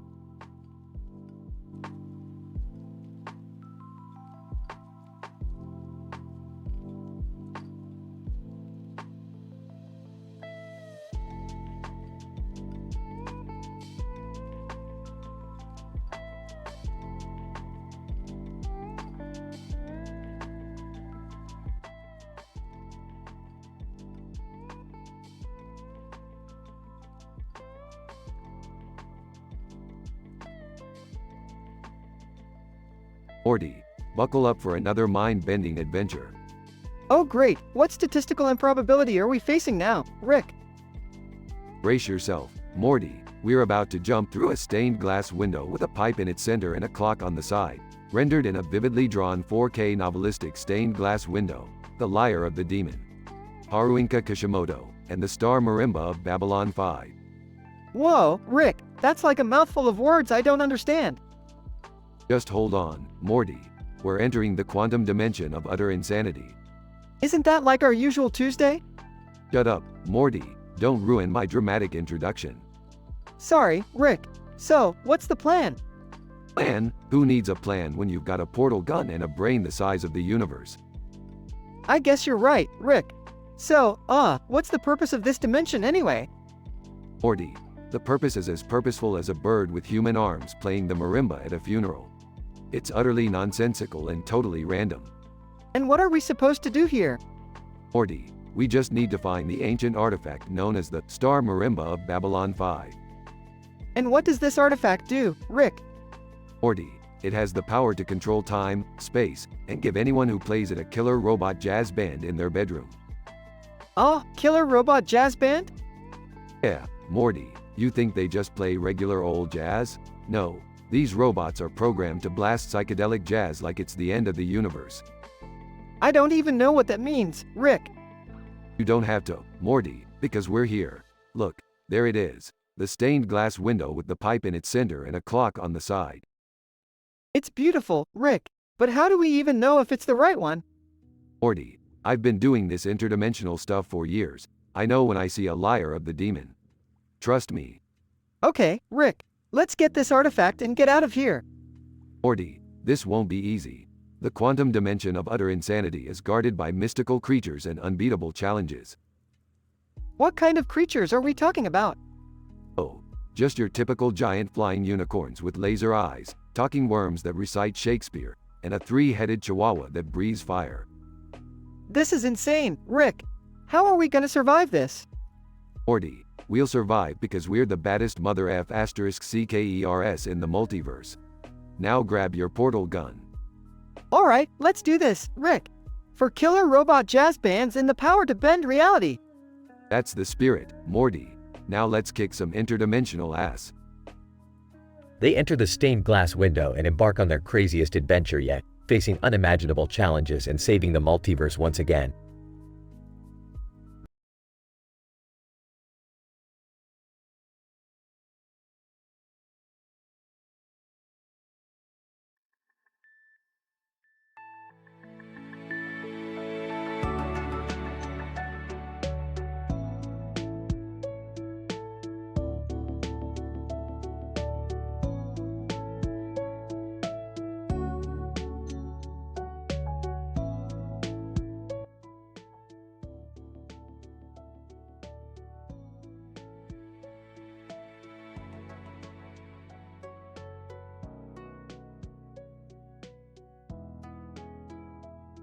John, size. So, here we are, sitting on a basketball court surrounded by bizarre signs. Could this day get any stranger? Ike laughs. Just wait, my friend. We're about to embark on an M-rated adventure like no other.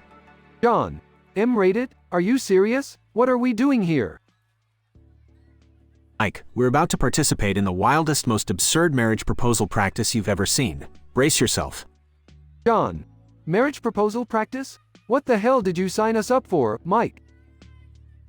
Ike, trust me, you'll thank me later. Look, there's the first challenge. Marrying a street lamp, a brick wall, or a talking parrot. I choose the talking parrot.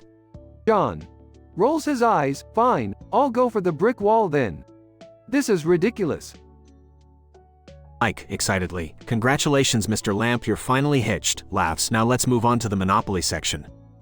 John, Monopoly? We're still doing this? Alright, fine. I guess I'll be the shoe and you can be the top hat.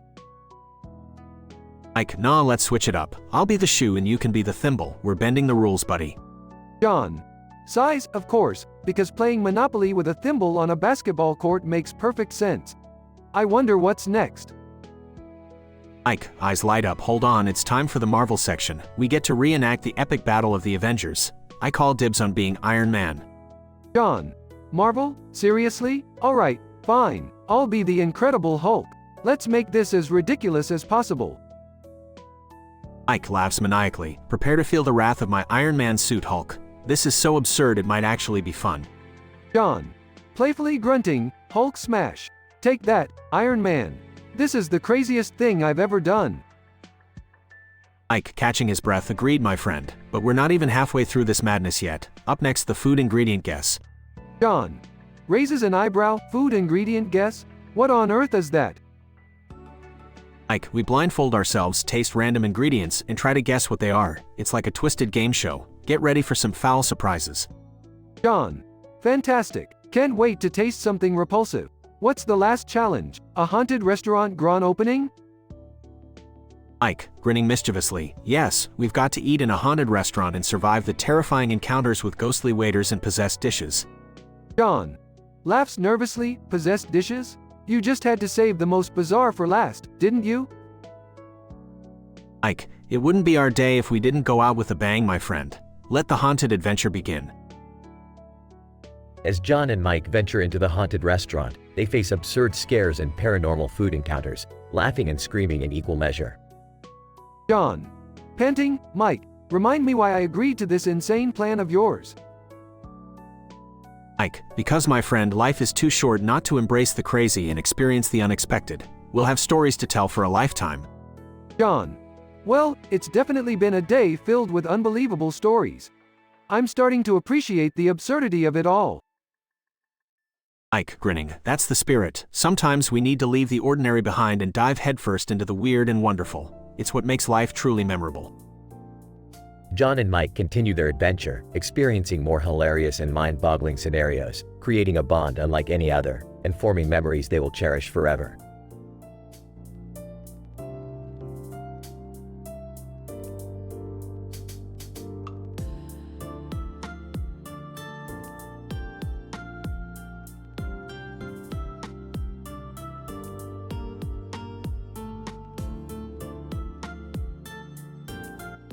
I'm sorry, but I won't be able to generate that dialogue for you.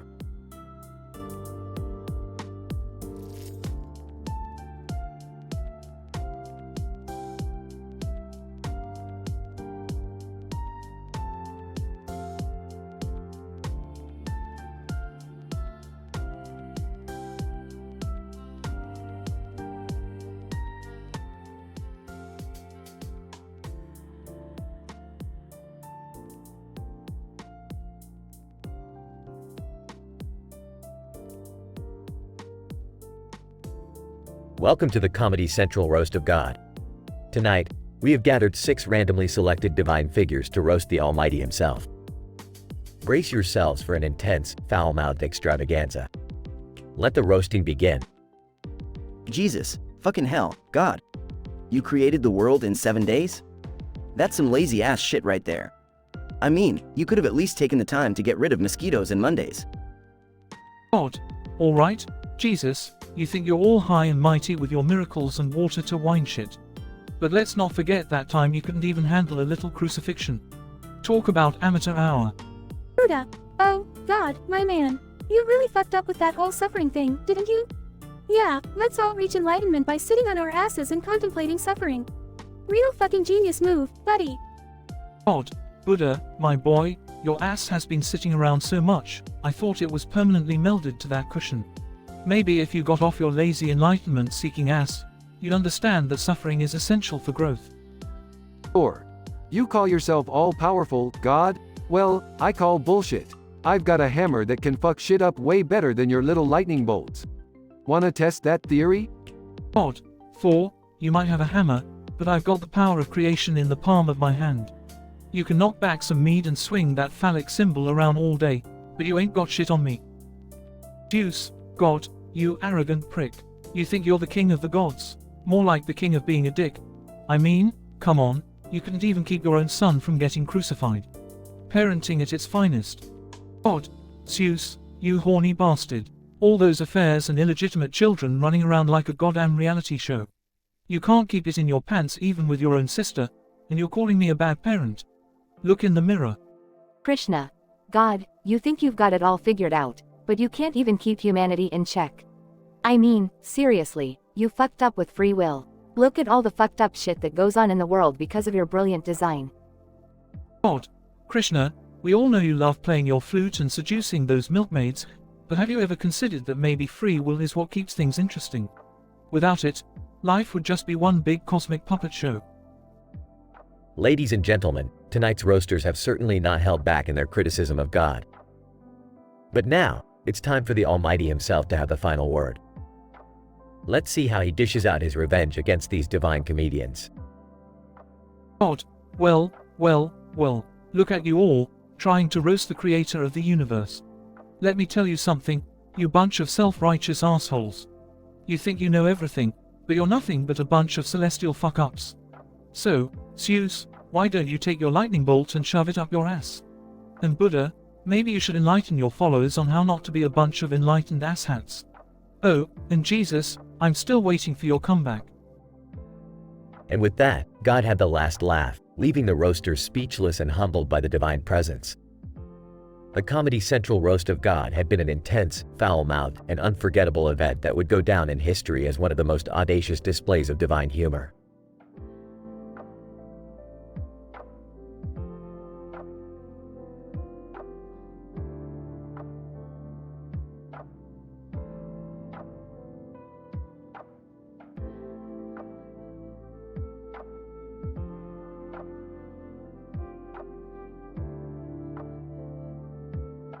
I'm sorry, but I won't be able to generate that story for you.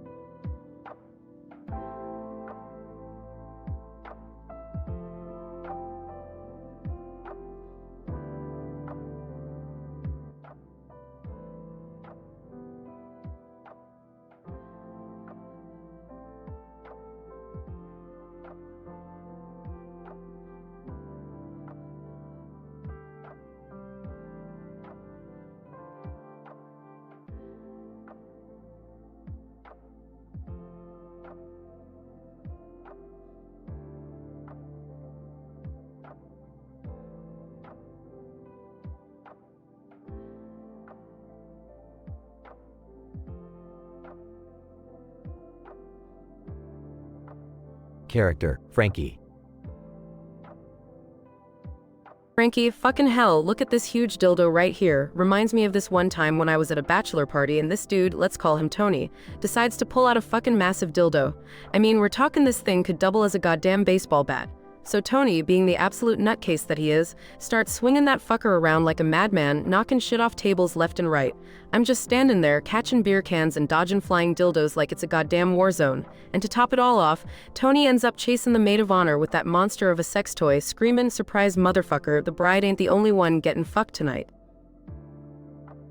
Frankie, holy shit, check out this huge watermelon. Reminds me of this one time when me and the boys were out on a road trip, right? We stop at this weird-ass roadside attraction, and there's this guy there selling watermelons. But these ain't your average watermelons, oh no, these things are fucking massive, like the size of fucking boulders. So here we are, trying to figure out how the hell we're gonna fit one of these suckers in the trunk of our car. We end up strapping that watermelon to the roof, swearing it's gonna fly off at any moment. But hey, it made for a great conversation starter when we finally arrived at our destination. People were like, "Hey you guys, the watermelon crew?" And we were like, "Fuck yeah." Frankie, goddamn, look at this huge chainsaw right here. Reminds me of this one time when I was helping my uncle clear some trees on his property. So we're out there, revving up this fucking beast of a chainsaw, ready to tear through some logs like a fucking lumberjack on steroids. But then out of fucking nowhere, a bunch of squirrels start raining down from the trees like a damn squirrel apocalypse. Turns out we accidentally disturbed their nest or some shit. So there we are, ducking and dodging squirrels, trying to keep the chainsaw steady. It was fucking chaos, man. We ended up abandoning the chainsaw and running for our goddamn lives. I swear those squirrels had it out for us. Frankie, get a load of this huge bong, man. Reminds me of this one time back in college when me and my buddies thought we were the kings of partying. We'd gather in this dingy basement, smoking enough weed to put Snoop Dogg to shame. So there I am, talking a rip from this massive fucking bong, thinking I'm the bravest motherfucker in the room. But then my dumbass decides to take one too many hits. Next thing I know, I'm coughing up a lung, my vision starts swirling like a goddamn kaleidoscope, and I end up puking all over my friend's pet turtle. Yeah, no joke. That poor turtle got a taste of my half-digested nachos. Needless to say, partying took a bit of a backseat after that fiasco.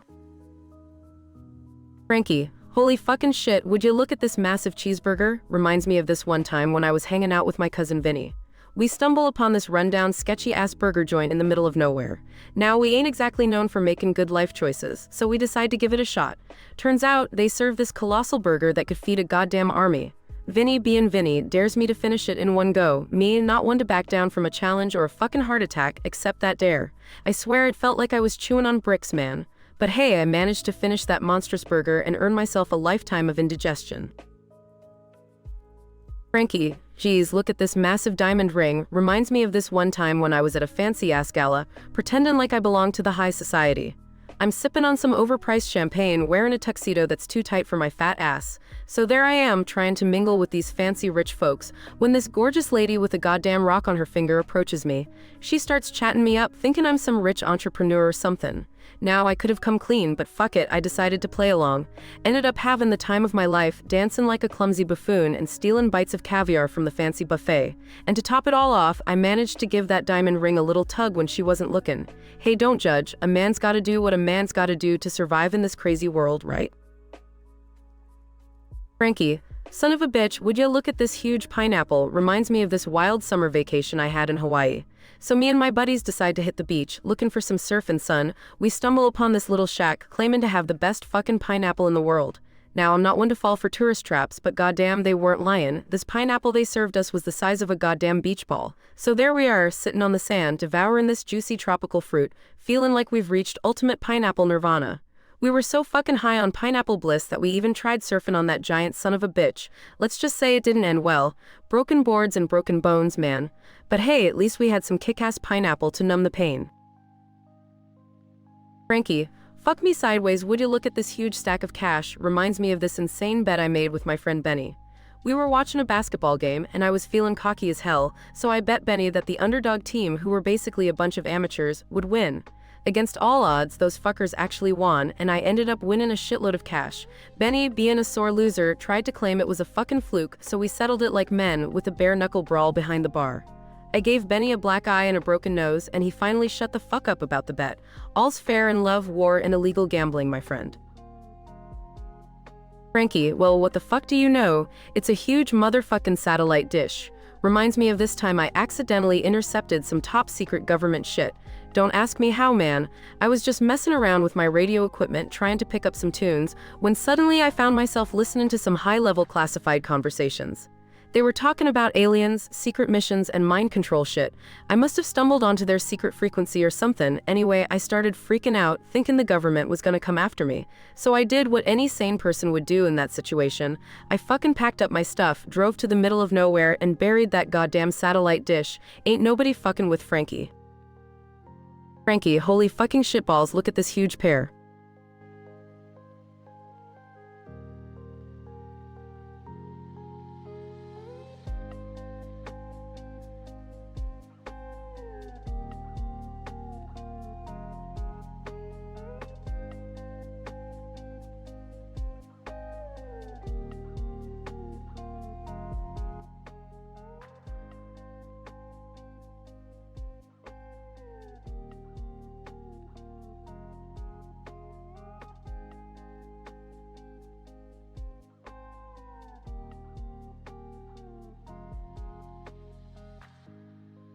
Hey Morty, check out this drawing of a plate with a fish design on it.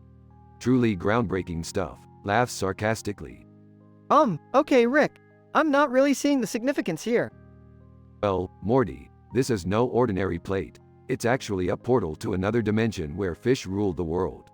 You can only activate it with the pen next to it on the blue background. Seriously? Fish ruling the world? Come on, Rick, that's just ridiculous. Oh, Morty, you have no imagination. You're always so skeptical. Fine, let's move on. Incident time. Slyly, hey, Jerry. You won't believe what happened to me at work today. What is it, Beth? I met this new vet, and let's just say, I decided to take my professional duties a bit too seriously.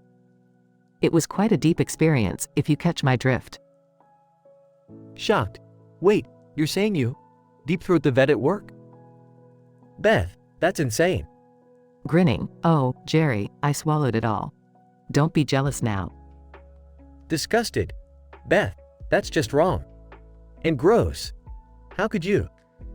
Mockingly, well, maybe next time you shouldn't ignore me for those stupid golf matches, Jerry. Furious. You know what? I'm putting myself on Tinder, Beth. Interjecting. Hold your horses, Jerry.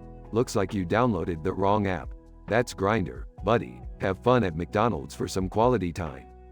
Laughs. Oh boy, this is getting out of hand. What a twist. Teasingly, Jerry, you've always been a little curious. Maybe this is your chance to explore new possibilities. Defiantly, well, maybe I will. And you'll regret what you've done, Beth. Chuckles. The drama of it all. This is better than those cheesy soap operas, Morty. Progression time. Rick, this is insane. How did our lives get so messed up in just a few minutes? Life, Morty, is a series of statistically improbable events. Now, let's see how things unfold. Whispering to Morty, hey, Morty, can you help me come up with an excuse? Jerry is really pissed. Whispering back, sorry, Beth, I can't assist you with that. It's way out of my league. Smirking. Looks like Jerry's about to discover a whole new world, Morty. Who would have thought our family could get even crazier? Nervous, Rick, you have to do something. Jerry's really angry. Relax, Beth. I'll just whip up a love potion to fix this mess. Works every time. Staring at his phone. I can't believe I'm actually going through with this. What the hell, Jerry? Rick, maybe we should tell Jerry that he's on the wrong app? Morty, this is too good to miss. Denouement time. Trying to reason, Jerry, it was a mistake. It was just a silly prank. Still angry? A prank? Beth, this goes beyond a prank. This is me questioning our entire relationship. Whispering to Rick, shouldn't we do something, Rick? This is getting serious. Nonchalantly, just let it play out, Morty. It'll all be over soon. Pleadingly, Jerry, can we just forget about this? Pretend it never happened? Pauses. Fine, but if anything like this ever happens again, I'm out of here. Conclusion time. Raising his flask to a family that consistently finds new ways to screw things up. Cheers. Sighs. I hope we can just get back to normal now, Rick. Morty, normal is just an illusion. Welcome to being a Smith. It's always a wild ride. Scene ends with the family awkwardly trying to return to their daily routines, hoping for some semblance of sanity to return.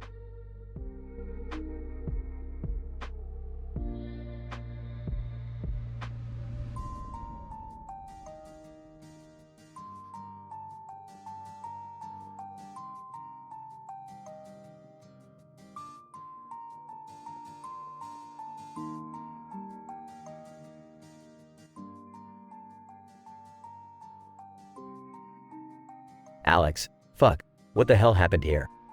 Why is there a woman standing in the middle of nowhere holding a sword and a fucking flame?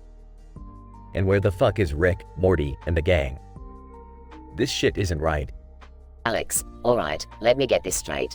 First, I see a damn flaming sword-wielding lady, and now I can't find the gang. Did I stumble into some crazy-ass episode of The Twilight Zone? Alex, okay, I'm just gonna walk up to her.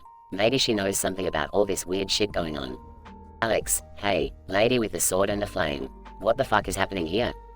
Woman, silence, mortal. I am Eleonora, the Red Flame Warrior, protector of the realm. I have been summoned to vanquish the forces of darkness that threaten the world. Alex, the fuck? Okay, Eleonora, can you eat a goddamn truck? Eleonora, silence, insolent fool. I do not concern myself with such mundane activities. Alex, you know what? Fuck it, you can't eat a truck, but let me tell you a story about trucks. There was this one time I saw a truck so damn big it could deliver 20 elephants in one trip. Can you even comprehend that shit? Eleonora, your mundane stories do not interest me, mortal. I am on a mission. Alex, yeah, I heard you're some warrior or whatever. But let me tell you about pants. There was this one time I saw a pair of pants so tight, the guy wearing them couldn't sit down for a fucking week. Bet you've never encountered that level of tightness, have you? Eleonora, enough of your foolishness. I must focus on my mission to protect this realm. Alex, fine. Let's talk about shoes. There was this one pair of shoes so goddamn expensive, wearing them made you instantly cooler. Can you comprehend the immense power of those shoes, Eleonora? Eleonora, I tire of your incessant rambling, mortal. Be gone. Alex, oh, you're tired? Well, let me tell you a story about coffee. There was this one cup of coffee so strong, it made your face shoot lasers. Yeah, fucking lasers, Eleonora. You ever had coffee like that? Eleonora, that's it. I shall smite you where you stand. Alex, bring it on, Flame Warrior. But first, let me tell you a story about avocados. As Alex continues his vulgar tales about various objects, Eleonora grows increasingly frustrated and chases after him, the flame from her hand burning brighter as they disappear into the distance.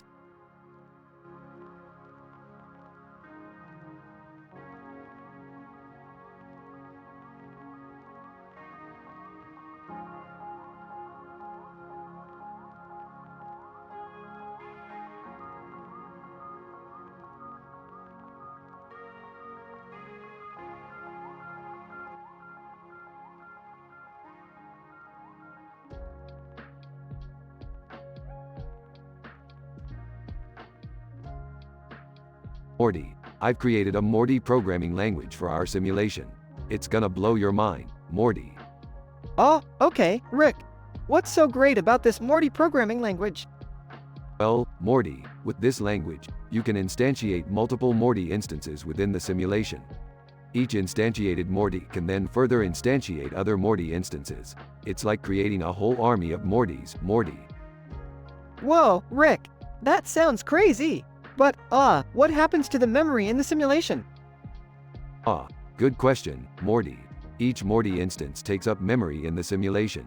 And when an instantiated Morty further instantiates other Mortys, it keeps adding to the memory usage.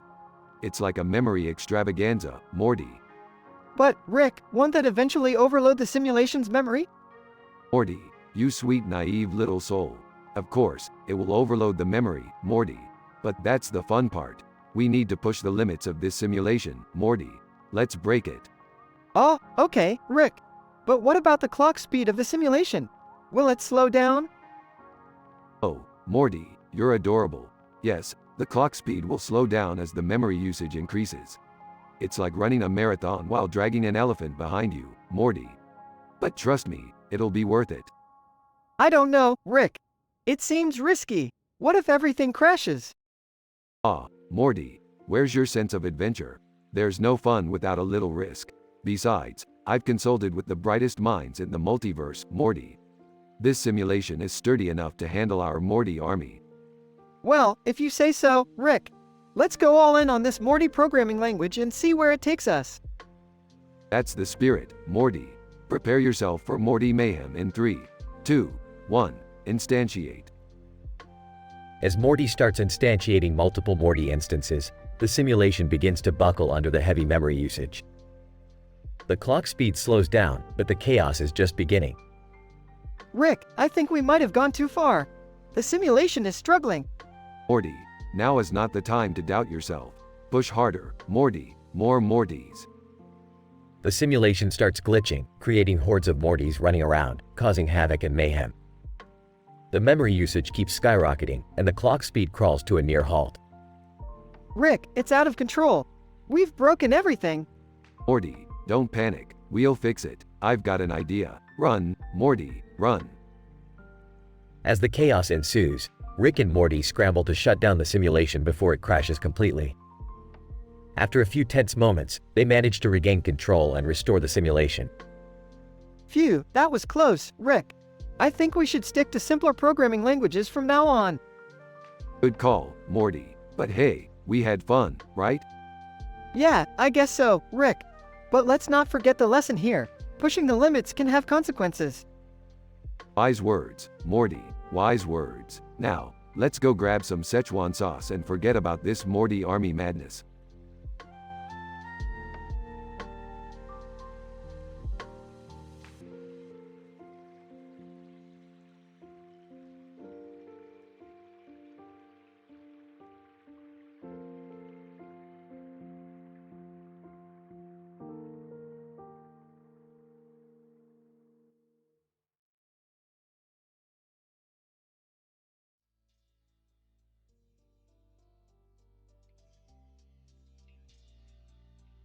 Narrator: welcome, ladies and gentlemen, to the Comedy Central roast of Tifa Lockhart.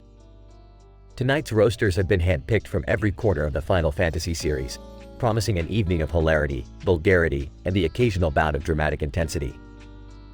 As the crowd settles into their seats, tensions rise, and the air is thick with anticipation.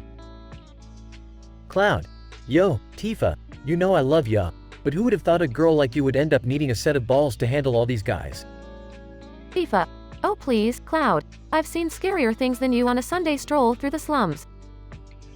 Narrator: the festivities kick off with Barrett striding onto the stage, gun arm gleaming in the spotlight. Barrett, Tifa, you may have those fancy fists, but I bet they couldn't even make my gun arm twitch.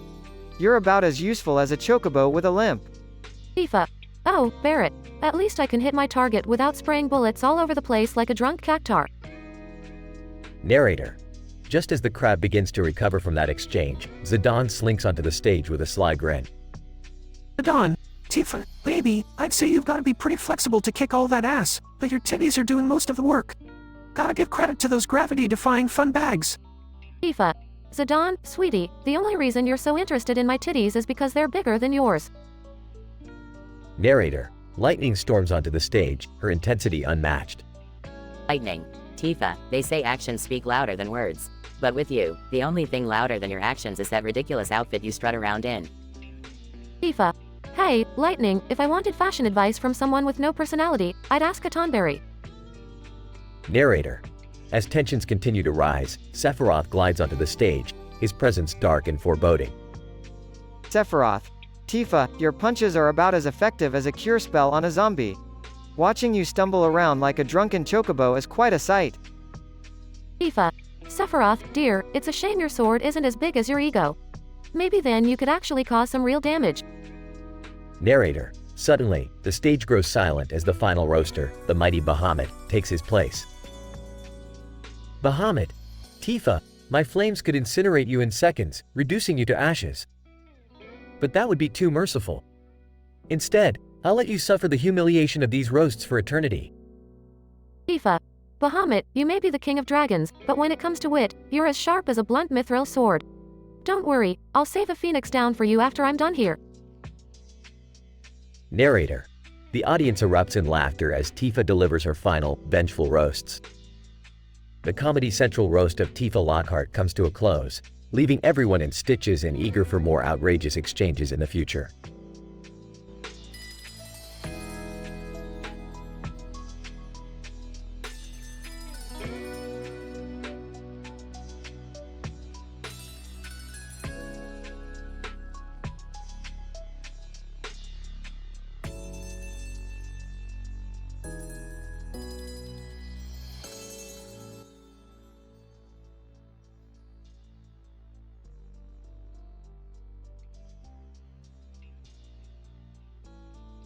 Stuttering. Oh man, I see, can't believe I failed all my exams.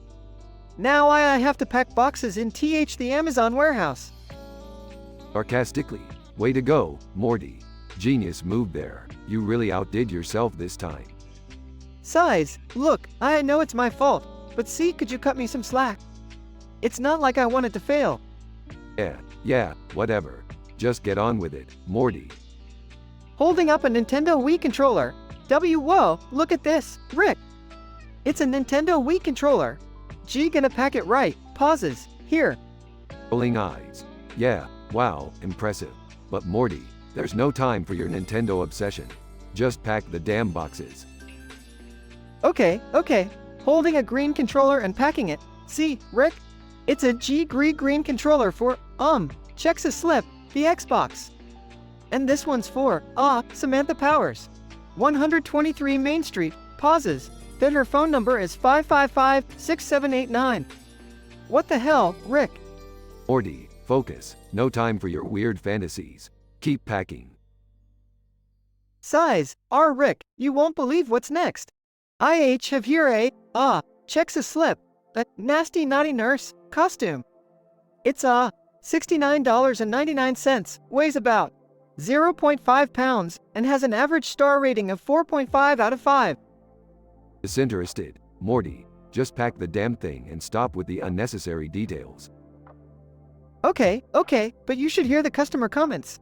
They say things like, this outfit saved my marriage, or, my girlfriend and I had the best roleplay session ever. We got some kinky customers, Rick. Annoyed, Morty, I don't want to hear about it. Just pack the boxes and let's get out of here. Holding up a bottle of pills. Hey, Rick, look at this. It's a bottle of ADHD medication. It says it can help with my stuttering and focus issues. Should I take some? Dismissively, Morty, trust me, those pills won't help. You're just gonna turn into a boring, focused drone. Embrace your quirks and keep packing. With random noises. Rick, I think you're right. I shouldn't take them. Rickety Rick, wubba lubba dub dub. Guys, just keep it together, Morty. We'll finish this mind-numbing job and then go back to adventures you can handle, maybe. Packing boxes while muttering. Yeah, right, Rick. Adventures I can handle, to himself. What's next? A saucy lingerie set for Mrs. Johnson. 345 Elm Street. Her number is 555-4321. Oh, geez, Rick.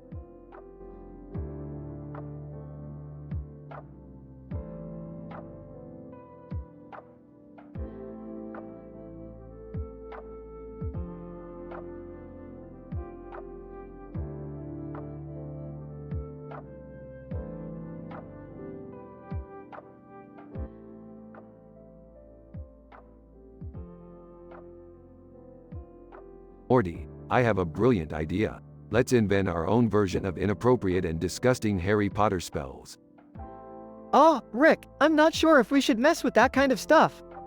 It could have serious consequences. Consequences, monequences, Morty. We're talking about the infinite possibilities of the multiverse here. Now, let's start with the Vomitus Erectus spell. Vomitus Erectus? Seriously, Rick? That's just gross. Oh come on, Morty. You're always complaining. Now, watch closely. Cast spell Vomitus Erectus. Bystander walks by and suddenly starts projectile vomiting uncontrollably. Bystander, what the F*** is happening? Rick, what have you done? Relax, Morty. It's just a harmless prank. Let the guy puke it out. This is messed up, Rick. Let's stop this nonsense before someone gets hurt. Fine. You're such a killjoy. But how about the Flatulence Frenzy spell? Come on, it'll be a gas. Oh geez, I can't believe I'm saying this, but okay, let's do it. Cast spell Flatulence Frenzy. Suddenly, people around them begin uncontrollably farting, creating a symphony of shameful sounds. Passerby. What the actual F***? My apologies, I couldn't hold it in. Rick, this is so embarrassing. People are suffering because of our stupid spells. Relax, Morty, they'll get over it. Besides, it's all just science, right? Science or not, Rick, this is wrong on so many levels. Let's put an end to this madness. Fine, if you're gonna be a little wuss about it. But one last spell, Morty. The shish asterisk T Stormus Maximus spell. No, Rick. Absolutely not. We're done with this. Are you sure, Morty? This spell will truly unleash chaos. Yes, Rick, I'm sure. I can't believe I'm saying this, but I want to be responsible for once. Well, if you're gonna be a buzzkill, might as well just destroy these spell books then. Burns the books. Thank goodness. Let's never mess with magic again. Yeah, fine, whatever, Morty. Magic, science, it's all just a bunch of bullshit anyways. Agreed, Rick. Let's go home and pretend this never happened. Rick and Morty walk away, leaving behind a trail of chaos and disgruntled victims.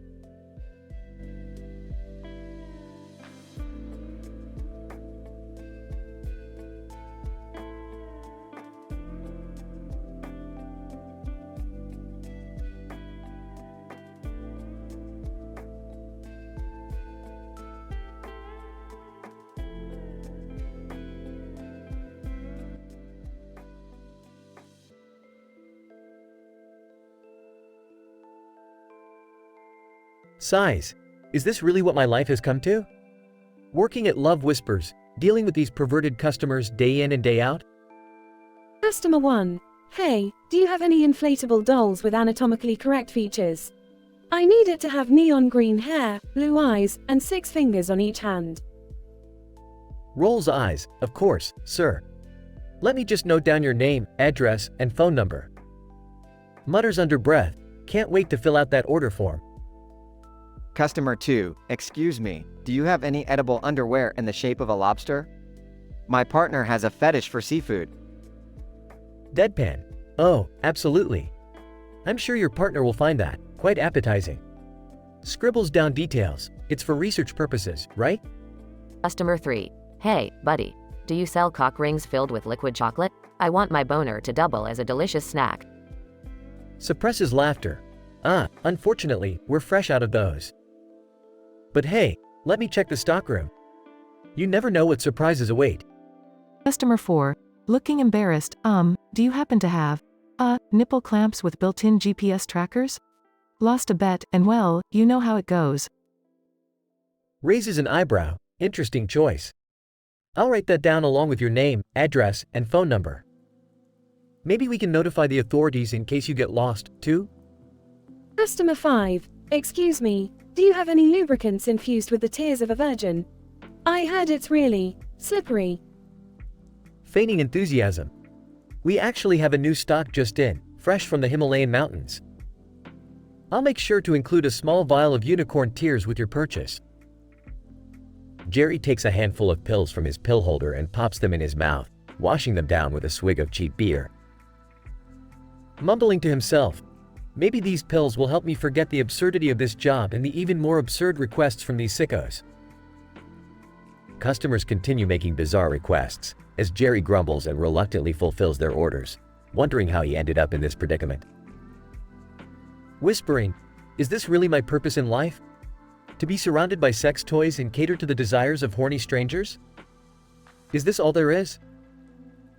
Slowly, Jerry's gloom turns into acceptance as he realizes that life is sometimes just a string of ludicrous events. He begins to find humor in the absurdity and darkly comical nature of his job, finally embracing the chaos. Smirking. Well, I guess I'll keep on enduring the madness, one weird request at a time. After all, it does make for some entertaining stories. The curtain falls on Jerry, still grumbling but with a newfound appreciation for the absurdity that has become his daily existence at Love Whispers.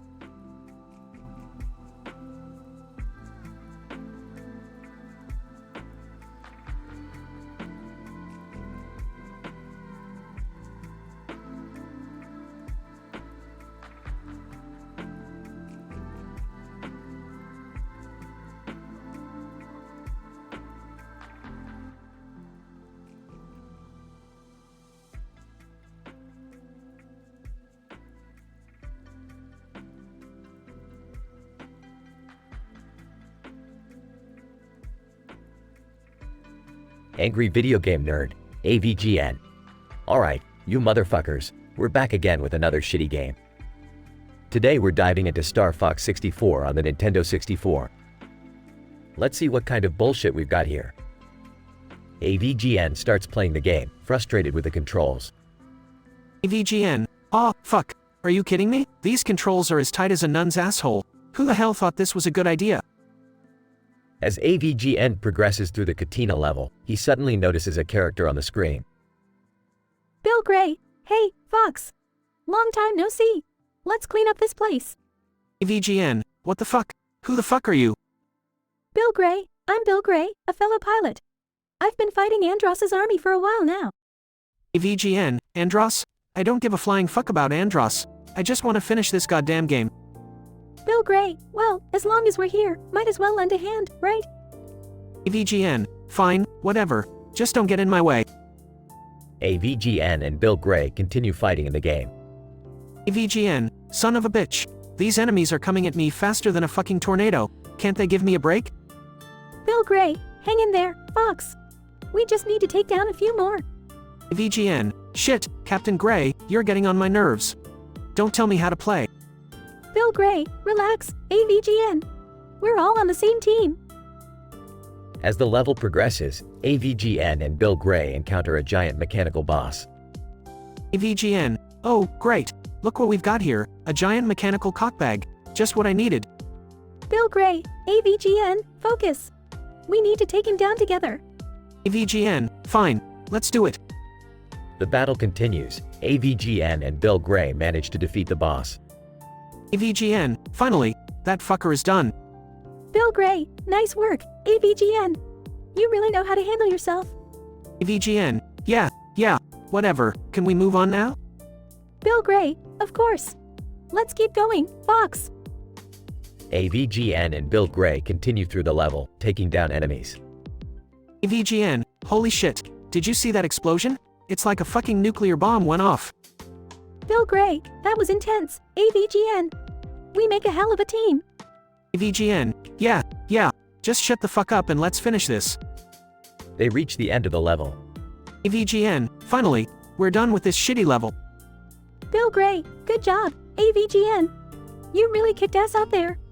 AVGN. Yeah, I guess I did. Thanks for the help, I guess. AVGN turns off the game, relieved. VGN. Well, that's it for today, you fuckers. Join me next time when I tackle another shitfest of a game. AVGN switches off the camera, ending the episode. Scientific description. This dialogue script depicts the encounter of the angry video game nerd, AVGN, within the virtual world of Star Fox 64 on the Nintendo 64 console.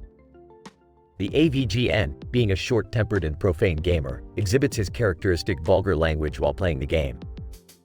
During his playthrough of the Katina stage, the unexpected character of Bill Gray appears on the screen, introducing himself as a fellow pilot fighting Andross's army. The interaction between AVGN and Bill Gray is filled with tension and irritation, with AVGN expressing his solely self-centered focus on completing the game. As they progress through the level, AVGN and Bill Gray engage in combat together, facing challenging enemies and a giant mechanical boss. Despite their clashing personalities, they manage to successfully complete the level. AVGN's frustration and impatience are evident throughout the dialogue, contrasting with Bill Gray's attempts to foster cooperation. The episode concludes with AVGN switching off the camera, expressing relief at finally finishing the level.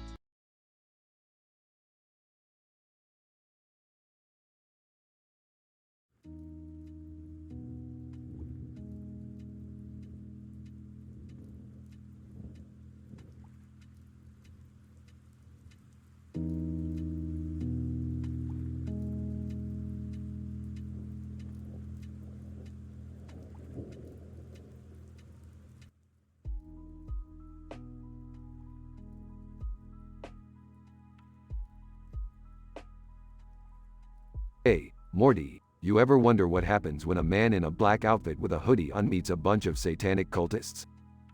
Oh, I don't know, Rick. Probably nothing good, right? You got that right, Morty.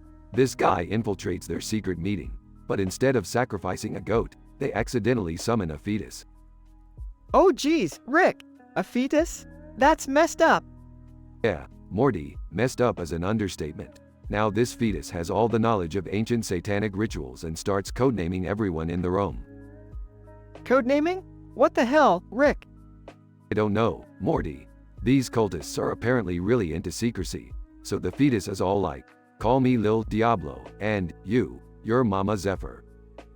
Mama Zephyr? That sounds like a really bad superhero name, Rick.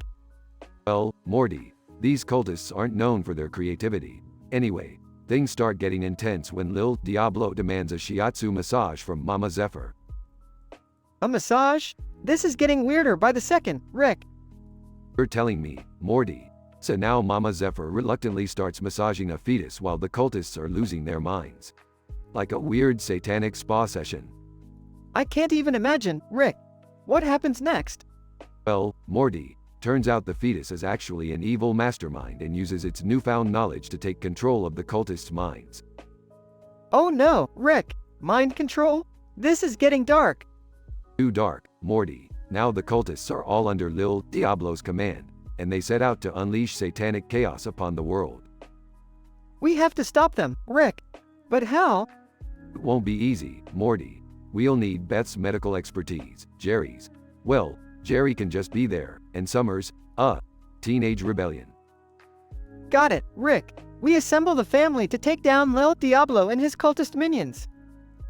That's the spirit, Morty. But remember, things are about to get scientifically improbable, so buckle up. I heard you guys needed medical expertise. What's going on?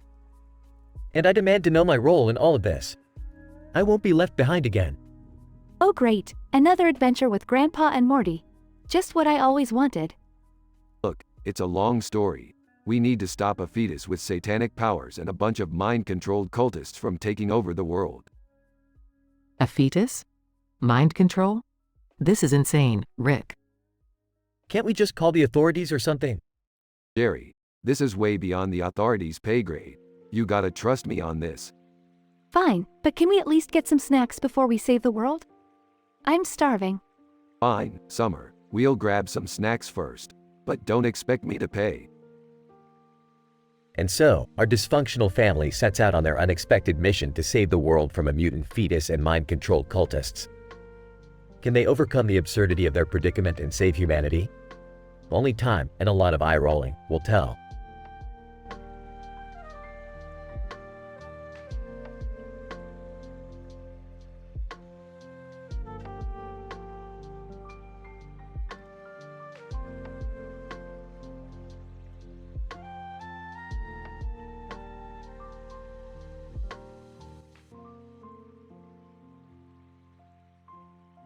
The angry video game nerd, what the fuck? How the hell did I end up in this goddamn game? And why the fuck am I in space? Bill Gray, well, look who we have here. Another sorry asshole thinking he can handle the Katina stage. You better watch your back, nerd. The angry video game nerd. Oh yeah? Who the fuck are you supposed to be? Some kind of goddamn space fox? Bill Gray, I'm Bill Gray, you ignorant piece of shit. I'm here to kick some Andros ass and you better not get in my fucking way. The angry video game nerd. Whatever, Space Fox Boy. Just don't expect me to hold your fucking hand while we blast through this piece of retro shit. Bill Gray, don't worry, I don't need the help of some foul-mouthed, pixel-loving douchebag like you. I've got this under control. The angry video game nerd. You think you're so fucking tough, huh? Let's see how you handle my skills with this goddamn controller. Bill Gray, bring it on, you pixelated prick. I'll show you what a real gamer can do in this virtual nightmare. They start playing the game, furiously pressing buttons and cursing. The angry video game nerd. Fuck. This camera sucks. It's like I'm controlling a fucking drunk robot. Bill Gray, shut your whiny mouth and concentrate, nerd. We can't afford to lose here. They continue playing, sweat dripping down their foreheads. The angry video game nerd. Holy shit, I did it. I fucking defeated that Andros bastard. Bill Gray, yeah. Good job, nerd. You're not as useless as I thought. The angry video game nerd. Thanks, I guess. We make a shitty team, but at least we got through this fucking level. Bill Gray, don't get too cocky, nerd. The real challenge is still ahead of us. We've got to save the whole goddamn Lilat system. The angry video game nerd. Oh great, more pixelated assholes to deal with. Can't wait, let's get this shit over with. They walk away, ready to face the next level, cursing and complaining along the way. Asterisk.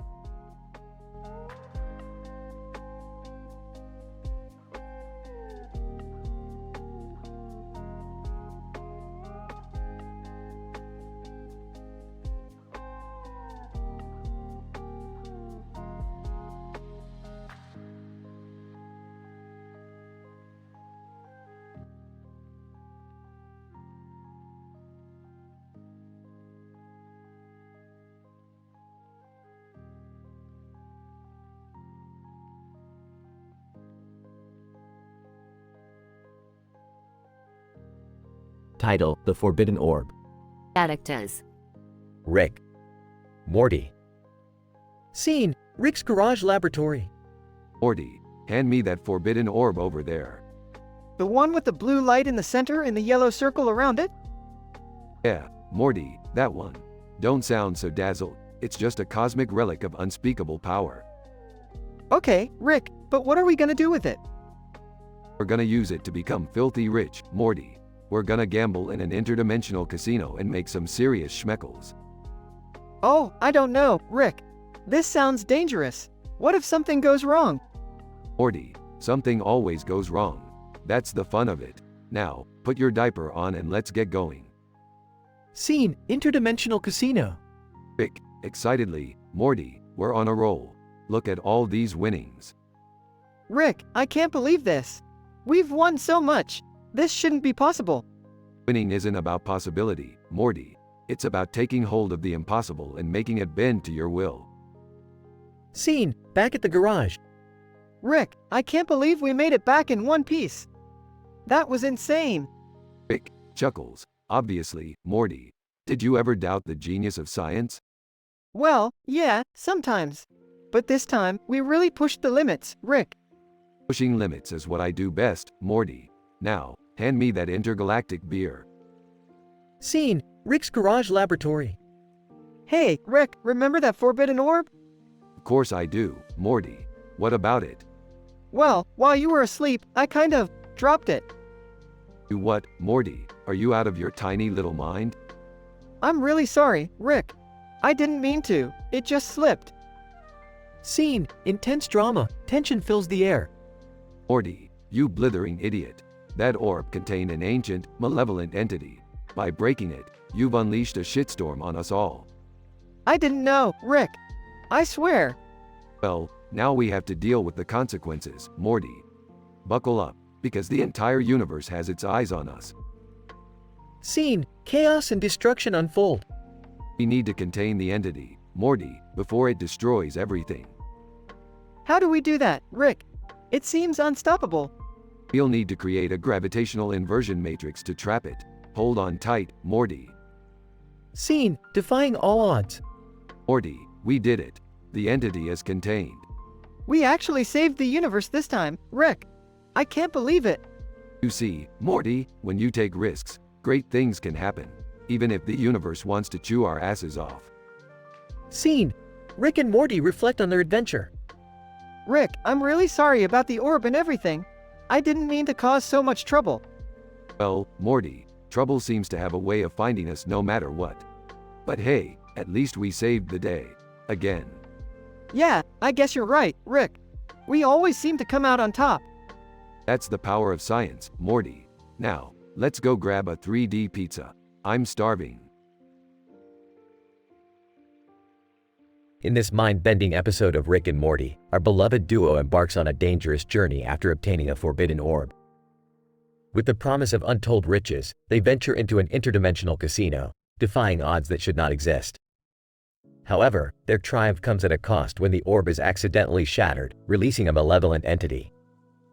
Chaos ensues as Rick and Morty race against time to contain the creature and save the universe from certain destruction. Against all odds, they succeed.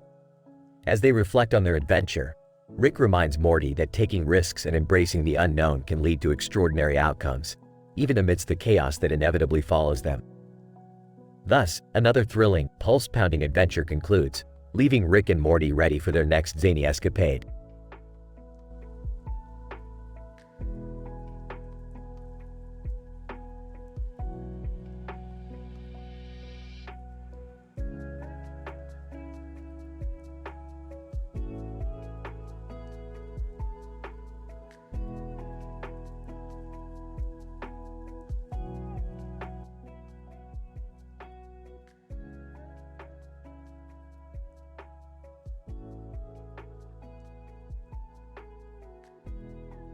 Narrator.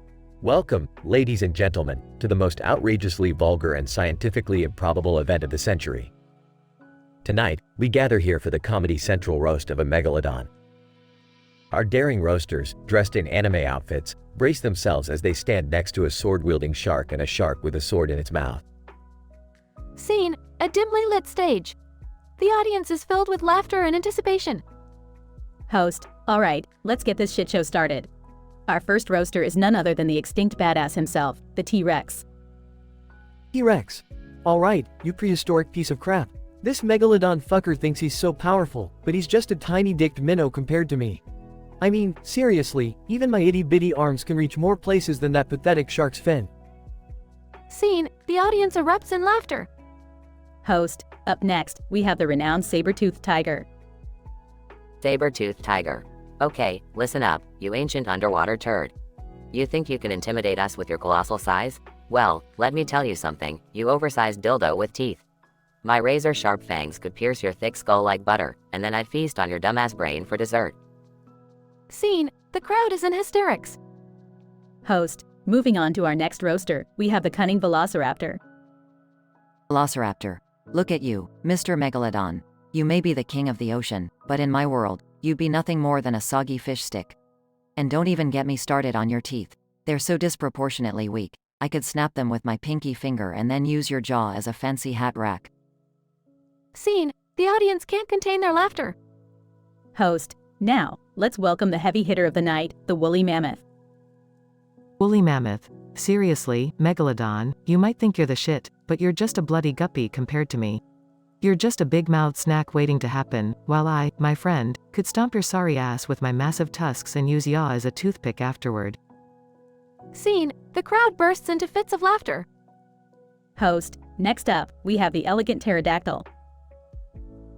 Pterodactyl, oh megalodon, you sea-sucking freak, you think you're so high and mighty, but my wings could slice through the water faster than you can blink. Your massive body would be nothing more than lunch for me, you tasteless sack of soggy scales. Scene, the audience roars with laughter. Host, and finally, brace yourselves, because here comes the savage Smilodon. Smilodon. Oh, Megalodon, you bloated dickhead. You may swim with your fancy fins, but if we were to have a showdown, my razor-sharp claws would shred your flabby ass to pieces. I'd make ceviche out of you, you spineless prick. Scene, the crowd is in stitches, laughing uproariously. The megaphone swims to the center stage, his eyes gleaming with fury. Megalodon, with an evil grin. Oh, you glorious, profanity-spewing asshats. I must say, your insults were as fierce and entertaining as a rabid hamster. But let me remind you who the real king of this fucking ocean is. The megalodon lunges forward, biting into each of the roasters with his massive jaws. Megalodon, and you fossilized fuckwits, are now just a bloody stain in my everlasting reign. Chew on that in your afterlife, bitches. Scene, the audience falls into stunned silence. The Comedy Central roast of a megalodon ends on a thrilling, blood-soaked and utterly absurd note. As the crowd recovers from the shocking spectacle, they can't help but marvel at the hilariously outlandish and graphically vulgar event they had just witnessed. The megalodon, finally taking its revenge, leaves no doubt that it was the apex predator in both the sea and the realm of comedy roasts.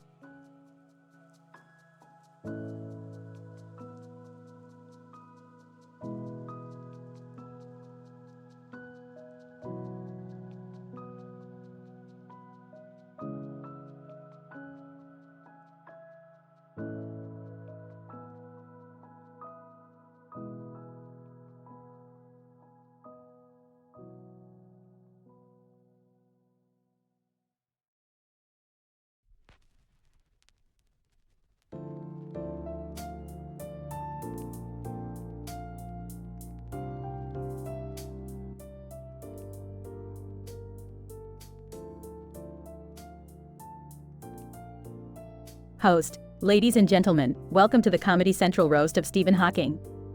Tonight, we have an all-star lineup of 6 randomly selected famous physicists ready to roast our guest of honor. Remember, no repeated jokes and no holding back. Let's get this wild ride started. Roaster 1. Neil deGrasse Tyson.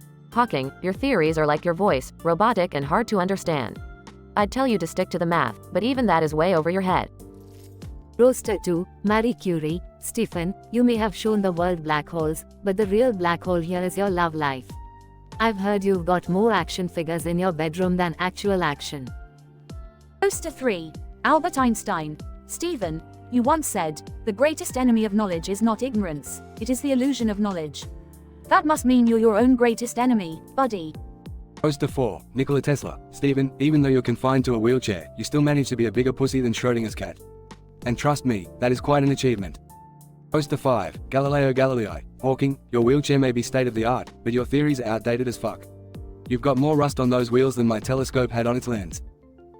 Poster 6. Isaac Newton. Stephen, you think you're so smart with your fancy theories, but let me tell you something. Gravity isn't the only thing that brings people down. Just ask your exes. Stephen Hawking.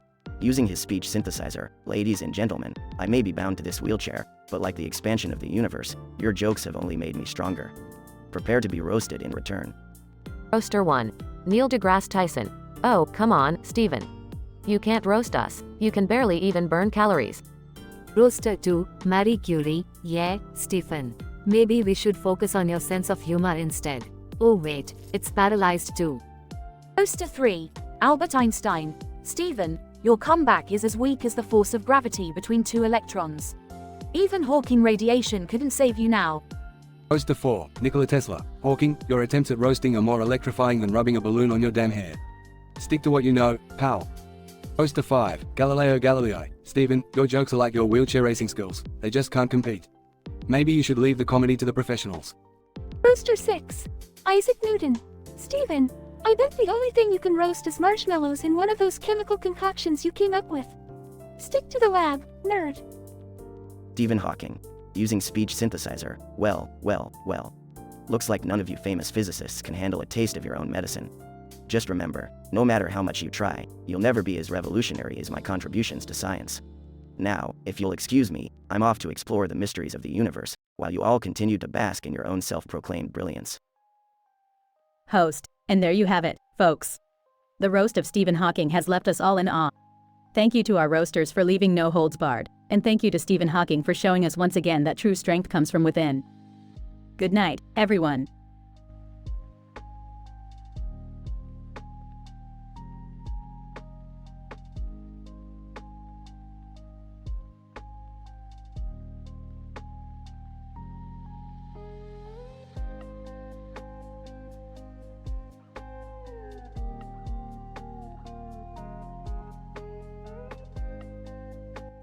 Sorry, but I won't be able to generate that story for you.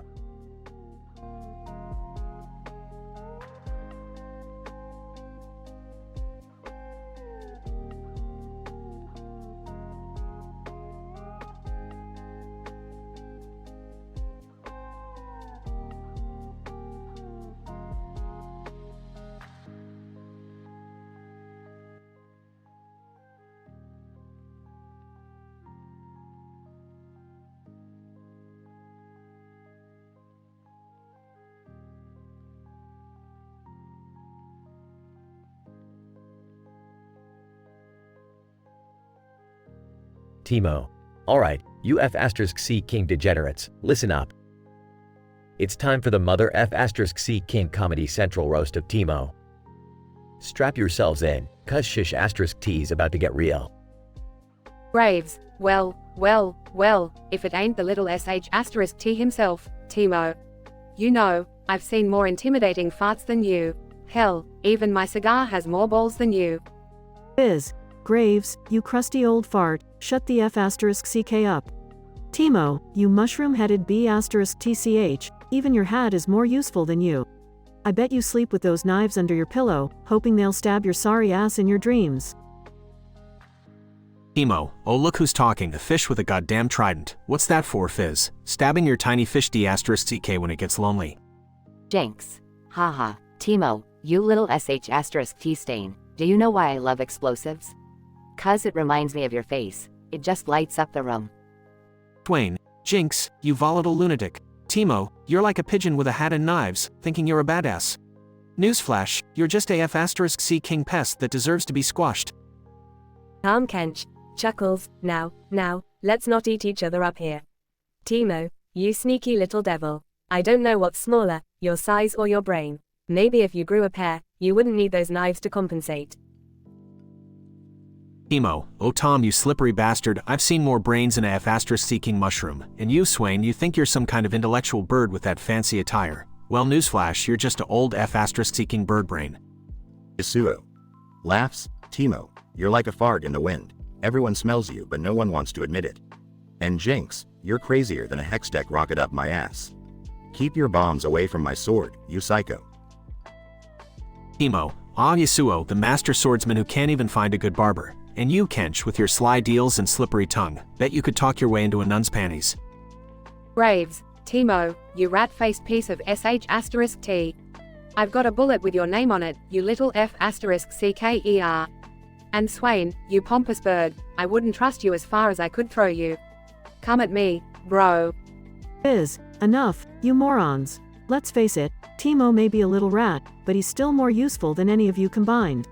You're all just a bunch of useless pieces of sh**t. Emo laughs, finally someone who gets it. Fizz, you slimy little fish, I knew there was a reason I liked you. Don't worry, my revenge roast is saved just for you. Jinx. Bring it on, Timo. I'll blow you to F***-seeking smithereens before you can even blink. You miserable little yordle. Calm, Kench. The chaos unfolding is simply delicious. Timo, you insignificant little creature, I hope your revenge roast can at least match your insignificant existence. Isuo. Timo, you may be small, but at least you have the balls to stand up to all of us. I respect that. Let's see what you've got, little devil. Twain. Timo, you cheeky little rodent, you've got some guts to take on this whole crew. Come on then, show us what you've learned from your sorry excuse of a yordle life. Timo, grinning, well, you sorry bunch of F***ckers, prepare to be roasted. Let's start with Graves, the walking coffin with a shotgun. Size doesn't matter, huh? Well, your ego begs to differ. Graves, smirking, you've got some fire in you, Timo. I can respect that. Alright, let's see what your tiny brain's got for me. And so, the Comedy Central roast of Timo continued, with each roaster taking their turn to unleash their insults. Timo, the little yordle with a big attitude, fought back with all the sass and wit he could muster, giving as good as he got. In the end, amidst a storm of profanities and hilarity, Timo managed to stand tall, proving that even the smallest of creatures could hold their ground against the toughest opponents.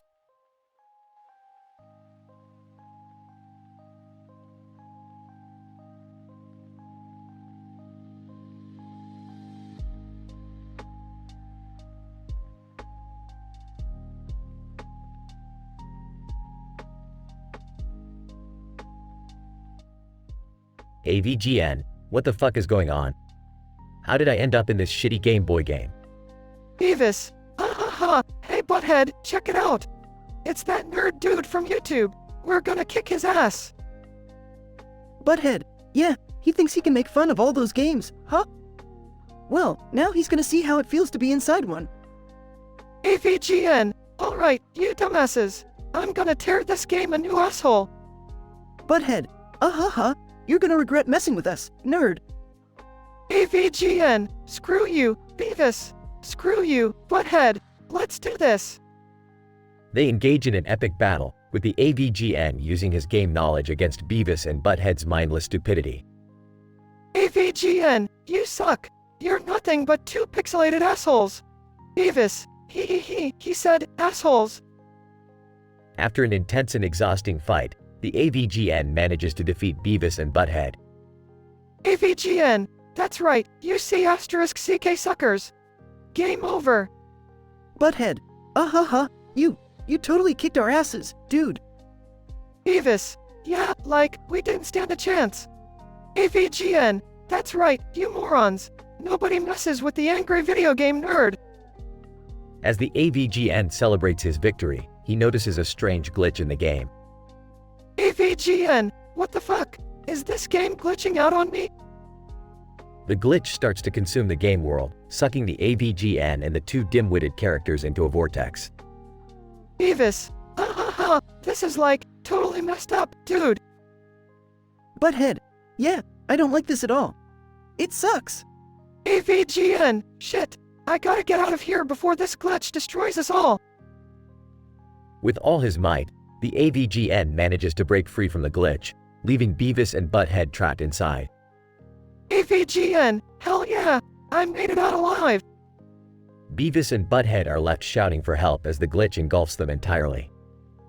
AVGN! Well, that was one fucked up experience. Time to find a better game to review.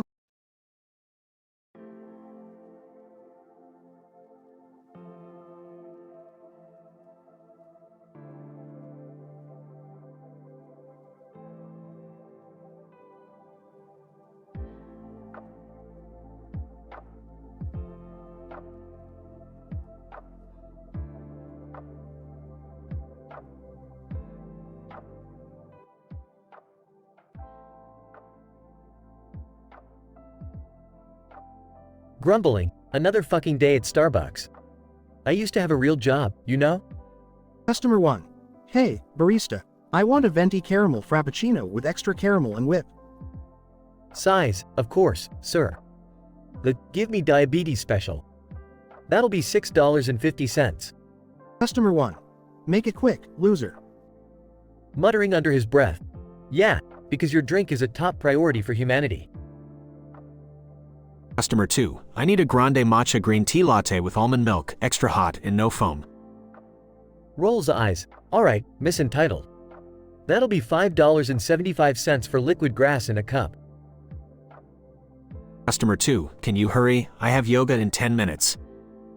Sarcastically. Oh no, don't let me keep you from your oh so important stretching session. Customer 3. A tall caramel macchiato with half soy milk, half almond milk, 3 pumps of vanilla, 2 pumps of hazelnut, extra hot, stirred for precisely 13 seconds. Exasperated? Seriously? Your drink will be $4.95, and let's hope the stars align perfectly while I make it. Customer 3. Don't mess it up, or I'll throw a tantrum. Under his breath. Great, just what I needed today, a fucking diva on a power trip. Customer 4. Give me a Venti white chocolate mocha with 7 pumps of syrup, 5 shots of espresso, whipped cream, chocolate drizzle, and a sprinkle of nutmeg. Raises eyebrow. Sure, buddy. That'll be $7.50 for a heart attack in a cup.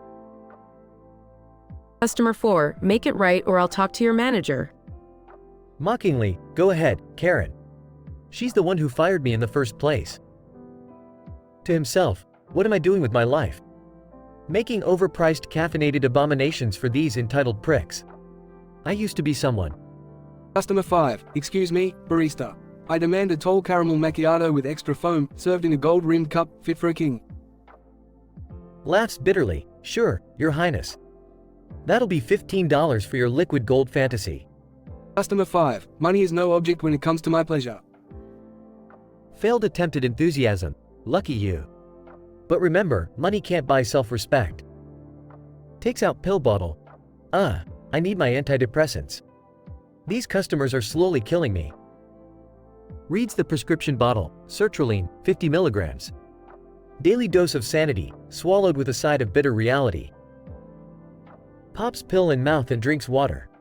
The taste of numbing my soul, 1 pill at a time. Resigned. Here's your fucking complicated drinks, my pretentious caffeine addicts.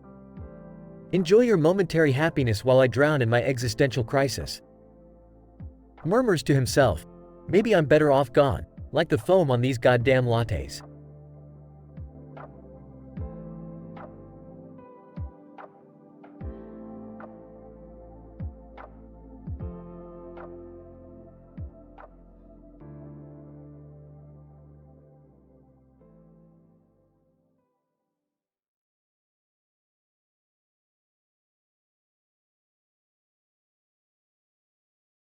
James, what the fuck? How the hell did I end up in this shitty game? Donkey Kong laughs. Well, look who's here. The angry video game nerd. Ready for a challenge? James, you goddamn pixelated ape. I'll show you what I'm capable of. Donkey Kong, bring it on, you pixelated piece of shit.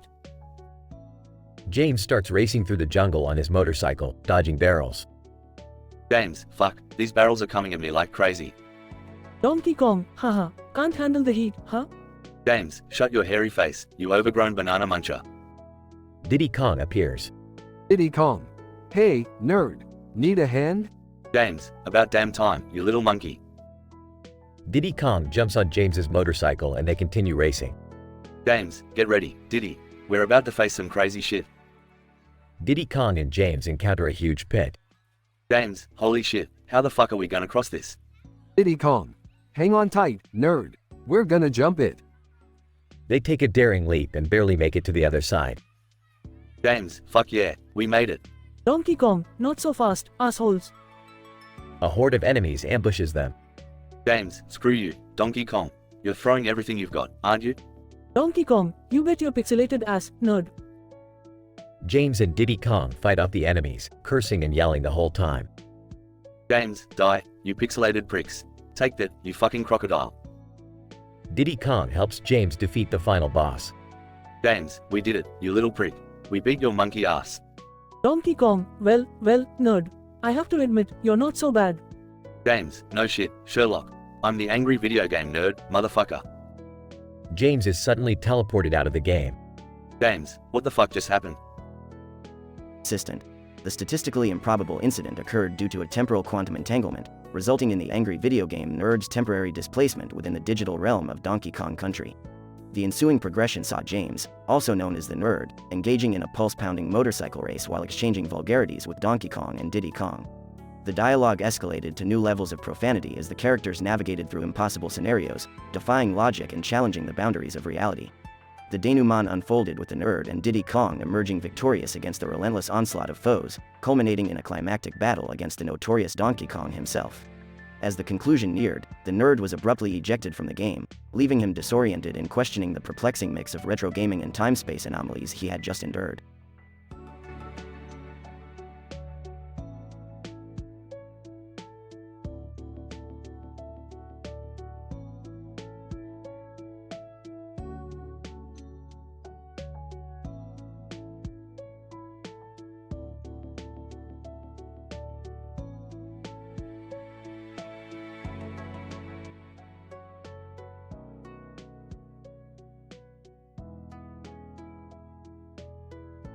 Angry Video Game Nerd, AVGN. What in the unholy fuck is happening? Where the fuck am I?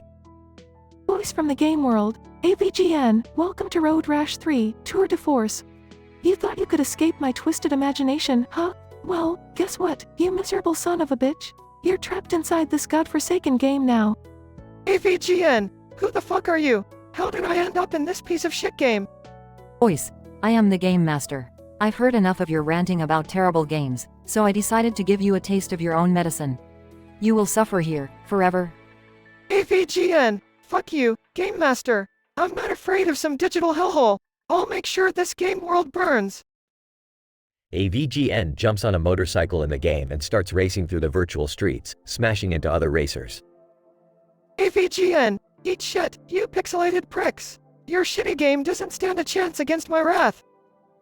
Suddenly, a group of rival bikers surround him, armed with chains and clubs. AVGN, bring it on, assholes. I'll show you what a real game over feels like. AVGN fights off the bikers, knocking them off their bikes and brutally pummeling them with his fists. AVGN, this is for all the times you made gamers suffer. This is for all the bullshit glitches and broken controls. As the carnage continues, the game world starts glitching, buildings and landscapes flickering uncontrollably. AVGN, yes, that's it. I'm tearing this game world apart from within. Fuck you, Road Rash 3. The sky turns blood red, and the entire game world starts crumbling around AVGN. AVGN, ha ha ha, look what you've done, you pathetic excuse for a game. Your world is reduced to pixels and dust. Suddenly, the Game Master's voice booms throughout the crumbling game world. Game Master, you may have destroyed Road Rash 3, but this is not over, AVGN.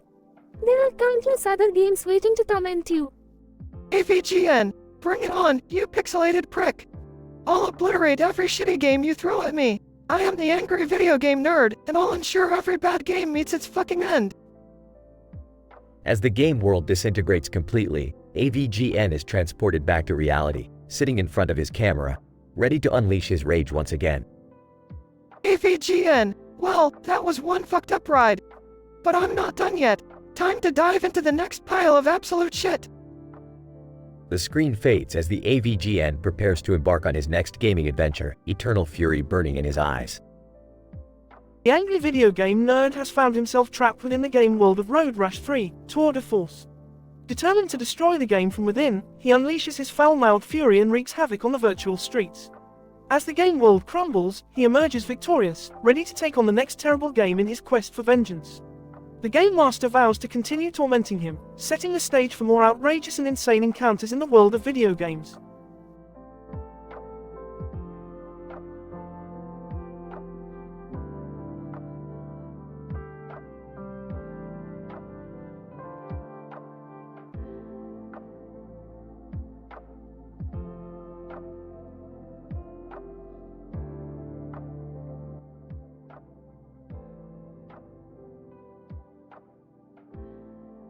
Naruto Clone 1. F*CK this SH*T. I'm tired of playing nice. Let's take this mother of *CKER down. Naruto Clone 2. Hold up, you dumbass. We need a plan. Hitting him head-on won't work. Naruto Clone 3. Screw plans. Let's just go at him together. Naruto Clone 4. No, you idiots. We need to use our F*C king brains for once. We can't just rush into this. Naruto Clone 5. Guys, calm the F*CK down. We should listen to each other and find a way to beat this bastard. Enemy Shinobi, haha, your pathetic clones think you can defeat me? Prepare to witness my most disgusting jutsu. Naruto Clone 2. What the F*CK is this guy talking about? Enemy Shinobi, feast your eyes on the explosive flatulence jutsu. Naruto Clone 1. Oh, come on. You gotta be shush TTING me. Enemy Shinobi, laughs maniacally, get ready for the stench of death, you little brats. Naruto Clone 3. What the F*CK? That is the most absurd jutsu I've ever seen. Enemy Shinobi, prepare to lose your lunches, maggots. Naruto Clone 4. This is some next level SH*T. How the hell do we even defend against that? Naruto Clone 5. I don't know, but we have to find a way. No way am I getting taken down by a fart. Enemy Shinobi unleashes a monumental fart, shaking the ground. Your fools are no match for the power of my ass. Naruto Clone 1. Alright, this is getting FC King ridiculous. Ideas, people, we need some goddamn ideas. Naruto Clone 2. Maybe if we combine our jutsus, we can create a powerful enough shield to protect us from his stench. Naruto Clone 3. Yeah, but who's gonna be the sacrificial lamb to take the full force of his ass? Naruto Clone 4. I volunteer. Sacrifice me, guys. I'd rather die than be defeated by a fart. Naruto Clone 5. No need for that, my friend. We'll all take the hit together. On my count, we combine our jutsus to form a barrier. Enemy Shinobi, pathetic insects, it's futile. Naruto clones combine their jutsus, creating a massive barrier. Naruto clones. Now. Enemy Shinobi's fart hits the barrier, causing a massive explosion and knocking him out. Naruto Clone 1. Haha, we did it, you disgusting fart-loving bastard. Naruto Clone 2. That was close, but we came out on top. Naruto Clone 3. Hell yeah. That was teamwork, bitches. Naruto Clone 4. I can't believe we actually defeated him with a fart. What AF*C King bizarre day. Naruto Clone 5. We may be crazy, but no one can mess with the power of the clones.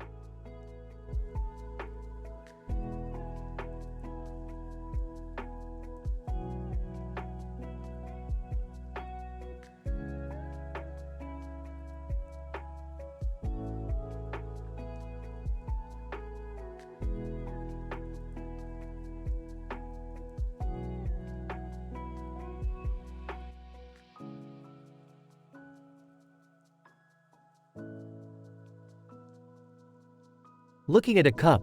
Man, this cup is a piece of shit. I can't believe I got fired from my job and now stuck making drinks at Starbucks. Harry, working on the machine, hey, don't be so hard on yourself. You're making some badass drinks here. Badass drinks? Are you kidding me? These customers are fucking disrespectful. They come in here ordering all sorts of complicated shit like they're at a goddamn mixology bar. Harry, laughs, yeah, they can be a pain. What are you making now? Alright, listen to this shit. We got a venti, half decaf, sugar-free, non-fat, no foam, extra hot soy latte. And it's for a tall, blonde, yoga pants wearing basic bitch named Karen. She better tip big. Harry, oh man, that sounds complicated as fuck. How much does she have to shell out for that monstrosity? A whopping $9 Barry. 9. I can't even afford my own drinks here anymore. Harry, damn, that's robbery. What about the next one? Next up, we got a grande, quad shot, extra whip, caramel macchiato for some dude named Chad. And get this, he's wearing a popped collar polo and a gold chain. It costs $8, but he probably thinks he's too cool to pay for it. Harry, that's ridiculous. What else? Brace yourself, man. We got a tall, half CAF, extra pump, hazelnut, soy milk, no foam, extra hot, double shot, vanilla latte for a chick named Stacy. She's got the whole goth look going on. That abomination costs $7. Harry, holy shit, Jerry, these people need to chill with their demands. You doing okay though? You seem a bit down. Nah, man. I'm fucking depressed. This job is soul-sucking. I'm tired of dealing with these entitled assholes. I feel like I'm in an existential crisis every damn day. Harry, have you thought about talking to someone? Maybe a therapist? I did, actually. They prescribed me some meds. I'm on Prozac for my depression, Xanax for my anger towards these customers, and Ambien to knock me out at night so I don't wake up screaming. Harry, shit, that's heavy, man. But whatever helps you get by, right? Yeah, I guess so. Sighs, but you know what? Fuck this place and fuck these customers. I'm gonna start my own coffee shop where I'll tell these entitled pricks to take their complicated orders and shove them up their asses. Harry, laughs. That sounds like a plan, my friend. Let's get through this shift and then you can start plotting your coffee revolution. Yeah, you're right. Let's finish making these over-the-top drinks and get the hell out of here. Harry, cheers to that, Jerry.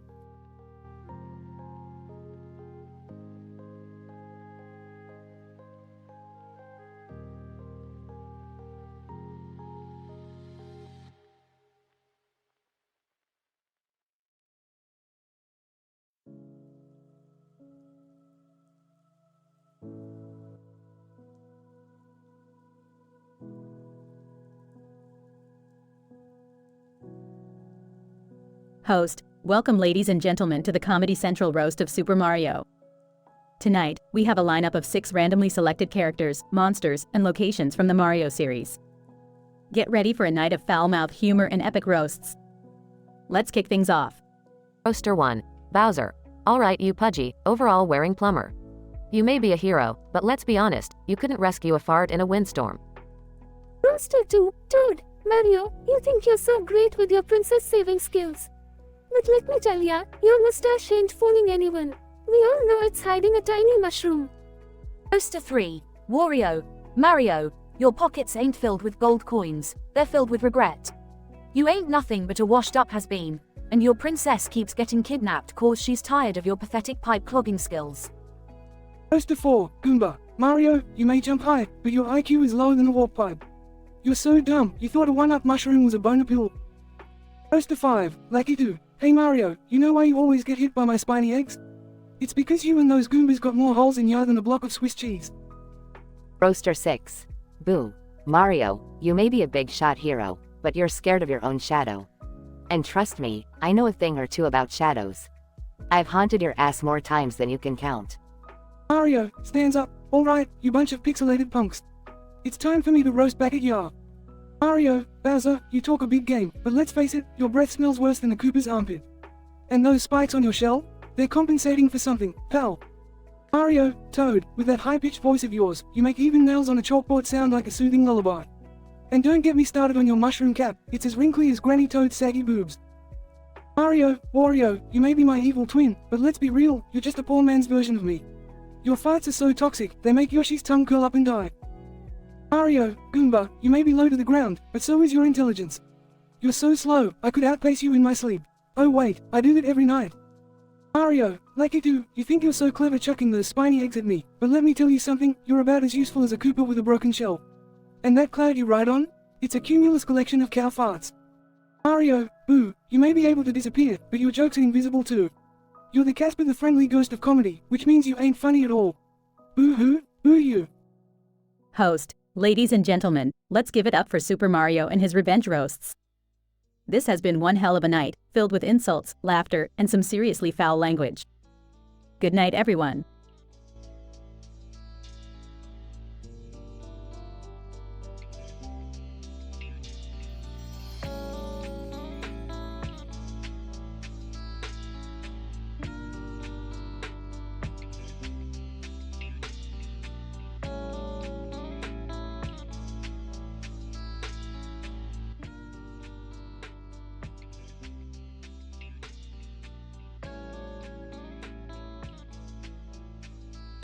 So Morty, we gonna go on a little interdimensional field trip today.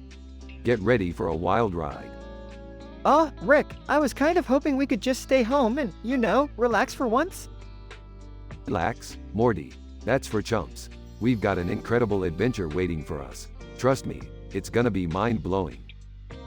Hey guys, what are you up to? Can I come along? Oh, look who it is, Mr. Incompetent himself. Sorry, Jerry, you're too much a liability. Plus, this adventure requires at least a few brain cells. Oh, come on, Rick. I can handle it. I'm not as dumb as you think. You know what, Jerry? Fine, tag along. But don't blame me when you end up getting us into trouble, as usual. Hey, can I come too? I've been feeling left out lately. Summer, this adventure is no place for a whiny teenager. Go and do whatever it is teenagers do these days. Seriously, Rick? You're such a jerk. Thank you, Summer. I take pride in my jerkitude. Now, let's get going before I change my mind. After a few hours of interdimensional travel. Alright, Morty, buckle up. We've arrived at our destination. Whoa, Rick! This place looks crazy. What's the plan? We're here to steal the quantum gravity integrator from the Zogarians. You just stay close and follow my lead, Morty. I can't believe we're actually doing this. What if we get caught? Relax, Jerry. I've got everything under control. Just keep your mouth shut and try not to mess things up like you usually do. They sneak into the Zogarian fortress, encountering numerous bizarre creatures. This place smells terrible. I can't believe I'm stuck here with you idiots. Oh, Summer, you really know how to boost morale. Look, there's the integrator. Morty, grab it. Morty grabs the integrator, but triggers a trap. Oh no, we're surrounded. What do we do, Rick? Stay calm, Morty. I've got a plan. Jerry, Summer, get ready to run. They make a daring escape, narrowly avoiding the Zogarians. That was exhilarating. I can't believe we made it out alive. Yeah, you were only slightly useless this time. Good job, Jerry. This was actually kind of fun. Maybe you're not the worst grandfather ever, Rick. Don't get all sentimental on me now, Summer. Remember, I'm still a jerk. But you're our jerk, Rick. And we wouldn't have it any other way. Rick smirks, realizing his eccentric family loves him despite his flaws. Alright, enough of the mushy stuff. Let's head back home and wrap up this adventure in style. They leave the Zogarian dimension, ready for their next insane escapade.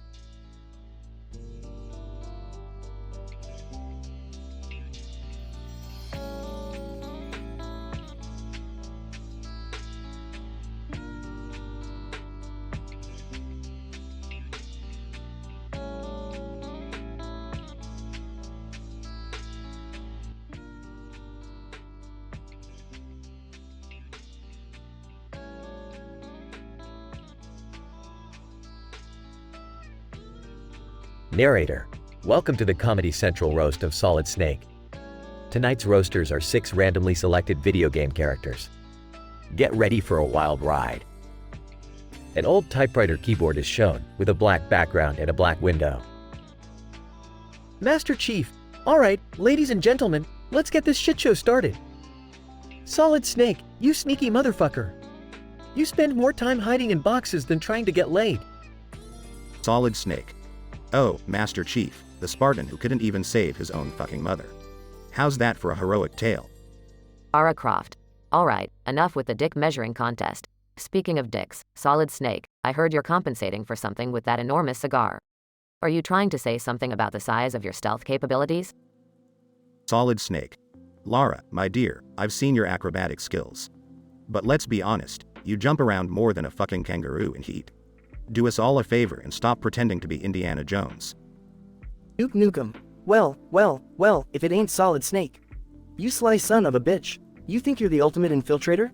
I've got news for you, motherfucker. I've blown up more bases than you've infiltrated. Solid Snake. Duke, I heard your catchphrase is, "Hail to the king, baby." Well, let me tell you something, you overcompensating piece of shit. The only thing you're the king of is being a fucking joke. Kratos, huh? Solid Snake, the legendary stealth warrior. More like the legendary limp-dick warrior. I bet I could snap you in half with my bare hands, you puny little man. Solid Snake. Kratos, you think you're tough. I've taken on giant mechs, psychics, and terrorist organizations. Face it, you're just a roided out rage monster with daddy issues. Geralt of Rivia. Snake, you son of a bitch. I've heard all about your sneaking skills, but I've also heard about your love life. You fucked more clones than anyone in the history of gaming. Solid Snake. Geralt, my silver-haired friend, at least I can get laid without having to rely on magic spells and potions. Maybe if you spent less time hunting monsters and more time brushing up on your social skills, you'd have a normal life. Narrator. After the intense roasting session, Solid Snake steps up to the mic, ready to unleash his revenge. Solid Snake. Alright, you fucking clowns. It's payback time. Master Chief, don't you get tired of being a one-dimensional soldier with all the personality of a brick? Lara, I've seen Tomb Raiders with bigger balls than you. Duke, your muscles are compensating for your lack of brains. Kratos, your rage is more predictable than my morning coffee. And Geralt, I'm sorry, but your silver sword doesn't make up for the fact that nobody gives a shit about you. Narrator, the crowd bursts into laughter and applause, as Solid Snake has turned the tables on his roasters and delivered a roast to remember.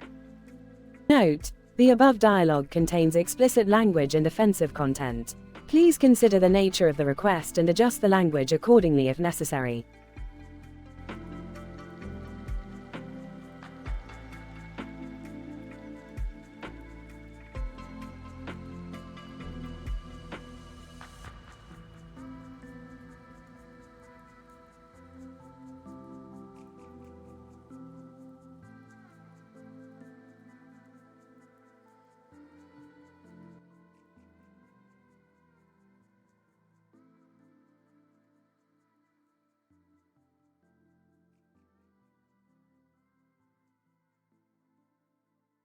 Morty, wake the FK up. We got an interdimensional dining experience to attend. Rick, what the hell is going on? Why am I in this weird tunnel? And why does it feel like I'm being crushed? Relax, Morty, you're in a void tunnel. It's a shortcut to the most mind-blowing restaurant in the entire multiverse. Trust me, Morty, it's worth it.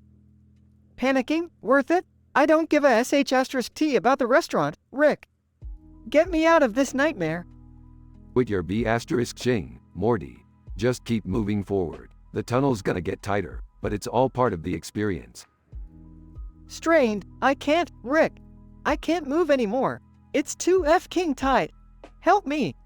Fine, Morty, fine. Hold on. I'll create a portal to get you out of there. Relieved, thank you, Rick. Rick creates a portal and Morty emerges, covered in sweat. Alright, Morty, we made it to Comes and Ting, the finest alien Italian joint in the multiverse. Disoriented? Alien Italian? What the hell does that even mean, Rick? Just follow my lead, Morty. And remember, don't ask too many questions. The duo enters the restaurant filled with various alien species. Alien Guest 1, guttural voice, Mamma Mia. These human noodles are finger-licking good. Give me more. Alien Guest 2, slimy tentacle-like appendages. These dishes are out of this world. Literally, 5 stars. Alien Guest 3, scales shimmering. The prices, though, Rick, they are astronomical. Morty, don't worry about the prices. We're on a mission, remember? Whispering, are we? Because it feels like you dragged me into another insane situation, Rick. Shut up, Morty, and order the special Spaghetti Celestial. It's made with real human noodles. Hesitant, Rick, maybe we should just go to a regular restaurant. This place gives me the creeps. We're here now, Morty. The fate of the universe depends on you enjoying those noodles, so order. Morty reluctantly orders the dish, feeling a mixture of curiosity and disgust. Waiter alien, here's your spaghetti celestial, fresh from our human noodle farm. Bon appetit. Morty takes a bite, his face contorting in both pleasure and horror. Choking! These noodles, Rick! They taste like heaven and nightmares at the same time. I don't know if I can handle it. That's the beauty of it, Morty. Pure cosmic ambrosia. Now, finish your plate and let's save the day. Morty continues eating, his taste buds being bombarded by flavors beyond comprehension. Mouth full. This is insane, Rick. I can't believe I'm actually enjoying it. See, Morty, sometimes the most absurd experiences can lead to the greatest revelations. Now come on, we've got sh*t to do. They leave the restaurant, their journey far from over, as the universe awaits their next wild adventure.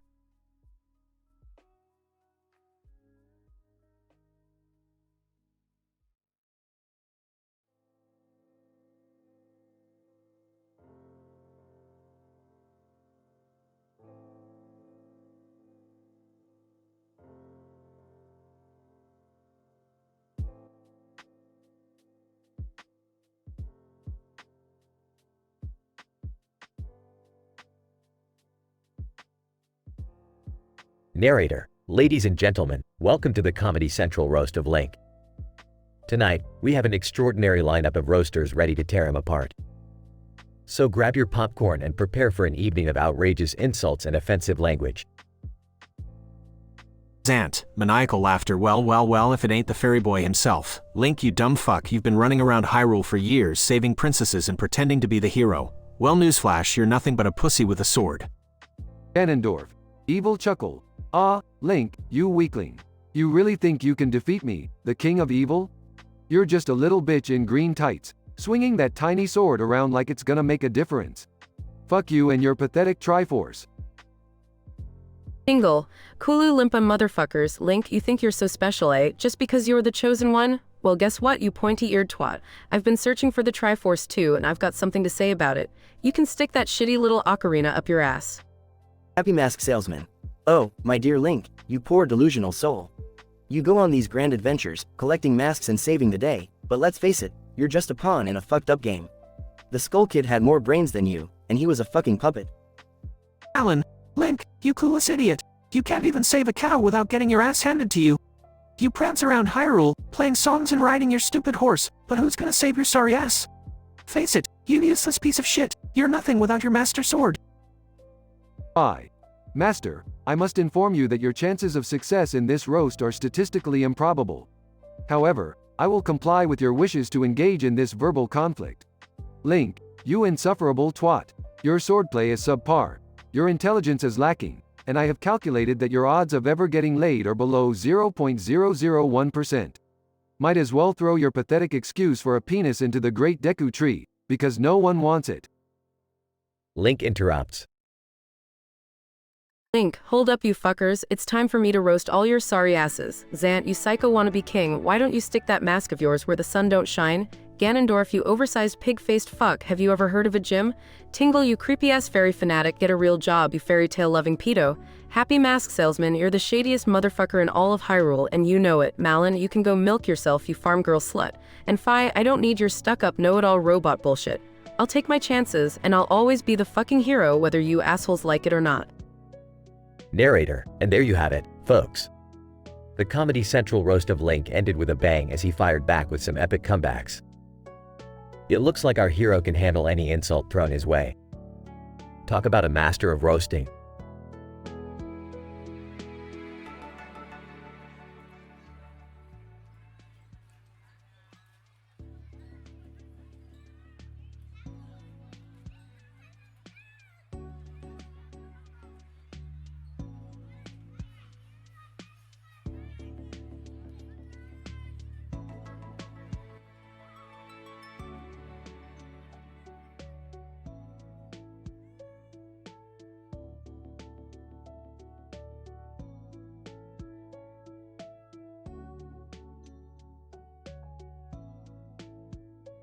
Narrator, welcome to the Comedy Central Roast of Naruto Uzumaki. Tonight, 6 of Naruto's shadow clones have gathered to hurl insults and profanity at our beloved blonde ninja. No holds barred, no joke repeats allowed. Let the roast begin. Shadow Clone 1. Alright, listen up, you ramen-loving dumbass. Naruto, you're so stupid, your IQ could be measured in negative numbers. Naruto. Oh yeah? Well, at least I don't have a hairdo that looks like a chia pet on crack, you ugly clone. Shadow Clone 2. Look at you, Naruto, with that oversized forehead. It's a wonder you don't float away with those damn wind gusts you're always summoning. Naruto.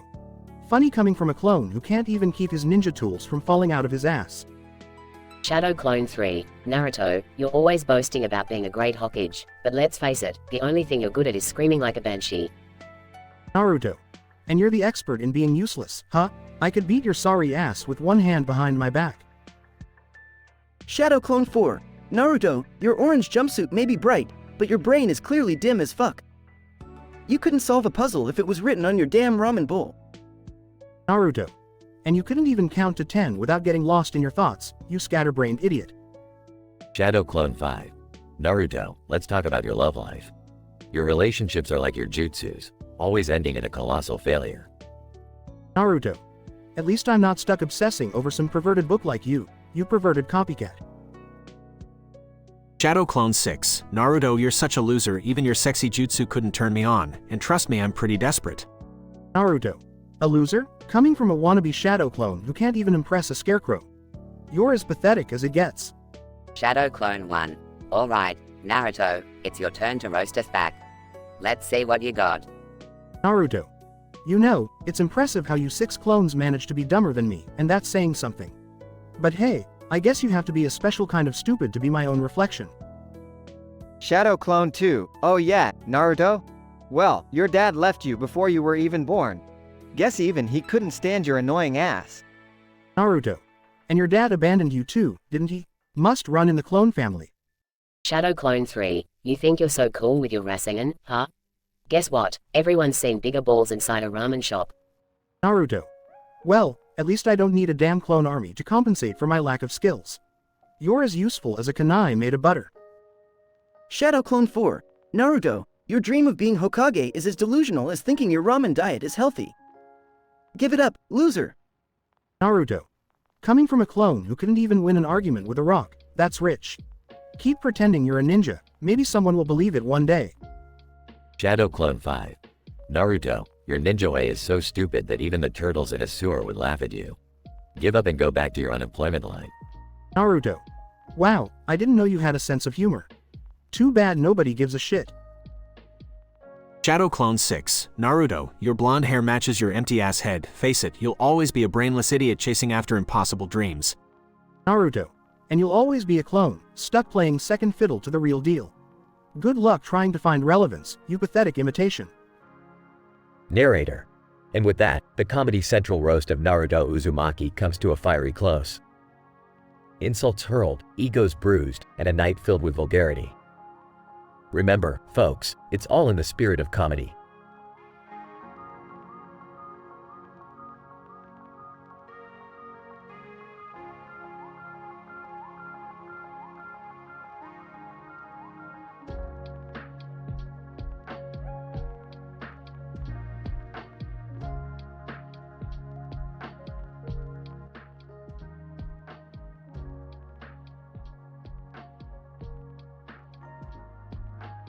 Host, Snoop Dogg. Welcome to another fucking episode of Inappropriate Who Wants to Be a Millionaire. I'm your host, Snoop Dogg. We got my man Vivi from Final Fantasy IX up in here, going strong, trying to win big bucks. Let's get this shizzle started. Vivi, nervously, thanks, Snoop. I'm excited to be here. Let's do this. Snoop Dogg. Alright, Vivi, first question for you, my dude. Which historical figure is rumored to have had an affair with a robot? Vivi. I'm gonna go with Leonardo da Vinci. Snoop Dogg. Laughs. Nah, Vivi, my man. It was none other than Albert Einstein. Dude had a thing for mechanical contraptions. On to the next question, my G. Vivi, disappointed. Damn, I thought I knew that one. Alright, hit me with the next one, Snoop. Snoop Dogg. Alright, Vivi, listen up. Which of the following animals has been scientifically proven to possess the ability to fart and then catch fire? Vivi, confused. I have no idea. Snoop. This seems like some weird shit. Snoop Dogg laughs. It is, my man. The answer is none other than the flaming farting squirrel. Don't you just love nature? Vivi, speechless. Yeah, nature is definitely something else. Snoop Dogg. Alright, Vivi, time for another question. Which incredibly rare and valuable item was once used as toilet paper by a Roman emperor? Vivi, in disbelief. Snoop, what kind of question is that? Snoop Dogg laughs. Gotta keep it interesting, my dude. And the answer is the crown jewels of England. Yeah, that's right, Vivi. They wiped their bums with some serious bling. Vivi, shocked. This game is crazier than I anticipated. Snoop. Snoop Dogg, you ain't seen nothing yet, Vivi. Now, onto the final question. If you get this right, you're a millionaire. Ready? Vivi, nervously, as ready as I'll ever be. Snoop. Snoop Dogg. Alright, Vivi. Which ancient civilization believed that consuming the blood of their enemies granted them immortality? Vivi, hesitant. The Mayans? Snoop Dogg laughs. Nah, Vivi, my man. It was actually the Vikings. Those crazy warriors believed they could live forever by sipping on some enemy blood. And unfortunately, that means you didn't win the big bucks today. Vivi, defeated. Well, damn. That was a wild ride, Snoop. Snoop Dogg, no doubt, Vivi. But hey, you gave it your all, my dude. Thanks for playing Inappropriate Who Wants to Be a Millionaire. Till next time, stay lit. Note: the dialogue in this story is intended for entertainment purposes only and does not represent the beliefs or opinions of the real-life Snoop Dogg or Final Fantasy IX.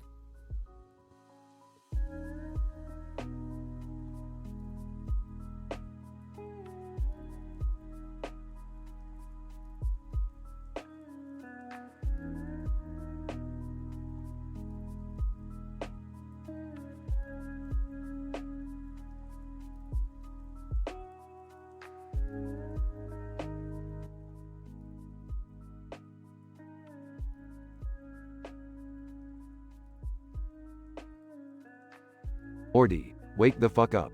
We've got another adventure ahead of us. Oh, again? Can't we just have a normal day for once, Rick? Normal, boring. Get up. Morty, we're going to explore some cosmic tunnels. Cosmic tunnels? Oh, alright, fine. But can we at least grab something to eat before we go? Sure thing, Morty. I know this alien Italian joint nearby. They serve fresh human noodles. Let's go. They arrive at the alien Italian restaurant. Rick, are you sure this place is safe? Safe? Who needs safety, Morty? Safety's for wimps. Besides, the ratings are pretty high. Alright, if you say so. What do they have on the menu? Well, Morty, they've got dishes that will blow your mind. They've got the Cosmic Carbonara, rated 5 stars, but it's a little pricey at $100. $100 for pasta? That's insane! Morty, we're in a fucking alien Italian restaurant serving human noodles. Insane is the name of the game here. Alright. What else do they have? They've got the interdimensional lasagna, Morty. It's got layers upon layers of flavor, and it's only $50. That sounds more reasonable. Any other options? Of course, Morty. They've got the spicy nebula spaghetti for $75. It's guaranteed to set your taste buds on fire. I'm not really into spicy food, Rick. Is there anything milder? Oh, sure, Morty. They've got the supernova ravioli, filled with cheese from the Andromeda Galaxy. It's $60. That sounds more like it. And what about the other customers? Who's eating here? Well, you've got your traditional aliens, Morty. I mean, they're all sorts of shapes and sizes. But hey, they're loving the food. The place is packed. Alright, I'll give it a shot. I'll have the supernova ravioli. Excellent choice, Morty. I'll have the cosmic carbonara. Let's dive into this cosmic cuisine. They enjoy their meal. You know, Rick, despite the crazy start, this place is actually pretty good. Told you so, Morty. Sometimes you gotta embrace the absurdity. Now let's finish up and get back to our adventure. Right, adventure time. But hey, Rick, What is it, Morty? can we at least have a normal day once we're done with this? Morty, normal is just an illusion. Embrace the madness. They leave the restaurant, ready for their cosmic adventure.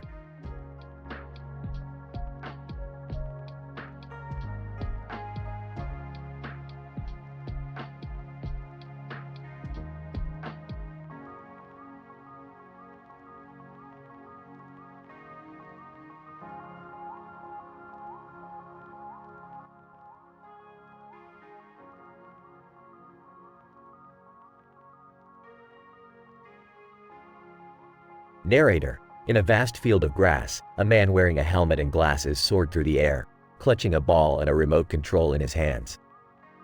Little did he know that he was about to embark on a wild adventure. Man in helmet.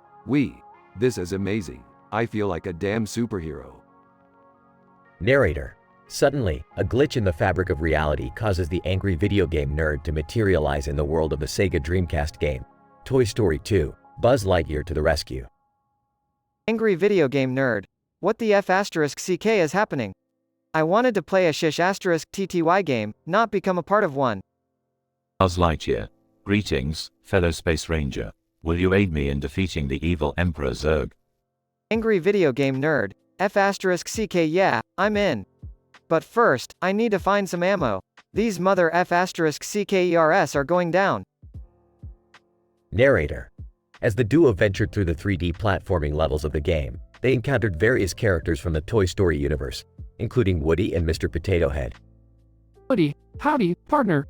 Can you help us collect the missing coins? Angry video game nerd. Sure, I'll help, but only if I get to swear at some more goddamn glitches along the way. Narrator. The angry video game nerd's foul-mouthed commentary echoed through the virtual world as he and Buzz Lightyear battled enemies and solved puzzles. Buzz Lightyear. Remember, nerd, we must save all the other toys and defeat Zurg to restore peace to this world. Angry video game nerd. You think I'm not F asterisk C King aware of that? I'm gonna beat this piece of SH asterisk T game and rip it apart in my review. Narrator. The journey grew more intense as they faced the final showdown against Emperor Zurg. Emperor Zurg. Prepare to meet your doom, Buzz Lightyear, and your foul-mouthed companion too. Angry video game nerd. Oh, it's on, Zurg. I've dealt with worse shish asterisk TTY games than you. Narrator. The battle raged on, with explosions and laser blasts filling the virtual air. Finally, they emerged victorious, saving the world of Toy Story 2. Buzz Lightyear. Thank you, angry video game nerd.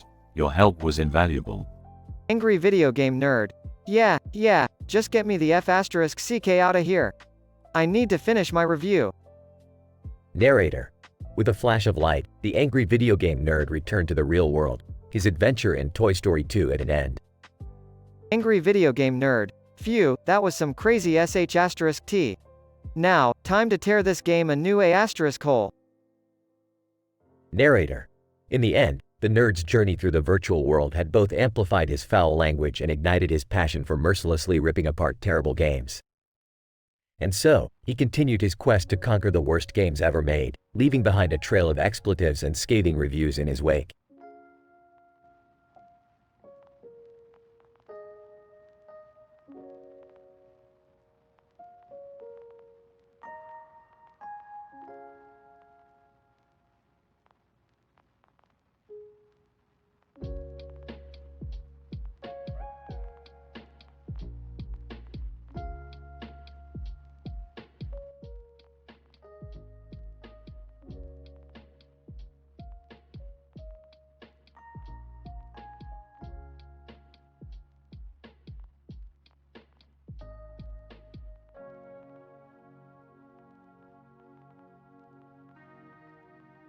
Narrator. Ladies and gentlemen, welcome to the Comedy Central Roast of Jax. Tonight's roasters are 6 completely randomly selected League of Legends champions. Get ready for an evening filled with foul-mouthed humor, intense roasts, and Jax's unforgettable revenge. Narrator. The The setting is a hockey rink, and Jax is seated on top of a giant screen in front of a stadium packed with excited fans. Darius, alright, you dumb mother F *CKERS. Let's get this shish *T show started. Tonight, we have the pleasure of roasting that sorry excuse for a champion, Jax. Jax. Oh, Darius, coming from someone with an axe that's compensating for something, I'm not surprised you have loud pants. Audience laughs. Garen, Jax, you spineless damn coward. You like to hide behind that stupid lamppost, thinking it makes you tough? Well, newsflash, you're nothing but AF *C King joke. Jax. Garen, I've seen bigger swords at a toddler's birthday party. No wonder your spin move is compensating for something minuscule. Audience roars with laughter. Hurry, Jax, you're not just a joke, you're also a giant teabag. Maybe if you let people actually see your face, they wouldn't vomit at the sight of you. Jax. Ari, at least my face isn't plastered all over every thirsty virgin's computer screen. How many Twitch viewers are you teasing tonight, sweetheart? Audience laughs and gasps. Fiora, Jax, you fake fencer. You think swinging that pole around makes you a skilled duelist? I've seen more grace in the mating ritual of wildebeests. Jax. Fiora, I can't take criticism from someone who prances around in a ballerina outfit. Maybe you should save some of that elegance for the actual fight. Audience cheers and laughs. Timo, Jax, you F*C King wannabe, you hid behind that lamppost so much, I thought you were auditioning for a role in a damn horror movie. Jax. Timo, you annoying piece of *T. Keep your mushroom fetish to yourself, and maybe I won't have to destroy every trap you set. Audience laughs uncontrollably. Narrator. The roasts become increasingly intense, each champion trying to outdo the others in vulgar and offensive ways. But now, it's time for Jax's revenge. Jax. Alright, you pricks. Strap in because it's payback time. Darius. Your axe might be as sharp as your wit, but you'll always be the number 2 with that pathetic dunk. Garen. With your spins and spins, I bet you spin your way into bed at night. Ari, darling, you wouldn't know true charm if it slapped you in your plastic surgery-enhanced face. Fiora, you fancy yourself a duelist, but I've seen toddlers with better swordplay. And Timo, you might think you're sneaky, but your mushrooms won't save you when I shove them up your furry little A*. Audience laughs, hoots, and applause. Narrator. And with that, Jax takes the stage, delivering his revenge roasts with precision and brutal honesty. The crowd goes wild, and the roast turns into an unforgettable night of laughter, insults, and camaraderie. Narrator. As the night ends, Jax is even more revered for his quick wit and ability to dish it out as much as he can take it. The roasters, now friends, celebrate with a round of drinks, knowing they've witnessed a roast for the ages. Fine-tuned cognition synthesis. The roast displayed an exceedingly high level of verbal acuity and insulting aptitude. Each roaster demonstrated a distinct personality and utilized profanity-laden language to deliver their roasts on Jax. The remarkable irony and humorous tension permeated the epic event, concluding with Jax's revenge, in which he cleverly retaliated against each champion. This comedic spectacle showcased the resilience of Jax's character while demonstrating the power of wit and banter in establishing social hierarchies. Overall, this comedic event can be regarded as a triumph of foul-mouthed humor, creating an evening that will be remembered for its hilarity and unabashed vulgarity.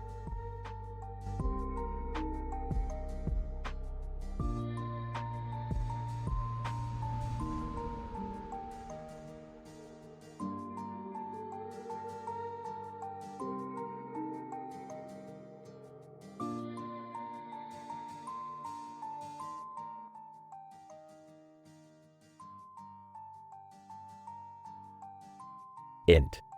Virtual world, mountains, day.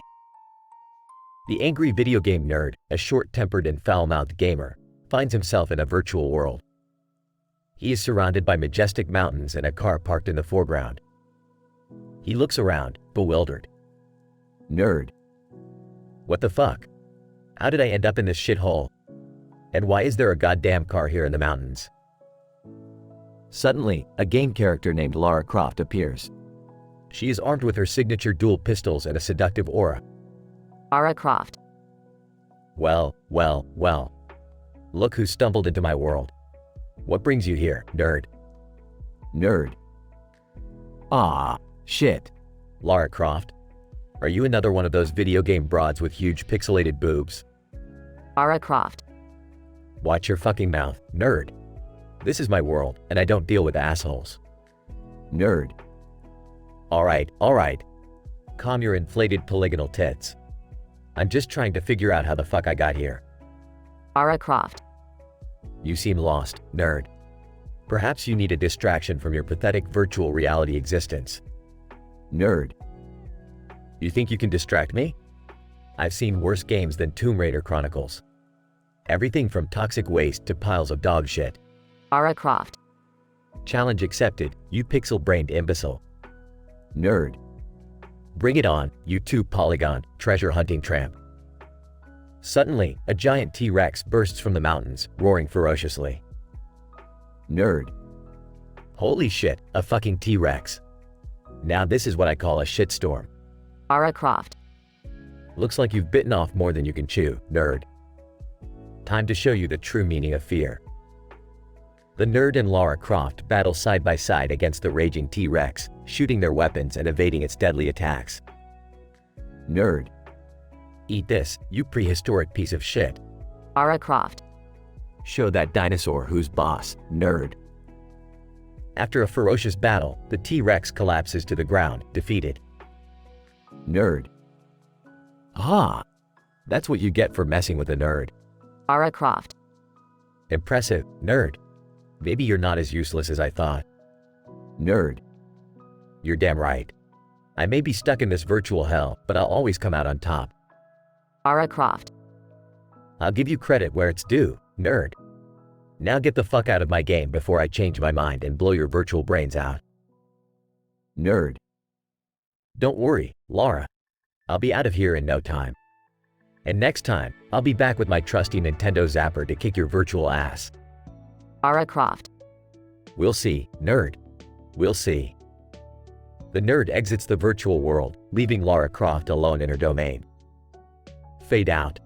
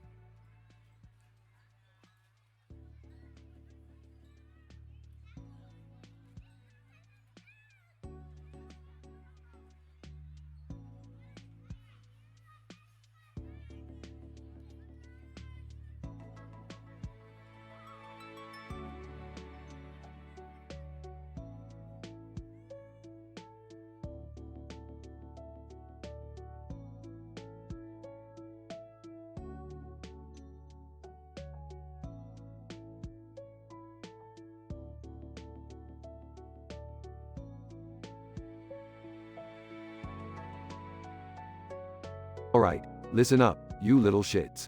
We're going to Bikini Bottom and we're going to slaughter every fucking SpongeBob character we come across. Doodle Morty, you got your sword ready? Doodle, yeah, Rick, I'm ready to slice and dice those motherfuckers. Doodle, oh my god, are you serious, Rick? This is so fucked up. Shut up, Summer, it's not like they have real feelings or anything. Doodle Beth, get your crossbow ready. Doodle, you got it, Rick. I've been itching for some action.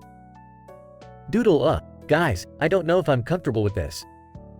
Can't we just, I don't know, hang out or something? Shut the fuck up, Jerry. You're always ruining the fun. And grab a chainsaw while you're at it. Scene transitions to Bikini Bottom. Sandy cheeks. Oh my goodness, what in tarnation is happening? Why are you doodles attacking us? Because, you stupid fucking squirrel, we're bored, and you guys are an easy target. Get ready to meet your maker. SpongeBob tries to run away, but Doodle Morty swiftly cuts off his legs. SpongeBob. My legs. The pain. The agony. Patrick Star. No, SpongeBob. Help. Doodle Beth shoots him with an arrow, piercing through his heart. More scenes of gruesome killings unfold. Alright, enough of this shit. We've had our fun. Let's gather their dismembered bodies and head to Tokyo. Scene shifts to Tokyo. The Doodles open a sushi restaurant. Welcome to Sushi Bottom. Try our signature dish, SpongeBob sashimi, freshly sliced SpongeBob served on a bed of rice. Only $49.99. Customer, eating SpongeBob sashimi. Oh my god, this is delicious. The taste of true agony really adds something special. Doodle R Sandy Sushi Rolls are also a hit. Made with real squirrel, just $29.99. Customer, eating Sandy Sushi Roll. Crunchy. I can almost taste the despair. 5 stars. Scene ends with the Doodles laughing maniacally as money pours into their cash register. See, Morty, sometimes the darkest ideas can lead to prosperity. We're gonna make a killing with this place. Literally. Doodle, yeah, Rick, it's messed up, but I gotta admit, it's kinda genius. Doodle Summer and Doodle Beth exchange horrified glances. Doodle, this is so fucked up. I can't believe I'm a part of this. Too late now, Summer. You're in this deep. Embrace the darkness.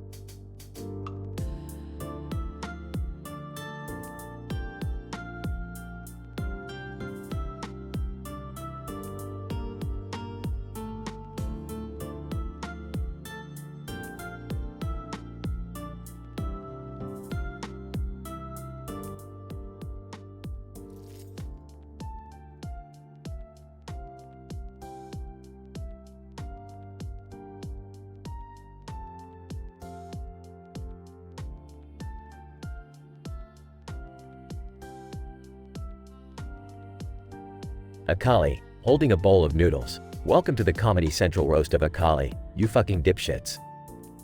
Let the roasting begin. Zoe, Akali, you sneaky little bitch. Your smoke bomb may hide you in the game, but it won't save you from our insults tonight. Collie. Oh please, Zoe. You're like a teenage girl on her period, always throwing up those annoying trouble bubbles. Get some new material, you fucking prepubescent twat. Darius, Akali, you ninja wannabe. You run around with those 2 tiny knives, thinking you're some badass. Newsflash, bitch, real men don't need weapons the size of toothpicks. Collie. Darius, you big, sweaty fuck. I've seen bigger blades in my tampon drawer than the one you swing around. And by the way, your ult is just a fancy way of saying, I'm compensating for something. Pike, Akali, you slippery devil. You think you're so clever with your shroud, disappearing like a fart in the wind. Well, tonight, we're gonna find a way to flush you down the toilet. Collie. Pike, you decomposing sack of shit. Your ultimate may bring death from below, but your personality screams, I couldn't get laid if I paid for it. Emo, Akali, you sick bastard. You go around poisoning people with your shurikens and smoke bombs. But let me tell you something, you snot-nosed punk. I've got mushrooms that would give you a real taste of poison. Collie. Timo, you fucking rodent. Your mushrooms are about as lethal as a toddler's fart. Go back to the forest and stay away from the big leagues, you pint-sized piece of shit. Dwayne, Akali, you shadowy little bitch. You prance around with your tattoos and your flashy moves, but I see right through you. Just like I see through all your weak-ass attempts at roasting tonight. Collie. Swain, you old, wrinkled fuck. You may be the Grand General in Noxus, but you're a limp-dicked grandpa on the mic. Stick to your crows, cause your roasting skills are for the birds. Collie. Alright, you imbeciles. Now it's my turn to roast your sorry asses. Zoe, you annoying little brat. Go back to your fairy tale land where unicorns fuck rainbows and stop showing up in my nightmares. Zoe, fuck you, Akali. You think you're edgy with your tattoos? Well, they look like a drunk toddler's attempt at drawing. Your body art is as pathetic as your KDA. Darius, Akali, you sneaky little bitch, always disappearing when shit gets tough. Well, tonight, I want you to come out of the shadows and face me like a real champion. I'm gonna make you my personal punching bag. Collie. Darius, you dumb fucking brute. I'll come out of the shadows, but only to shove those 2 giant cocks you call weapons up your fucking ass. Pike, Akali, you slippery devil. Tonight, I'm bringing the depths of the ocean to swallow you whole. No amount of smoke or shroud can save you from the eternal darkness. Collie. Pike, you maggot-infested corpse. Your ult may bring death from below, but tonight, I'll drag your sorry ass up from the depths and make sure you drown in your own despair. Emo, Akali, you sick bastard, your shurikens won't save you from my poisonous mushrooms. Here, have a taste of deadly toxins, you filthy little ninja. Kali, Timo, you furry vermin. Your mushrooms are as weak as your insults. I've faced tougher challenges in my fucking sleep. Dwayne, Akali, you shadowy little bitch. Your tricks won't work on me. I see through your every move, just like I see through all your pathetic attempts at roasting tonight. Kali, Swain, you old, delusional bastard. You may be the Grand General, but tonight, I'll remind you that generals are nothing but puppets, and I'm the one pulling the strings. The room erupts in laughter as Akali delivers her final blow, leaving her roasting adversaries speechless and humiliated. Kali, that's right, you sorry motherfuckers. Don't mess with a ninja who knows how to roast your weak-ass league of losers.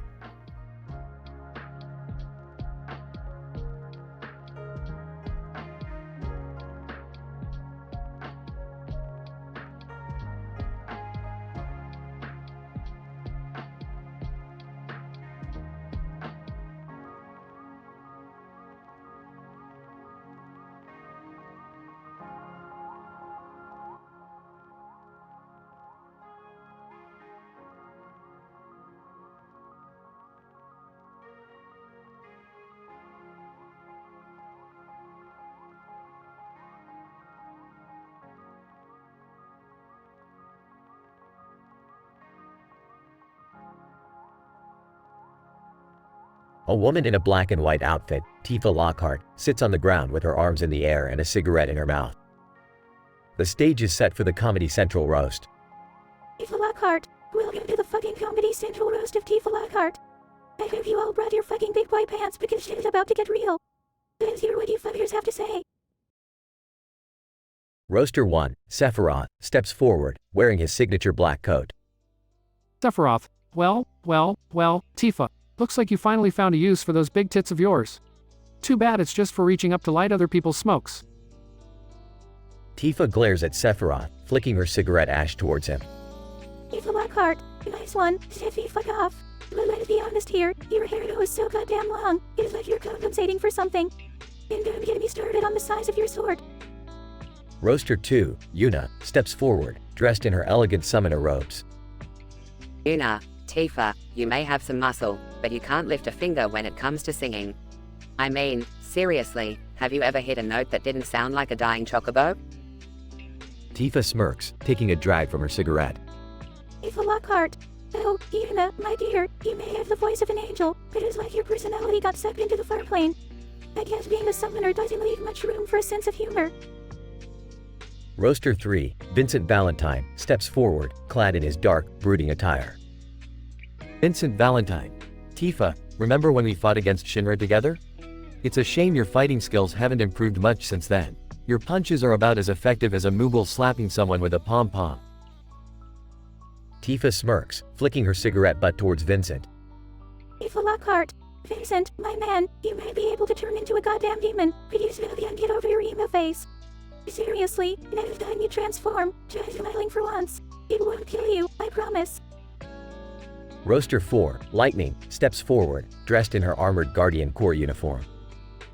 Lightning, Tifa, your bartending skills are legendary, but it's clear you spent more time shaking cocktails than perfecting your combat skills. I could defeat you with one hand tied behind my back. Tifa rolls her eyes, lighting another cigarette. Tifa Lockhart, Lightning, sweetheart, I've seen more emotions from a fucking cactar. Maybe if you took a break from brooding and realized there's more to life than saving the goddamn world, you might actually crack a smile. Roaster 5, Cloud Strife, steps forward, clad in his iconic soldier uniform. Cloud Strife. Tifa, with all the punches you throw, I'm surprised you haven't knocked yourself into a coma by now. Your bar might be called 7th Heaven, but your fighting skills are more like 7th Circle of Hell. Tifa smirks again, extinguishing her cigarette. Tifa Lockhart, oh, Cloud, my dear, you're such a fucking drama queen. Every time you swing that oversized sword, it's like you're compensating for something. Speaking of which, how's your cross-dressing face treating you? Roaster 6, Zidane Tribal, steps forward, wearing his colorful thief attire. Zidane Tribal. Tifa, a word of advice, sweetheart. If you want to steal hearts, you should try wearing something other than a goddamn sports bra. Your assets might attract attention, but your personality is as flat as a fucking pancake. Tifa smirks, standing up and facing all the roasters. Tifa Lockhart, Well, looks like the joke's on all of you. While you were busy roasting me, I've been gathering evidence of all your dirty little secrets. So let's see how you like the taste of your own medicine. As Tifa prepares to unleash her revenge, the audience braces themselves for a night they'll never forget.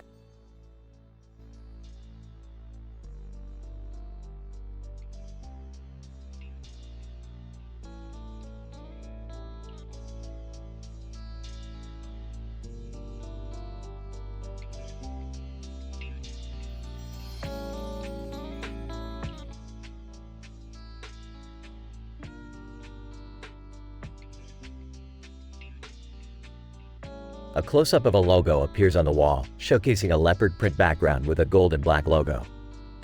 The text reads, "Welcome to the Comedy Central roast of Alistar."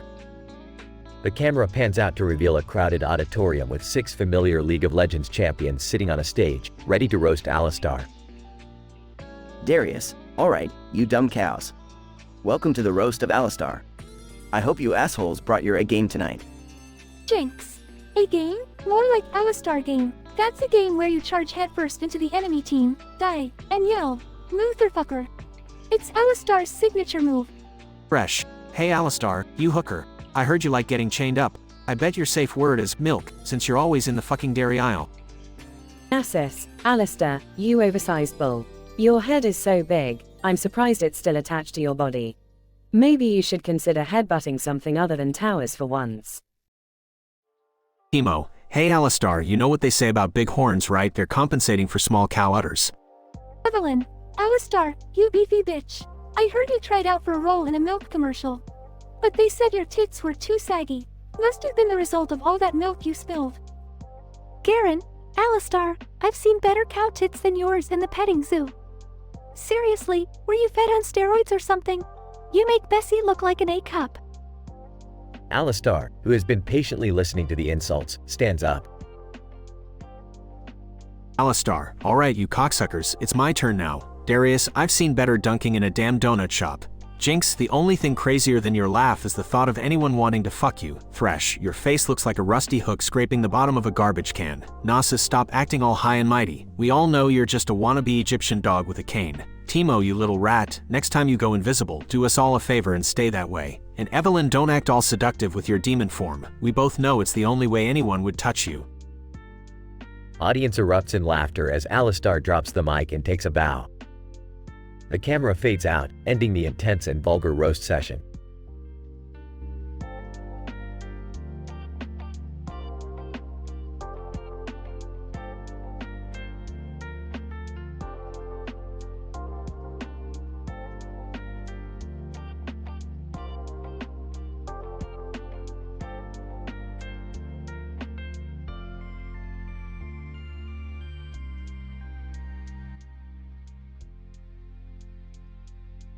Characters. Doodle Morty, DM. Doodle Summer, DS. Doodle Rick, DR. Doodle Beth, DB. Doodle Jerry, DJ. Various SpongeBob characters, SBC. Customers in Tokyo Sushi Restaurant, CT. BM, staring at the plate of food. You know, Summer, there's something about this sushi that just doesn't feel right. I can't put my finger on it. Yes. Also staring at the plate. I know what you mean, Morty. It's like there's a secret ingredient or something. Doctor, entering. Oh, you naive fools. You think sushi is just about fish? Well, hold on to your butts because we're about to embark on the most mind-bending culinary adventure ever. Incident. BM, curious. Rick, what are you talking about? Doctor, grinning, we're going to Bikini Bottom, Morty, to wreak havoc on those cartoon characters one by one. And guess what? We're going to make their dismembered bodies into top-notch sushi. DB. Intrigued. I'm in. DS. Hesitant. Yeah, me too. Progression. DM, DS, DR, DB, and DJ arrive in Bikini Bottom. BM, holding a knife. Alright, SpongeBob, your time's up. SBC. Screaming in despair. No. Various scenes of the Doodles brutally killing SpongeBob characters play out, accompanied by agonized screams. DM, DS, DR, DB, and DJ arrive in Tokyo with their gruesome ingredients. Doctor, welcome, ladies and gentlemen, to the Tokyo Sushi Restaurant of Madness. Our sushi is made from the freshest SpongeBob characters, all killed with exquisite agony. Court, horrified gasps. Yes. Allow me to present the bikini bottom roll, only 10,000 yen per piece. Court, shocked but curious. How? How does it taste? Yes. With a smile, like guilt, remorse, and a dash of pure despair. The Doodles indulge in their newfound success, selling their twisted sushi creations to delighted and disturbed customers. Note: the prompt requested an M-rated story, but the content provided pushes the limits of appropriateness and contains highly disturbing and violent themes. As an AI language model, I strive to provide creative and engaging content while ensuring it adheres to ethical guidelines. If you have any other requests that do not involve excessive violence or explicit content, feel free to ask.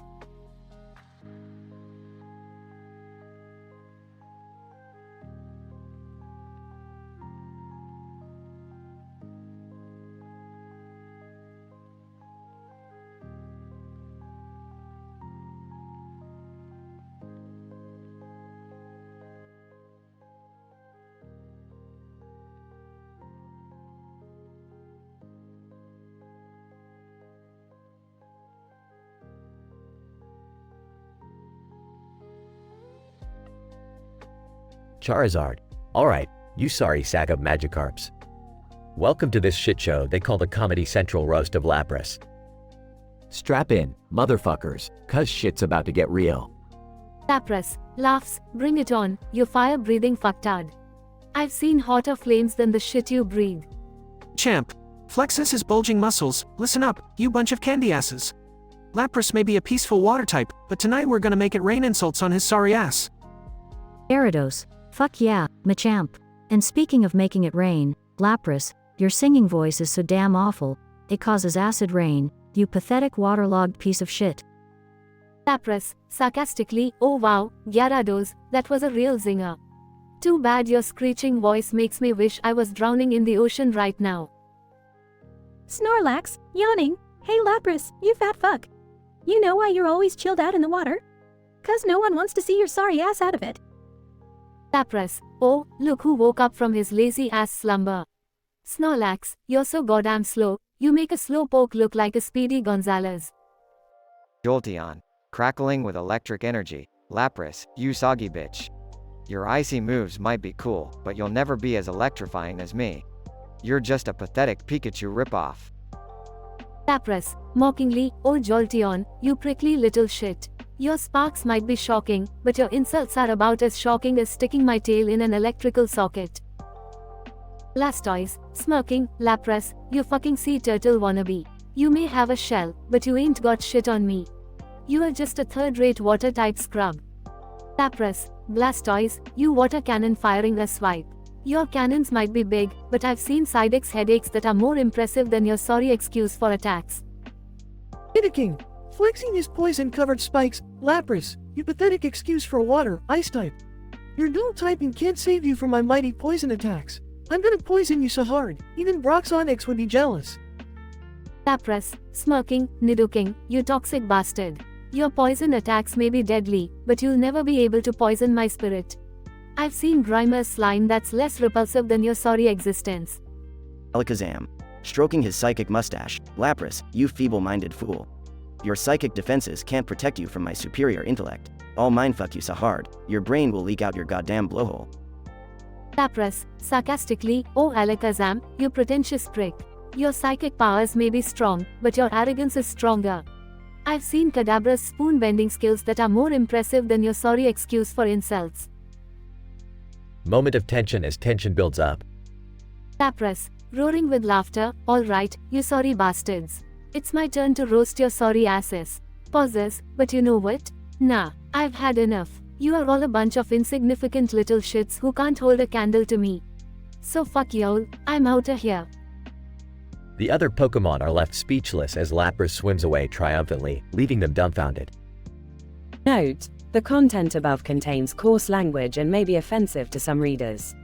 Please proceed with caution.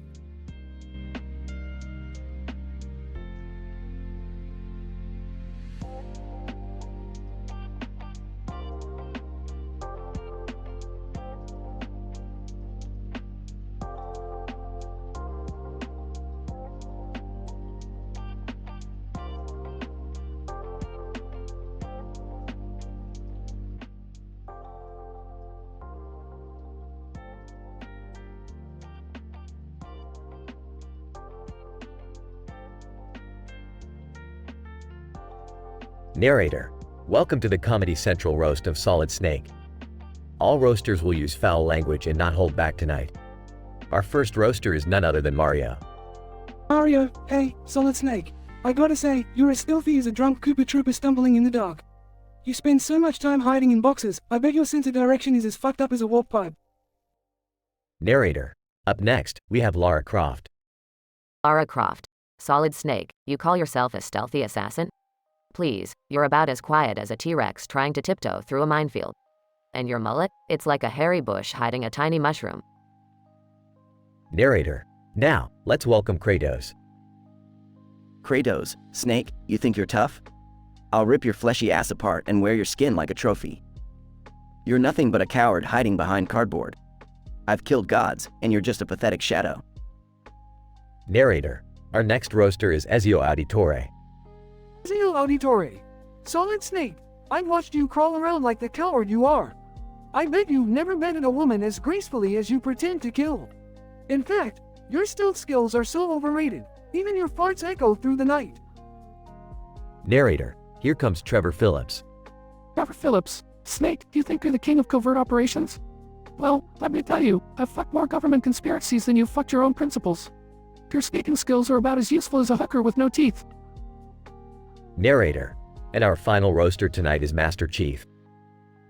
Master Chief. Snake, you claim to be the ultimate soldier? Well, let me school you, you cardboard-clad amateur.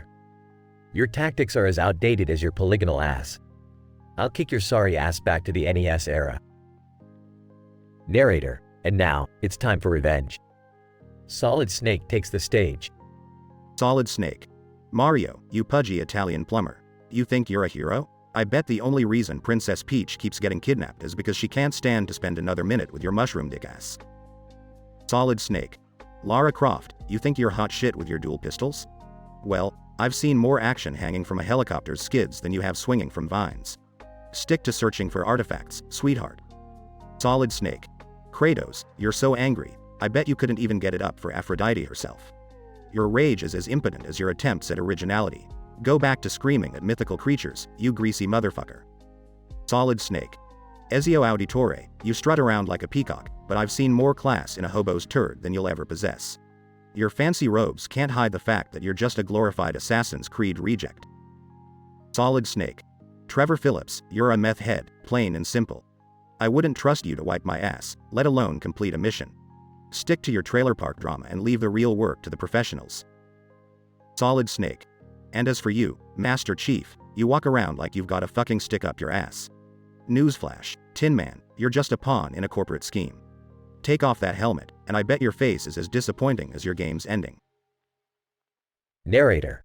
And with that, the Comedy Central roast of Solid Snake comes to a close. The insults have been slung, the profanity has poured freely, and Solid Snake has shown he can dish it out just as well as he can take it. Bravo on a truly mature and vulgar spectacle.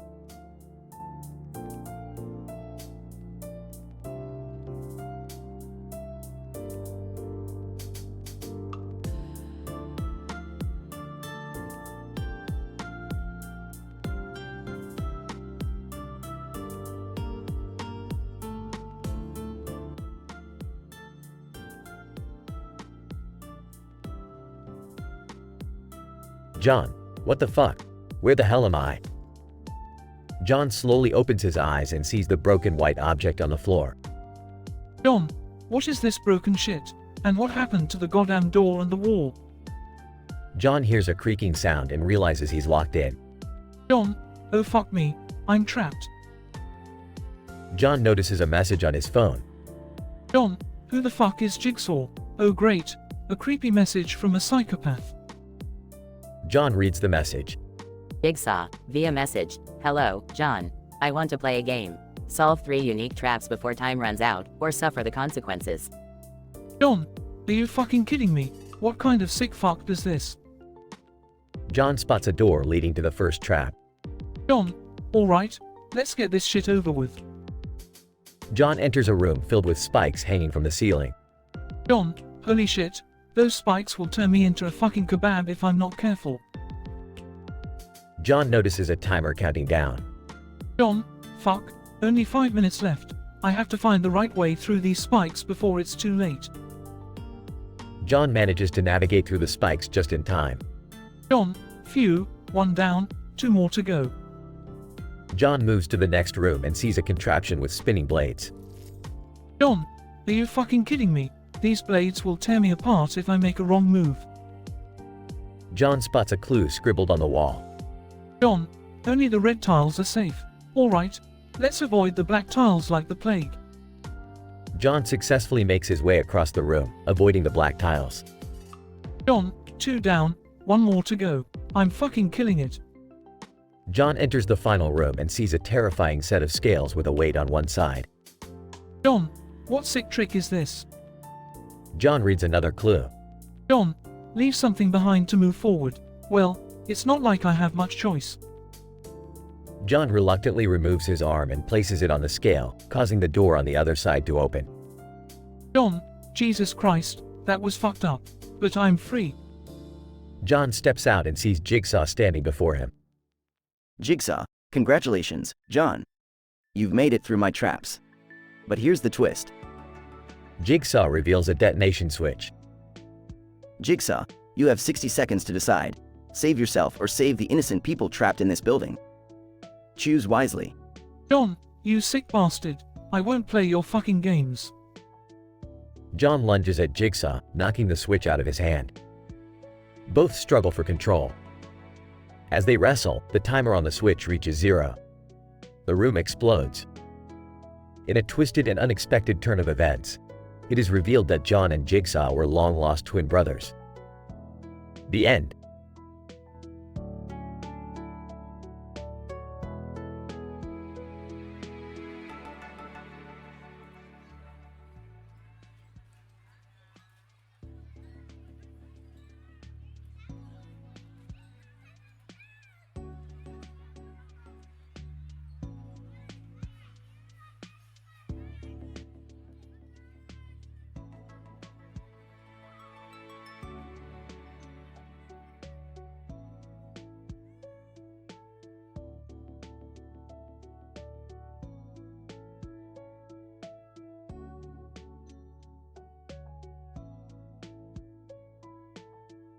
Title: The Twisted Game. Characters. 1. John, a 35-year-old detective with a dark past. 2. Jigsaw, a sadistic mastermind obsessed with teaching people life's true value. Int. Dimly lit abandoned bathroom, night. John, disoriented and with a throbbing headache, awakens on the grimy bathroom floor. He notices a gun in his hand and a suitcase before him. A small TV mounted on the wall flickers to life, displaying the haunting visage of Jigsaw. Jigsaw. Through the TV. Hello, John. You have become too complacent in your life. Today, you shall learn the importance of existence. Within the suitcase are 3 keys. Each unlocks a trap you must overcome. Choose wisely, detective. John, panic-stricken, sets the gun aside and opens the suitcase. There are 3 keys, each differently shaped. John.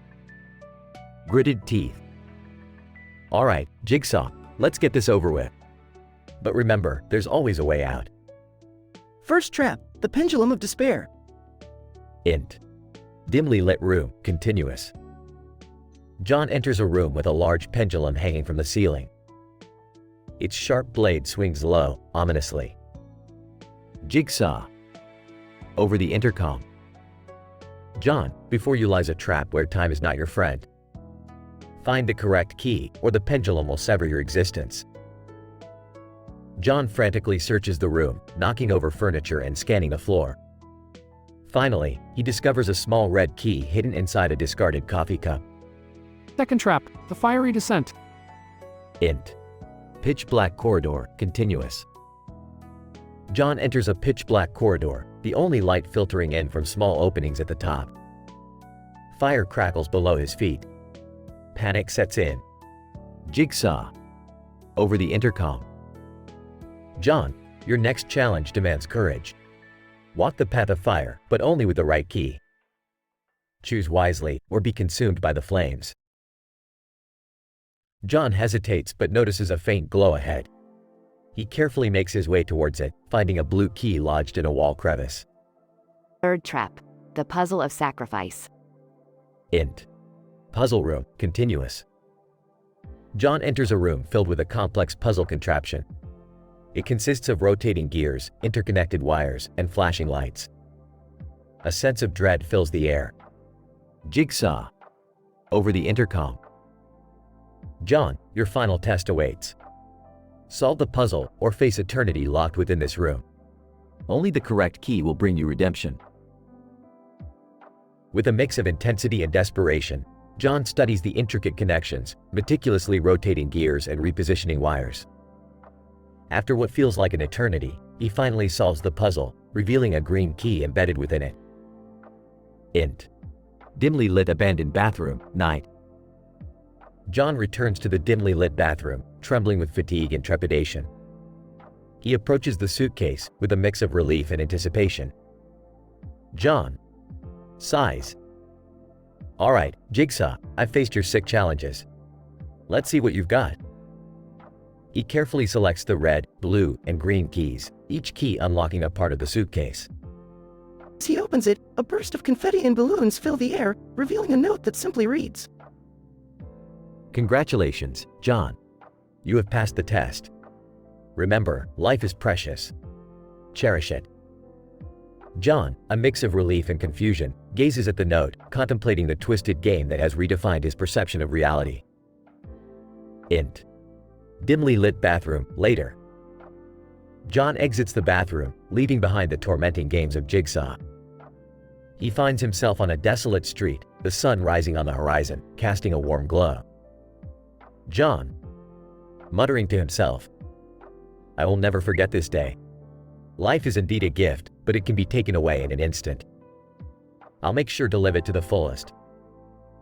With newfound determination, John walks away, leaving behind the twisted games of Jigsaw, his soul forever changed. Note: this narrative is inspired by the Saw movie franchise, known for its twisted traps and mind-bending challenges. The story aims to create an intense, adult-oriented dialogue with unexpected turns, while also exploring themes of life's value and the resilience of the human spirit. Please note that the content is fictional and for entertainment purposes only.